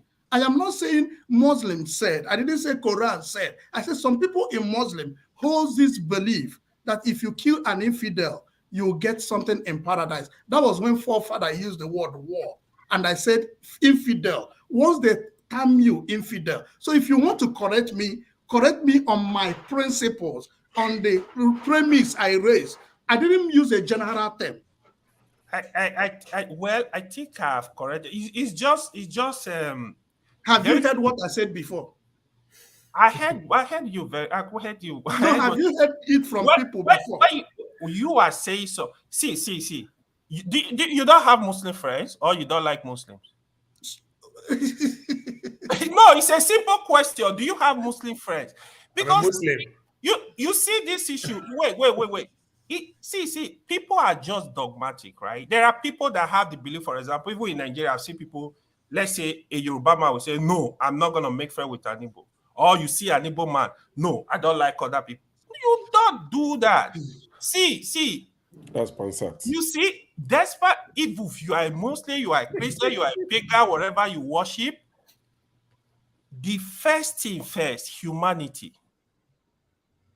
Is humanity. You have to be but hold on though. I think sometimes we have to also balance the discussion with actual data. For what I'm reading here, some part of the Quran actually does allow for this thing. Let me just read this too. I don't know whether you've heard this before. It says they wish you would disbelieve as they disbelieved, so you will be alike. So do not take from amongst them allies until they emigrate for the cause of Allah. But if they turn away, then seize them and kill them wherever you find them, and take not from amongst them any ally or helper. Okay. Now I need to tell you, Quran is not a book you just take and you start reading and you understand. No.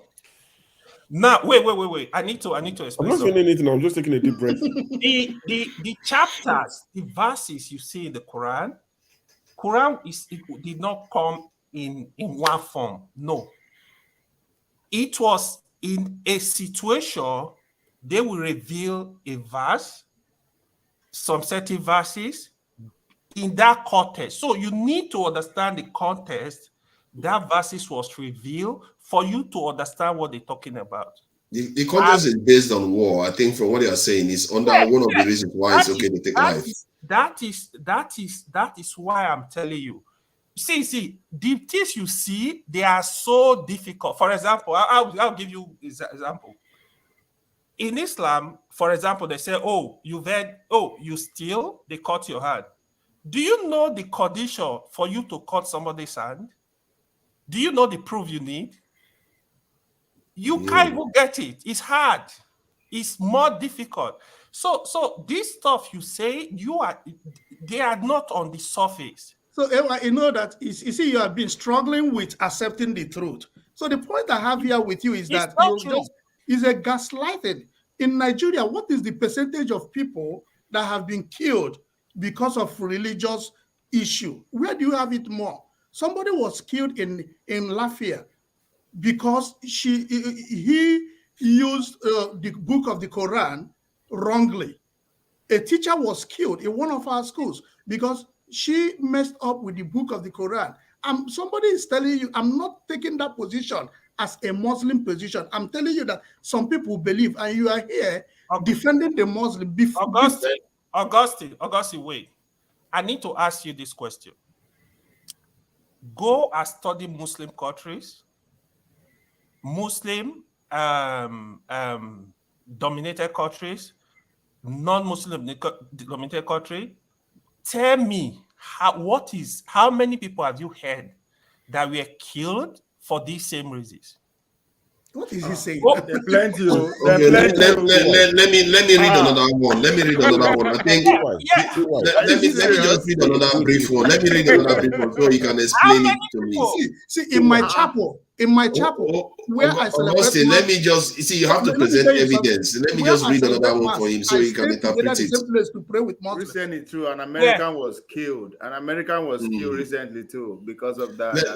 Let me read another one so that he can interpret it, please. The Surah Al-Madah, chapter 5, verse 32 says, "Because of that, we decreed upon the children of Israel that whoever kills a soul, unless for a soul or for corruption in the land, it is as if they had slain mankind entirely." So you see the unless part of it is for a soul or corruption in the land. What is corruption? Forefather, wait. I will repeat to you.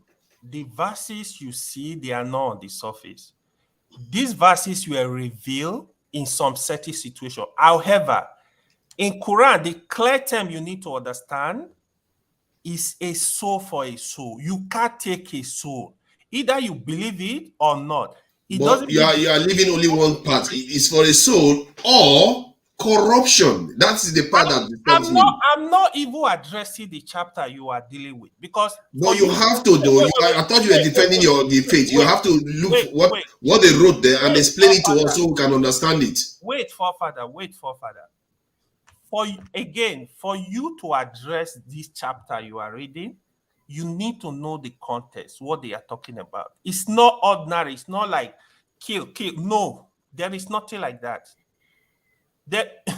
You want me to read on so you can see the context? In Islam, for you to even slaughter an animal, you are not even allowed to rough handle an animal to slaughter, talk less of human being.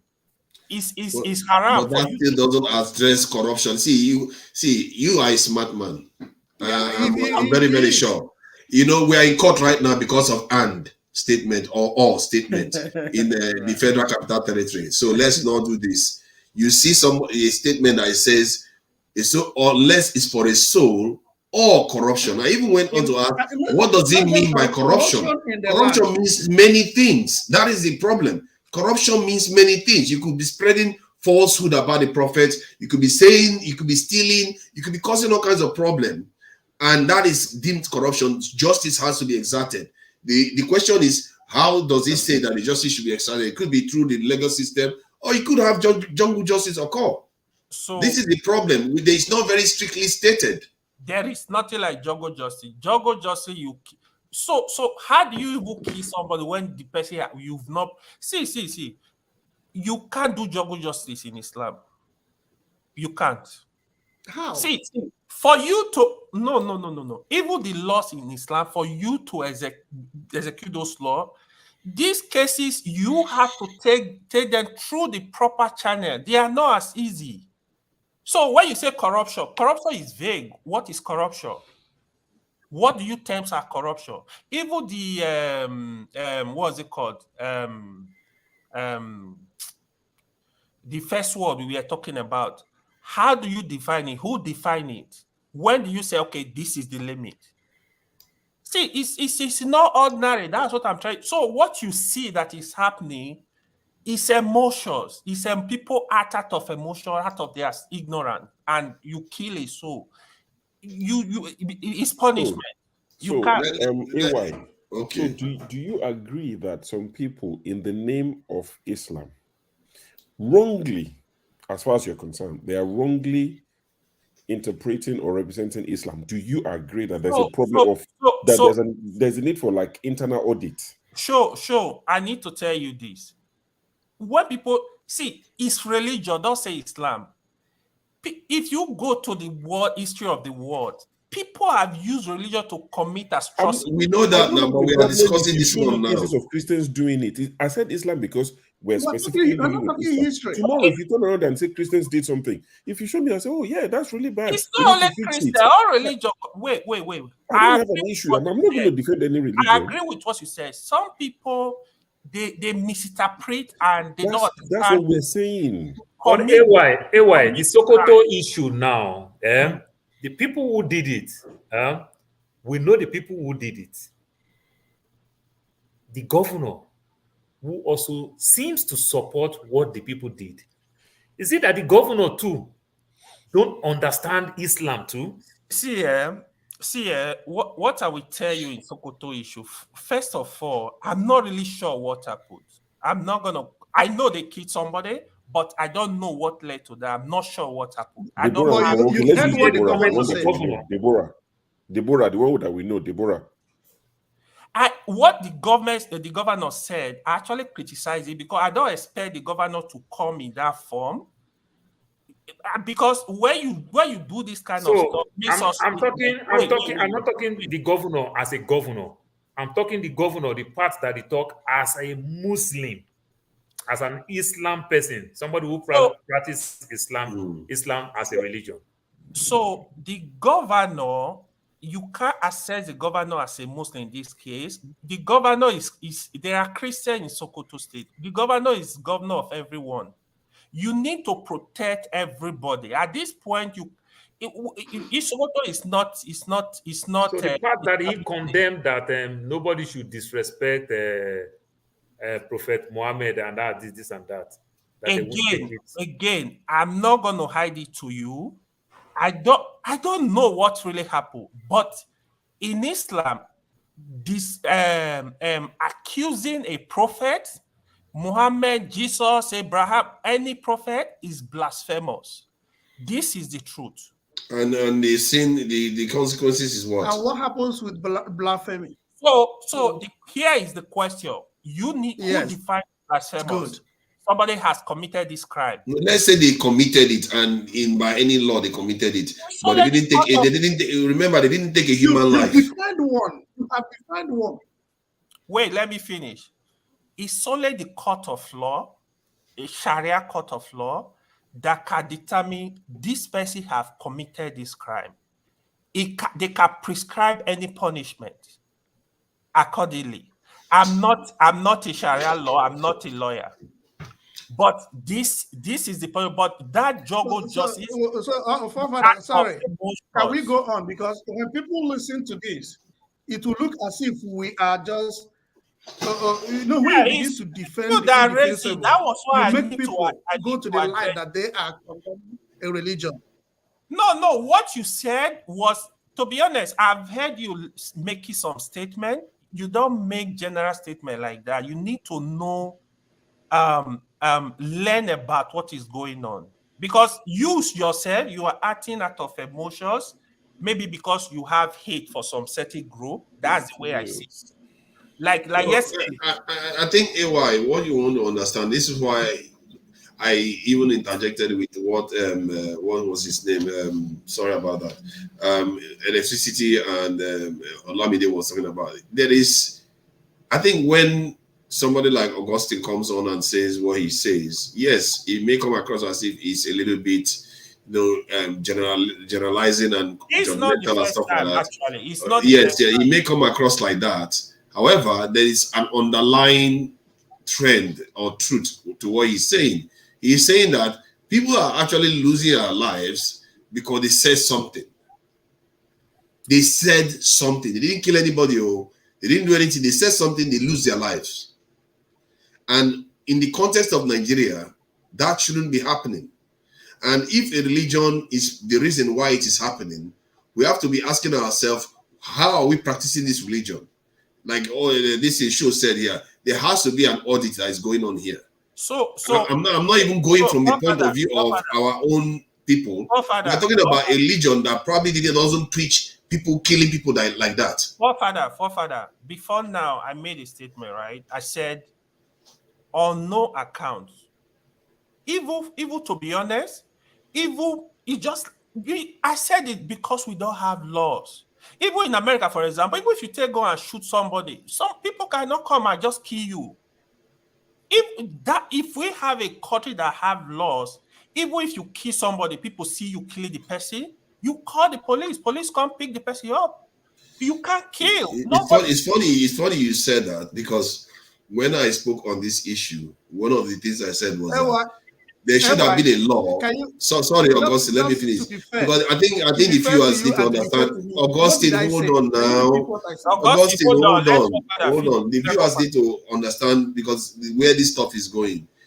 When I commented on this, that's why I agree with what he said. There has to be laws.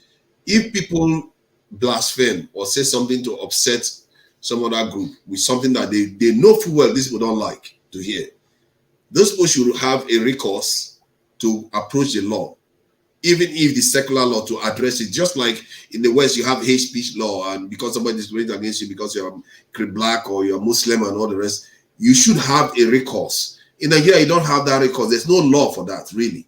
For Islamic discrimination or Christian discrimination, there's no law. So they don't have any other recourse other than the jungle justice you are seeing. So it's a two-way street. This is why when you criticize something, you also have to give those people outlets. You can't just say, okay, stop doing that, but we can insult your prophet all day long and you just have to stomach it like a steam engine. What is that all about? That's torture. So I agree with what AY is saying, but we cannot encourage people to be taking fellow Nigerians' lives because of religion. We should not encourage it because of any reason at all. Honestly, even for example, sometimes the criticism, the problem in Nigeria is just too much. That's why sometimes the issues they just get tired. We should be open to defend what is wrong. AY, please, can you help me to say what I said? What did I say? Listen. I'm not a child. People here, they've listened to you, not today, not yesterday. Yesterday, Ekene came I listened to him. He was like, "Oh, they have one word. They call it hikmah." In my other, I was just tired. What's this guy talking about? Is he okay? Hikmah is just wisdom. It means nothing. It's an Arabic word. It just means wisdom. Like there is nothing you honestly, it's just very laughable. Hikmah is an Arabic word, just the way you have an English word. It's wisdom. Some of you will have Arabic friend. Ask them what is hikmah. Just ask them. If any of you have Arabic friend, ask them what. I want to get my own straight. What did I say? No, you know what you said. I think people listen to you. I'm interested to know what I said. That was why I tried. So let me make sure that you understood me. No, I understand. I'm not gonna repeat it. You can repeat if you want. But everybody is here. I think you said something about Islam allowing killing infidels. I don't have anything against you. I was just trying to correct your view about what you say because it's but the issue that you didn't even understand. You didn't even understand me. The issue you didn't even listen to me and interjected. So when you make statement like, for example, you said some people said you can kill if you no, come on, man. Like we are human. See. The north, you see, one or two persons must have lived in the north here. The north is actually what I said. No, I'm just saying my own. Like, it's one of the best places to live in that country. The only issue is gives their behavior sometimes. It give me headache myself. But ordinarily, people know how the north are peaceful. They can assist you in everything. You can live your life there. But all these crises, you can't live because you are not from Yoruba. I can't live there. I'm not from East. I can't live there. I'm not. Nigeria is Nigeria. If you discriminate me in abroad, I will understand. But Nigeria, don't try it with me. Because to me, like, let us be one and whatever. We cannot all be one religion. We cannot all be one tribe. We have to understand our differences, respect ourselves, and live together as a country. Look at the issue of the election, for example, the issue of the tribe. People come here, make a lot of terrible statements against other tribe. You wonder, these people are human beings. Who is telling you your tribe is more superior than any other tribe? This stuff, they worry me. To me, I want to learn about everybody. I want to learn about your tribe. I want to learn about your religion. I want to learn about everybody, to be honest. That's how my mind is open to learn. AY, since you are a Muslim, all these things, I like to study some of voices. These type of questions, it brings these things for me to look up information. Otherwise, I wouldn't do it in my own time. So because the context of this stuff was stated was that it says the Quran addresses the conduct of war and armed conflict. The Surah mentions the way you deal with people in war. And this area, there's no qualification to it. And I really hope that you are able to explain it to me, because the way they tried to explain it was that, if a Muslim turns from the religion and wages war against the believers, then they should be, obviously, you have to defend yourself and God bless you. Hold on. That is the context they stated it. But when you read it, that's not what it is telling you.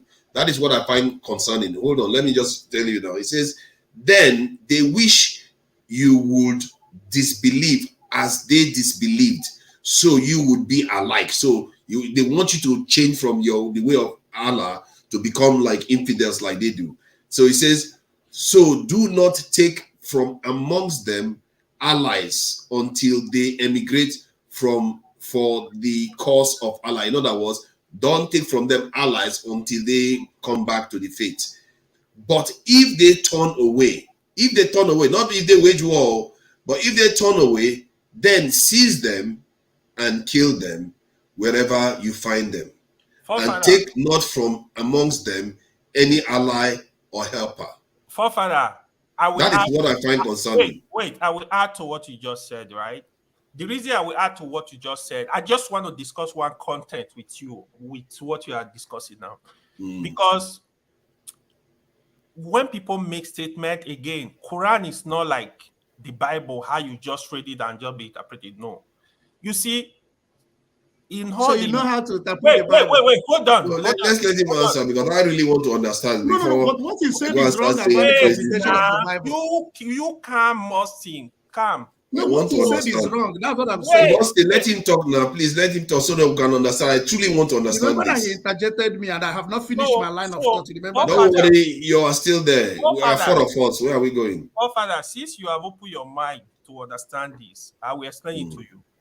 First of all, you need to understand there was no war between Muslim and Christians during the prophet. The prophet Muhammad, was sent to the Arabia when he from Mecca, the Mecca you see today, the Saudi and the Medina, they were idol worshippers. You need to go read their history. So they were not even see Muslim, they don't consider. I've said to you, they consider the Jewish and the Christian as people of the book. They are not forbidden. That chapter you are reading now, these people were unbeliever, completely idol worshiper. You can go read the history of Saudi Arabia. You see millions of people going there every year. Go and read their history. In fact, they are all barbaric. Like it was idol worshiper committing atrocity before Prophet Muhammad. So there was a lot of struggle. They don't even want to see Muslim. If you will hide to be a Muslim in Saudi as a then. Like the people, just like the struggle of Jesus Christ in Jerusalem, right? The prophet was struggling. His followers, you can't even say you are a Muslim. So is this chapter, they are not referring to Christians or the Jews. No, they were referring to the real unbelievers, the idol worshippers. Okay. So wherever you see them, you are free to take their lives. It's not you are free. So if you listen to that, what you read, for example, there was a statement there, right? When they fight you, you defend yourself. See, even the Sorry, hold on. I'm just trying to correct that. They didn't state that. He said, but if they turn away, not fighting you, if they turn away, then seize them and kill them wherever you find them, and take not from amongst them any ally or helper. Start from the beginning, where you started. Okay, let me start from the beginning again, from the quote. Say, they wish you would disbelieve as they disbelieved, so you would be alike. So do not take from amongst them allies until they emigrate for the cause of Allah. But if they turn away, then seize them and kill them wherever you find them, and take not from amongst them any ally or helper. I don't know how else to read it. I wish I could find something else on that. Sorry, can I come in, please? Just a minute.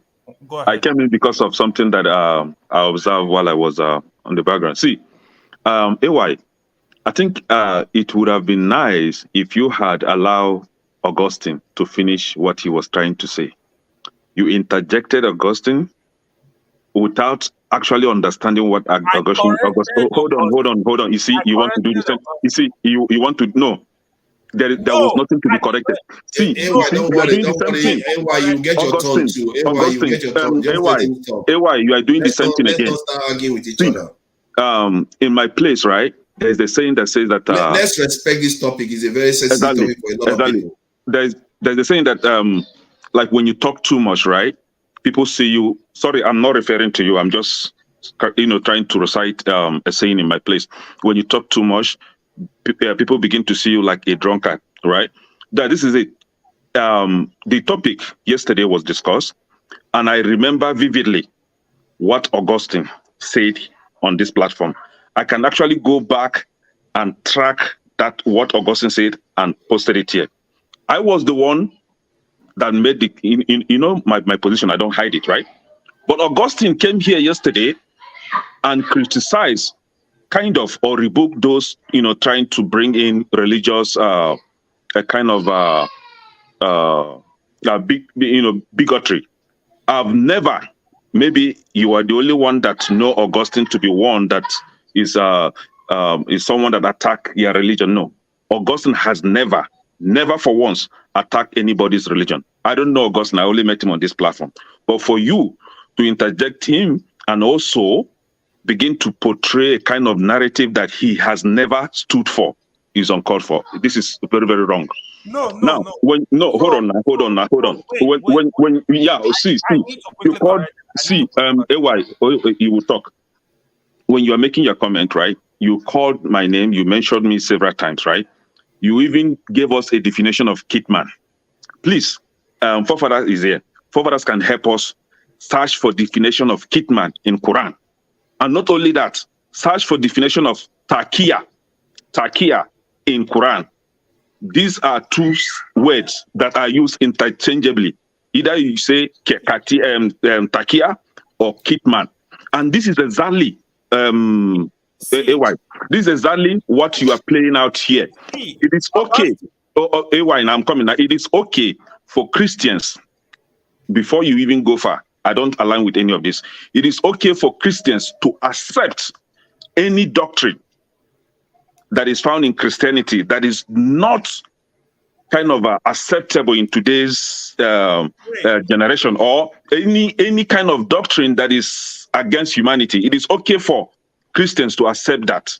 But it is not okay. It is not okay for Muslims to accept that. And that is why they have takia in their doctrine. It is a way to deny publicly what your religion believe on, or your religious doctrine, to deny that in order to portray a false narrative. There is the takia and is in Islam. To be fair, wait, forefather. Okay, let me let you go. Since they've been... Augustine, it was because of, I repeat, it was because of the statement you made. I feel there was misconception. That was why I interjected you. I don't have anything against you. If you feel offended, I'm sorry. But you see, Ekene, I was specifically mentioning you because even yesterday, I've heard you say, wait. I've heard you say things that don't make sense to me. What are those? Tell us. Wait. I will not even bother to reply to you. Like, if you're ready to discuss, I will have proper conversation. I'm ready now. Like that was why I signed it. All I see in you is hatred for people that don't look like you. In terms of tribe, in terms of religion. Honestly, that's all I see. I don't discuss with you. Thank you for that. I appreciate that. That's who you are. That's all. It's okay. It's okay. Okay. Let's try to be okay. Anything else? Like I said, this is a sensitive topic. I will mute everybody now. I don't have. AY, calm down. Anything else? But that wouldn't stop me from saying what I know. Hold on now. I'm trying. Hold on. This is a sensitive topic. We have to respect it. I said it earlier on. We can't be responsible here. We are grown-ups. There are a lot of people watching us that feel very, very strong about this topic. So we can't just be responsible and polarize the discussion. We have to get to somewhere. From what I know about takia, I went and looked at the Quran from the context that they talked about. It was about when you are in a situation where you could face your life could be forfeit, you are free to deny to be a Muslim to survive that encounter. That is the only context that they used it. It could be that people have corrupted it and started using it for any and anything. They just lie in the name of Islam. But that is not how it's meant to be used in the way they put it in the Quran. Forefather, that is what it is. You just said it. There is nothing added to that. You can't, he just pick a word and what a little word, like, that's why I said I will not reply to him, because I see like it's hard to talk to people like this. But if you doubt it, you have Muslims. Forefathers, let's have this understanding. Forefathers, let's have this understanding, right? I will say I will have to help AY here, right? In Islam, this is not coming from me. It is on Google. You can Google it, right? In Islam, taqiyya is a precautionary dissimulation or denial of religious belief and practice. Generally, taqiyya is the action of committing a sinful act, such as feigning unbelief for a pious goal. It is a belief in Quran. He's saying that they don't believe in Quran for them to survive it. That's what it means. It is used in Quran just as they use kitman. Forefather, beg. It is a belief, and that is why forefathers. That was why the recent killing in Kano, in Sokoto, where the governor, instead of the governor to condemn that act of killing, he was trying to justify the killing, the killing, and that was why somebody like El Rufai in Kaduna always justify Boko Haram activities in Kaduna. This is AY. Let me help you here. I grew up among. AY. I grew up among Muslims, right? I still have Muslims as friends. We discuss Yoruba Muslim outside Yoruba. We still discuss about religion peacefully without having this kind of mindset that you're having. See, hold on now. Hold on. AY. We still have that discussion. But it is okay for you to come here and say that I hate somebody that is not of my religion, or you don't. You see, when you don't know people, hold on now. The next day I said to you, because you hate other tribe, I said, why will you be doing that? How do you come to that conclusion that I hate others? Make about other tribe. That's it. What if you are clueless of what I'm saying? Can you go and help yourself and make some research? You cannot be concluding on someone when you are ignorant of everything. You see, I'm not saying that you're not Islam, but you are Islam, but you have limited understanding of Islam. You're calling him ignorant or not. Let's try to be civil. But he called me. He said that I hate my people that don't share the same belief with me. What is the meaning of that? Let's bring the temperature down. What is bigotry? We have to get somewhere. If we don't understand each other, how are we going to get somewhere? Because if we keep shouting at each other, we're not going to get anywhere. That he has no time to understand me. He said it here. He's saying that because of the way he feels that you're going to come across. Because look at now, I was really emotion. He has more emotion against objectivity here. Keep emotion aside. Let's have a discussion if you are willing to have a discussion. Let me tell you something. For me,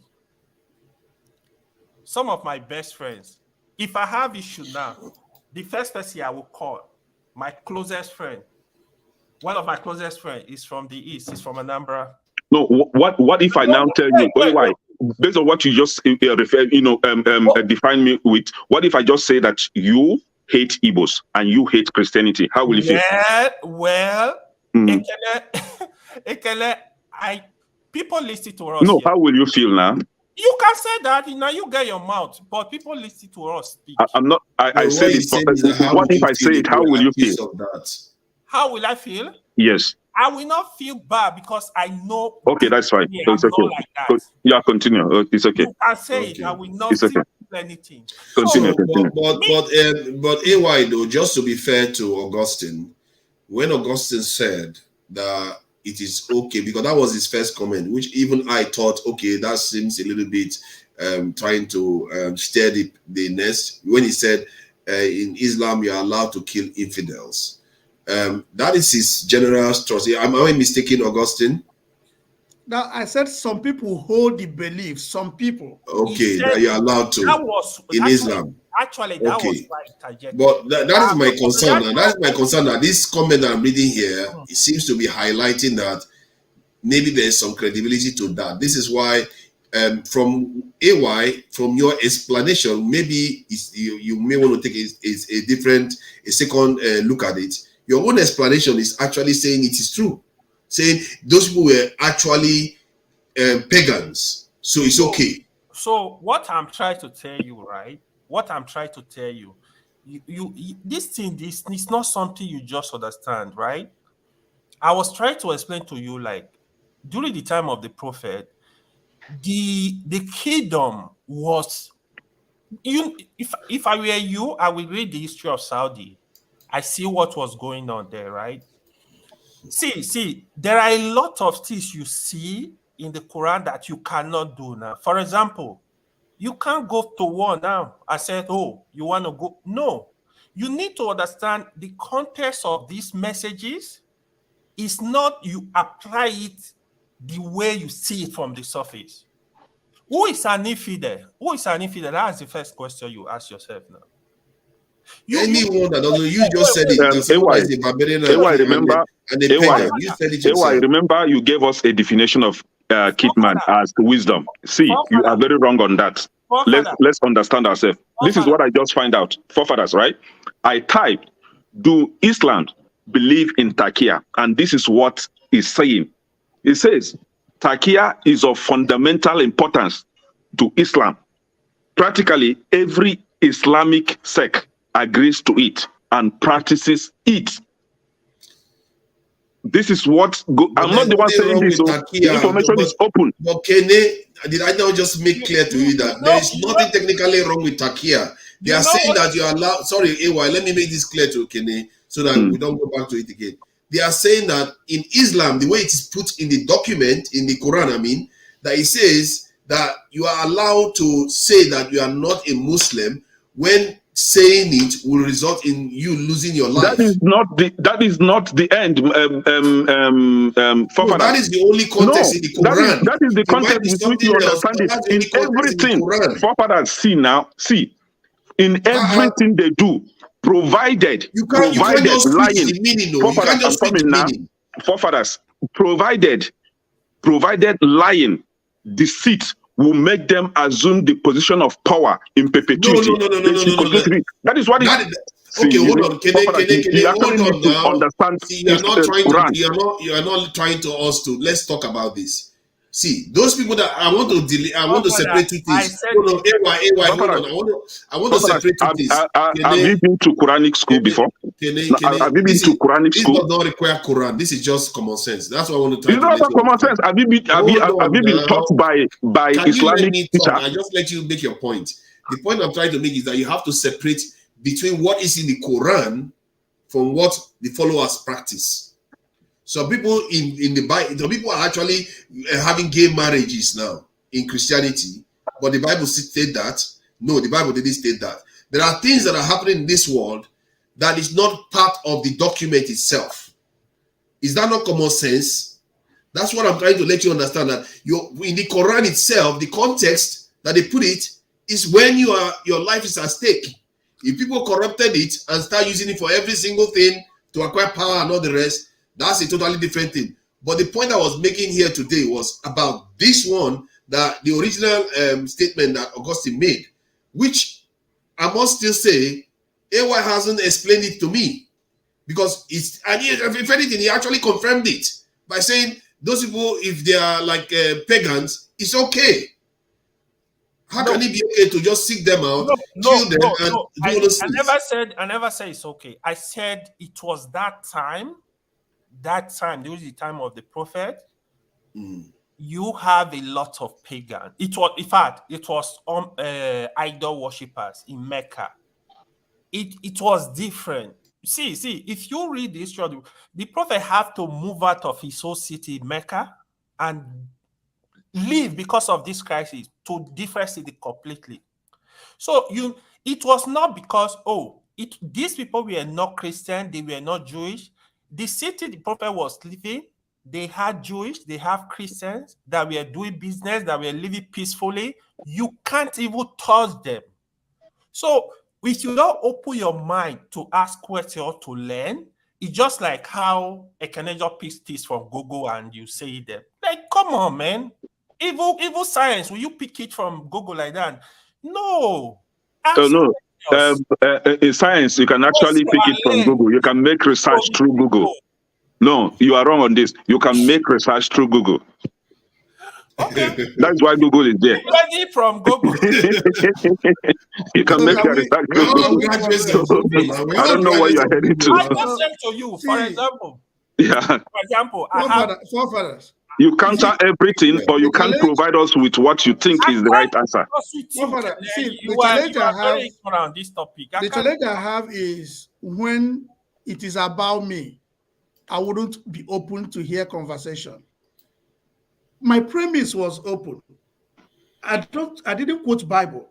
I didn't mention Quran. I was very objective in my position. I'm learned when it comes to religion. I know religion. And that was why when I engaged Rudolph yesterday, when he was asking me about some questions, I said, religion is more of emotion. I always avoid going into it because you might hit somebody where the person will lose control. And when that emotion is not treated, it leads to what we are doing today. Look at what happened in Kenya. A pastor is telling people, hundreds of people, to fast to meet Jesus Christ. And these people, do you think that some of them are not professionals? Most of those people are graduates. So when it comes to religion, everyone should be very careful. I have this conversation, Kuka taught me. I have had several of conversations with him. My schoolmates, most of them are from Kavanchan. The people I schooled with, I know how they live in Kavanchan. They are from there. They are Catholic priests, but I know how fearful. One of them that was killed was just 2 years ahead of me in the seminary. That was killed this year. So I know how these people live amongst their people. So when we talk about throwing light, Muslim, I made a comment where I worship here in the US. The Muslims use the same chapel with me.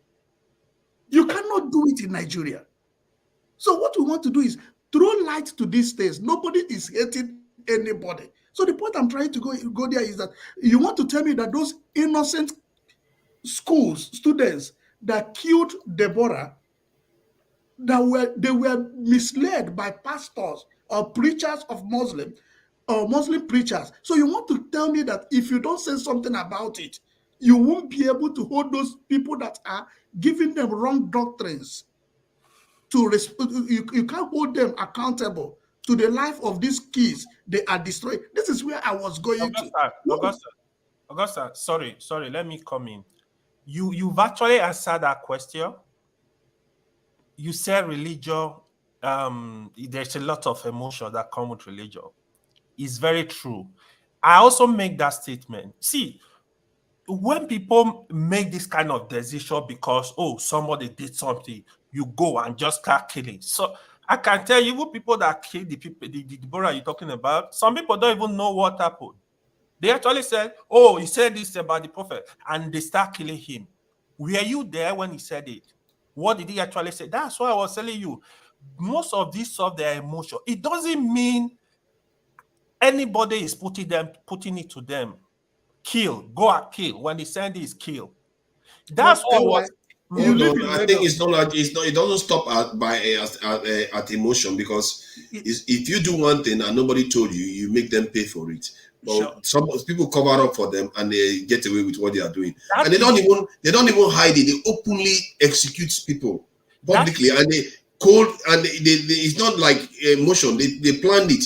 It didn't happen immediately. The girl was in I think the girl was detained somewhere. They went there to take the girl out. So this is people that believe in a certain thing, and these are young people that are at school. They were being educated. That is why I was saying to, like, Nigeria, we don't have. For us, you guys are even going far. During the 2019 election or 2015 thereabout, Buhari, as a leader of that very country, went to his people, right? And when he was campaigning, you remember what he told them? If they try to stop them, they should halakasu. Halaka means send them to grave. This is what the president encouraged his people to do. And you are now expecting the governors to condemn such killing when the president is actually encouraging them to continue with that. Who did he say that yesterday? Halakasu then? Who did he say to? Who was he referring to? The people he was talking to. Exactly. I know that. When he was campaigning. If he was talking to those his own people, who is he saying that they should Halakasu? They should halaka whomever that stopped them from rigging the election for him. So. Okay, but that is not necessarily, that's not necessarily based on religion then. Yes, forefathers. Just few months ago or thereabout, in Pakistan, a cabinet minister, I said it here yesterday, was killed. A cabinet minister in Pakistan was killed. His offense was that. Let's come down on the K word. I think it's getting a bit. His offense was that he went against the religious blasphemy law, Islamic blasphemy law that they put in Pakistan. And they killed him, and nothing is done about that. Again, keep it with the KKK word. We need to calm down. Sorry about that. He lost his life or something. Yeah. Forefather, see. No, they took. Let's condemn. See, AY, it is okay. AY, it is okay for you to assume what I'm not, right? But this is it. The earlier we start calling out these anomalies, the earlier we start calling out this inhumanity to fellow human, the better for us. See, religion is something that will come and go. And we are now we are now taking lives because of religion. Tell me, and it's okay for us to come up here and defend it. I hear you. Can you let AY say what he wants to say? Look at the description. Tell me this is not a fallacy. Because Buhari is a Muslim. You said he made a statement. Now he's telling the Muslim, kill non-Muslims. No, that's not what he said. To be fair, I inquired about that. He says no, he's just referring to people that will stop them from voting. Okay.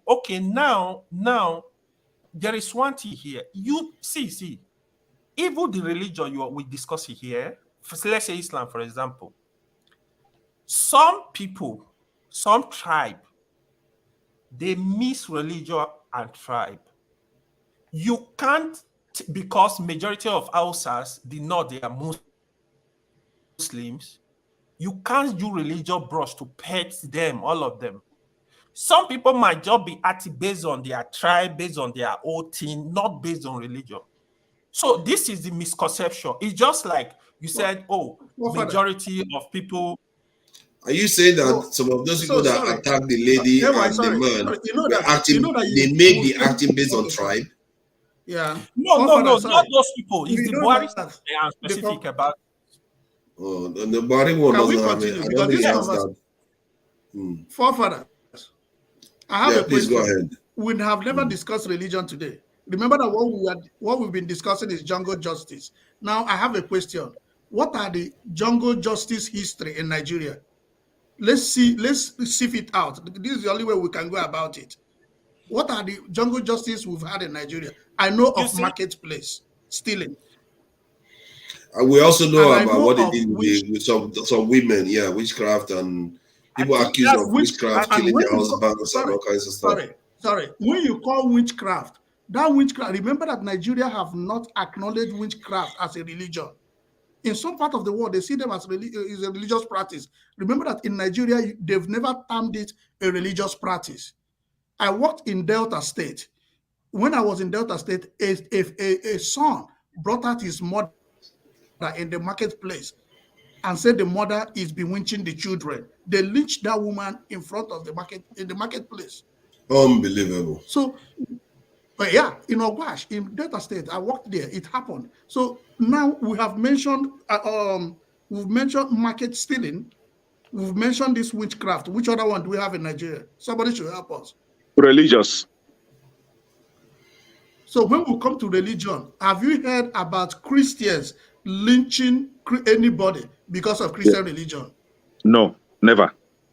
Have any of us heard about it? It is Islam, Muslim that does that.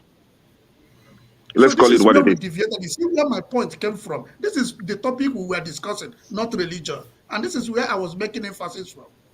So, Ewa, you see that listening to me would have helped us to move. We've stopped. I've seen Christian does that too. I don't think non-recently, but I'm not so sure that Christians have done this before. Christian done the Sabbath. No, Sabbath. What they are doing. Those, not all Sabbath, because I know good Sabbatarians, right?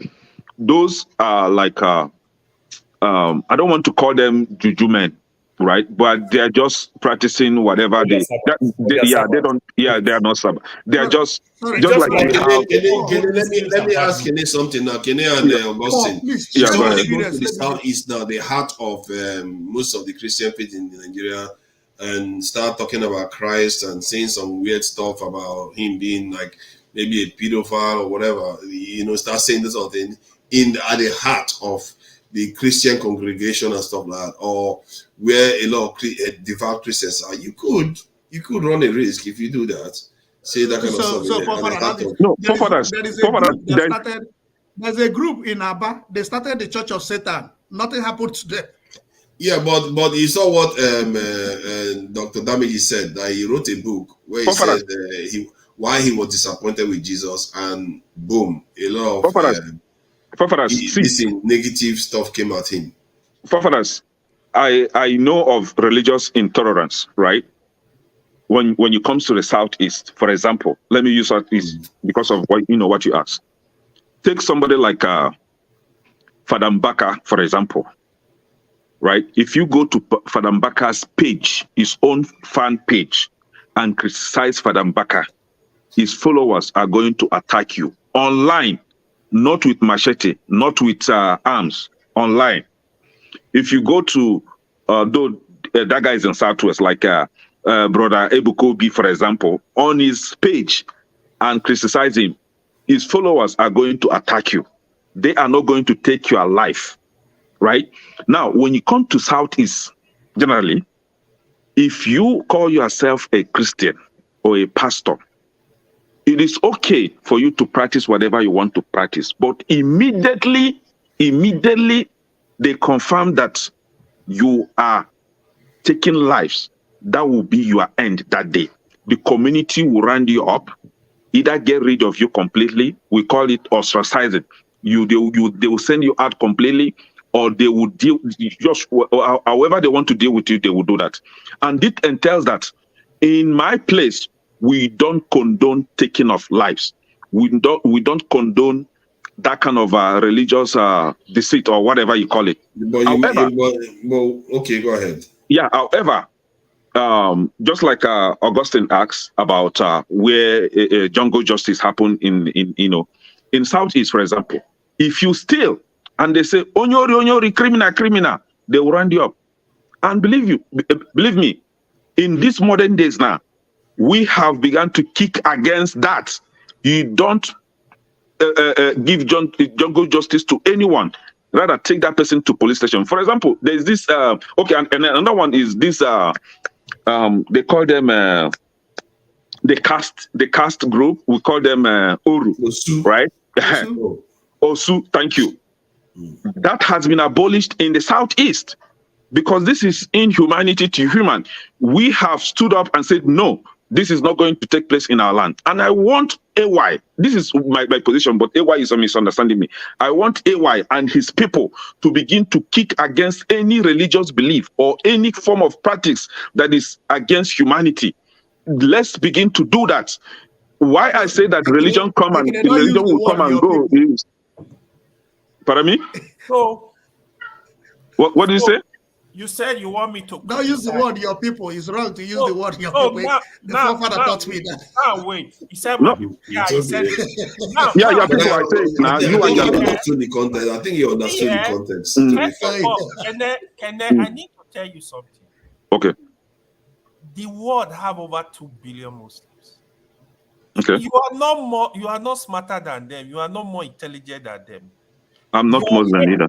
Your head will not change anything. I see what you are doing. Hold on. I know. What you are doing now, you are not helping your case. Let him land. Wait, forefather. Wait, forefather. This killing you're talking about, I have actually criticized what happened. Now, the question you are not asking yourself, for example, like Augusta rightly said it, the Muslim, they also do jungle justice.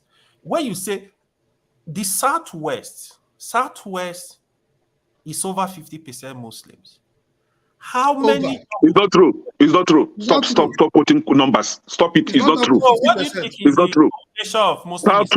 Southwest, the number of Muslims there is not more than 30%. Stop putting wrong statistics. Okay, let's say Southwest. 50-50. Yes. So what does it matter? Yes. No, it's not 50. You can't say 50-50. Hold on. Okay, let's They're not more than 30%. He's a Southwesterner. How are we Wait, arguing pause, with say him something. again? Father, I'm also a Southwesterner. So If I call out wrong practices, you that are means like I'm hating on your religion. See your mindset? I am born. You can never grow like this. AY is born in Kaduna and I'm born in Lagos, Southwest. Okay, Who know the region more than? Exactly. Lagos is not the only state in Southwest, Oga Paul. No, Yeah. because I covered the place. I party. I make friends with them. Oh, What do what I about mean by that? dictators? When you say over 50%, are you saying over 50% in the context of just the Yoruba, or you are saying Just the the whole Yorubas. people who live in Southwest? Just the Yorubas. I'm not sure most Yorubas are Muslims. You are laughable, man. You're very wrong. Okay, Go ahead. Go ahead. I'm not sure it's true, Wait, but here is it's okay. here is the statement. Let me complete my statement. How many religion? Let me be specific. Muslim jungle justice have you seen in the Southwest? You know why? You asked me that question, right? I'm not asking you. I'm asking Okay. everybody. You know why you are not seeing it in Southwest? If you ask me the Southwest question, religious leaders are more educated. They educate their followers not to do this. It is wrong. That is why you are not seeing it in Southwest. It is wrong. Just the way some doctrines in Christianity, it is not acceptable, and we are not practicing it today. And but it is not done in the north. Then two. Okay, Again, you take the answer from me, and I really like that. You really answer it very well. Then two, when you also said so, it is crystal clear that the way the Muslims in Southwest and in the North practice this same religion is different. I can give you one analogy about that. Jehovah Witness, Celestial Church of Christ. They are both Christians, but their doctrines are different. So, if, for example, if Celestial Church of Christ is doing more, bringing some type of thing that look like more of the Old Testament, too many sacrifice, Jehovah Witness don't do that. Okay. Okay, Oga Paul, let me land very well. In the Southwest, you have more of the Sunnis. Just like when you use Jehovah Witness and all that, you have more of the Sunnis. The Sunnis don't actually believe in some of those harsh doctrines in Islam. They tend to suppress it. They tend to disassociate, from that. It's not that I think the Wahhabis are there's difference within the Sunni faith. There are different flavors. Go ahead. Go ahead. We answered the question that you asked. Go ahead. You just think you know. You don't know anything. Please, teach me now. Teach me. You know. Teach me. Let me go to my question. Please teach me. You say I don't know. So you have to teach me. Hold on. AY, before you go ahead, please don't get yourself caught in the emotion of the situation. You are the only Muslim here. You see, because you are talking. You are going after them personally first before you address the point. You are the only Muslim, so you guys try to understand. He's the only one. Not everybody's coming at him. If you notice me, I'm not saying much. I'm trying not to take it personal. Yeah, I know now. If you come after him, he's gonna all hell is gonna break loose today. Paul, you made a statement. You said it's because the Muslim in the Southwest are different. Do you also think? Have you been to a Muslim country like Dubai, Saudi, all those countries? Do you also think the Muslim in those countries they are different from the Muslim in Nigeria? Not sincerely. Do you think they're also different? Did you ask me the question? I will answer you. I'm not talking to you. It's Paul. Yes, I will say yes. Because you are an enemy. Nobody's talking to you. I will say yes because no, I can't because like I said again, I want to take it from the place of a Christian. From the place of Christian, it breaks down. Sometimes we bring culture into religion. which is not too good. You understand? Which is not too good. So sometimes culture and religion, they are not too good when you put them together. But when you go to a place like Saudi Arabia, let me tell you one funny thing. In Saudi Arabia, I don't know, you must have been in Saudi Arabia. Oh, yeah. If you are going into Saudi Arabia, they make you understand to delete your Bible in your phone. If you enter Saudi Arabia, you can't download Bible, no Bible in that country. If you go to Dubai, they have a church in Dubai. So one place can be very extreme, another place cannot be that extreme. Even though in the UAE, you are free to do many things in Dubai and Abu Dhabi, but you are not free to do some of those things in Jaja. In Charger. You understand? So these are so they are different in terms of extremists and the likes. They are different. That's my answer. But when you come to Nigeria, when you come to Nigerian's contest now, in the West, in the North, for example, you have Hausa Muslim and Hausa Christian. These Hausa Muslim and Christian should have one tradition, right? Or culture. But when it comes to this extremity or whatever they call it, I see why Paul is always making you found that in the Islamic quarters, not in these Christian quarters.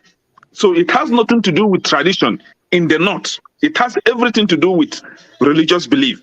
Augusta, okay, that's what I want us to understand. Hold on, Augusta. Augusta, hold on. Let's not go round around. I think the point Kenny made just now seems to be quite coherent. Because one other thing I want to add about the Southwest one was about the fact that their leaders are often of traditional Yoruba and this is tradition, while the northern one generally are tied to the religion.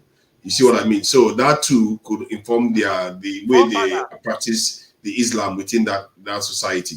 So let me finish. Let me add one more point, AY, before you go ahead. Because sometimes because you are not a big fan of Kene, you miss the point he's making. So the point, so the point he's made just now is quite an interesting one. I want to ask Augusta he said in the north, there are also, like in the case of Kaduna, you have Christians, Muslims, but you don't see the Christians in the north, and all of them are technically Hausas, okay, different flavors of Hausa. They don't go after each other. Like you don't see the Christian part doing the same thing as the Muslim part is doing. So then let me answer the question. Okay. Augusta, you said you schooled in the north, right? No, AY. Wait, answer that I give you. The question.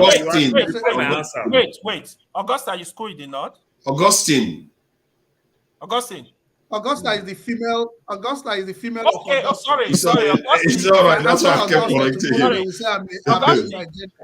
Augustine, you schooled in the north, right? Yeah. Okay. I want to. No, I say I have most of my classmates. Yeah, I want. Yeah. Okay, most of your classmates. Oh, I school in the north, so you can ask me. You don't have. I can't.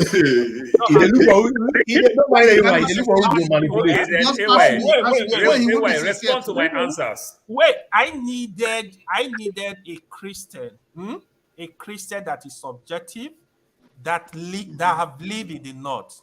The question I want to ask him, in your sincere judgment, I want to ask the person, do you see the difference in Christian in the north and Christian in the south?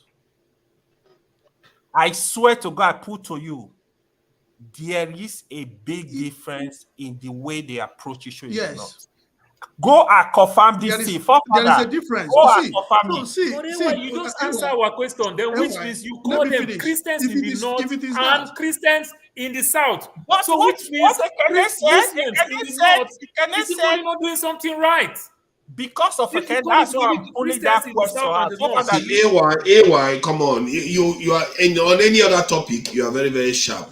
This one, when they say, you are very sharp, I don't understand this pretense that they are doing, like you don't know what they are saying here.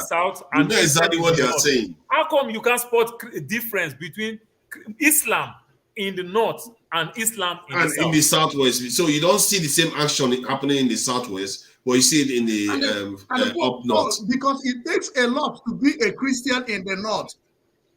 They are everly bearing the matter. Fearful. They are the Christians in the north are always fearful. In the north. I work in Sokoto.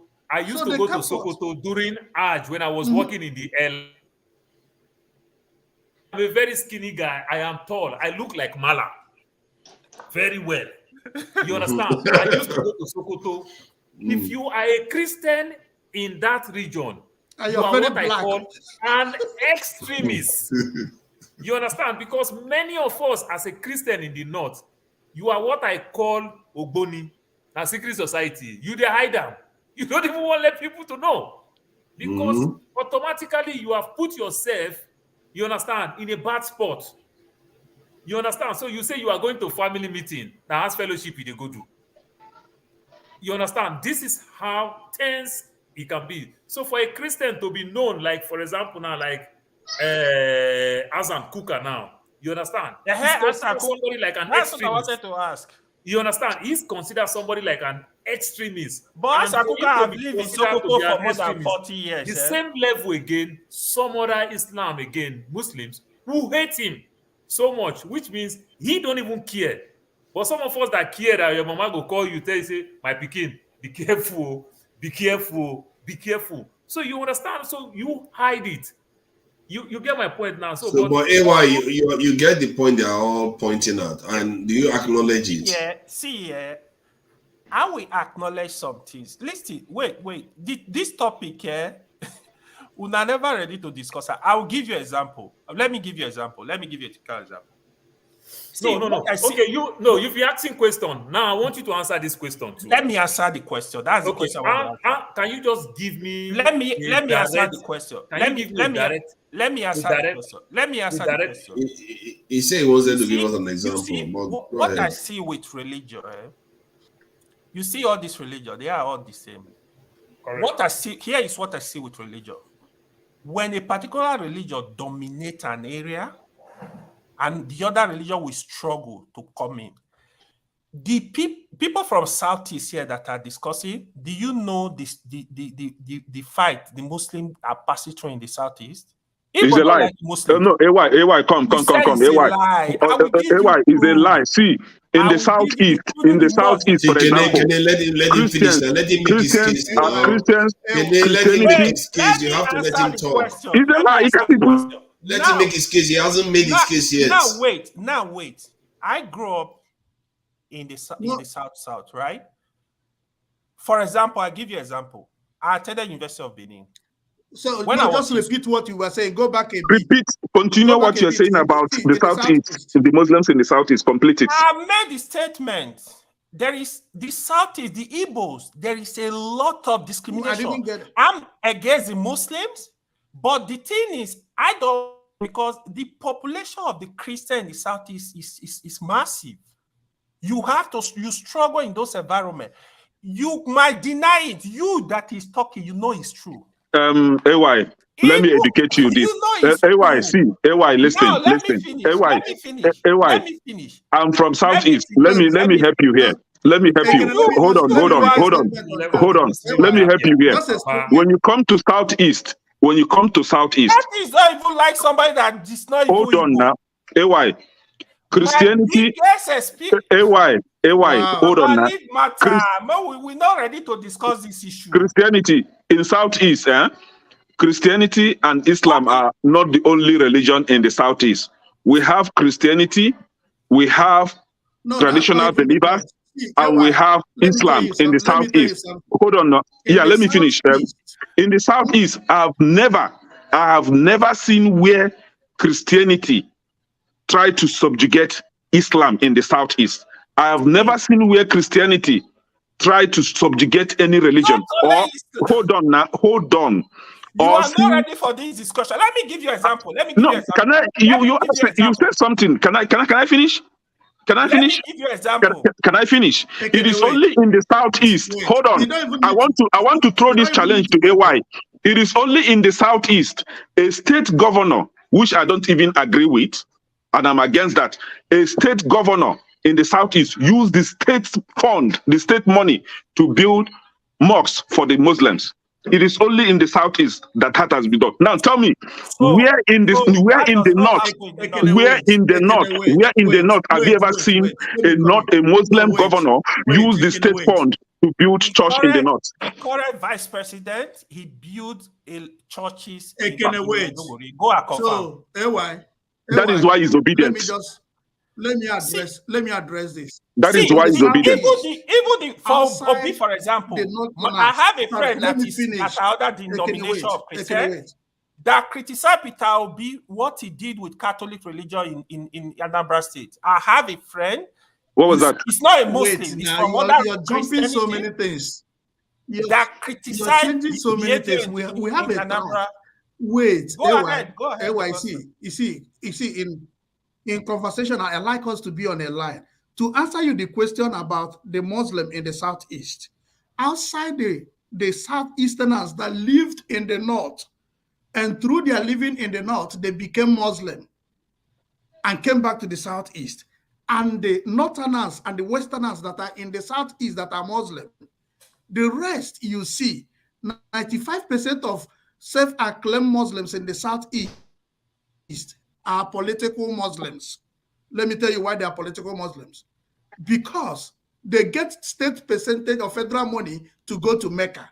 Because during the Muslim celebration, the governor gathered them around and used them to do Muslim. We have Muslims here. So most of them that you see Igbos that are Muslim that live in the southeast are political Muslims. Did that put that question right? You answered the question, finish. Right, correct. I'm not even a fan, even as a Muslim. I'm not even a fan of any governor sponsoring people to Mecca or Jerusalem. I'm not a fan of that. That's not the topic. He just said it in a No, I know what he said. That's not I'm the not topic. even a fan of that. But what Augustine is saying, I have worked with people who work in ministries and parastatals. You see somebody who work in farm, somebody who work with custom, somebody who work with immigration. And because of my job, we work together when I was working at the airport. You see an Igbo man follow this Alaji to grow, to be in sensitive place. He join him to go to mosques to go pray. Igbo man. He even invite Alaji. Listen. He even invite Alaji to come even for naming of his own child. Whatever thing they name the child, whether if your guy go, whether he go name him again, no, it's up to them. But what I'm telling you is that in the southeast, in south, there is mosques there. They give them land, they build mosques, they do everything. That I can tell you. Which can never be done in the north. In the north, to even give them land to build church is a problem. Yeah. It's a problem. So I'm from southeast and I grew up in the north. I'm telling you this, I'm not attacking Islam. I don't attack anybody. They only you understand? When there is I don't attack anybody. I don't hate any religion. But let's begin to call a spade a spade. Let's begin to point out the evil that is going on in our individual religion. And this is the only way to foster peace in that country. If we try always to defend our religion, whether they are doing something wrong or they are doing something right, believe me, there will never be genuine peace when there is no justice. You have to call those evil out and actually genuinely stop doing it so that there will be peace. Go ahead. Take it easy. We are coming to a point. AY, are you not concerned how the Muslims in the north behave? Because we've established that there is a difference. You are not listening to me. I've made this statement. You are not listening to me. If you were listening, say it. Maybe we didn't hear it. Wait. I said some people, you see them attaching culture with religion. It becomes a problem. Because of that reason, that's why I was asking you, the Muslim from the southwest, is their behavior different? You say yes. I asked the same question. The Muslim in other countries, Dubai, Saudi, is their behavior different? Somebody said yes. That was the reason I was asking. For me, I move around Nigeria. I know Nigeria. When I'm speaking, I know Nigeria. When I'm saying stuff, I know what I'm talking about. I know the problem I feel we have, the Muslims have in the north, but what I don't understand, I don't know why they do some things they do. Me, I would say no. For example, the killing, you can't explain it to me. Why are you killing somebody? Not only on religion, on everything. I have said it repeatedly here many times. You can't take a soul for, you don't have any reason. Even if you see somebody killing somebody, you can't take a soul because we live in a lawless country. That's why you see all these things happening. I'm not supporting any killer. I'm not supporting any evil. Don't do evil to anybody. Live peacefully and let the country be peaceful. That's my opposition. I make it very clear. But the thing is, don't say stuff you don't understand. Instead, try to ask questions. Try to dig deep. Don't just make absolute statement. For example, now a Muslim did something in the north, you use the brush, all Muslim. That is a fallacy, for God's sake. Why are you doing that? It's just like, oh, because I see one Igbo man stealing, I say, oh, Igbo are criminal. Or I see a Yoruba man stealing, I say, oh, all Yoruba are criminal. No, you don't do that. That's a fallacy. Fallacy of generalization. Let's even go back how Islam come to Nigeria. Who is Usman? I'm not interested in that. Who is Usman Danfodio? And what is jihad? Who is Usman Danfodio and what is jihad? And how did Usman Danfodio conquer the north? Okay, you're talking about, the earlier you begin to condemn this belief or this doctrine in your religion, the better for you. There's no two ways about it. If you like, sugarcoat it all around, the truth is still the truth. Who is Usman Danfodio? How did jihad come into Nigeria? Who brought jihad in Nigeria? Crime committed by religion. You need to understand, first of all, every religion commits some level of crime. The Christianity you are following, the slave trade in Africa was conducted by the Bible. You don't know? Oh, okay. Let me help you. Let me help you. You actually need to go back to history because when you're talking about slavery. Listen.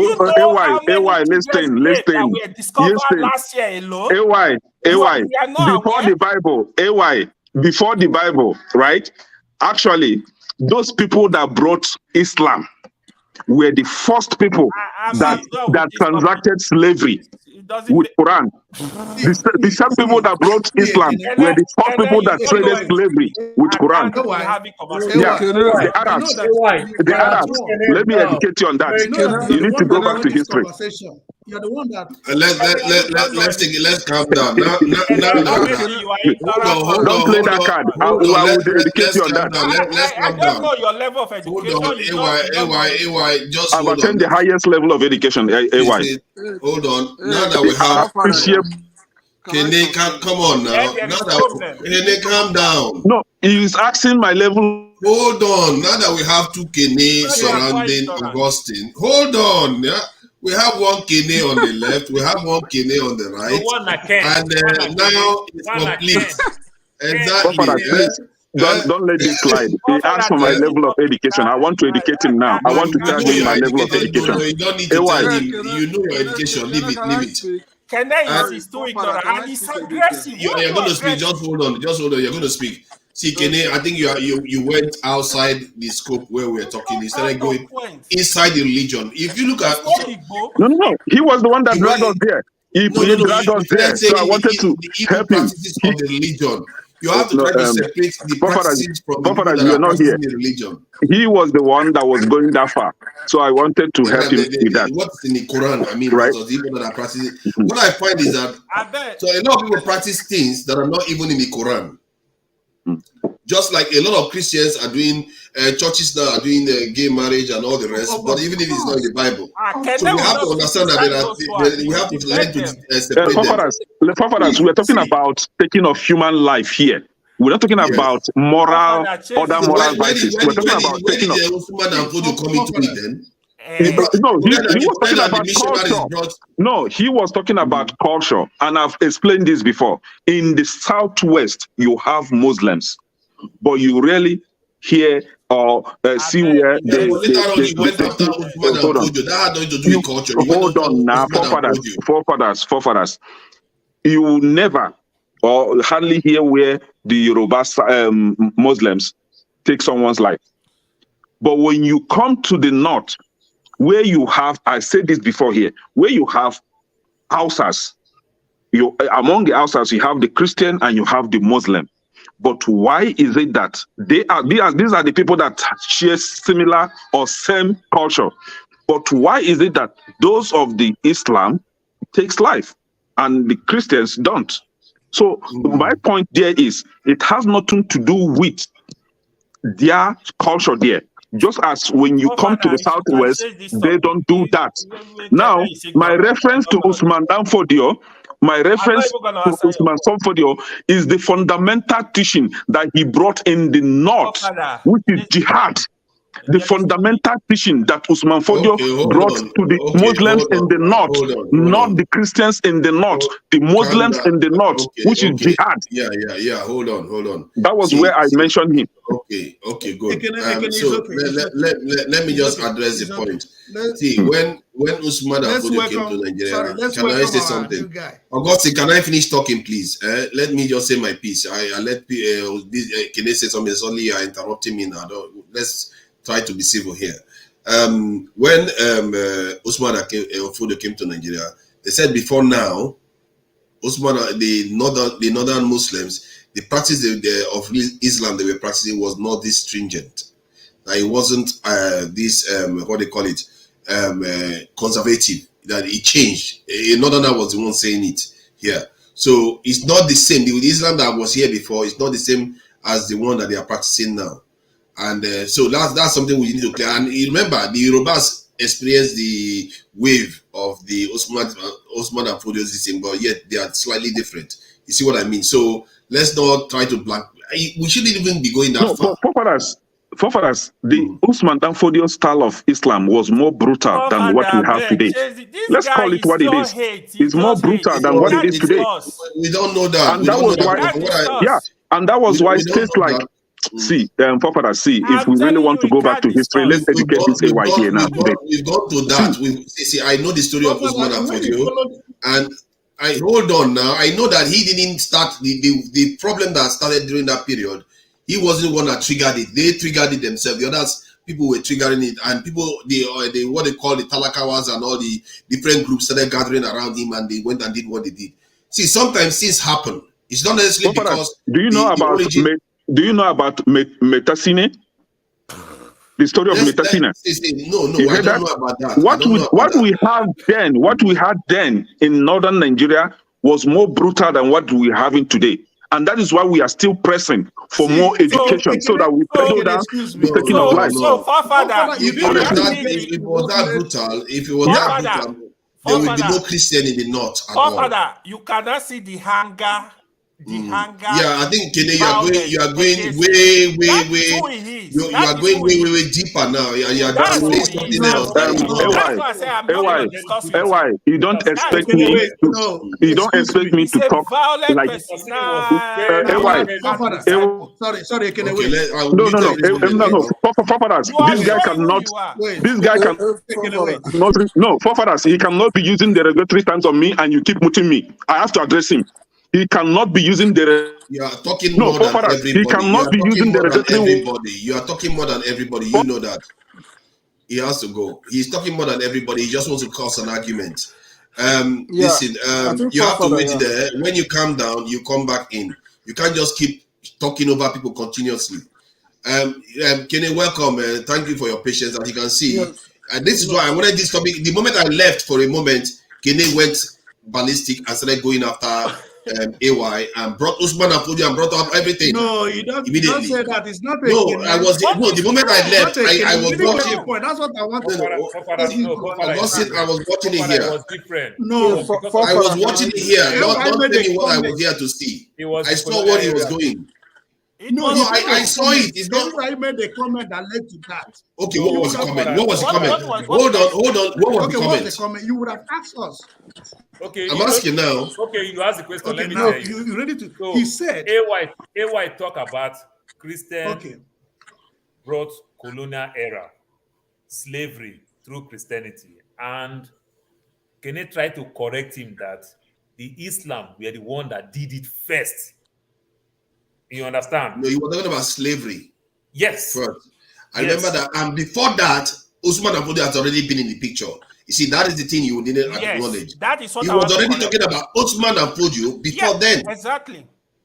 So, exactly. I was listening to it while I was here. What led to Usman Danfodio? Let me bring it in. What led to Usman Danfodio was when AY said that what is happening in the north is not religion, it is culture. So that was when he brought Usman Danfodio, I never said what is happening in the north is not religion, it's culture. No, don't quote me on that. I said some people, you see some people, they tell you, that's what I want to repeat. I said you see some people, they say they practice religion, sometimes they mix religion and culture. I never said I not practice religion. I'm not the owner of religion. I can't criticize what people are practicing. Yeah, so no, you use the analogy. You use the analogy that I never said it's not the same in the West. It's not the same outside the country. In the North, because they miss. It's just like if you tell me.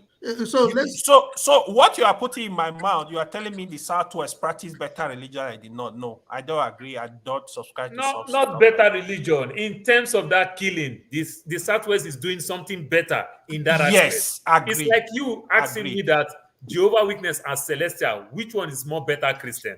No, I may subscribe certain things that Jehovah Witness do that I like, and I can equally subscribe certain things that the Celestial do that I like.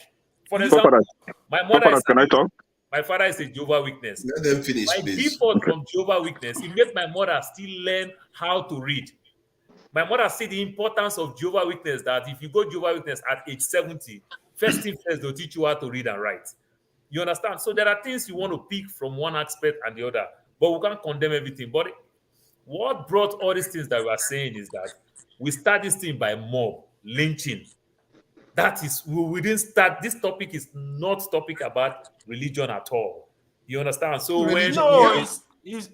that's exactly what brought it. So it was from the point of religion. We should not. We even when we went towards religion, we were doing it quite civilly. Yes. And then later on, it started degenerating, and later on, it came back again. But the moment I left, then the whole thing went this thing. We were having a lot of agreement. Then you just took it and started tearing into religion. That is why I didn't want to discuss it. That's why I didn't want to discuss it. Can I talk now? Can I talk now? Let's the second Kene. Yeah, can I? No, I'm being. See, you cannot be beating somebody and you are strangulating at the same time and refusing to cry. Hold on. Can I give me a minute? See, Kene, nobody will stop you from having your say. So don't always be the first to talk. Let this Kene say something, please. He will allow me to talk. I've begged him to allow me to talk now. Are you going to allow him to talk, Kene? Please, just give me a minute. See, I know.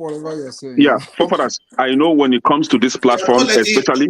See, hold on, Kene. Hold on. Let me make it clear. Now, you won't even allow me to talk. Can you allow me to talk? Are you going to allow me to moderate? You want a country that functions, you don't want to follow rules. What kind of attitude is this? No, you don't follow rules. Are we animals? You are the one that don't follow. I'm asking you to hold on. He won't follow rules, and he won't let me moderate. I just want to ask the main this in the Kene. That does it make Kene allow him to speak? Yesterday, look at now. This other one wants to start talking again. What is this? People don't follow any rule. All of us, we discuss here. Hold on. See, I wanted to. It's a very simple thing. How are we so rowdy? We are just how many people? We are 4 or 5. And suddenly we're acting as if we are a marketplace full of people that don't know how to control themselves. I just wanted to ask Ikene, does he concede his position for the other Kene to speak? And he wouldn't even let me get the word out. How can I not be able to even ask a simple question like that? I'm not asking to over-moderate. Kene, do you want the other Kene to speak now? Or you just want to you can have your say. Don't feel pressured. Don't feel pressured to concede your position. No, I don't feel pressured. Yeah, I think it's because of the way the argument was going. Yeah, that was why I said, okay, let me enter the studio. I think Kene may be making some points. Yeah, maybe the way he makes his points, it kind of make it difficult for people to maybe accept or understand what he's trying to convey. Yeah, because when it's come to issue of religion, you know, you need to be a bit diplomatic in the way, you know, you express yourself and convey your points. Because at the end of the day, the issue is that you want to change minds. Yeah, if you want to change minds, I know you want to speak the truth, but the way you speak the truth makes the difference. Yeah, for people to change.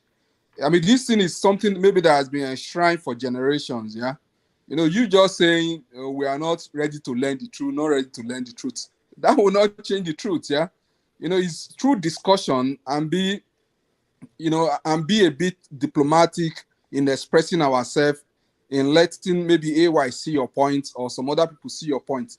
You know, that is the way you change minds. You understand that? That's what I'm trying to convey as well. And same thing for AY. I know maybe you might, you know, maybe there's some. I'm not I'm blaming you. Do you understand now? But the way you attack Kene as well kind of make it seem as if maybe Kene is a bigotry and some stuff. I think there is a better way for us to communicate this thing when it's come to religion. Because this thing it's not something that just happened maybe a year ago or 3 years ago, yeah?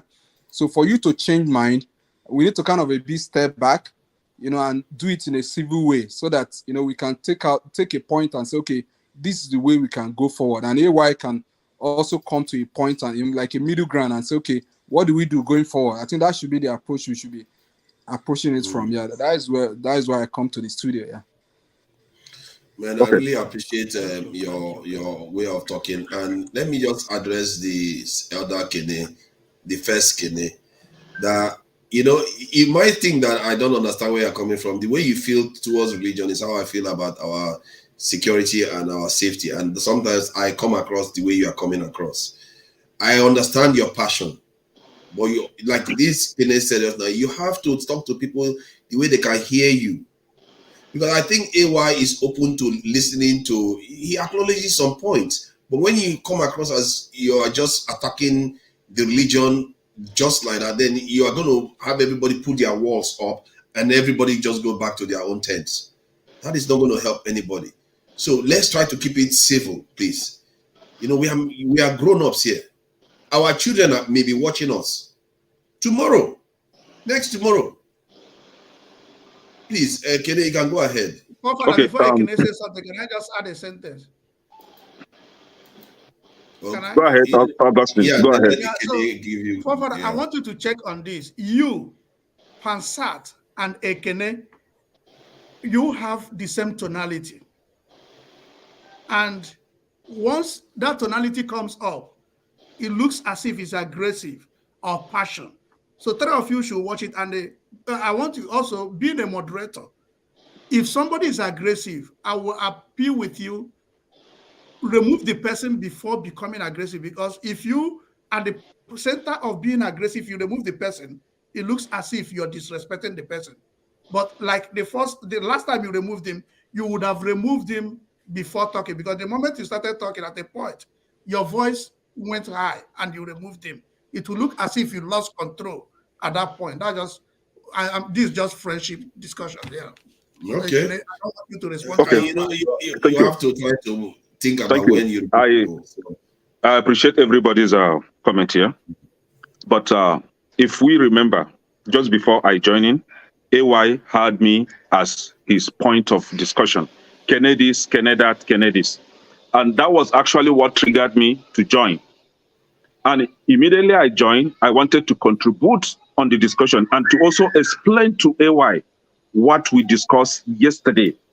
And this was what AY said, if you remember, that he doesn't want to have any conversation with me that nothing that I will say that will change his mind. He doesn't want to have that discussion, that he doesn't even want to understand me.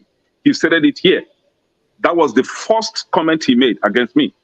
And now this is it. Forefathers, seriously, maybe you will try to understand some things when we are having a conversation. AY was on that side, calling me names, calling me bigot, calling me all matter of names. And whenever I try to respond to him, you mute me. AY even questioned my level of education. And I wanted to explain to AY the level of education that I've attained. You muted me. You never allow me to speak while AY was busy dishing out derogatory words on me. AY was free to talk, but I wasn't free to talk. That is very, very bad on your own side. I know that most of the times my position always differ from yours. You tend not to allow me to speak here, which is fine, right? But remember, what actually triggered me was because AY was calling me. And you said that my understanding of religion, or the way I speak about religion, is the same way you speak about bad leadership. No, I have no problem with religion. I only have problem with bad governance and taking of lives. That is where I have problem. And you don't expect me to speak like Oga John Aban or Dr. Damages or Augustine, the other Augustine, or even this Augustine, right? We all thank God that this Augustine is explaining. We always have our way or our donations, how we talk, right? The tempo with which we talk doesn't necessarily mean that you are angry. We have people that stammerers, we call them stammerer, right? So these are the things you begin to look. That doesn't necessarily mean that the person is angry, right? But the person is trying to push his words out, maybe forcing it out, right? But you always find it very comfortable to mute me. It is okay for somebody like AY to insult me the way he likes. You cannot mute AY. It is okay for AY to interject, cut in on everybody. It is okay. But it is okay for me to respond to him. That is injustice. That is injustice. Nobody is a child here. We come here to learn from each other. We come here to have a discussion. But when one put it forth with that he is not ready to understand whatever that I'm saying, he is not ready to hear my own side. But he was busy calling me names before I joined him. Forefathers, you need to really look into this. You always go after me. And this is not the first time, this is not the second time. Okay, let me add something that you may not have noticed, that whenever I decide to start muting you at all, is because you've already spoken your own turn. It's the turn for some other person to speak. Often, you know what you do?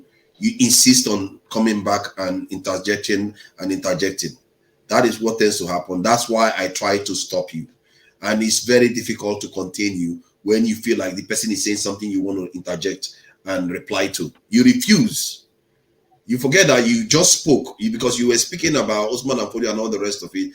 And then when some other person wants to speak, the moment they say one thing you didn't like, you want to interject. And that is why. It's not because you didn't say something. You spoke. If you go back in time, you find that you spoke most of the time. No, AY barely gets any chance to get one out. Like you're doing now again. No, you're having a wrong notion of the way I talk. Whenever I join this platform, I pay attention to everybody. But whenever for example, when I join in, I didn't interject anyone. But if it is comfortable if AY, for example, find it comfortable to always interject me when I'm talking, I always raise the alarm. Forefathers, please mute this guy. But if it is okay for you to leave him to continue to interject me, this is when I begin to interject him as well. This is one thing I want you to really pay attention to. I don't let him interject you. Nobody can interject you. Look at him now. Nobody. Most people don't interject you. That's why you don't interject. No, he just did now. He just did now. No, I can do that because I'm reminded to when you left, I don't know if you were hearing us from the background.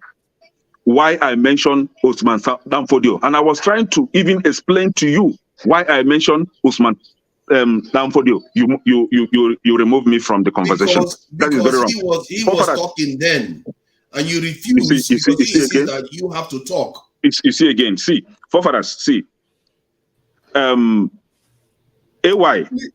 was making his statement. Nobody interjected him. And he was comparing Southwest and the Southeast and the North and the North style of Islam and trying to equate it to, hang it with what they call it, culture. Right, culture. And I said, no, when it comes to culture, in the Southwest, we have Muslims, Yoruba Muslims, for example. You don't hear such taking of lives in the Southwest. But when it comes to the North, where we have Hausas, you have Christian Hausas and Muslim Hausas. You don't see the taking of life in the Christian quarters, but you see it in the North, in the Muslim quarters. That has nothing to do with culture, because these Hausa, Northern Hausas are supposed to have same culture.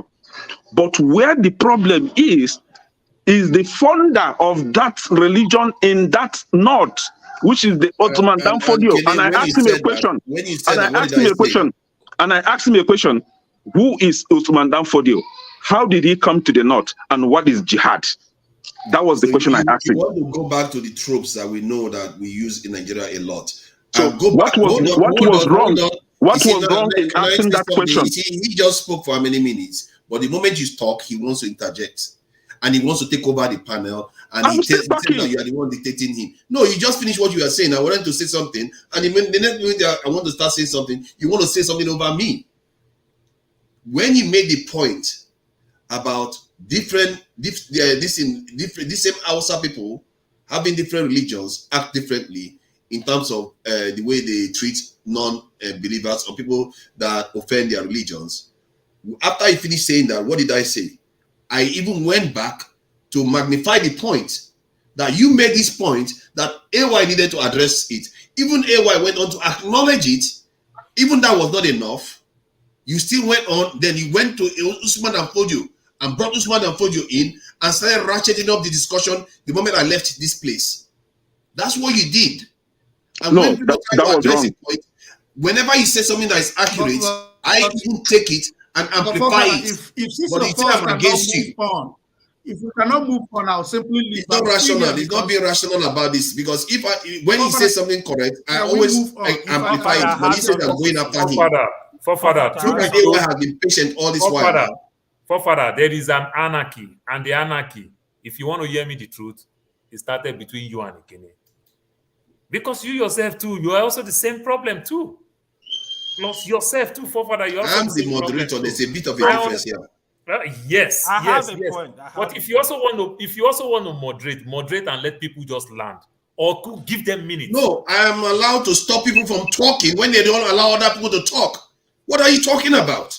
No, you don't. He's not letting me talk. He's not letting AY talk. He's not letting anybody talk. You yourself don't stop people from talking. You start talking.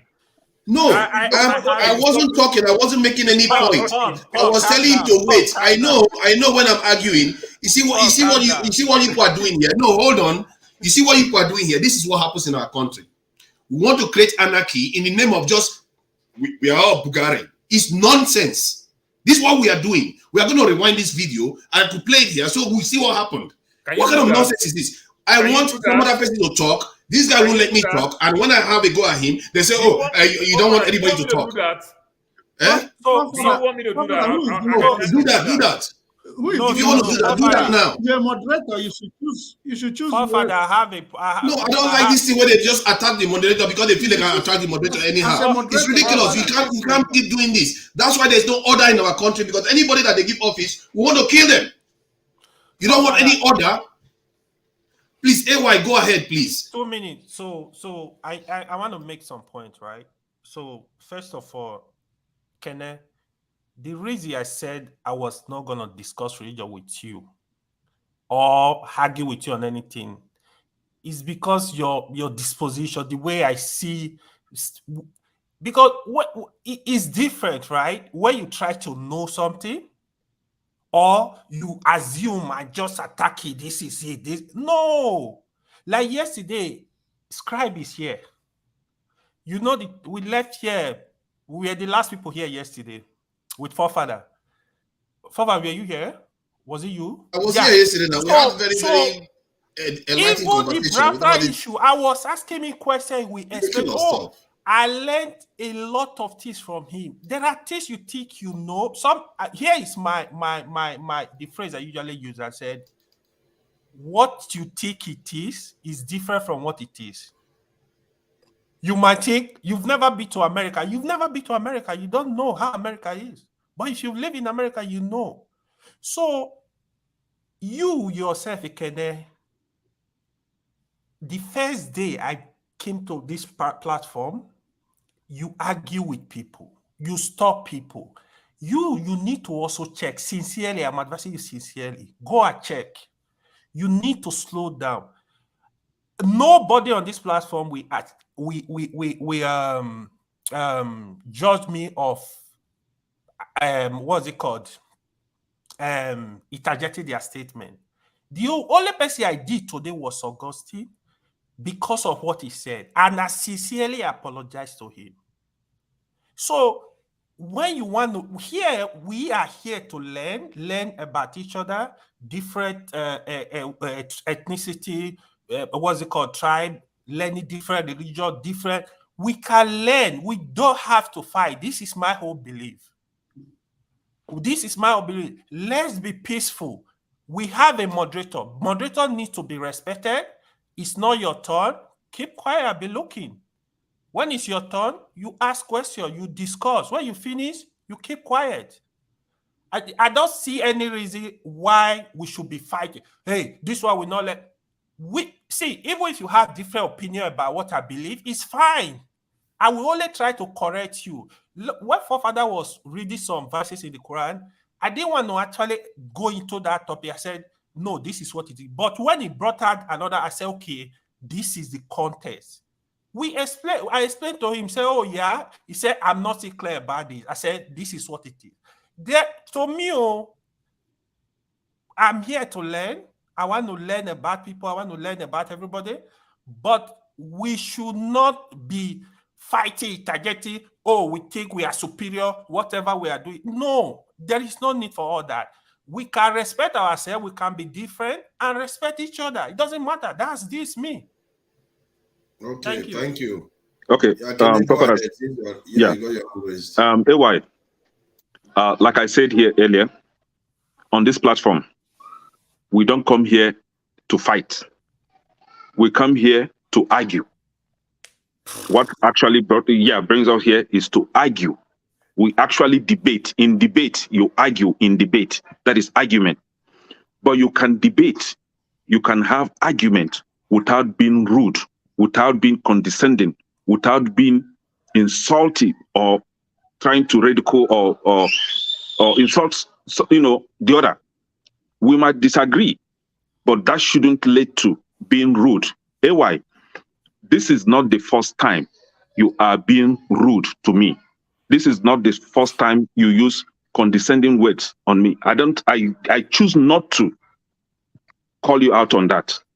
So if I should advise you as an older brother, refer me to another one. You see, he's just interjected me now. You see now? You see? This is the same person that actually talk about interjection. When he was talking, nobody talked over him. He just did it now. See, it is okay to come and paint a picture that never existed. We have panelists here. We have the people on the comment section. They watch each and everybody, right? So you don't come here to paint a picture that we know is not true. Right, so this is not the first time you are doing that.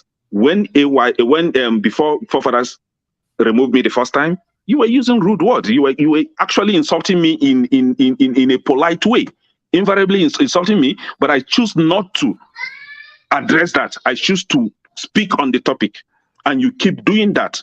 To an extent, you called me a bigot. You even questioned my level of education. Right? What have you not used? If you should tell yourself the truth now. So if I should advise you as an older brother, right? I will advise you to have an argument, to have exchange with people without being condescending, without looking down on that person. Because remember, the first thing you told me when I joined was you don't want to have the discussion with me. putting you in a prideful position. You know more than I do, so you don't have to exchange that way. So what are you, and you're talking about learning, when you already concluded that you don't want to learn, you don't want to share ideas with me. Does that put you in that position of learning? Do that put you in the position of exchanging ideas? No, but you are here painting the picture as if you are holier than every other person here. Let's begin to tell ourselves the truth. Nobody is a child here. But one thing I've learned this night is, whenever you use that rude, whenever you're becoming rude to me, I will address you. I will point it out immediately. I will begin to do that. It's because of no, your it's okay. behavior I will begin to do I that. said what I said. I'm unapologetic about it. Your behavior, I'm not the only one complaining. People, I don't know. How many people have you not fought with on this platform? People, it's the same thing. Is it me? I've never had any issue with anybody on this platform. Nobody can point to that. Even the statement you just said is not true. Forefather is here most time. When have I ever, apart from today, we have argument? When have I ever said anything or have argument? Just refer me to one. We have the videos. Refer me to the day and the time. I've never argued with you. I always avoid you because of the first day you gave me a very bad orientation about you, so I stay away from people like you. I don't. It's not that I'm disrespecting you. I don't want this kind of things. That's why I stay away from. I know one drama. If I'm not learning from you, why will I have discussion with you? If I can't learn, I'm a student. I'm a student of knowledge. If I can't learn from you, there is no need. I'm not going to have discussion with you. See, some of the things I've seen here today is very, very unedifying, and some of the stuff I'm hearing in the comment section is just really silly. And some of all these people, they want their country to be good. No matter how rubbish I am as a moderator, I'm not saying I'm perfect, but if I ask people to wait, like let some other person talk, or maybe I should say something, allow me to talk. That's why we are here. There has to be some sense of order. Sometimes you may not like the order. You just have to let it happen. There are so many things that happen in other forms of parts of our lives. When we go into the countries we are all in, sometimes we have to queue. Sometimes we have to do things we don't like. We just have to do it. But this stuff where we just, sometimes Augustine say, Augustine basically starts moderating and somebody won't let me talk. And some people say I'm arrogant. I'm not. What am I supposed to do? Just allow people to just be talking over everybody? Then we start, this discussion degenerates into something that our children will watch and think that we are not grown-ups. We have to be civil here. I don't understand this idea when somebody just says something, let's be civil, then others will just say, oh yeah, you are being arrogant, or you are being dictatorial, or you are having a say. That is the whole point of the show. Sometimes it has different flavors. I am not Dr. Damages. If anybody see the resemblance, I don't know. I can't help you. I am not Dr. Damages. This conversation is supposed to be free-flowing. Is when it gets toxic, that's when I have to be stepping in. I just left for about 2 minutes or so, and the stuff degenerated, and I had to try to bring it back to this thing where we were. And some people are saying, oh, I'm being dictatorial. There's no dictatorial stuff here. This is one of the freest conversations you can have. I just want it to be civil enough because it's a very sensitive topic. It's a very sensitive topic.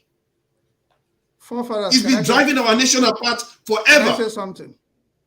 Please, let me let somebody in. Yeah, go ahead, please.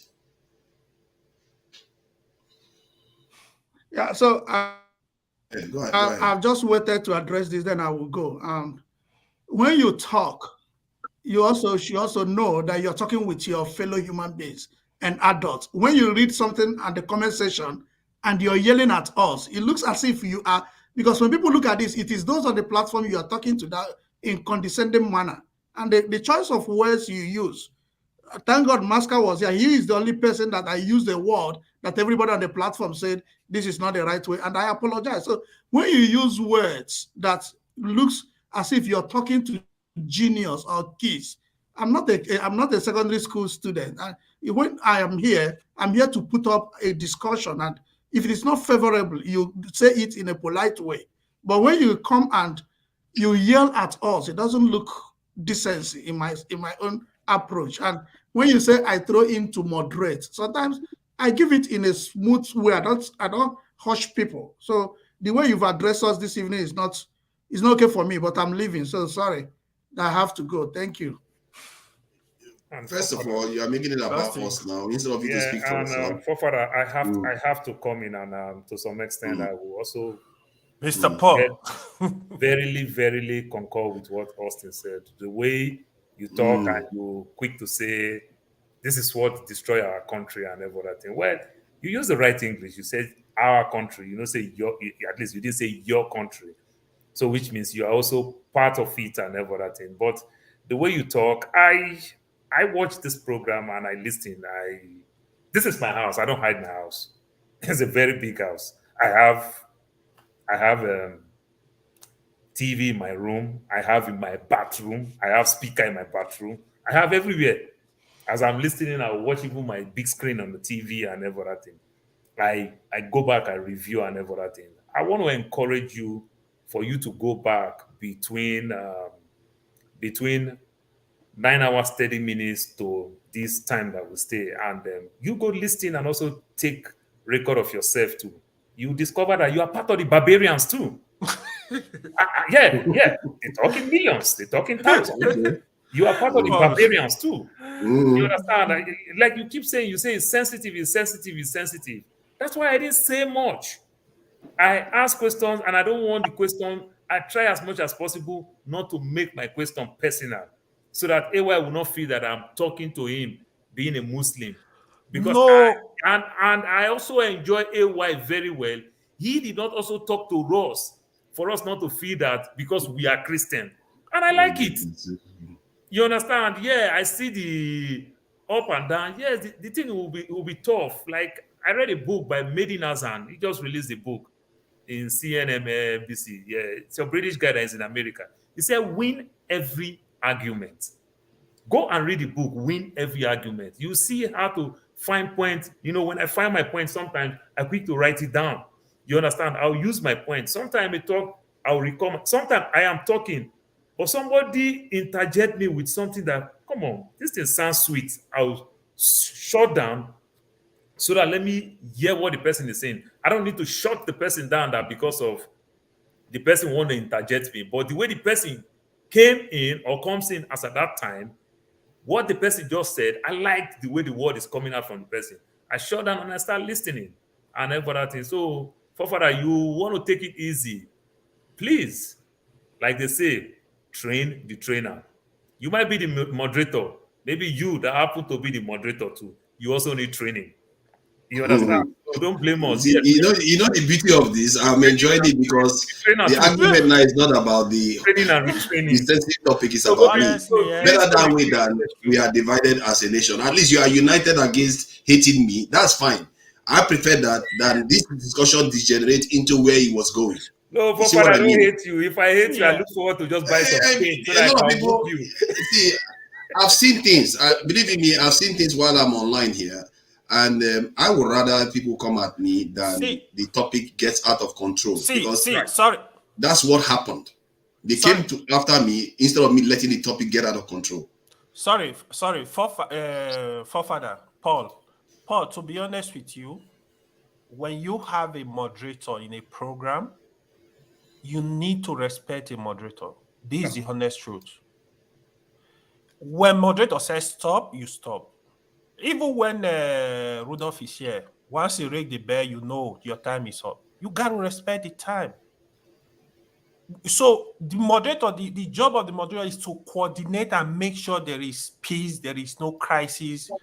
You know, it's like a leader, you know, when he said, okay, I'm giving you 2 minutes, he's giving you 2 minutes. You need to respect it. Even if you added seconds, it's fine. Yeah. But we need to respect. When he says stop, you stop. I know Forefather, yeah, it's his nature. Sometimes when you piss him off, you know, you also go up a little bit. But the truth is, you can't blame all this issue on Forefathers. It was because of the way the things were going. You understand that Forefather also spend a lot of money to buy some very expensive earphone. It's louder than oh my God. Seriously, that's where you went with this one again. That's where you went with this one. my only issue was, the way we were. So my complaint is the way we talk. Even when we talk about other tribes, we should chill. For example, if somebody from the north was here when the Kene was making some statement, it's like you are attacking the person. I'm not from the north. I'm a Muslim but I'm not from the north. But the truth is, we need to be cautious of this way there are issues. It's just like when I was asked this question by Brafa today for the host in the morning. He really did justice to the question, because I needed to know some things. Why some things? I know some things, but because of the way he gave his lectures, I needed to ask him questions to go deeper. And he really explained it. I was so appreciative, because me, I want to learn. No, I'm not here to drag knowledge. I want to learn. If I see you can. Forefather, you watch me. If I see, it's like that, I want to learn. If I'm coming here, I want to learn. I don't know it all. Thank you. Thank you. I love the way we are advising ourselves here, right? Let me start with forefathers, right? By the way, forefather, did you allow Kenneth to speak, or he hasn't learned the lessons yet? He didn't even allow AY to speak. He didn't allow AY to speak either. No, but two wrongs cannot make it right. No, he did not allow Paul or AY to speak. So why must my own be different, right? But this is it. AY, we have because you are obedient. Moderators. Yeah, thank you. Because you are obedient. You see, so we have moderators here. Forefathers is not the only moderator. But when you have people complaining about same thing all the time, we really need to check that. I don't have problem with that, because I understand your type of person, and I don't take it as a bad thing. This is the way you are. Nobody can change it, right? Are you doing something wrong? No, this is just the way you are doing. This is you, right? Just as we have a show here, Show do moderate. We never had this kind of incident with Show. Others do moderate. But this is it. We're talking about learning. AY is talking about he's here to learn. AY is contradicting himself. AY, please, let me advise you. When I joined this conversation, the first thing you said to me is that you don't want to have a conversation with me. You don't want to have exchange with me, right? Because you've already built a mindset against me. You've already had that mindset. You don't want to exchange any words with me. You are being selective with your learning, the sort of, where you learn from, right? So you said that nothing would have stopped me from saying, why? AY, since you don't want to learn from me, stop mentioning my name. Stop calling me. Because if you call me, I have to respond. But that was the first thing you said to me. And you didn't stop at that. You continue to use rude words, condescending words. Still, I refuse to address it. I think that was the mistake I made. Like I promise you. But did you remember me? Did you remember that I cautioned him in terms of that? Do you remember that? No, I did not remember that. I'll be honest with you. Maybe he did, but I did not remember that. Times. He did many times. But they will forget all that. Okay, so you agreed that you were being rude to me, you are being condescending, right? And this is one thing I've never done to anybody here. Why? You say that I always have issues with people here. No, I always have issues with rude people. If you want to talk as an adult, you talk.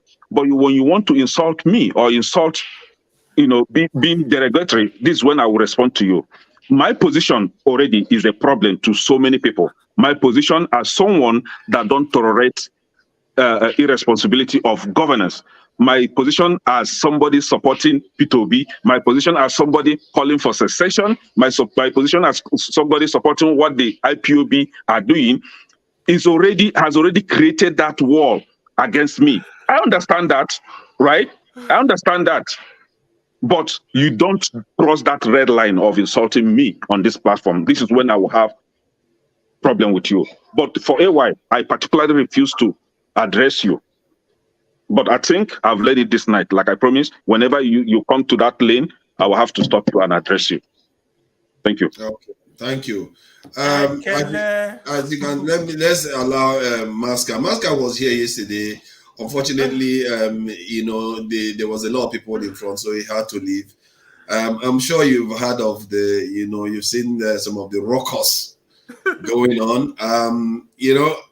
It's not easy. I'm doing what I can.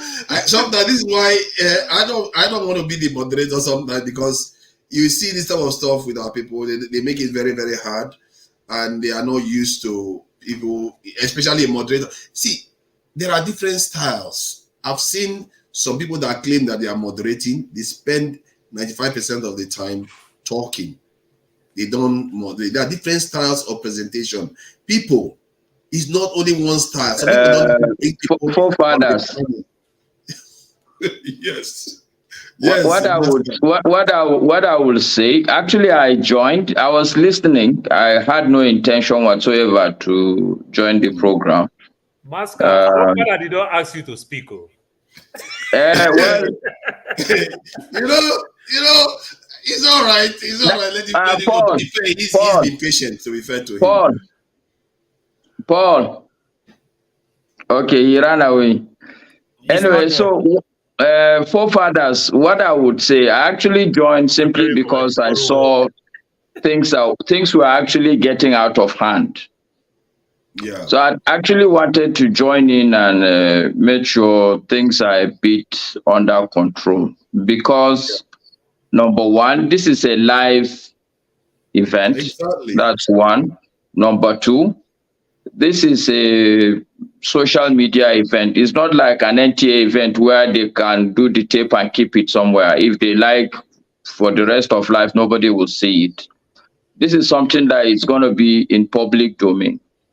I'm a big fan of the fact that we as Black people need to be very conscious of our behavior, even the way we interact with each other. It's something that will rub off on how people treat us as a race. I have no doubt in my mind that the world is divided along race lines. Some races are very smart. They deceive you into thinking that, oh no, there's no difference, everybody should be equal, but they are already ahead, they are advantaged. So it's in their own interest for everybody to go back and sleep and let everything remain the way it is. So I really wanted to join, but what I will say, forefather, and you should not be offended, okay? I like your views. I think we share a lot of worldview. But what I would say, my comment, my advice is that when you are the moderator, the problem with being a moderator also is that sometimes it will help not to be very strong about your own views. You're supposed to be seen, but not to be heard. And I think it will be easier on you if you tend to be, like, take Mr. Rudolph. I don't know where Rudolph stands on any issue. Do you get what I'm saying? I don't know where he stands. But of course, he's a human being. I know that he must, to have created this platform, there is an objective for him even. He must have a very strong view. But you will never, it will be difficult. I don't know whether you know where he stands on issues, but I don't. And that makes his job easy. So if he's going to stop me, I cannot say, oh, he's bad because he doesn't like my views. Because I don't even know what is his view. So that's just an advice, because I think you're doing a good job. And I think these are just the small pegs you will add. And I think also in terms of, how do I put it now? Well, we all come from a beer parlor country. All Nigerians naturally want to talk. That's why MTN and all these networks, they are making a lot of money. I call my mother, we can talk for 1 hour, something that normally should just be 2 minutes. We are all Nigerians. We talk and talk and talk. We talk football, we talk politics, we talk everything. We like to talk. That's why even nothing is happening in the country. So all of us, I think, need to talk a little bit less, listen a little bit more, and more importantly, read much more. So that's my own 2 pence, and I want to greet Mr. Paul also. Yeah, thank you for that. Listen, I really appreciate especially the part where you say I'm doing very well. but Yeah, you you saw are. what you saw what this lady said now, that people don't know are quite fiery, and when they are insulted and everything. I'm quiet here. They don't know. I'm really quiet. If I was coming here with the two Nigerian name, you are not going to find me taking some of the stuff people are saying. And the truth is, I try to, because the topic you have to be careful. We will become our leaders. Because Okay, our sorry, leaders divide us.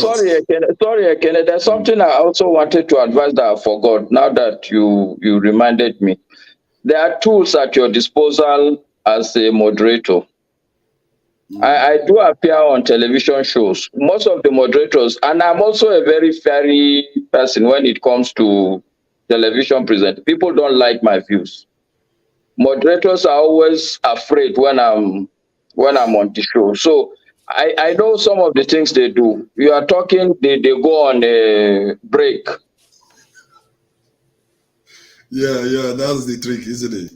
To calm everything So down. when you have somebody who you are very clear that this person, and that is some of the things that you must learn also. When you are having people that you know that they have a tendency to go overboard, then you have to always be ready to yank the person off. Like, I think it's either Paul or I can't remember who told you, and you have to do it very early and smartly so that it will not be very obvious to the listening public and to even the person, so that he will not feel insulted or offended. So it's not going to be easy on you, sincerely. That's why I said you're doing a very good job. I know it's not easy it's like to, I don't know how to put it, but it's like to put petrol and combustible items together and still believe that fire will not break out, because that's what you guys are doing. Even when AY was talking, there are things that he said. I wanted to come on the show and responded and technically insult him, but but it's okay. It's all good. Well done. I'm just saying that you need to also take advantage of the technical tools at your disposal to moderate. It's not just to talk to people. You can even pretend that it's a technical glitch. Okay. Oh God. Master, what did I say? Sorry, that one is a tricky one. What he said about taking people off, because I feel like you take people off when things are getting out of control, but they are telling me to do it earlier. That seems like I'm prejudging them. They are not. It hasn't gone out of control. I'm just pulling them out. So that one is tricky for me. I don't know how to do that at the later stage. You got to watch show. The way show do it. So you are talking. Show want to stop you. Show will come by asking you question with what you are saying, but he just shut you down from your line and use another way to answer question to shift your narrative a little bit. I see show do that, and I really, really like it. I enjoy it. It might make you defend yourself well, or it might make you also just mellow down. That is one aspect. Then, Fofara, I still don't get it why you are in the UK and you moderate like the Americans. You understand? Where Fox is completely Republican and CNN is completely Democrat. You already take side. You understand? You gotta moderate like a British guy. Sorry, did I take side? What side did I take? Can you tell me? No, you are very, very.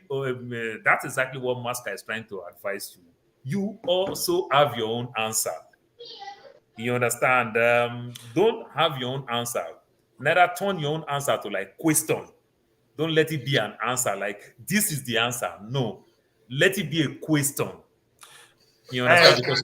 I get the idea of asking questions, but so far today, I thought I was actually trying to get to somewhere. I highlighted some of the points Kene made, which were actually quite valid points. And I went on because it looks like they were about to forget that point. I raised the point again to AY, and the same thing the other way around too, so that we can get somewhere. Well, and it was going relatively well. AY even asked me to read the passage that I read to him again, because he really wanted to digest it.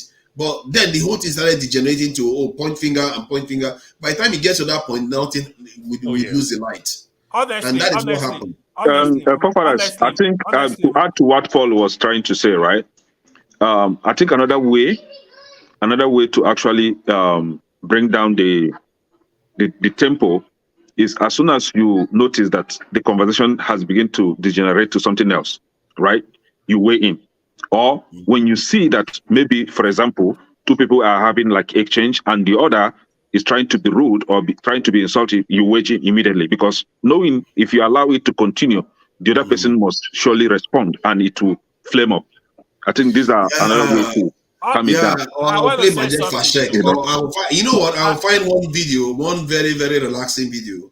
Whenever I start to go, this is I want to then say it takes something over the too. discussion, something like that. So what I noticed with Forefather, to be honest with you, Forefather always want to balance issues. He doesn't support anybody. Like this, not today. This is not the first day.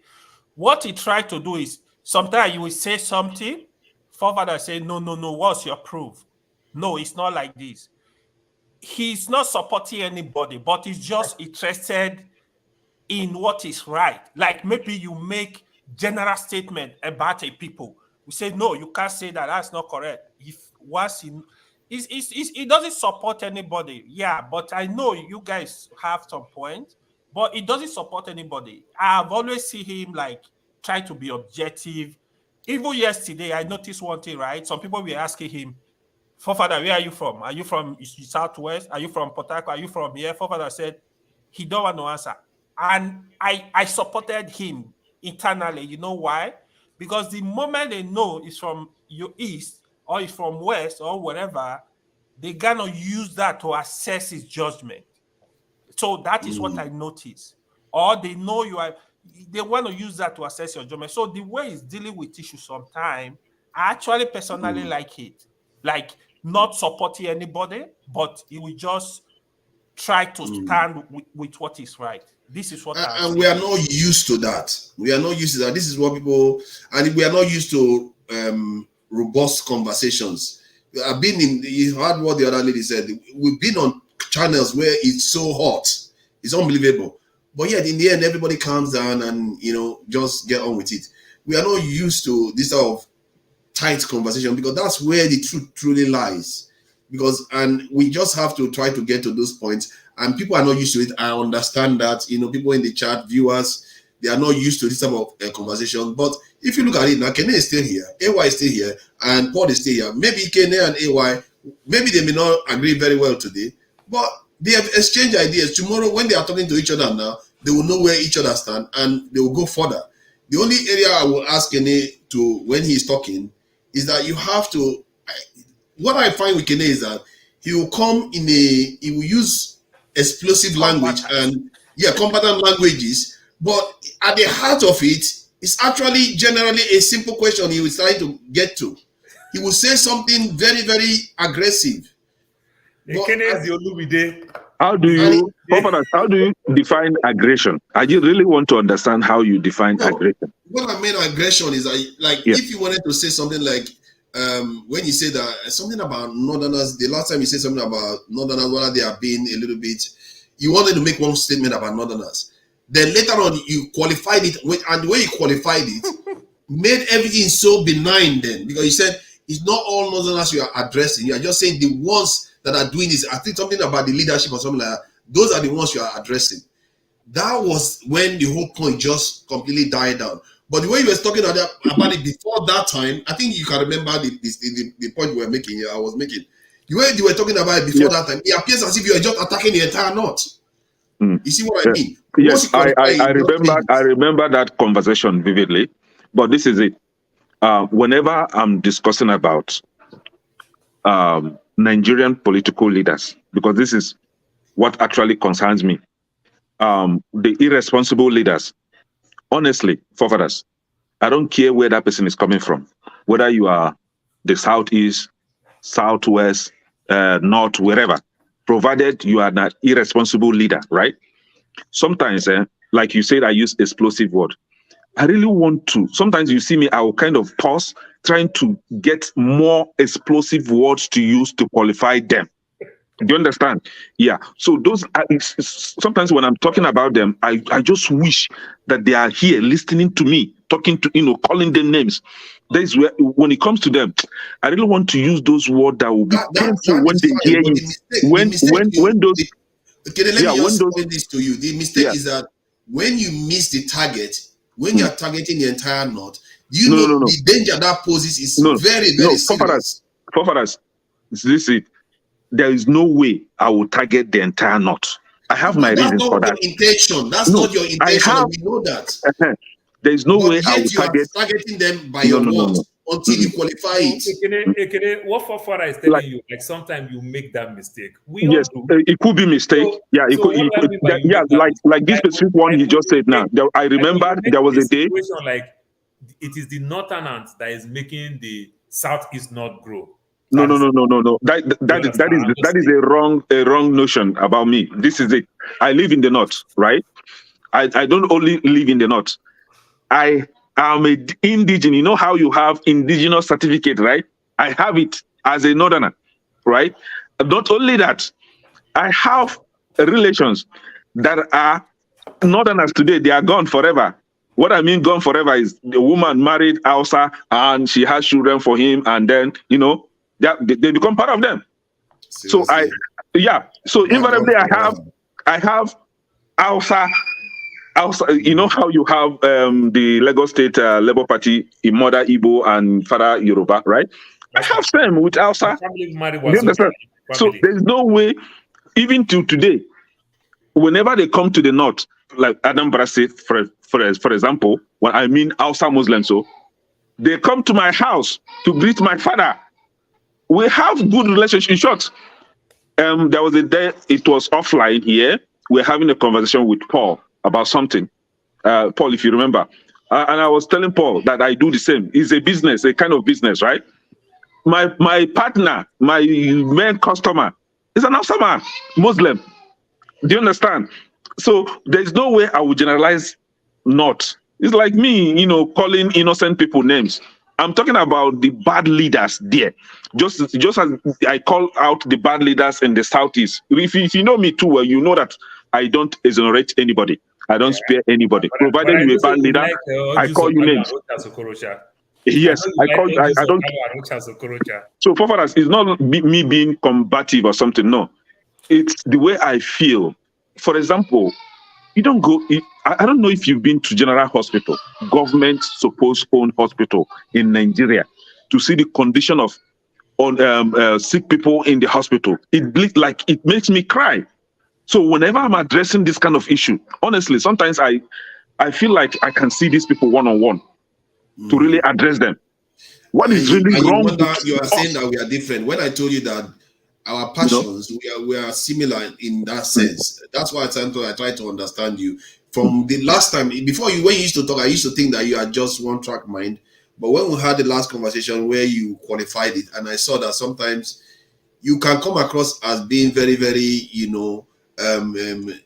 stereotypically divisive, but that is not the case. If somebody flesh, that's why AY is hearing this now. Tomorrow he's going to look at you with two-dimensional. He's going to see that you're not just one-dimensional. So this is what is important that people understand.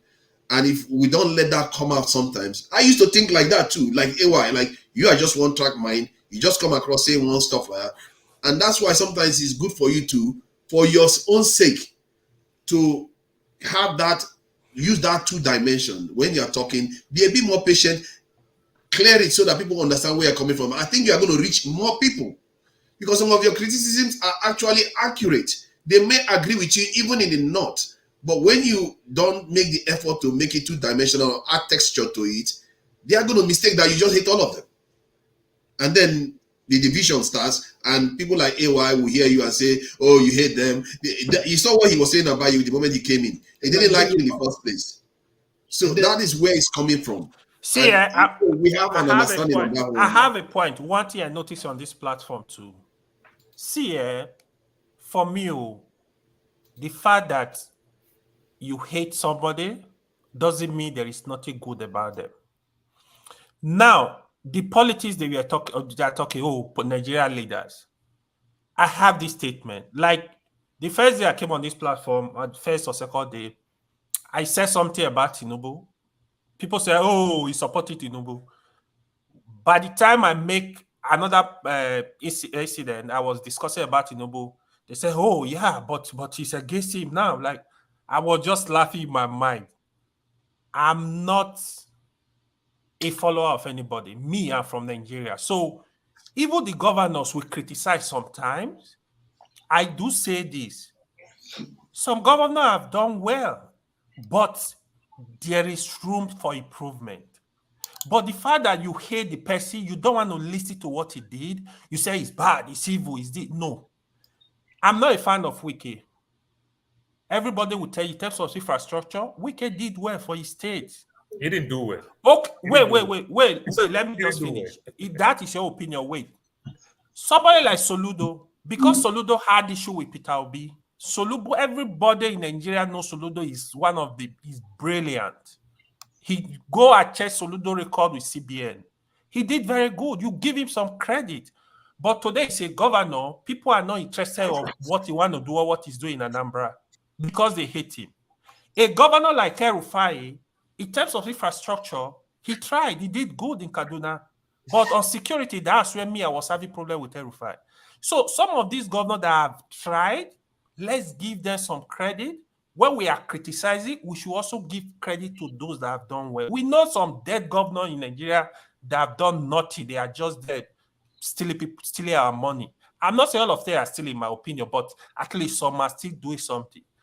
Even if you don't like Tinubu, for example, if he do something good, yeah, he did good on here. When you criticize, nobody will say you hate Tinubu. If Peter Obi come, if Peter Obi is not doing well in some area, you see how KJ does it. That's why I enjoy KJ. Eh? Yeah. Soon Loco will come in. I wish Loco was here today. He's going to. Yeah. So KJ, let's let KJ add something, please. So that KJ, I think KJ, please, let's not get controversial. I don't have the energy today. I'm taking a bit of a beating today. I don't need more. I don't need any more. It's just a bit too much. You give it to KJ. Oh, you want to know? If you want to say something, you're free to say that. After all, you've been here. Okay. No, I want KJ to talk. Then I will talk. Good evening, everybody. Let me take you to a town hall different, like no other. Blue, Olaba. KJ, that is a very good prayer. People when they look for citizenship for America. Dr. Ruben Abati said, "Get your blue passport." Dr. Ruben said it is a speaking in tongue that his people will interpret it very soon, and they did interpret it. So maybe that's where I'm getting that from. I've been on transit and I couldn't just come in. But what Kenneth is discussing right now is sometimes, you see, when we come hard on certain people, and sometimes people think that even maybe me, I don't like the North, or I'm always fond of speaking against the system. No, I particularly try to choose my words. And like I said, I'm too close to Northerners to say all Northerners are bad. But I'm also deep in the system, that they are operating, that I can tell you where it's going. Yesterday, I wanted to tell people something. I said, you see, we all undermine something, or rather, we've not looked at that. Let me not say undermine. We've not looked at that thing that is about to come. Tinubu, much as you like him, you see, the truth of the matter is that nobody who is a criminal that doesn't have anything upstairs. Criminality, you have to be intelligent. I mean, give it to them. I'm serious. You know that there are some criminals that they were never caught, and they operated until they died. They were never caught. In fact, there was one I was reading about that was caught when he was 90-something years old. You know, after having done crime for so long, he was never caught. I was moving from continent to continent. You know, so now because they are intelligent, they also have foresight. And let me play a scenario that you know I'm driving at. If peradventure tomorrow the court rules that we need to go for a second election rerun, who is going to take over the governance? Have you ever thought about that? Me. Akpabio. Akpabio steps in. Yeah, it's true. Now, Tinubu has done some good to Akpabio. Is he going to work on the side of people? No, because he didn't get there by the side of people. He got there by the same system putting him there. And so he's going to defend that system and make sure that any which way that system comes back to keep him where he is. These guys are strategic. Sometimes when we come here at this platform and we talk, it's not that, you see, look at all the intellectuals we have here. Sorry, I missed something. How does Akpabio get into power again? He's number 3. Now, if they go for a rerun, he's the Senate president now. The Senate president becomes acting president. Yeah, they went for a rerun. Wow, okay, that's interesting. Okay, go ahead. Sorry. Wow. And that automatically means that we who pays the piper definitely will dictate the tune. So the system will automatically turn out the people they want them to turn out. Okay, we have reduced our space, Nigerian space, into discussing issues that have to do with tribe. The truth still remains that, and then sometimes I also hear this argument that people put up that Nigerians were too intermarried, mango that we cannot no longer divide. And they when we do that argument, we forget that there used to be a country in West Africa called Senegambia. I don't know if you knew when there was a country called Senegambia. And then they eventually divided, and Gambia became on its own, and Senegal became their own. Okay? There are many other countries. Slovakia, it used to be Czechoslovakia and Slovakia. They all, they divided. Now they have Bosnia. They are all also intermarried. Intermarriage does not stop us from dividing if we have to divide so that there will be peace. Okay? I, speaking to you, I'm from Abia, and I'm married to somebody from Delta. I don't see her different from who I see other people. In my family, we have people who marry Yorubas. We have people who marry Hausas. We have people who marry my elder brother. We're just 2 of us in my family who are men.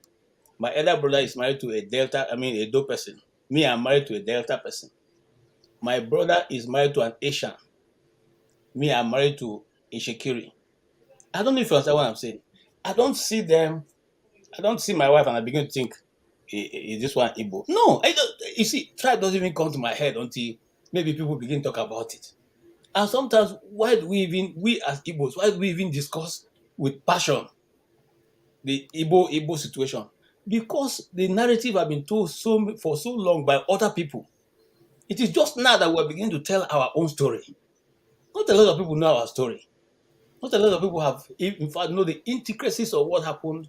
Because even me speaking to you now, I used to think it was Ojukwu who declared war until I had to read, dig, and dig, and dig. And then my late father and my uncles who fought in the war sat me down and gave me some account. I have an uncle who I'm still begging to write a book. And I thought I said we should not go to controversial areas. Now you want to go and light another fire again. You see how all this trouble, you keep bringing all these issues up now. When we start it now, it's not going to end. Spirit to not bring that up now. Now let us just brought it back again now. Where am I going? Where am I going? Actually, this is where I'm going. Where I'm going is that every tribe in Nigeria have good, bad, and ugly. It will be good for us if we dwell on the good part. It will be good for us to bring out the best hands in those places and bring to government. Because if the government is good, if you go to the market, before they sell to you, they won't ask you which tribe you belong to before they sell you goods. If the government is bad, they won't still ask you because at the same price they're selling to me is what they will sell to you. I don't know if you understand what I'm saying. And so even the way they discuss in the national discourse have been reduced to tribe, we should be able to understand whether we can build from that, or it be a situation where we have to sit in the Berlin conference and do another division. You understand? Anyway, I just wanted to put in the word before you guys go. So I'm not taking. I think it is true that the Nigerian government declared a war, but what the Southeast declared was secession and created the Biafran, and this is so. Both sides disagreed, and one side declared war. Just like the British government declared war against Germany when Germany invaded, I think, Poland, if I'm not mistaken. So that is the kind of stuff that happens sometimes. But that said, the idea that I don't know how many times we are going to go through this where we talk about No, I don't. breaking up, not Listen, breaking Father, up. I don't want us to go through it. Just take it don't as leave here. Don't go just there. throwing out, discourse there. Let us go to the discussion you are having now. Let's forget what I just threw in. The one that we're having now, we want to run away from it because it's gotten too hot already. Okay. And it's only AY that is here, and AY has been taking questions all day. Okay. No, me, I'm not even discussing that anymore. If he has a comment, because if he came in when I it's my turn, I can see all the happy that if he is so happy. And I see she's fighting to hold herself from talking. So because KJ wants to. KJ, I was once thinking you go if he won region, lottery, self, the way she's smiling when she came in.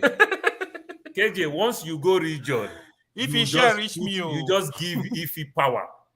You understand? Once you just go call the word region. But like I said, I have my brother that have applied for visa 8 times, didn't get no visa. And my brother cannot go to Southeast, won't go marry one Oyibo get there. You understand? Because they'll still deny a visa. Which kind of thing be this one? I don't agree. That one are visa free. No, AY. Good evening, guys.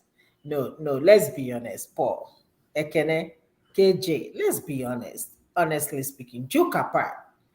In as much as I was mad at you, Paul, at some point, but the reality, let us be honest with ourselves. Nigeria is not even working for me. Me that is even here, safe. I mean, how are we gonna fix Nigeria? And you people keep saying one Nigeria, one. No, AY, this is serious. One Nigeria. How are we gonna achieve this one Nigeria? Why other people are being marginalized? Okay, Paul. No, the other day you were talking about. Okay, where are you? Where am I gonna place you? You know, your tribe. If we decide to go a separate way, I say whichever way you want to belong, go. It doesn't really matter. But honestly speaking, deep, even including you, Paul, this country called Nigeria is not working for you. We remaining together or staying together, it's not gonna work. If we tell ourselves the truth, no matter how much I keep saying it, we try to, patch each other to make it work. It's not gonna work because at some point, some group of people will feel marginalized. If it's not Igbo, it's the South. If it's not South, it's the South. I mean, it cannot. Nigeria is one of the complicated countries I've ever seen in my life. It's very complex. So anybody that will come here and tell you they will fix Nigeria is a lie. Nobody will get it right, no matter how much. So that's why I say, why can't they have a regional government? Let's talk about that. For example, in America, where you live now, right? There is nothing like Inspector General of Police, all these nonsense powers we create. It's not, how can somebody be Inspector General of Police for 200 and something million people? Each state has their own police and has their own sheriff. So that's how power is distributed. And also, it's easier for you to reach out to the masses. So the thing about Nigeria is that I don't understand what they are not getting. Okay, let's forget. Let's say, okay, let's stay together. But how can we stay together? And somebody in the Navy or somebody is somewhere in Warri or somewhere in Ogun State will not feel marginalized. No, let us talk about this thing.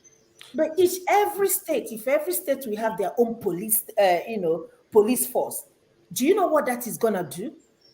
How are you gonna feel, me as an Igbo and somebody from Kanu or some part of North, we come to Anambra and be commissioner of police? I mean, how am I gonna feel about that? At some point, I'm gonna feel like, no, it's not gonna happen. No, this is not part of us. Can I go to Hausa now and look for a job and get it? Even Warri your place safe. It's even hard for me to find a job in Warri because I'm not from there. Can I ask you though? Because one thing I know for sure is that if I can explain can I get a question out? I want to ask a question there. Because here in the UK, we know they have definite areas that feel marginalized. They even call it the North and South divide here in the UK, where I live.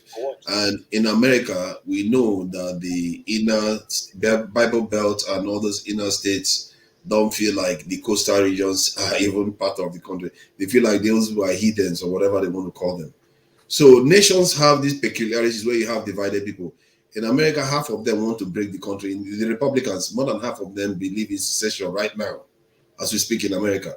So in Canada. Exactly, but they make them work. They make it. Yeah, if you go to Europe, you will see so many separatist groups, including the UK. They have more separatist group in the UK that's like Biafra than in Nigeria.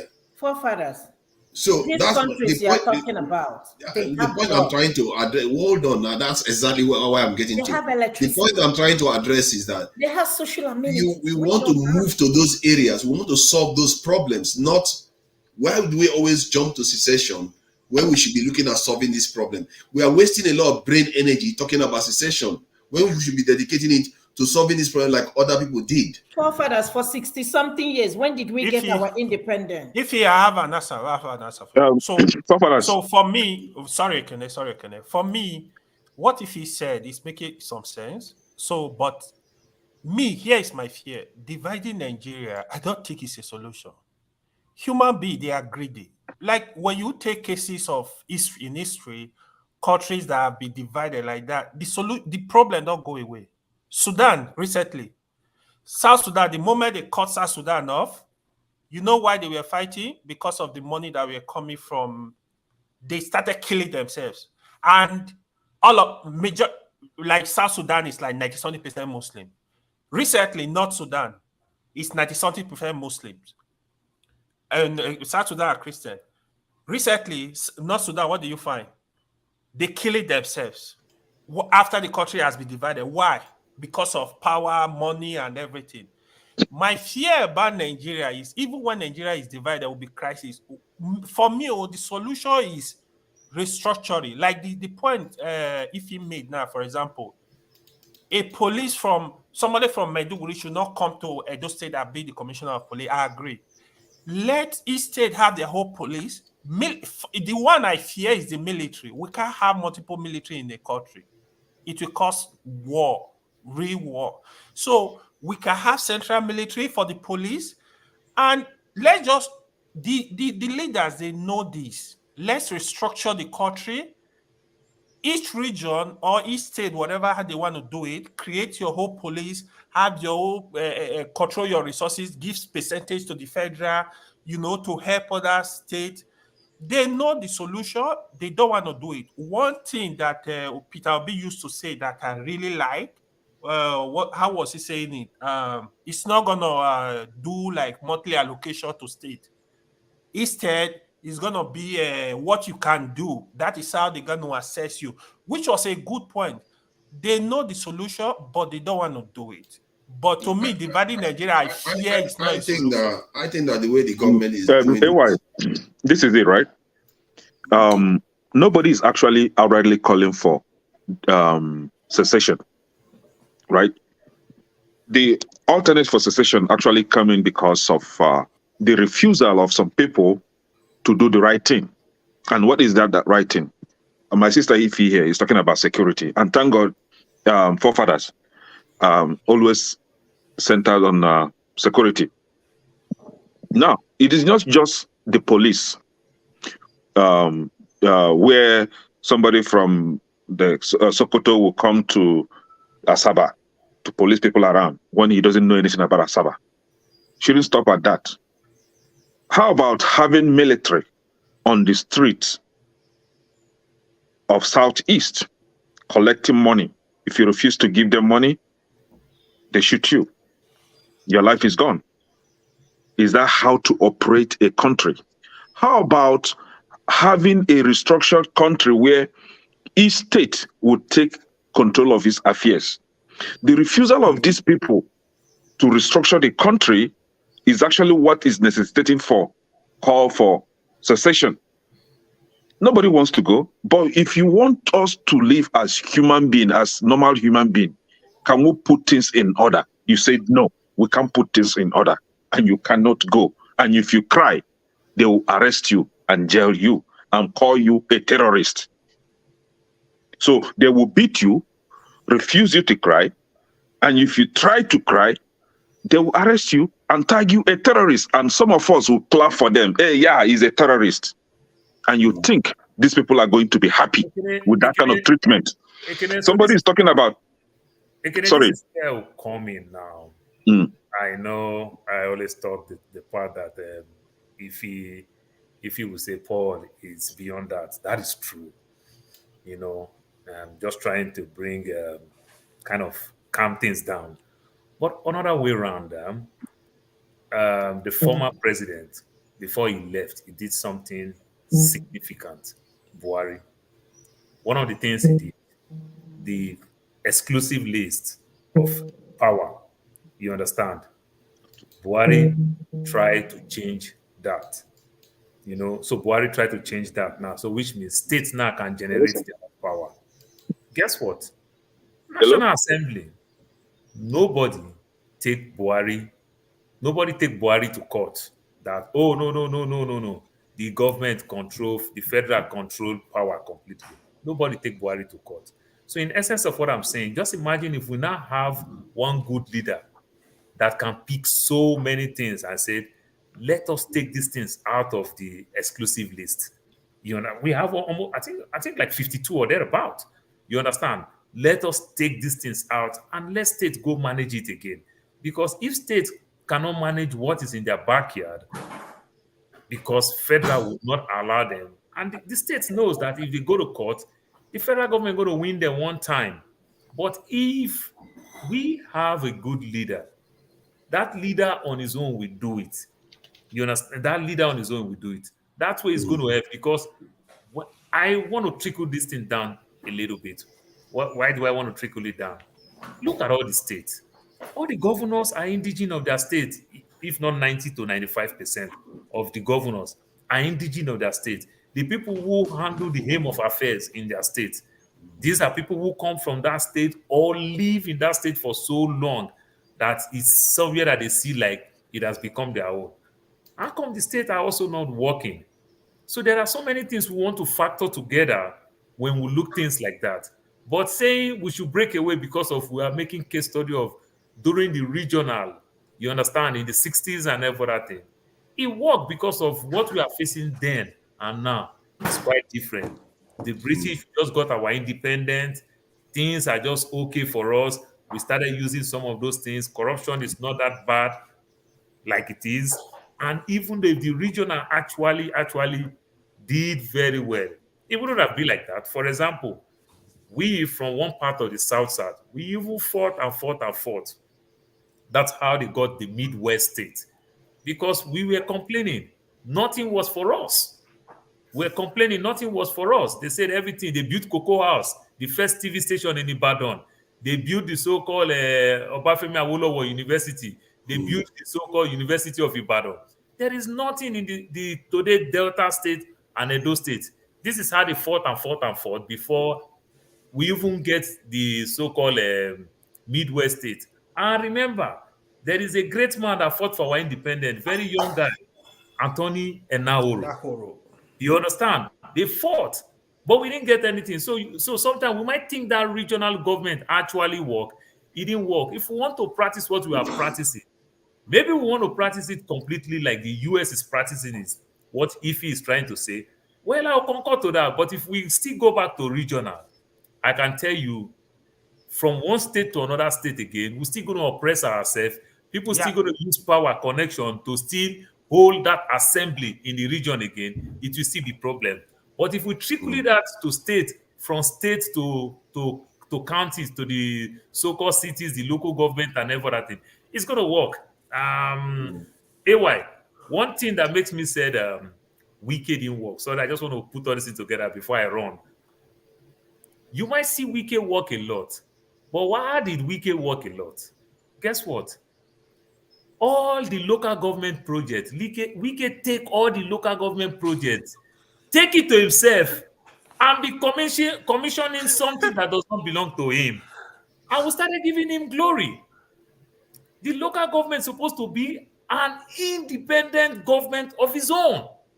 The constitution is clear. The local government, other than just say local government and state, you understand, they have that account for the governor to just to see what is going on, but not to control. But the governors today in Nigeria, that's what all of them do. Government. So many of the projects that you are giving to Wike would have been something that will say, oh, this local government is doing well. Oh, that local government is doing well. So now when you hear commission this, originally they wouldn't have been your project. Okay, So Paul, Yeah, can we say something? Can I 15 say something? seconds, 15 seconds, 15 seconds. All what I'm going to say is just 15 seconds. I think that what the Nigerian government is doing, they are transferring stuff out of the exclusive list slowly based on the level of Nigeria's development or their capability to manage removal from that list. That's what seems to be going on. Okay, Go ahead, please, I KJ. want to start from there, forefather. You see, when a group of individuals arrogate themselves the authority to determine or to be able to decide when a people have come of a level to handle certain responsibility, I think that is going too far, because no man has the prerogative of knowledge. That you are in government doesn't make you the most intelligent man in Nigeria. I mean, if I even go back some years back, people who were in the army were non-entities. They were not people who were making up, well, in class, we know who they are, and some of them still know us. I mean, we know them, what they were doing. So now that they've come into politics, does not make them the most intelligent. So when they sit behind and say, okay, no, Nigeria is not ripe for this, Nigeria is not ripe for, who gave you that authority? You see, this is the issue that we have in Black Africa that kept Africa where it is, because certain individuals give themselves the power to say it all. You see, I don't know how many of you follow that Buhari's government. Buhari wakes up and makes his pronouncement, that is it. It becomes law in Nigeria.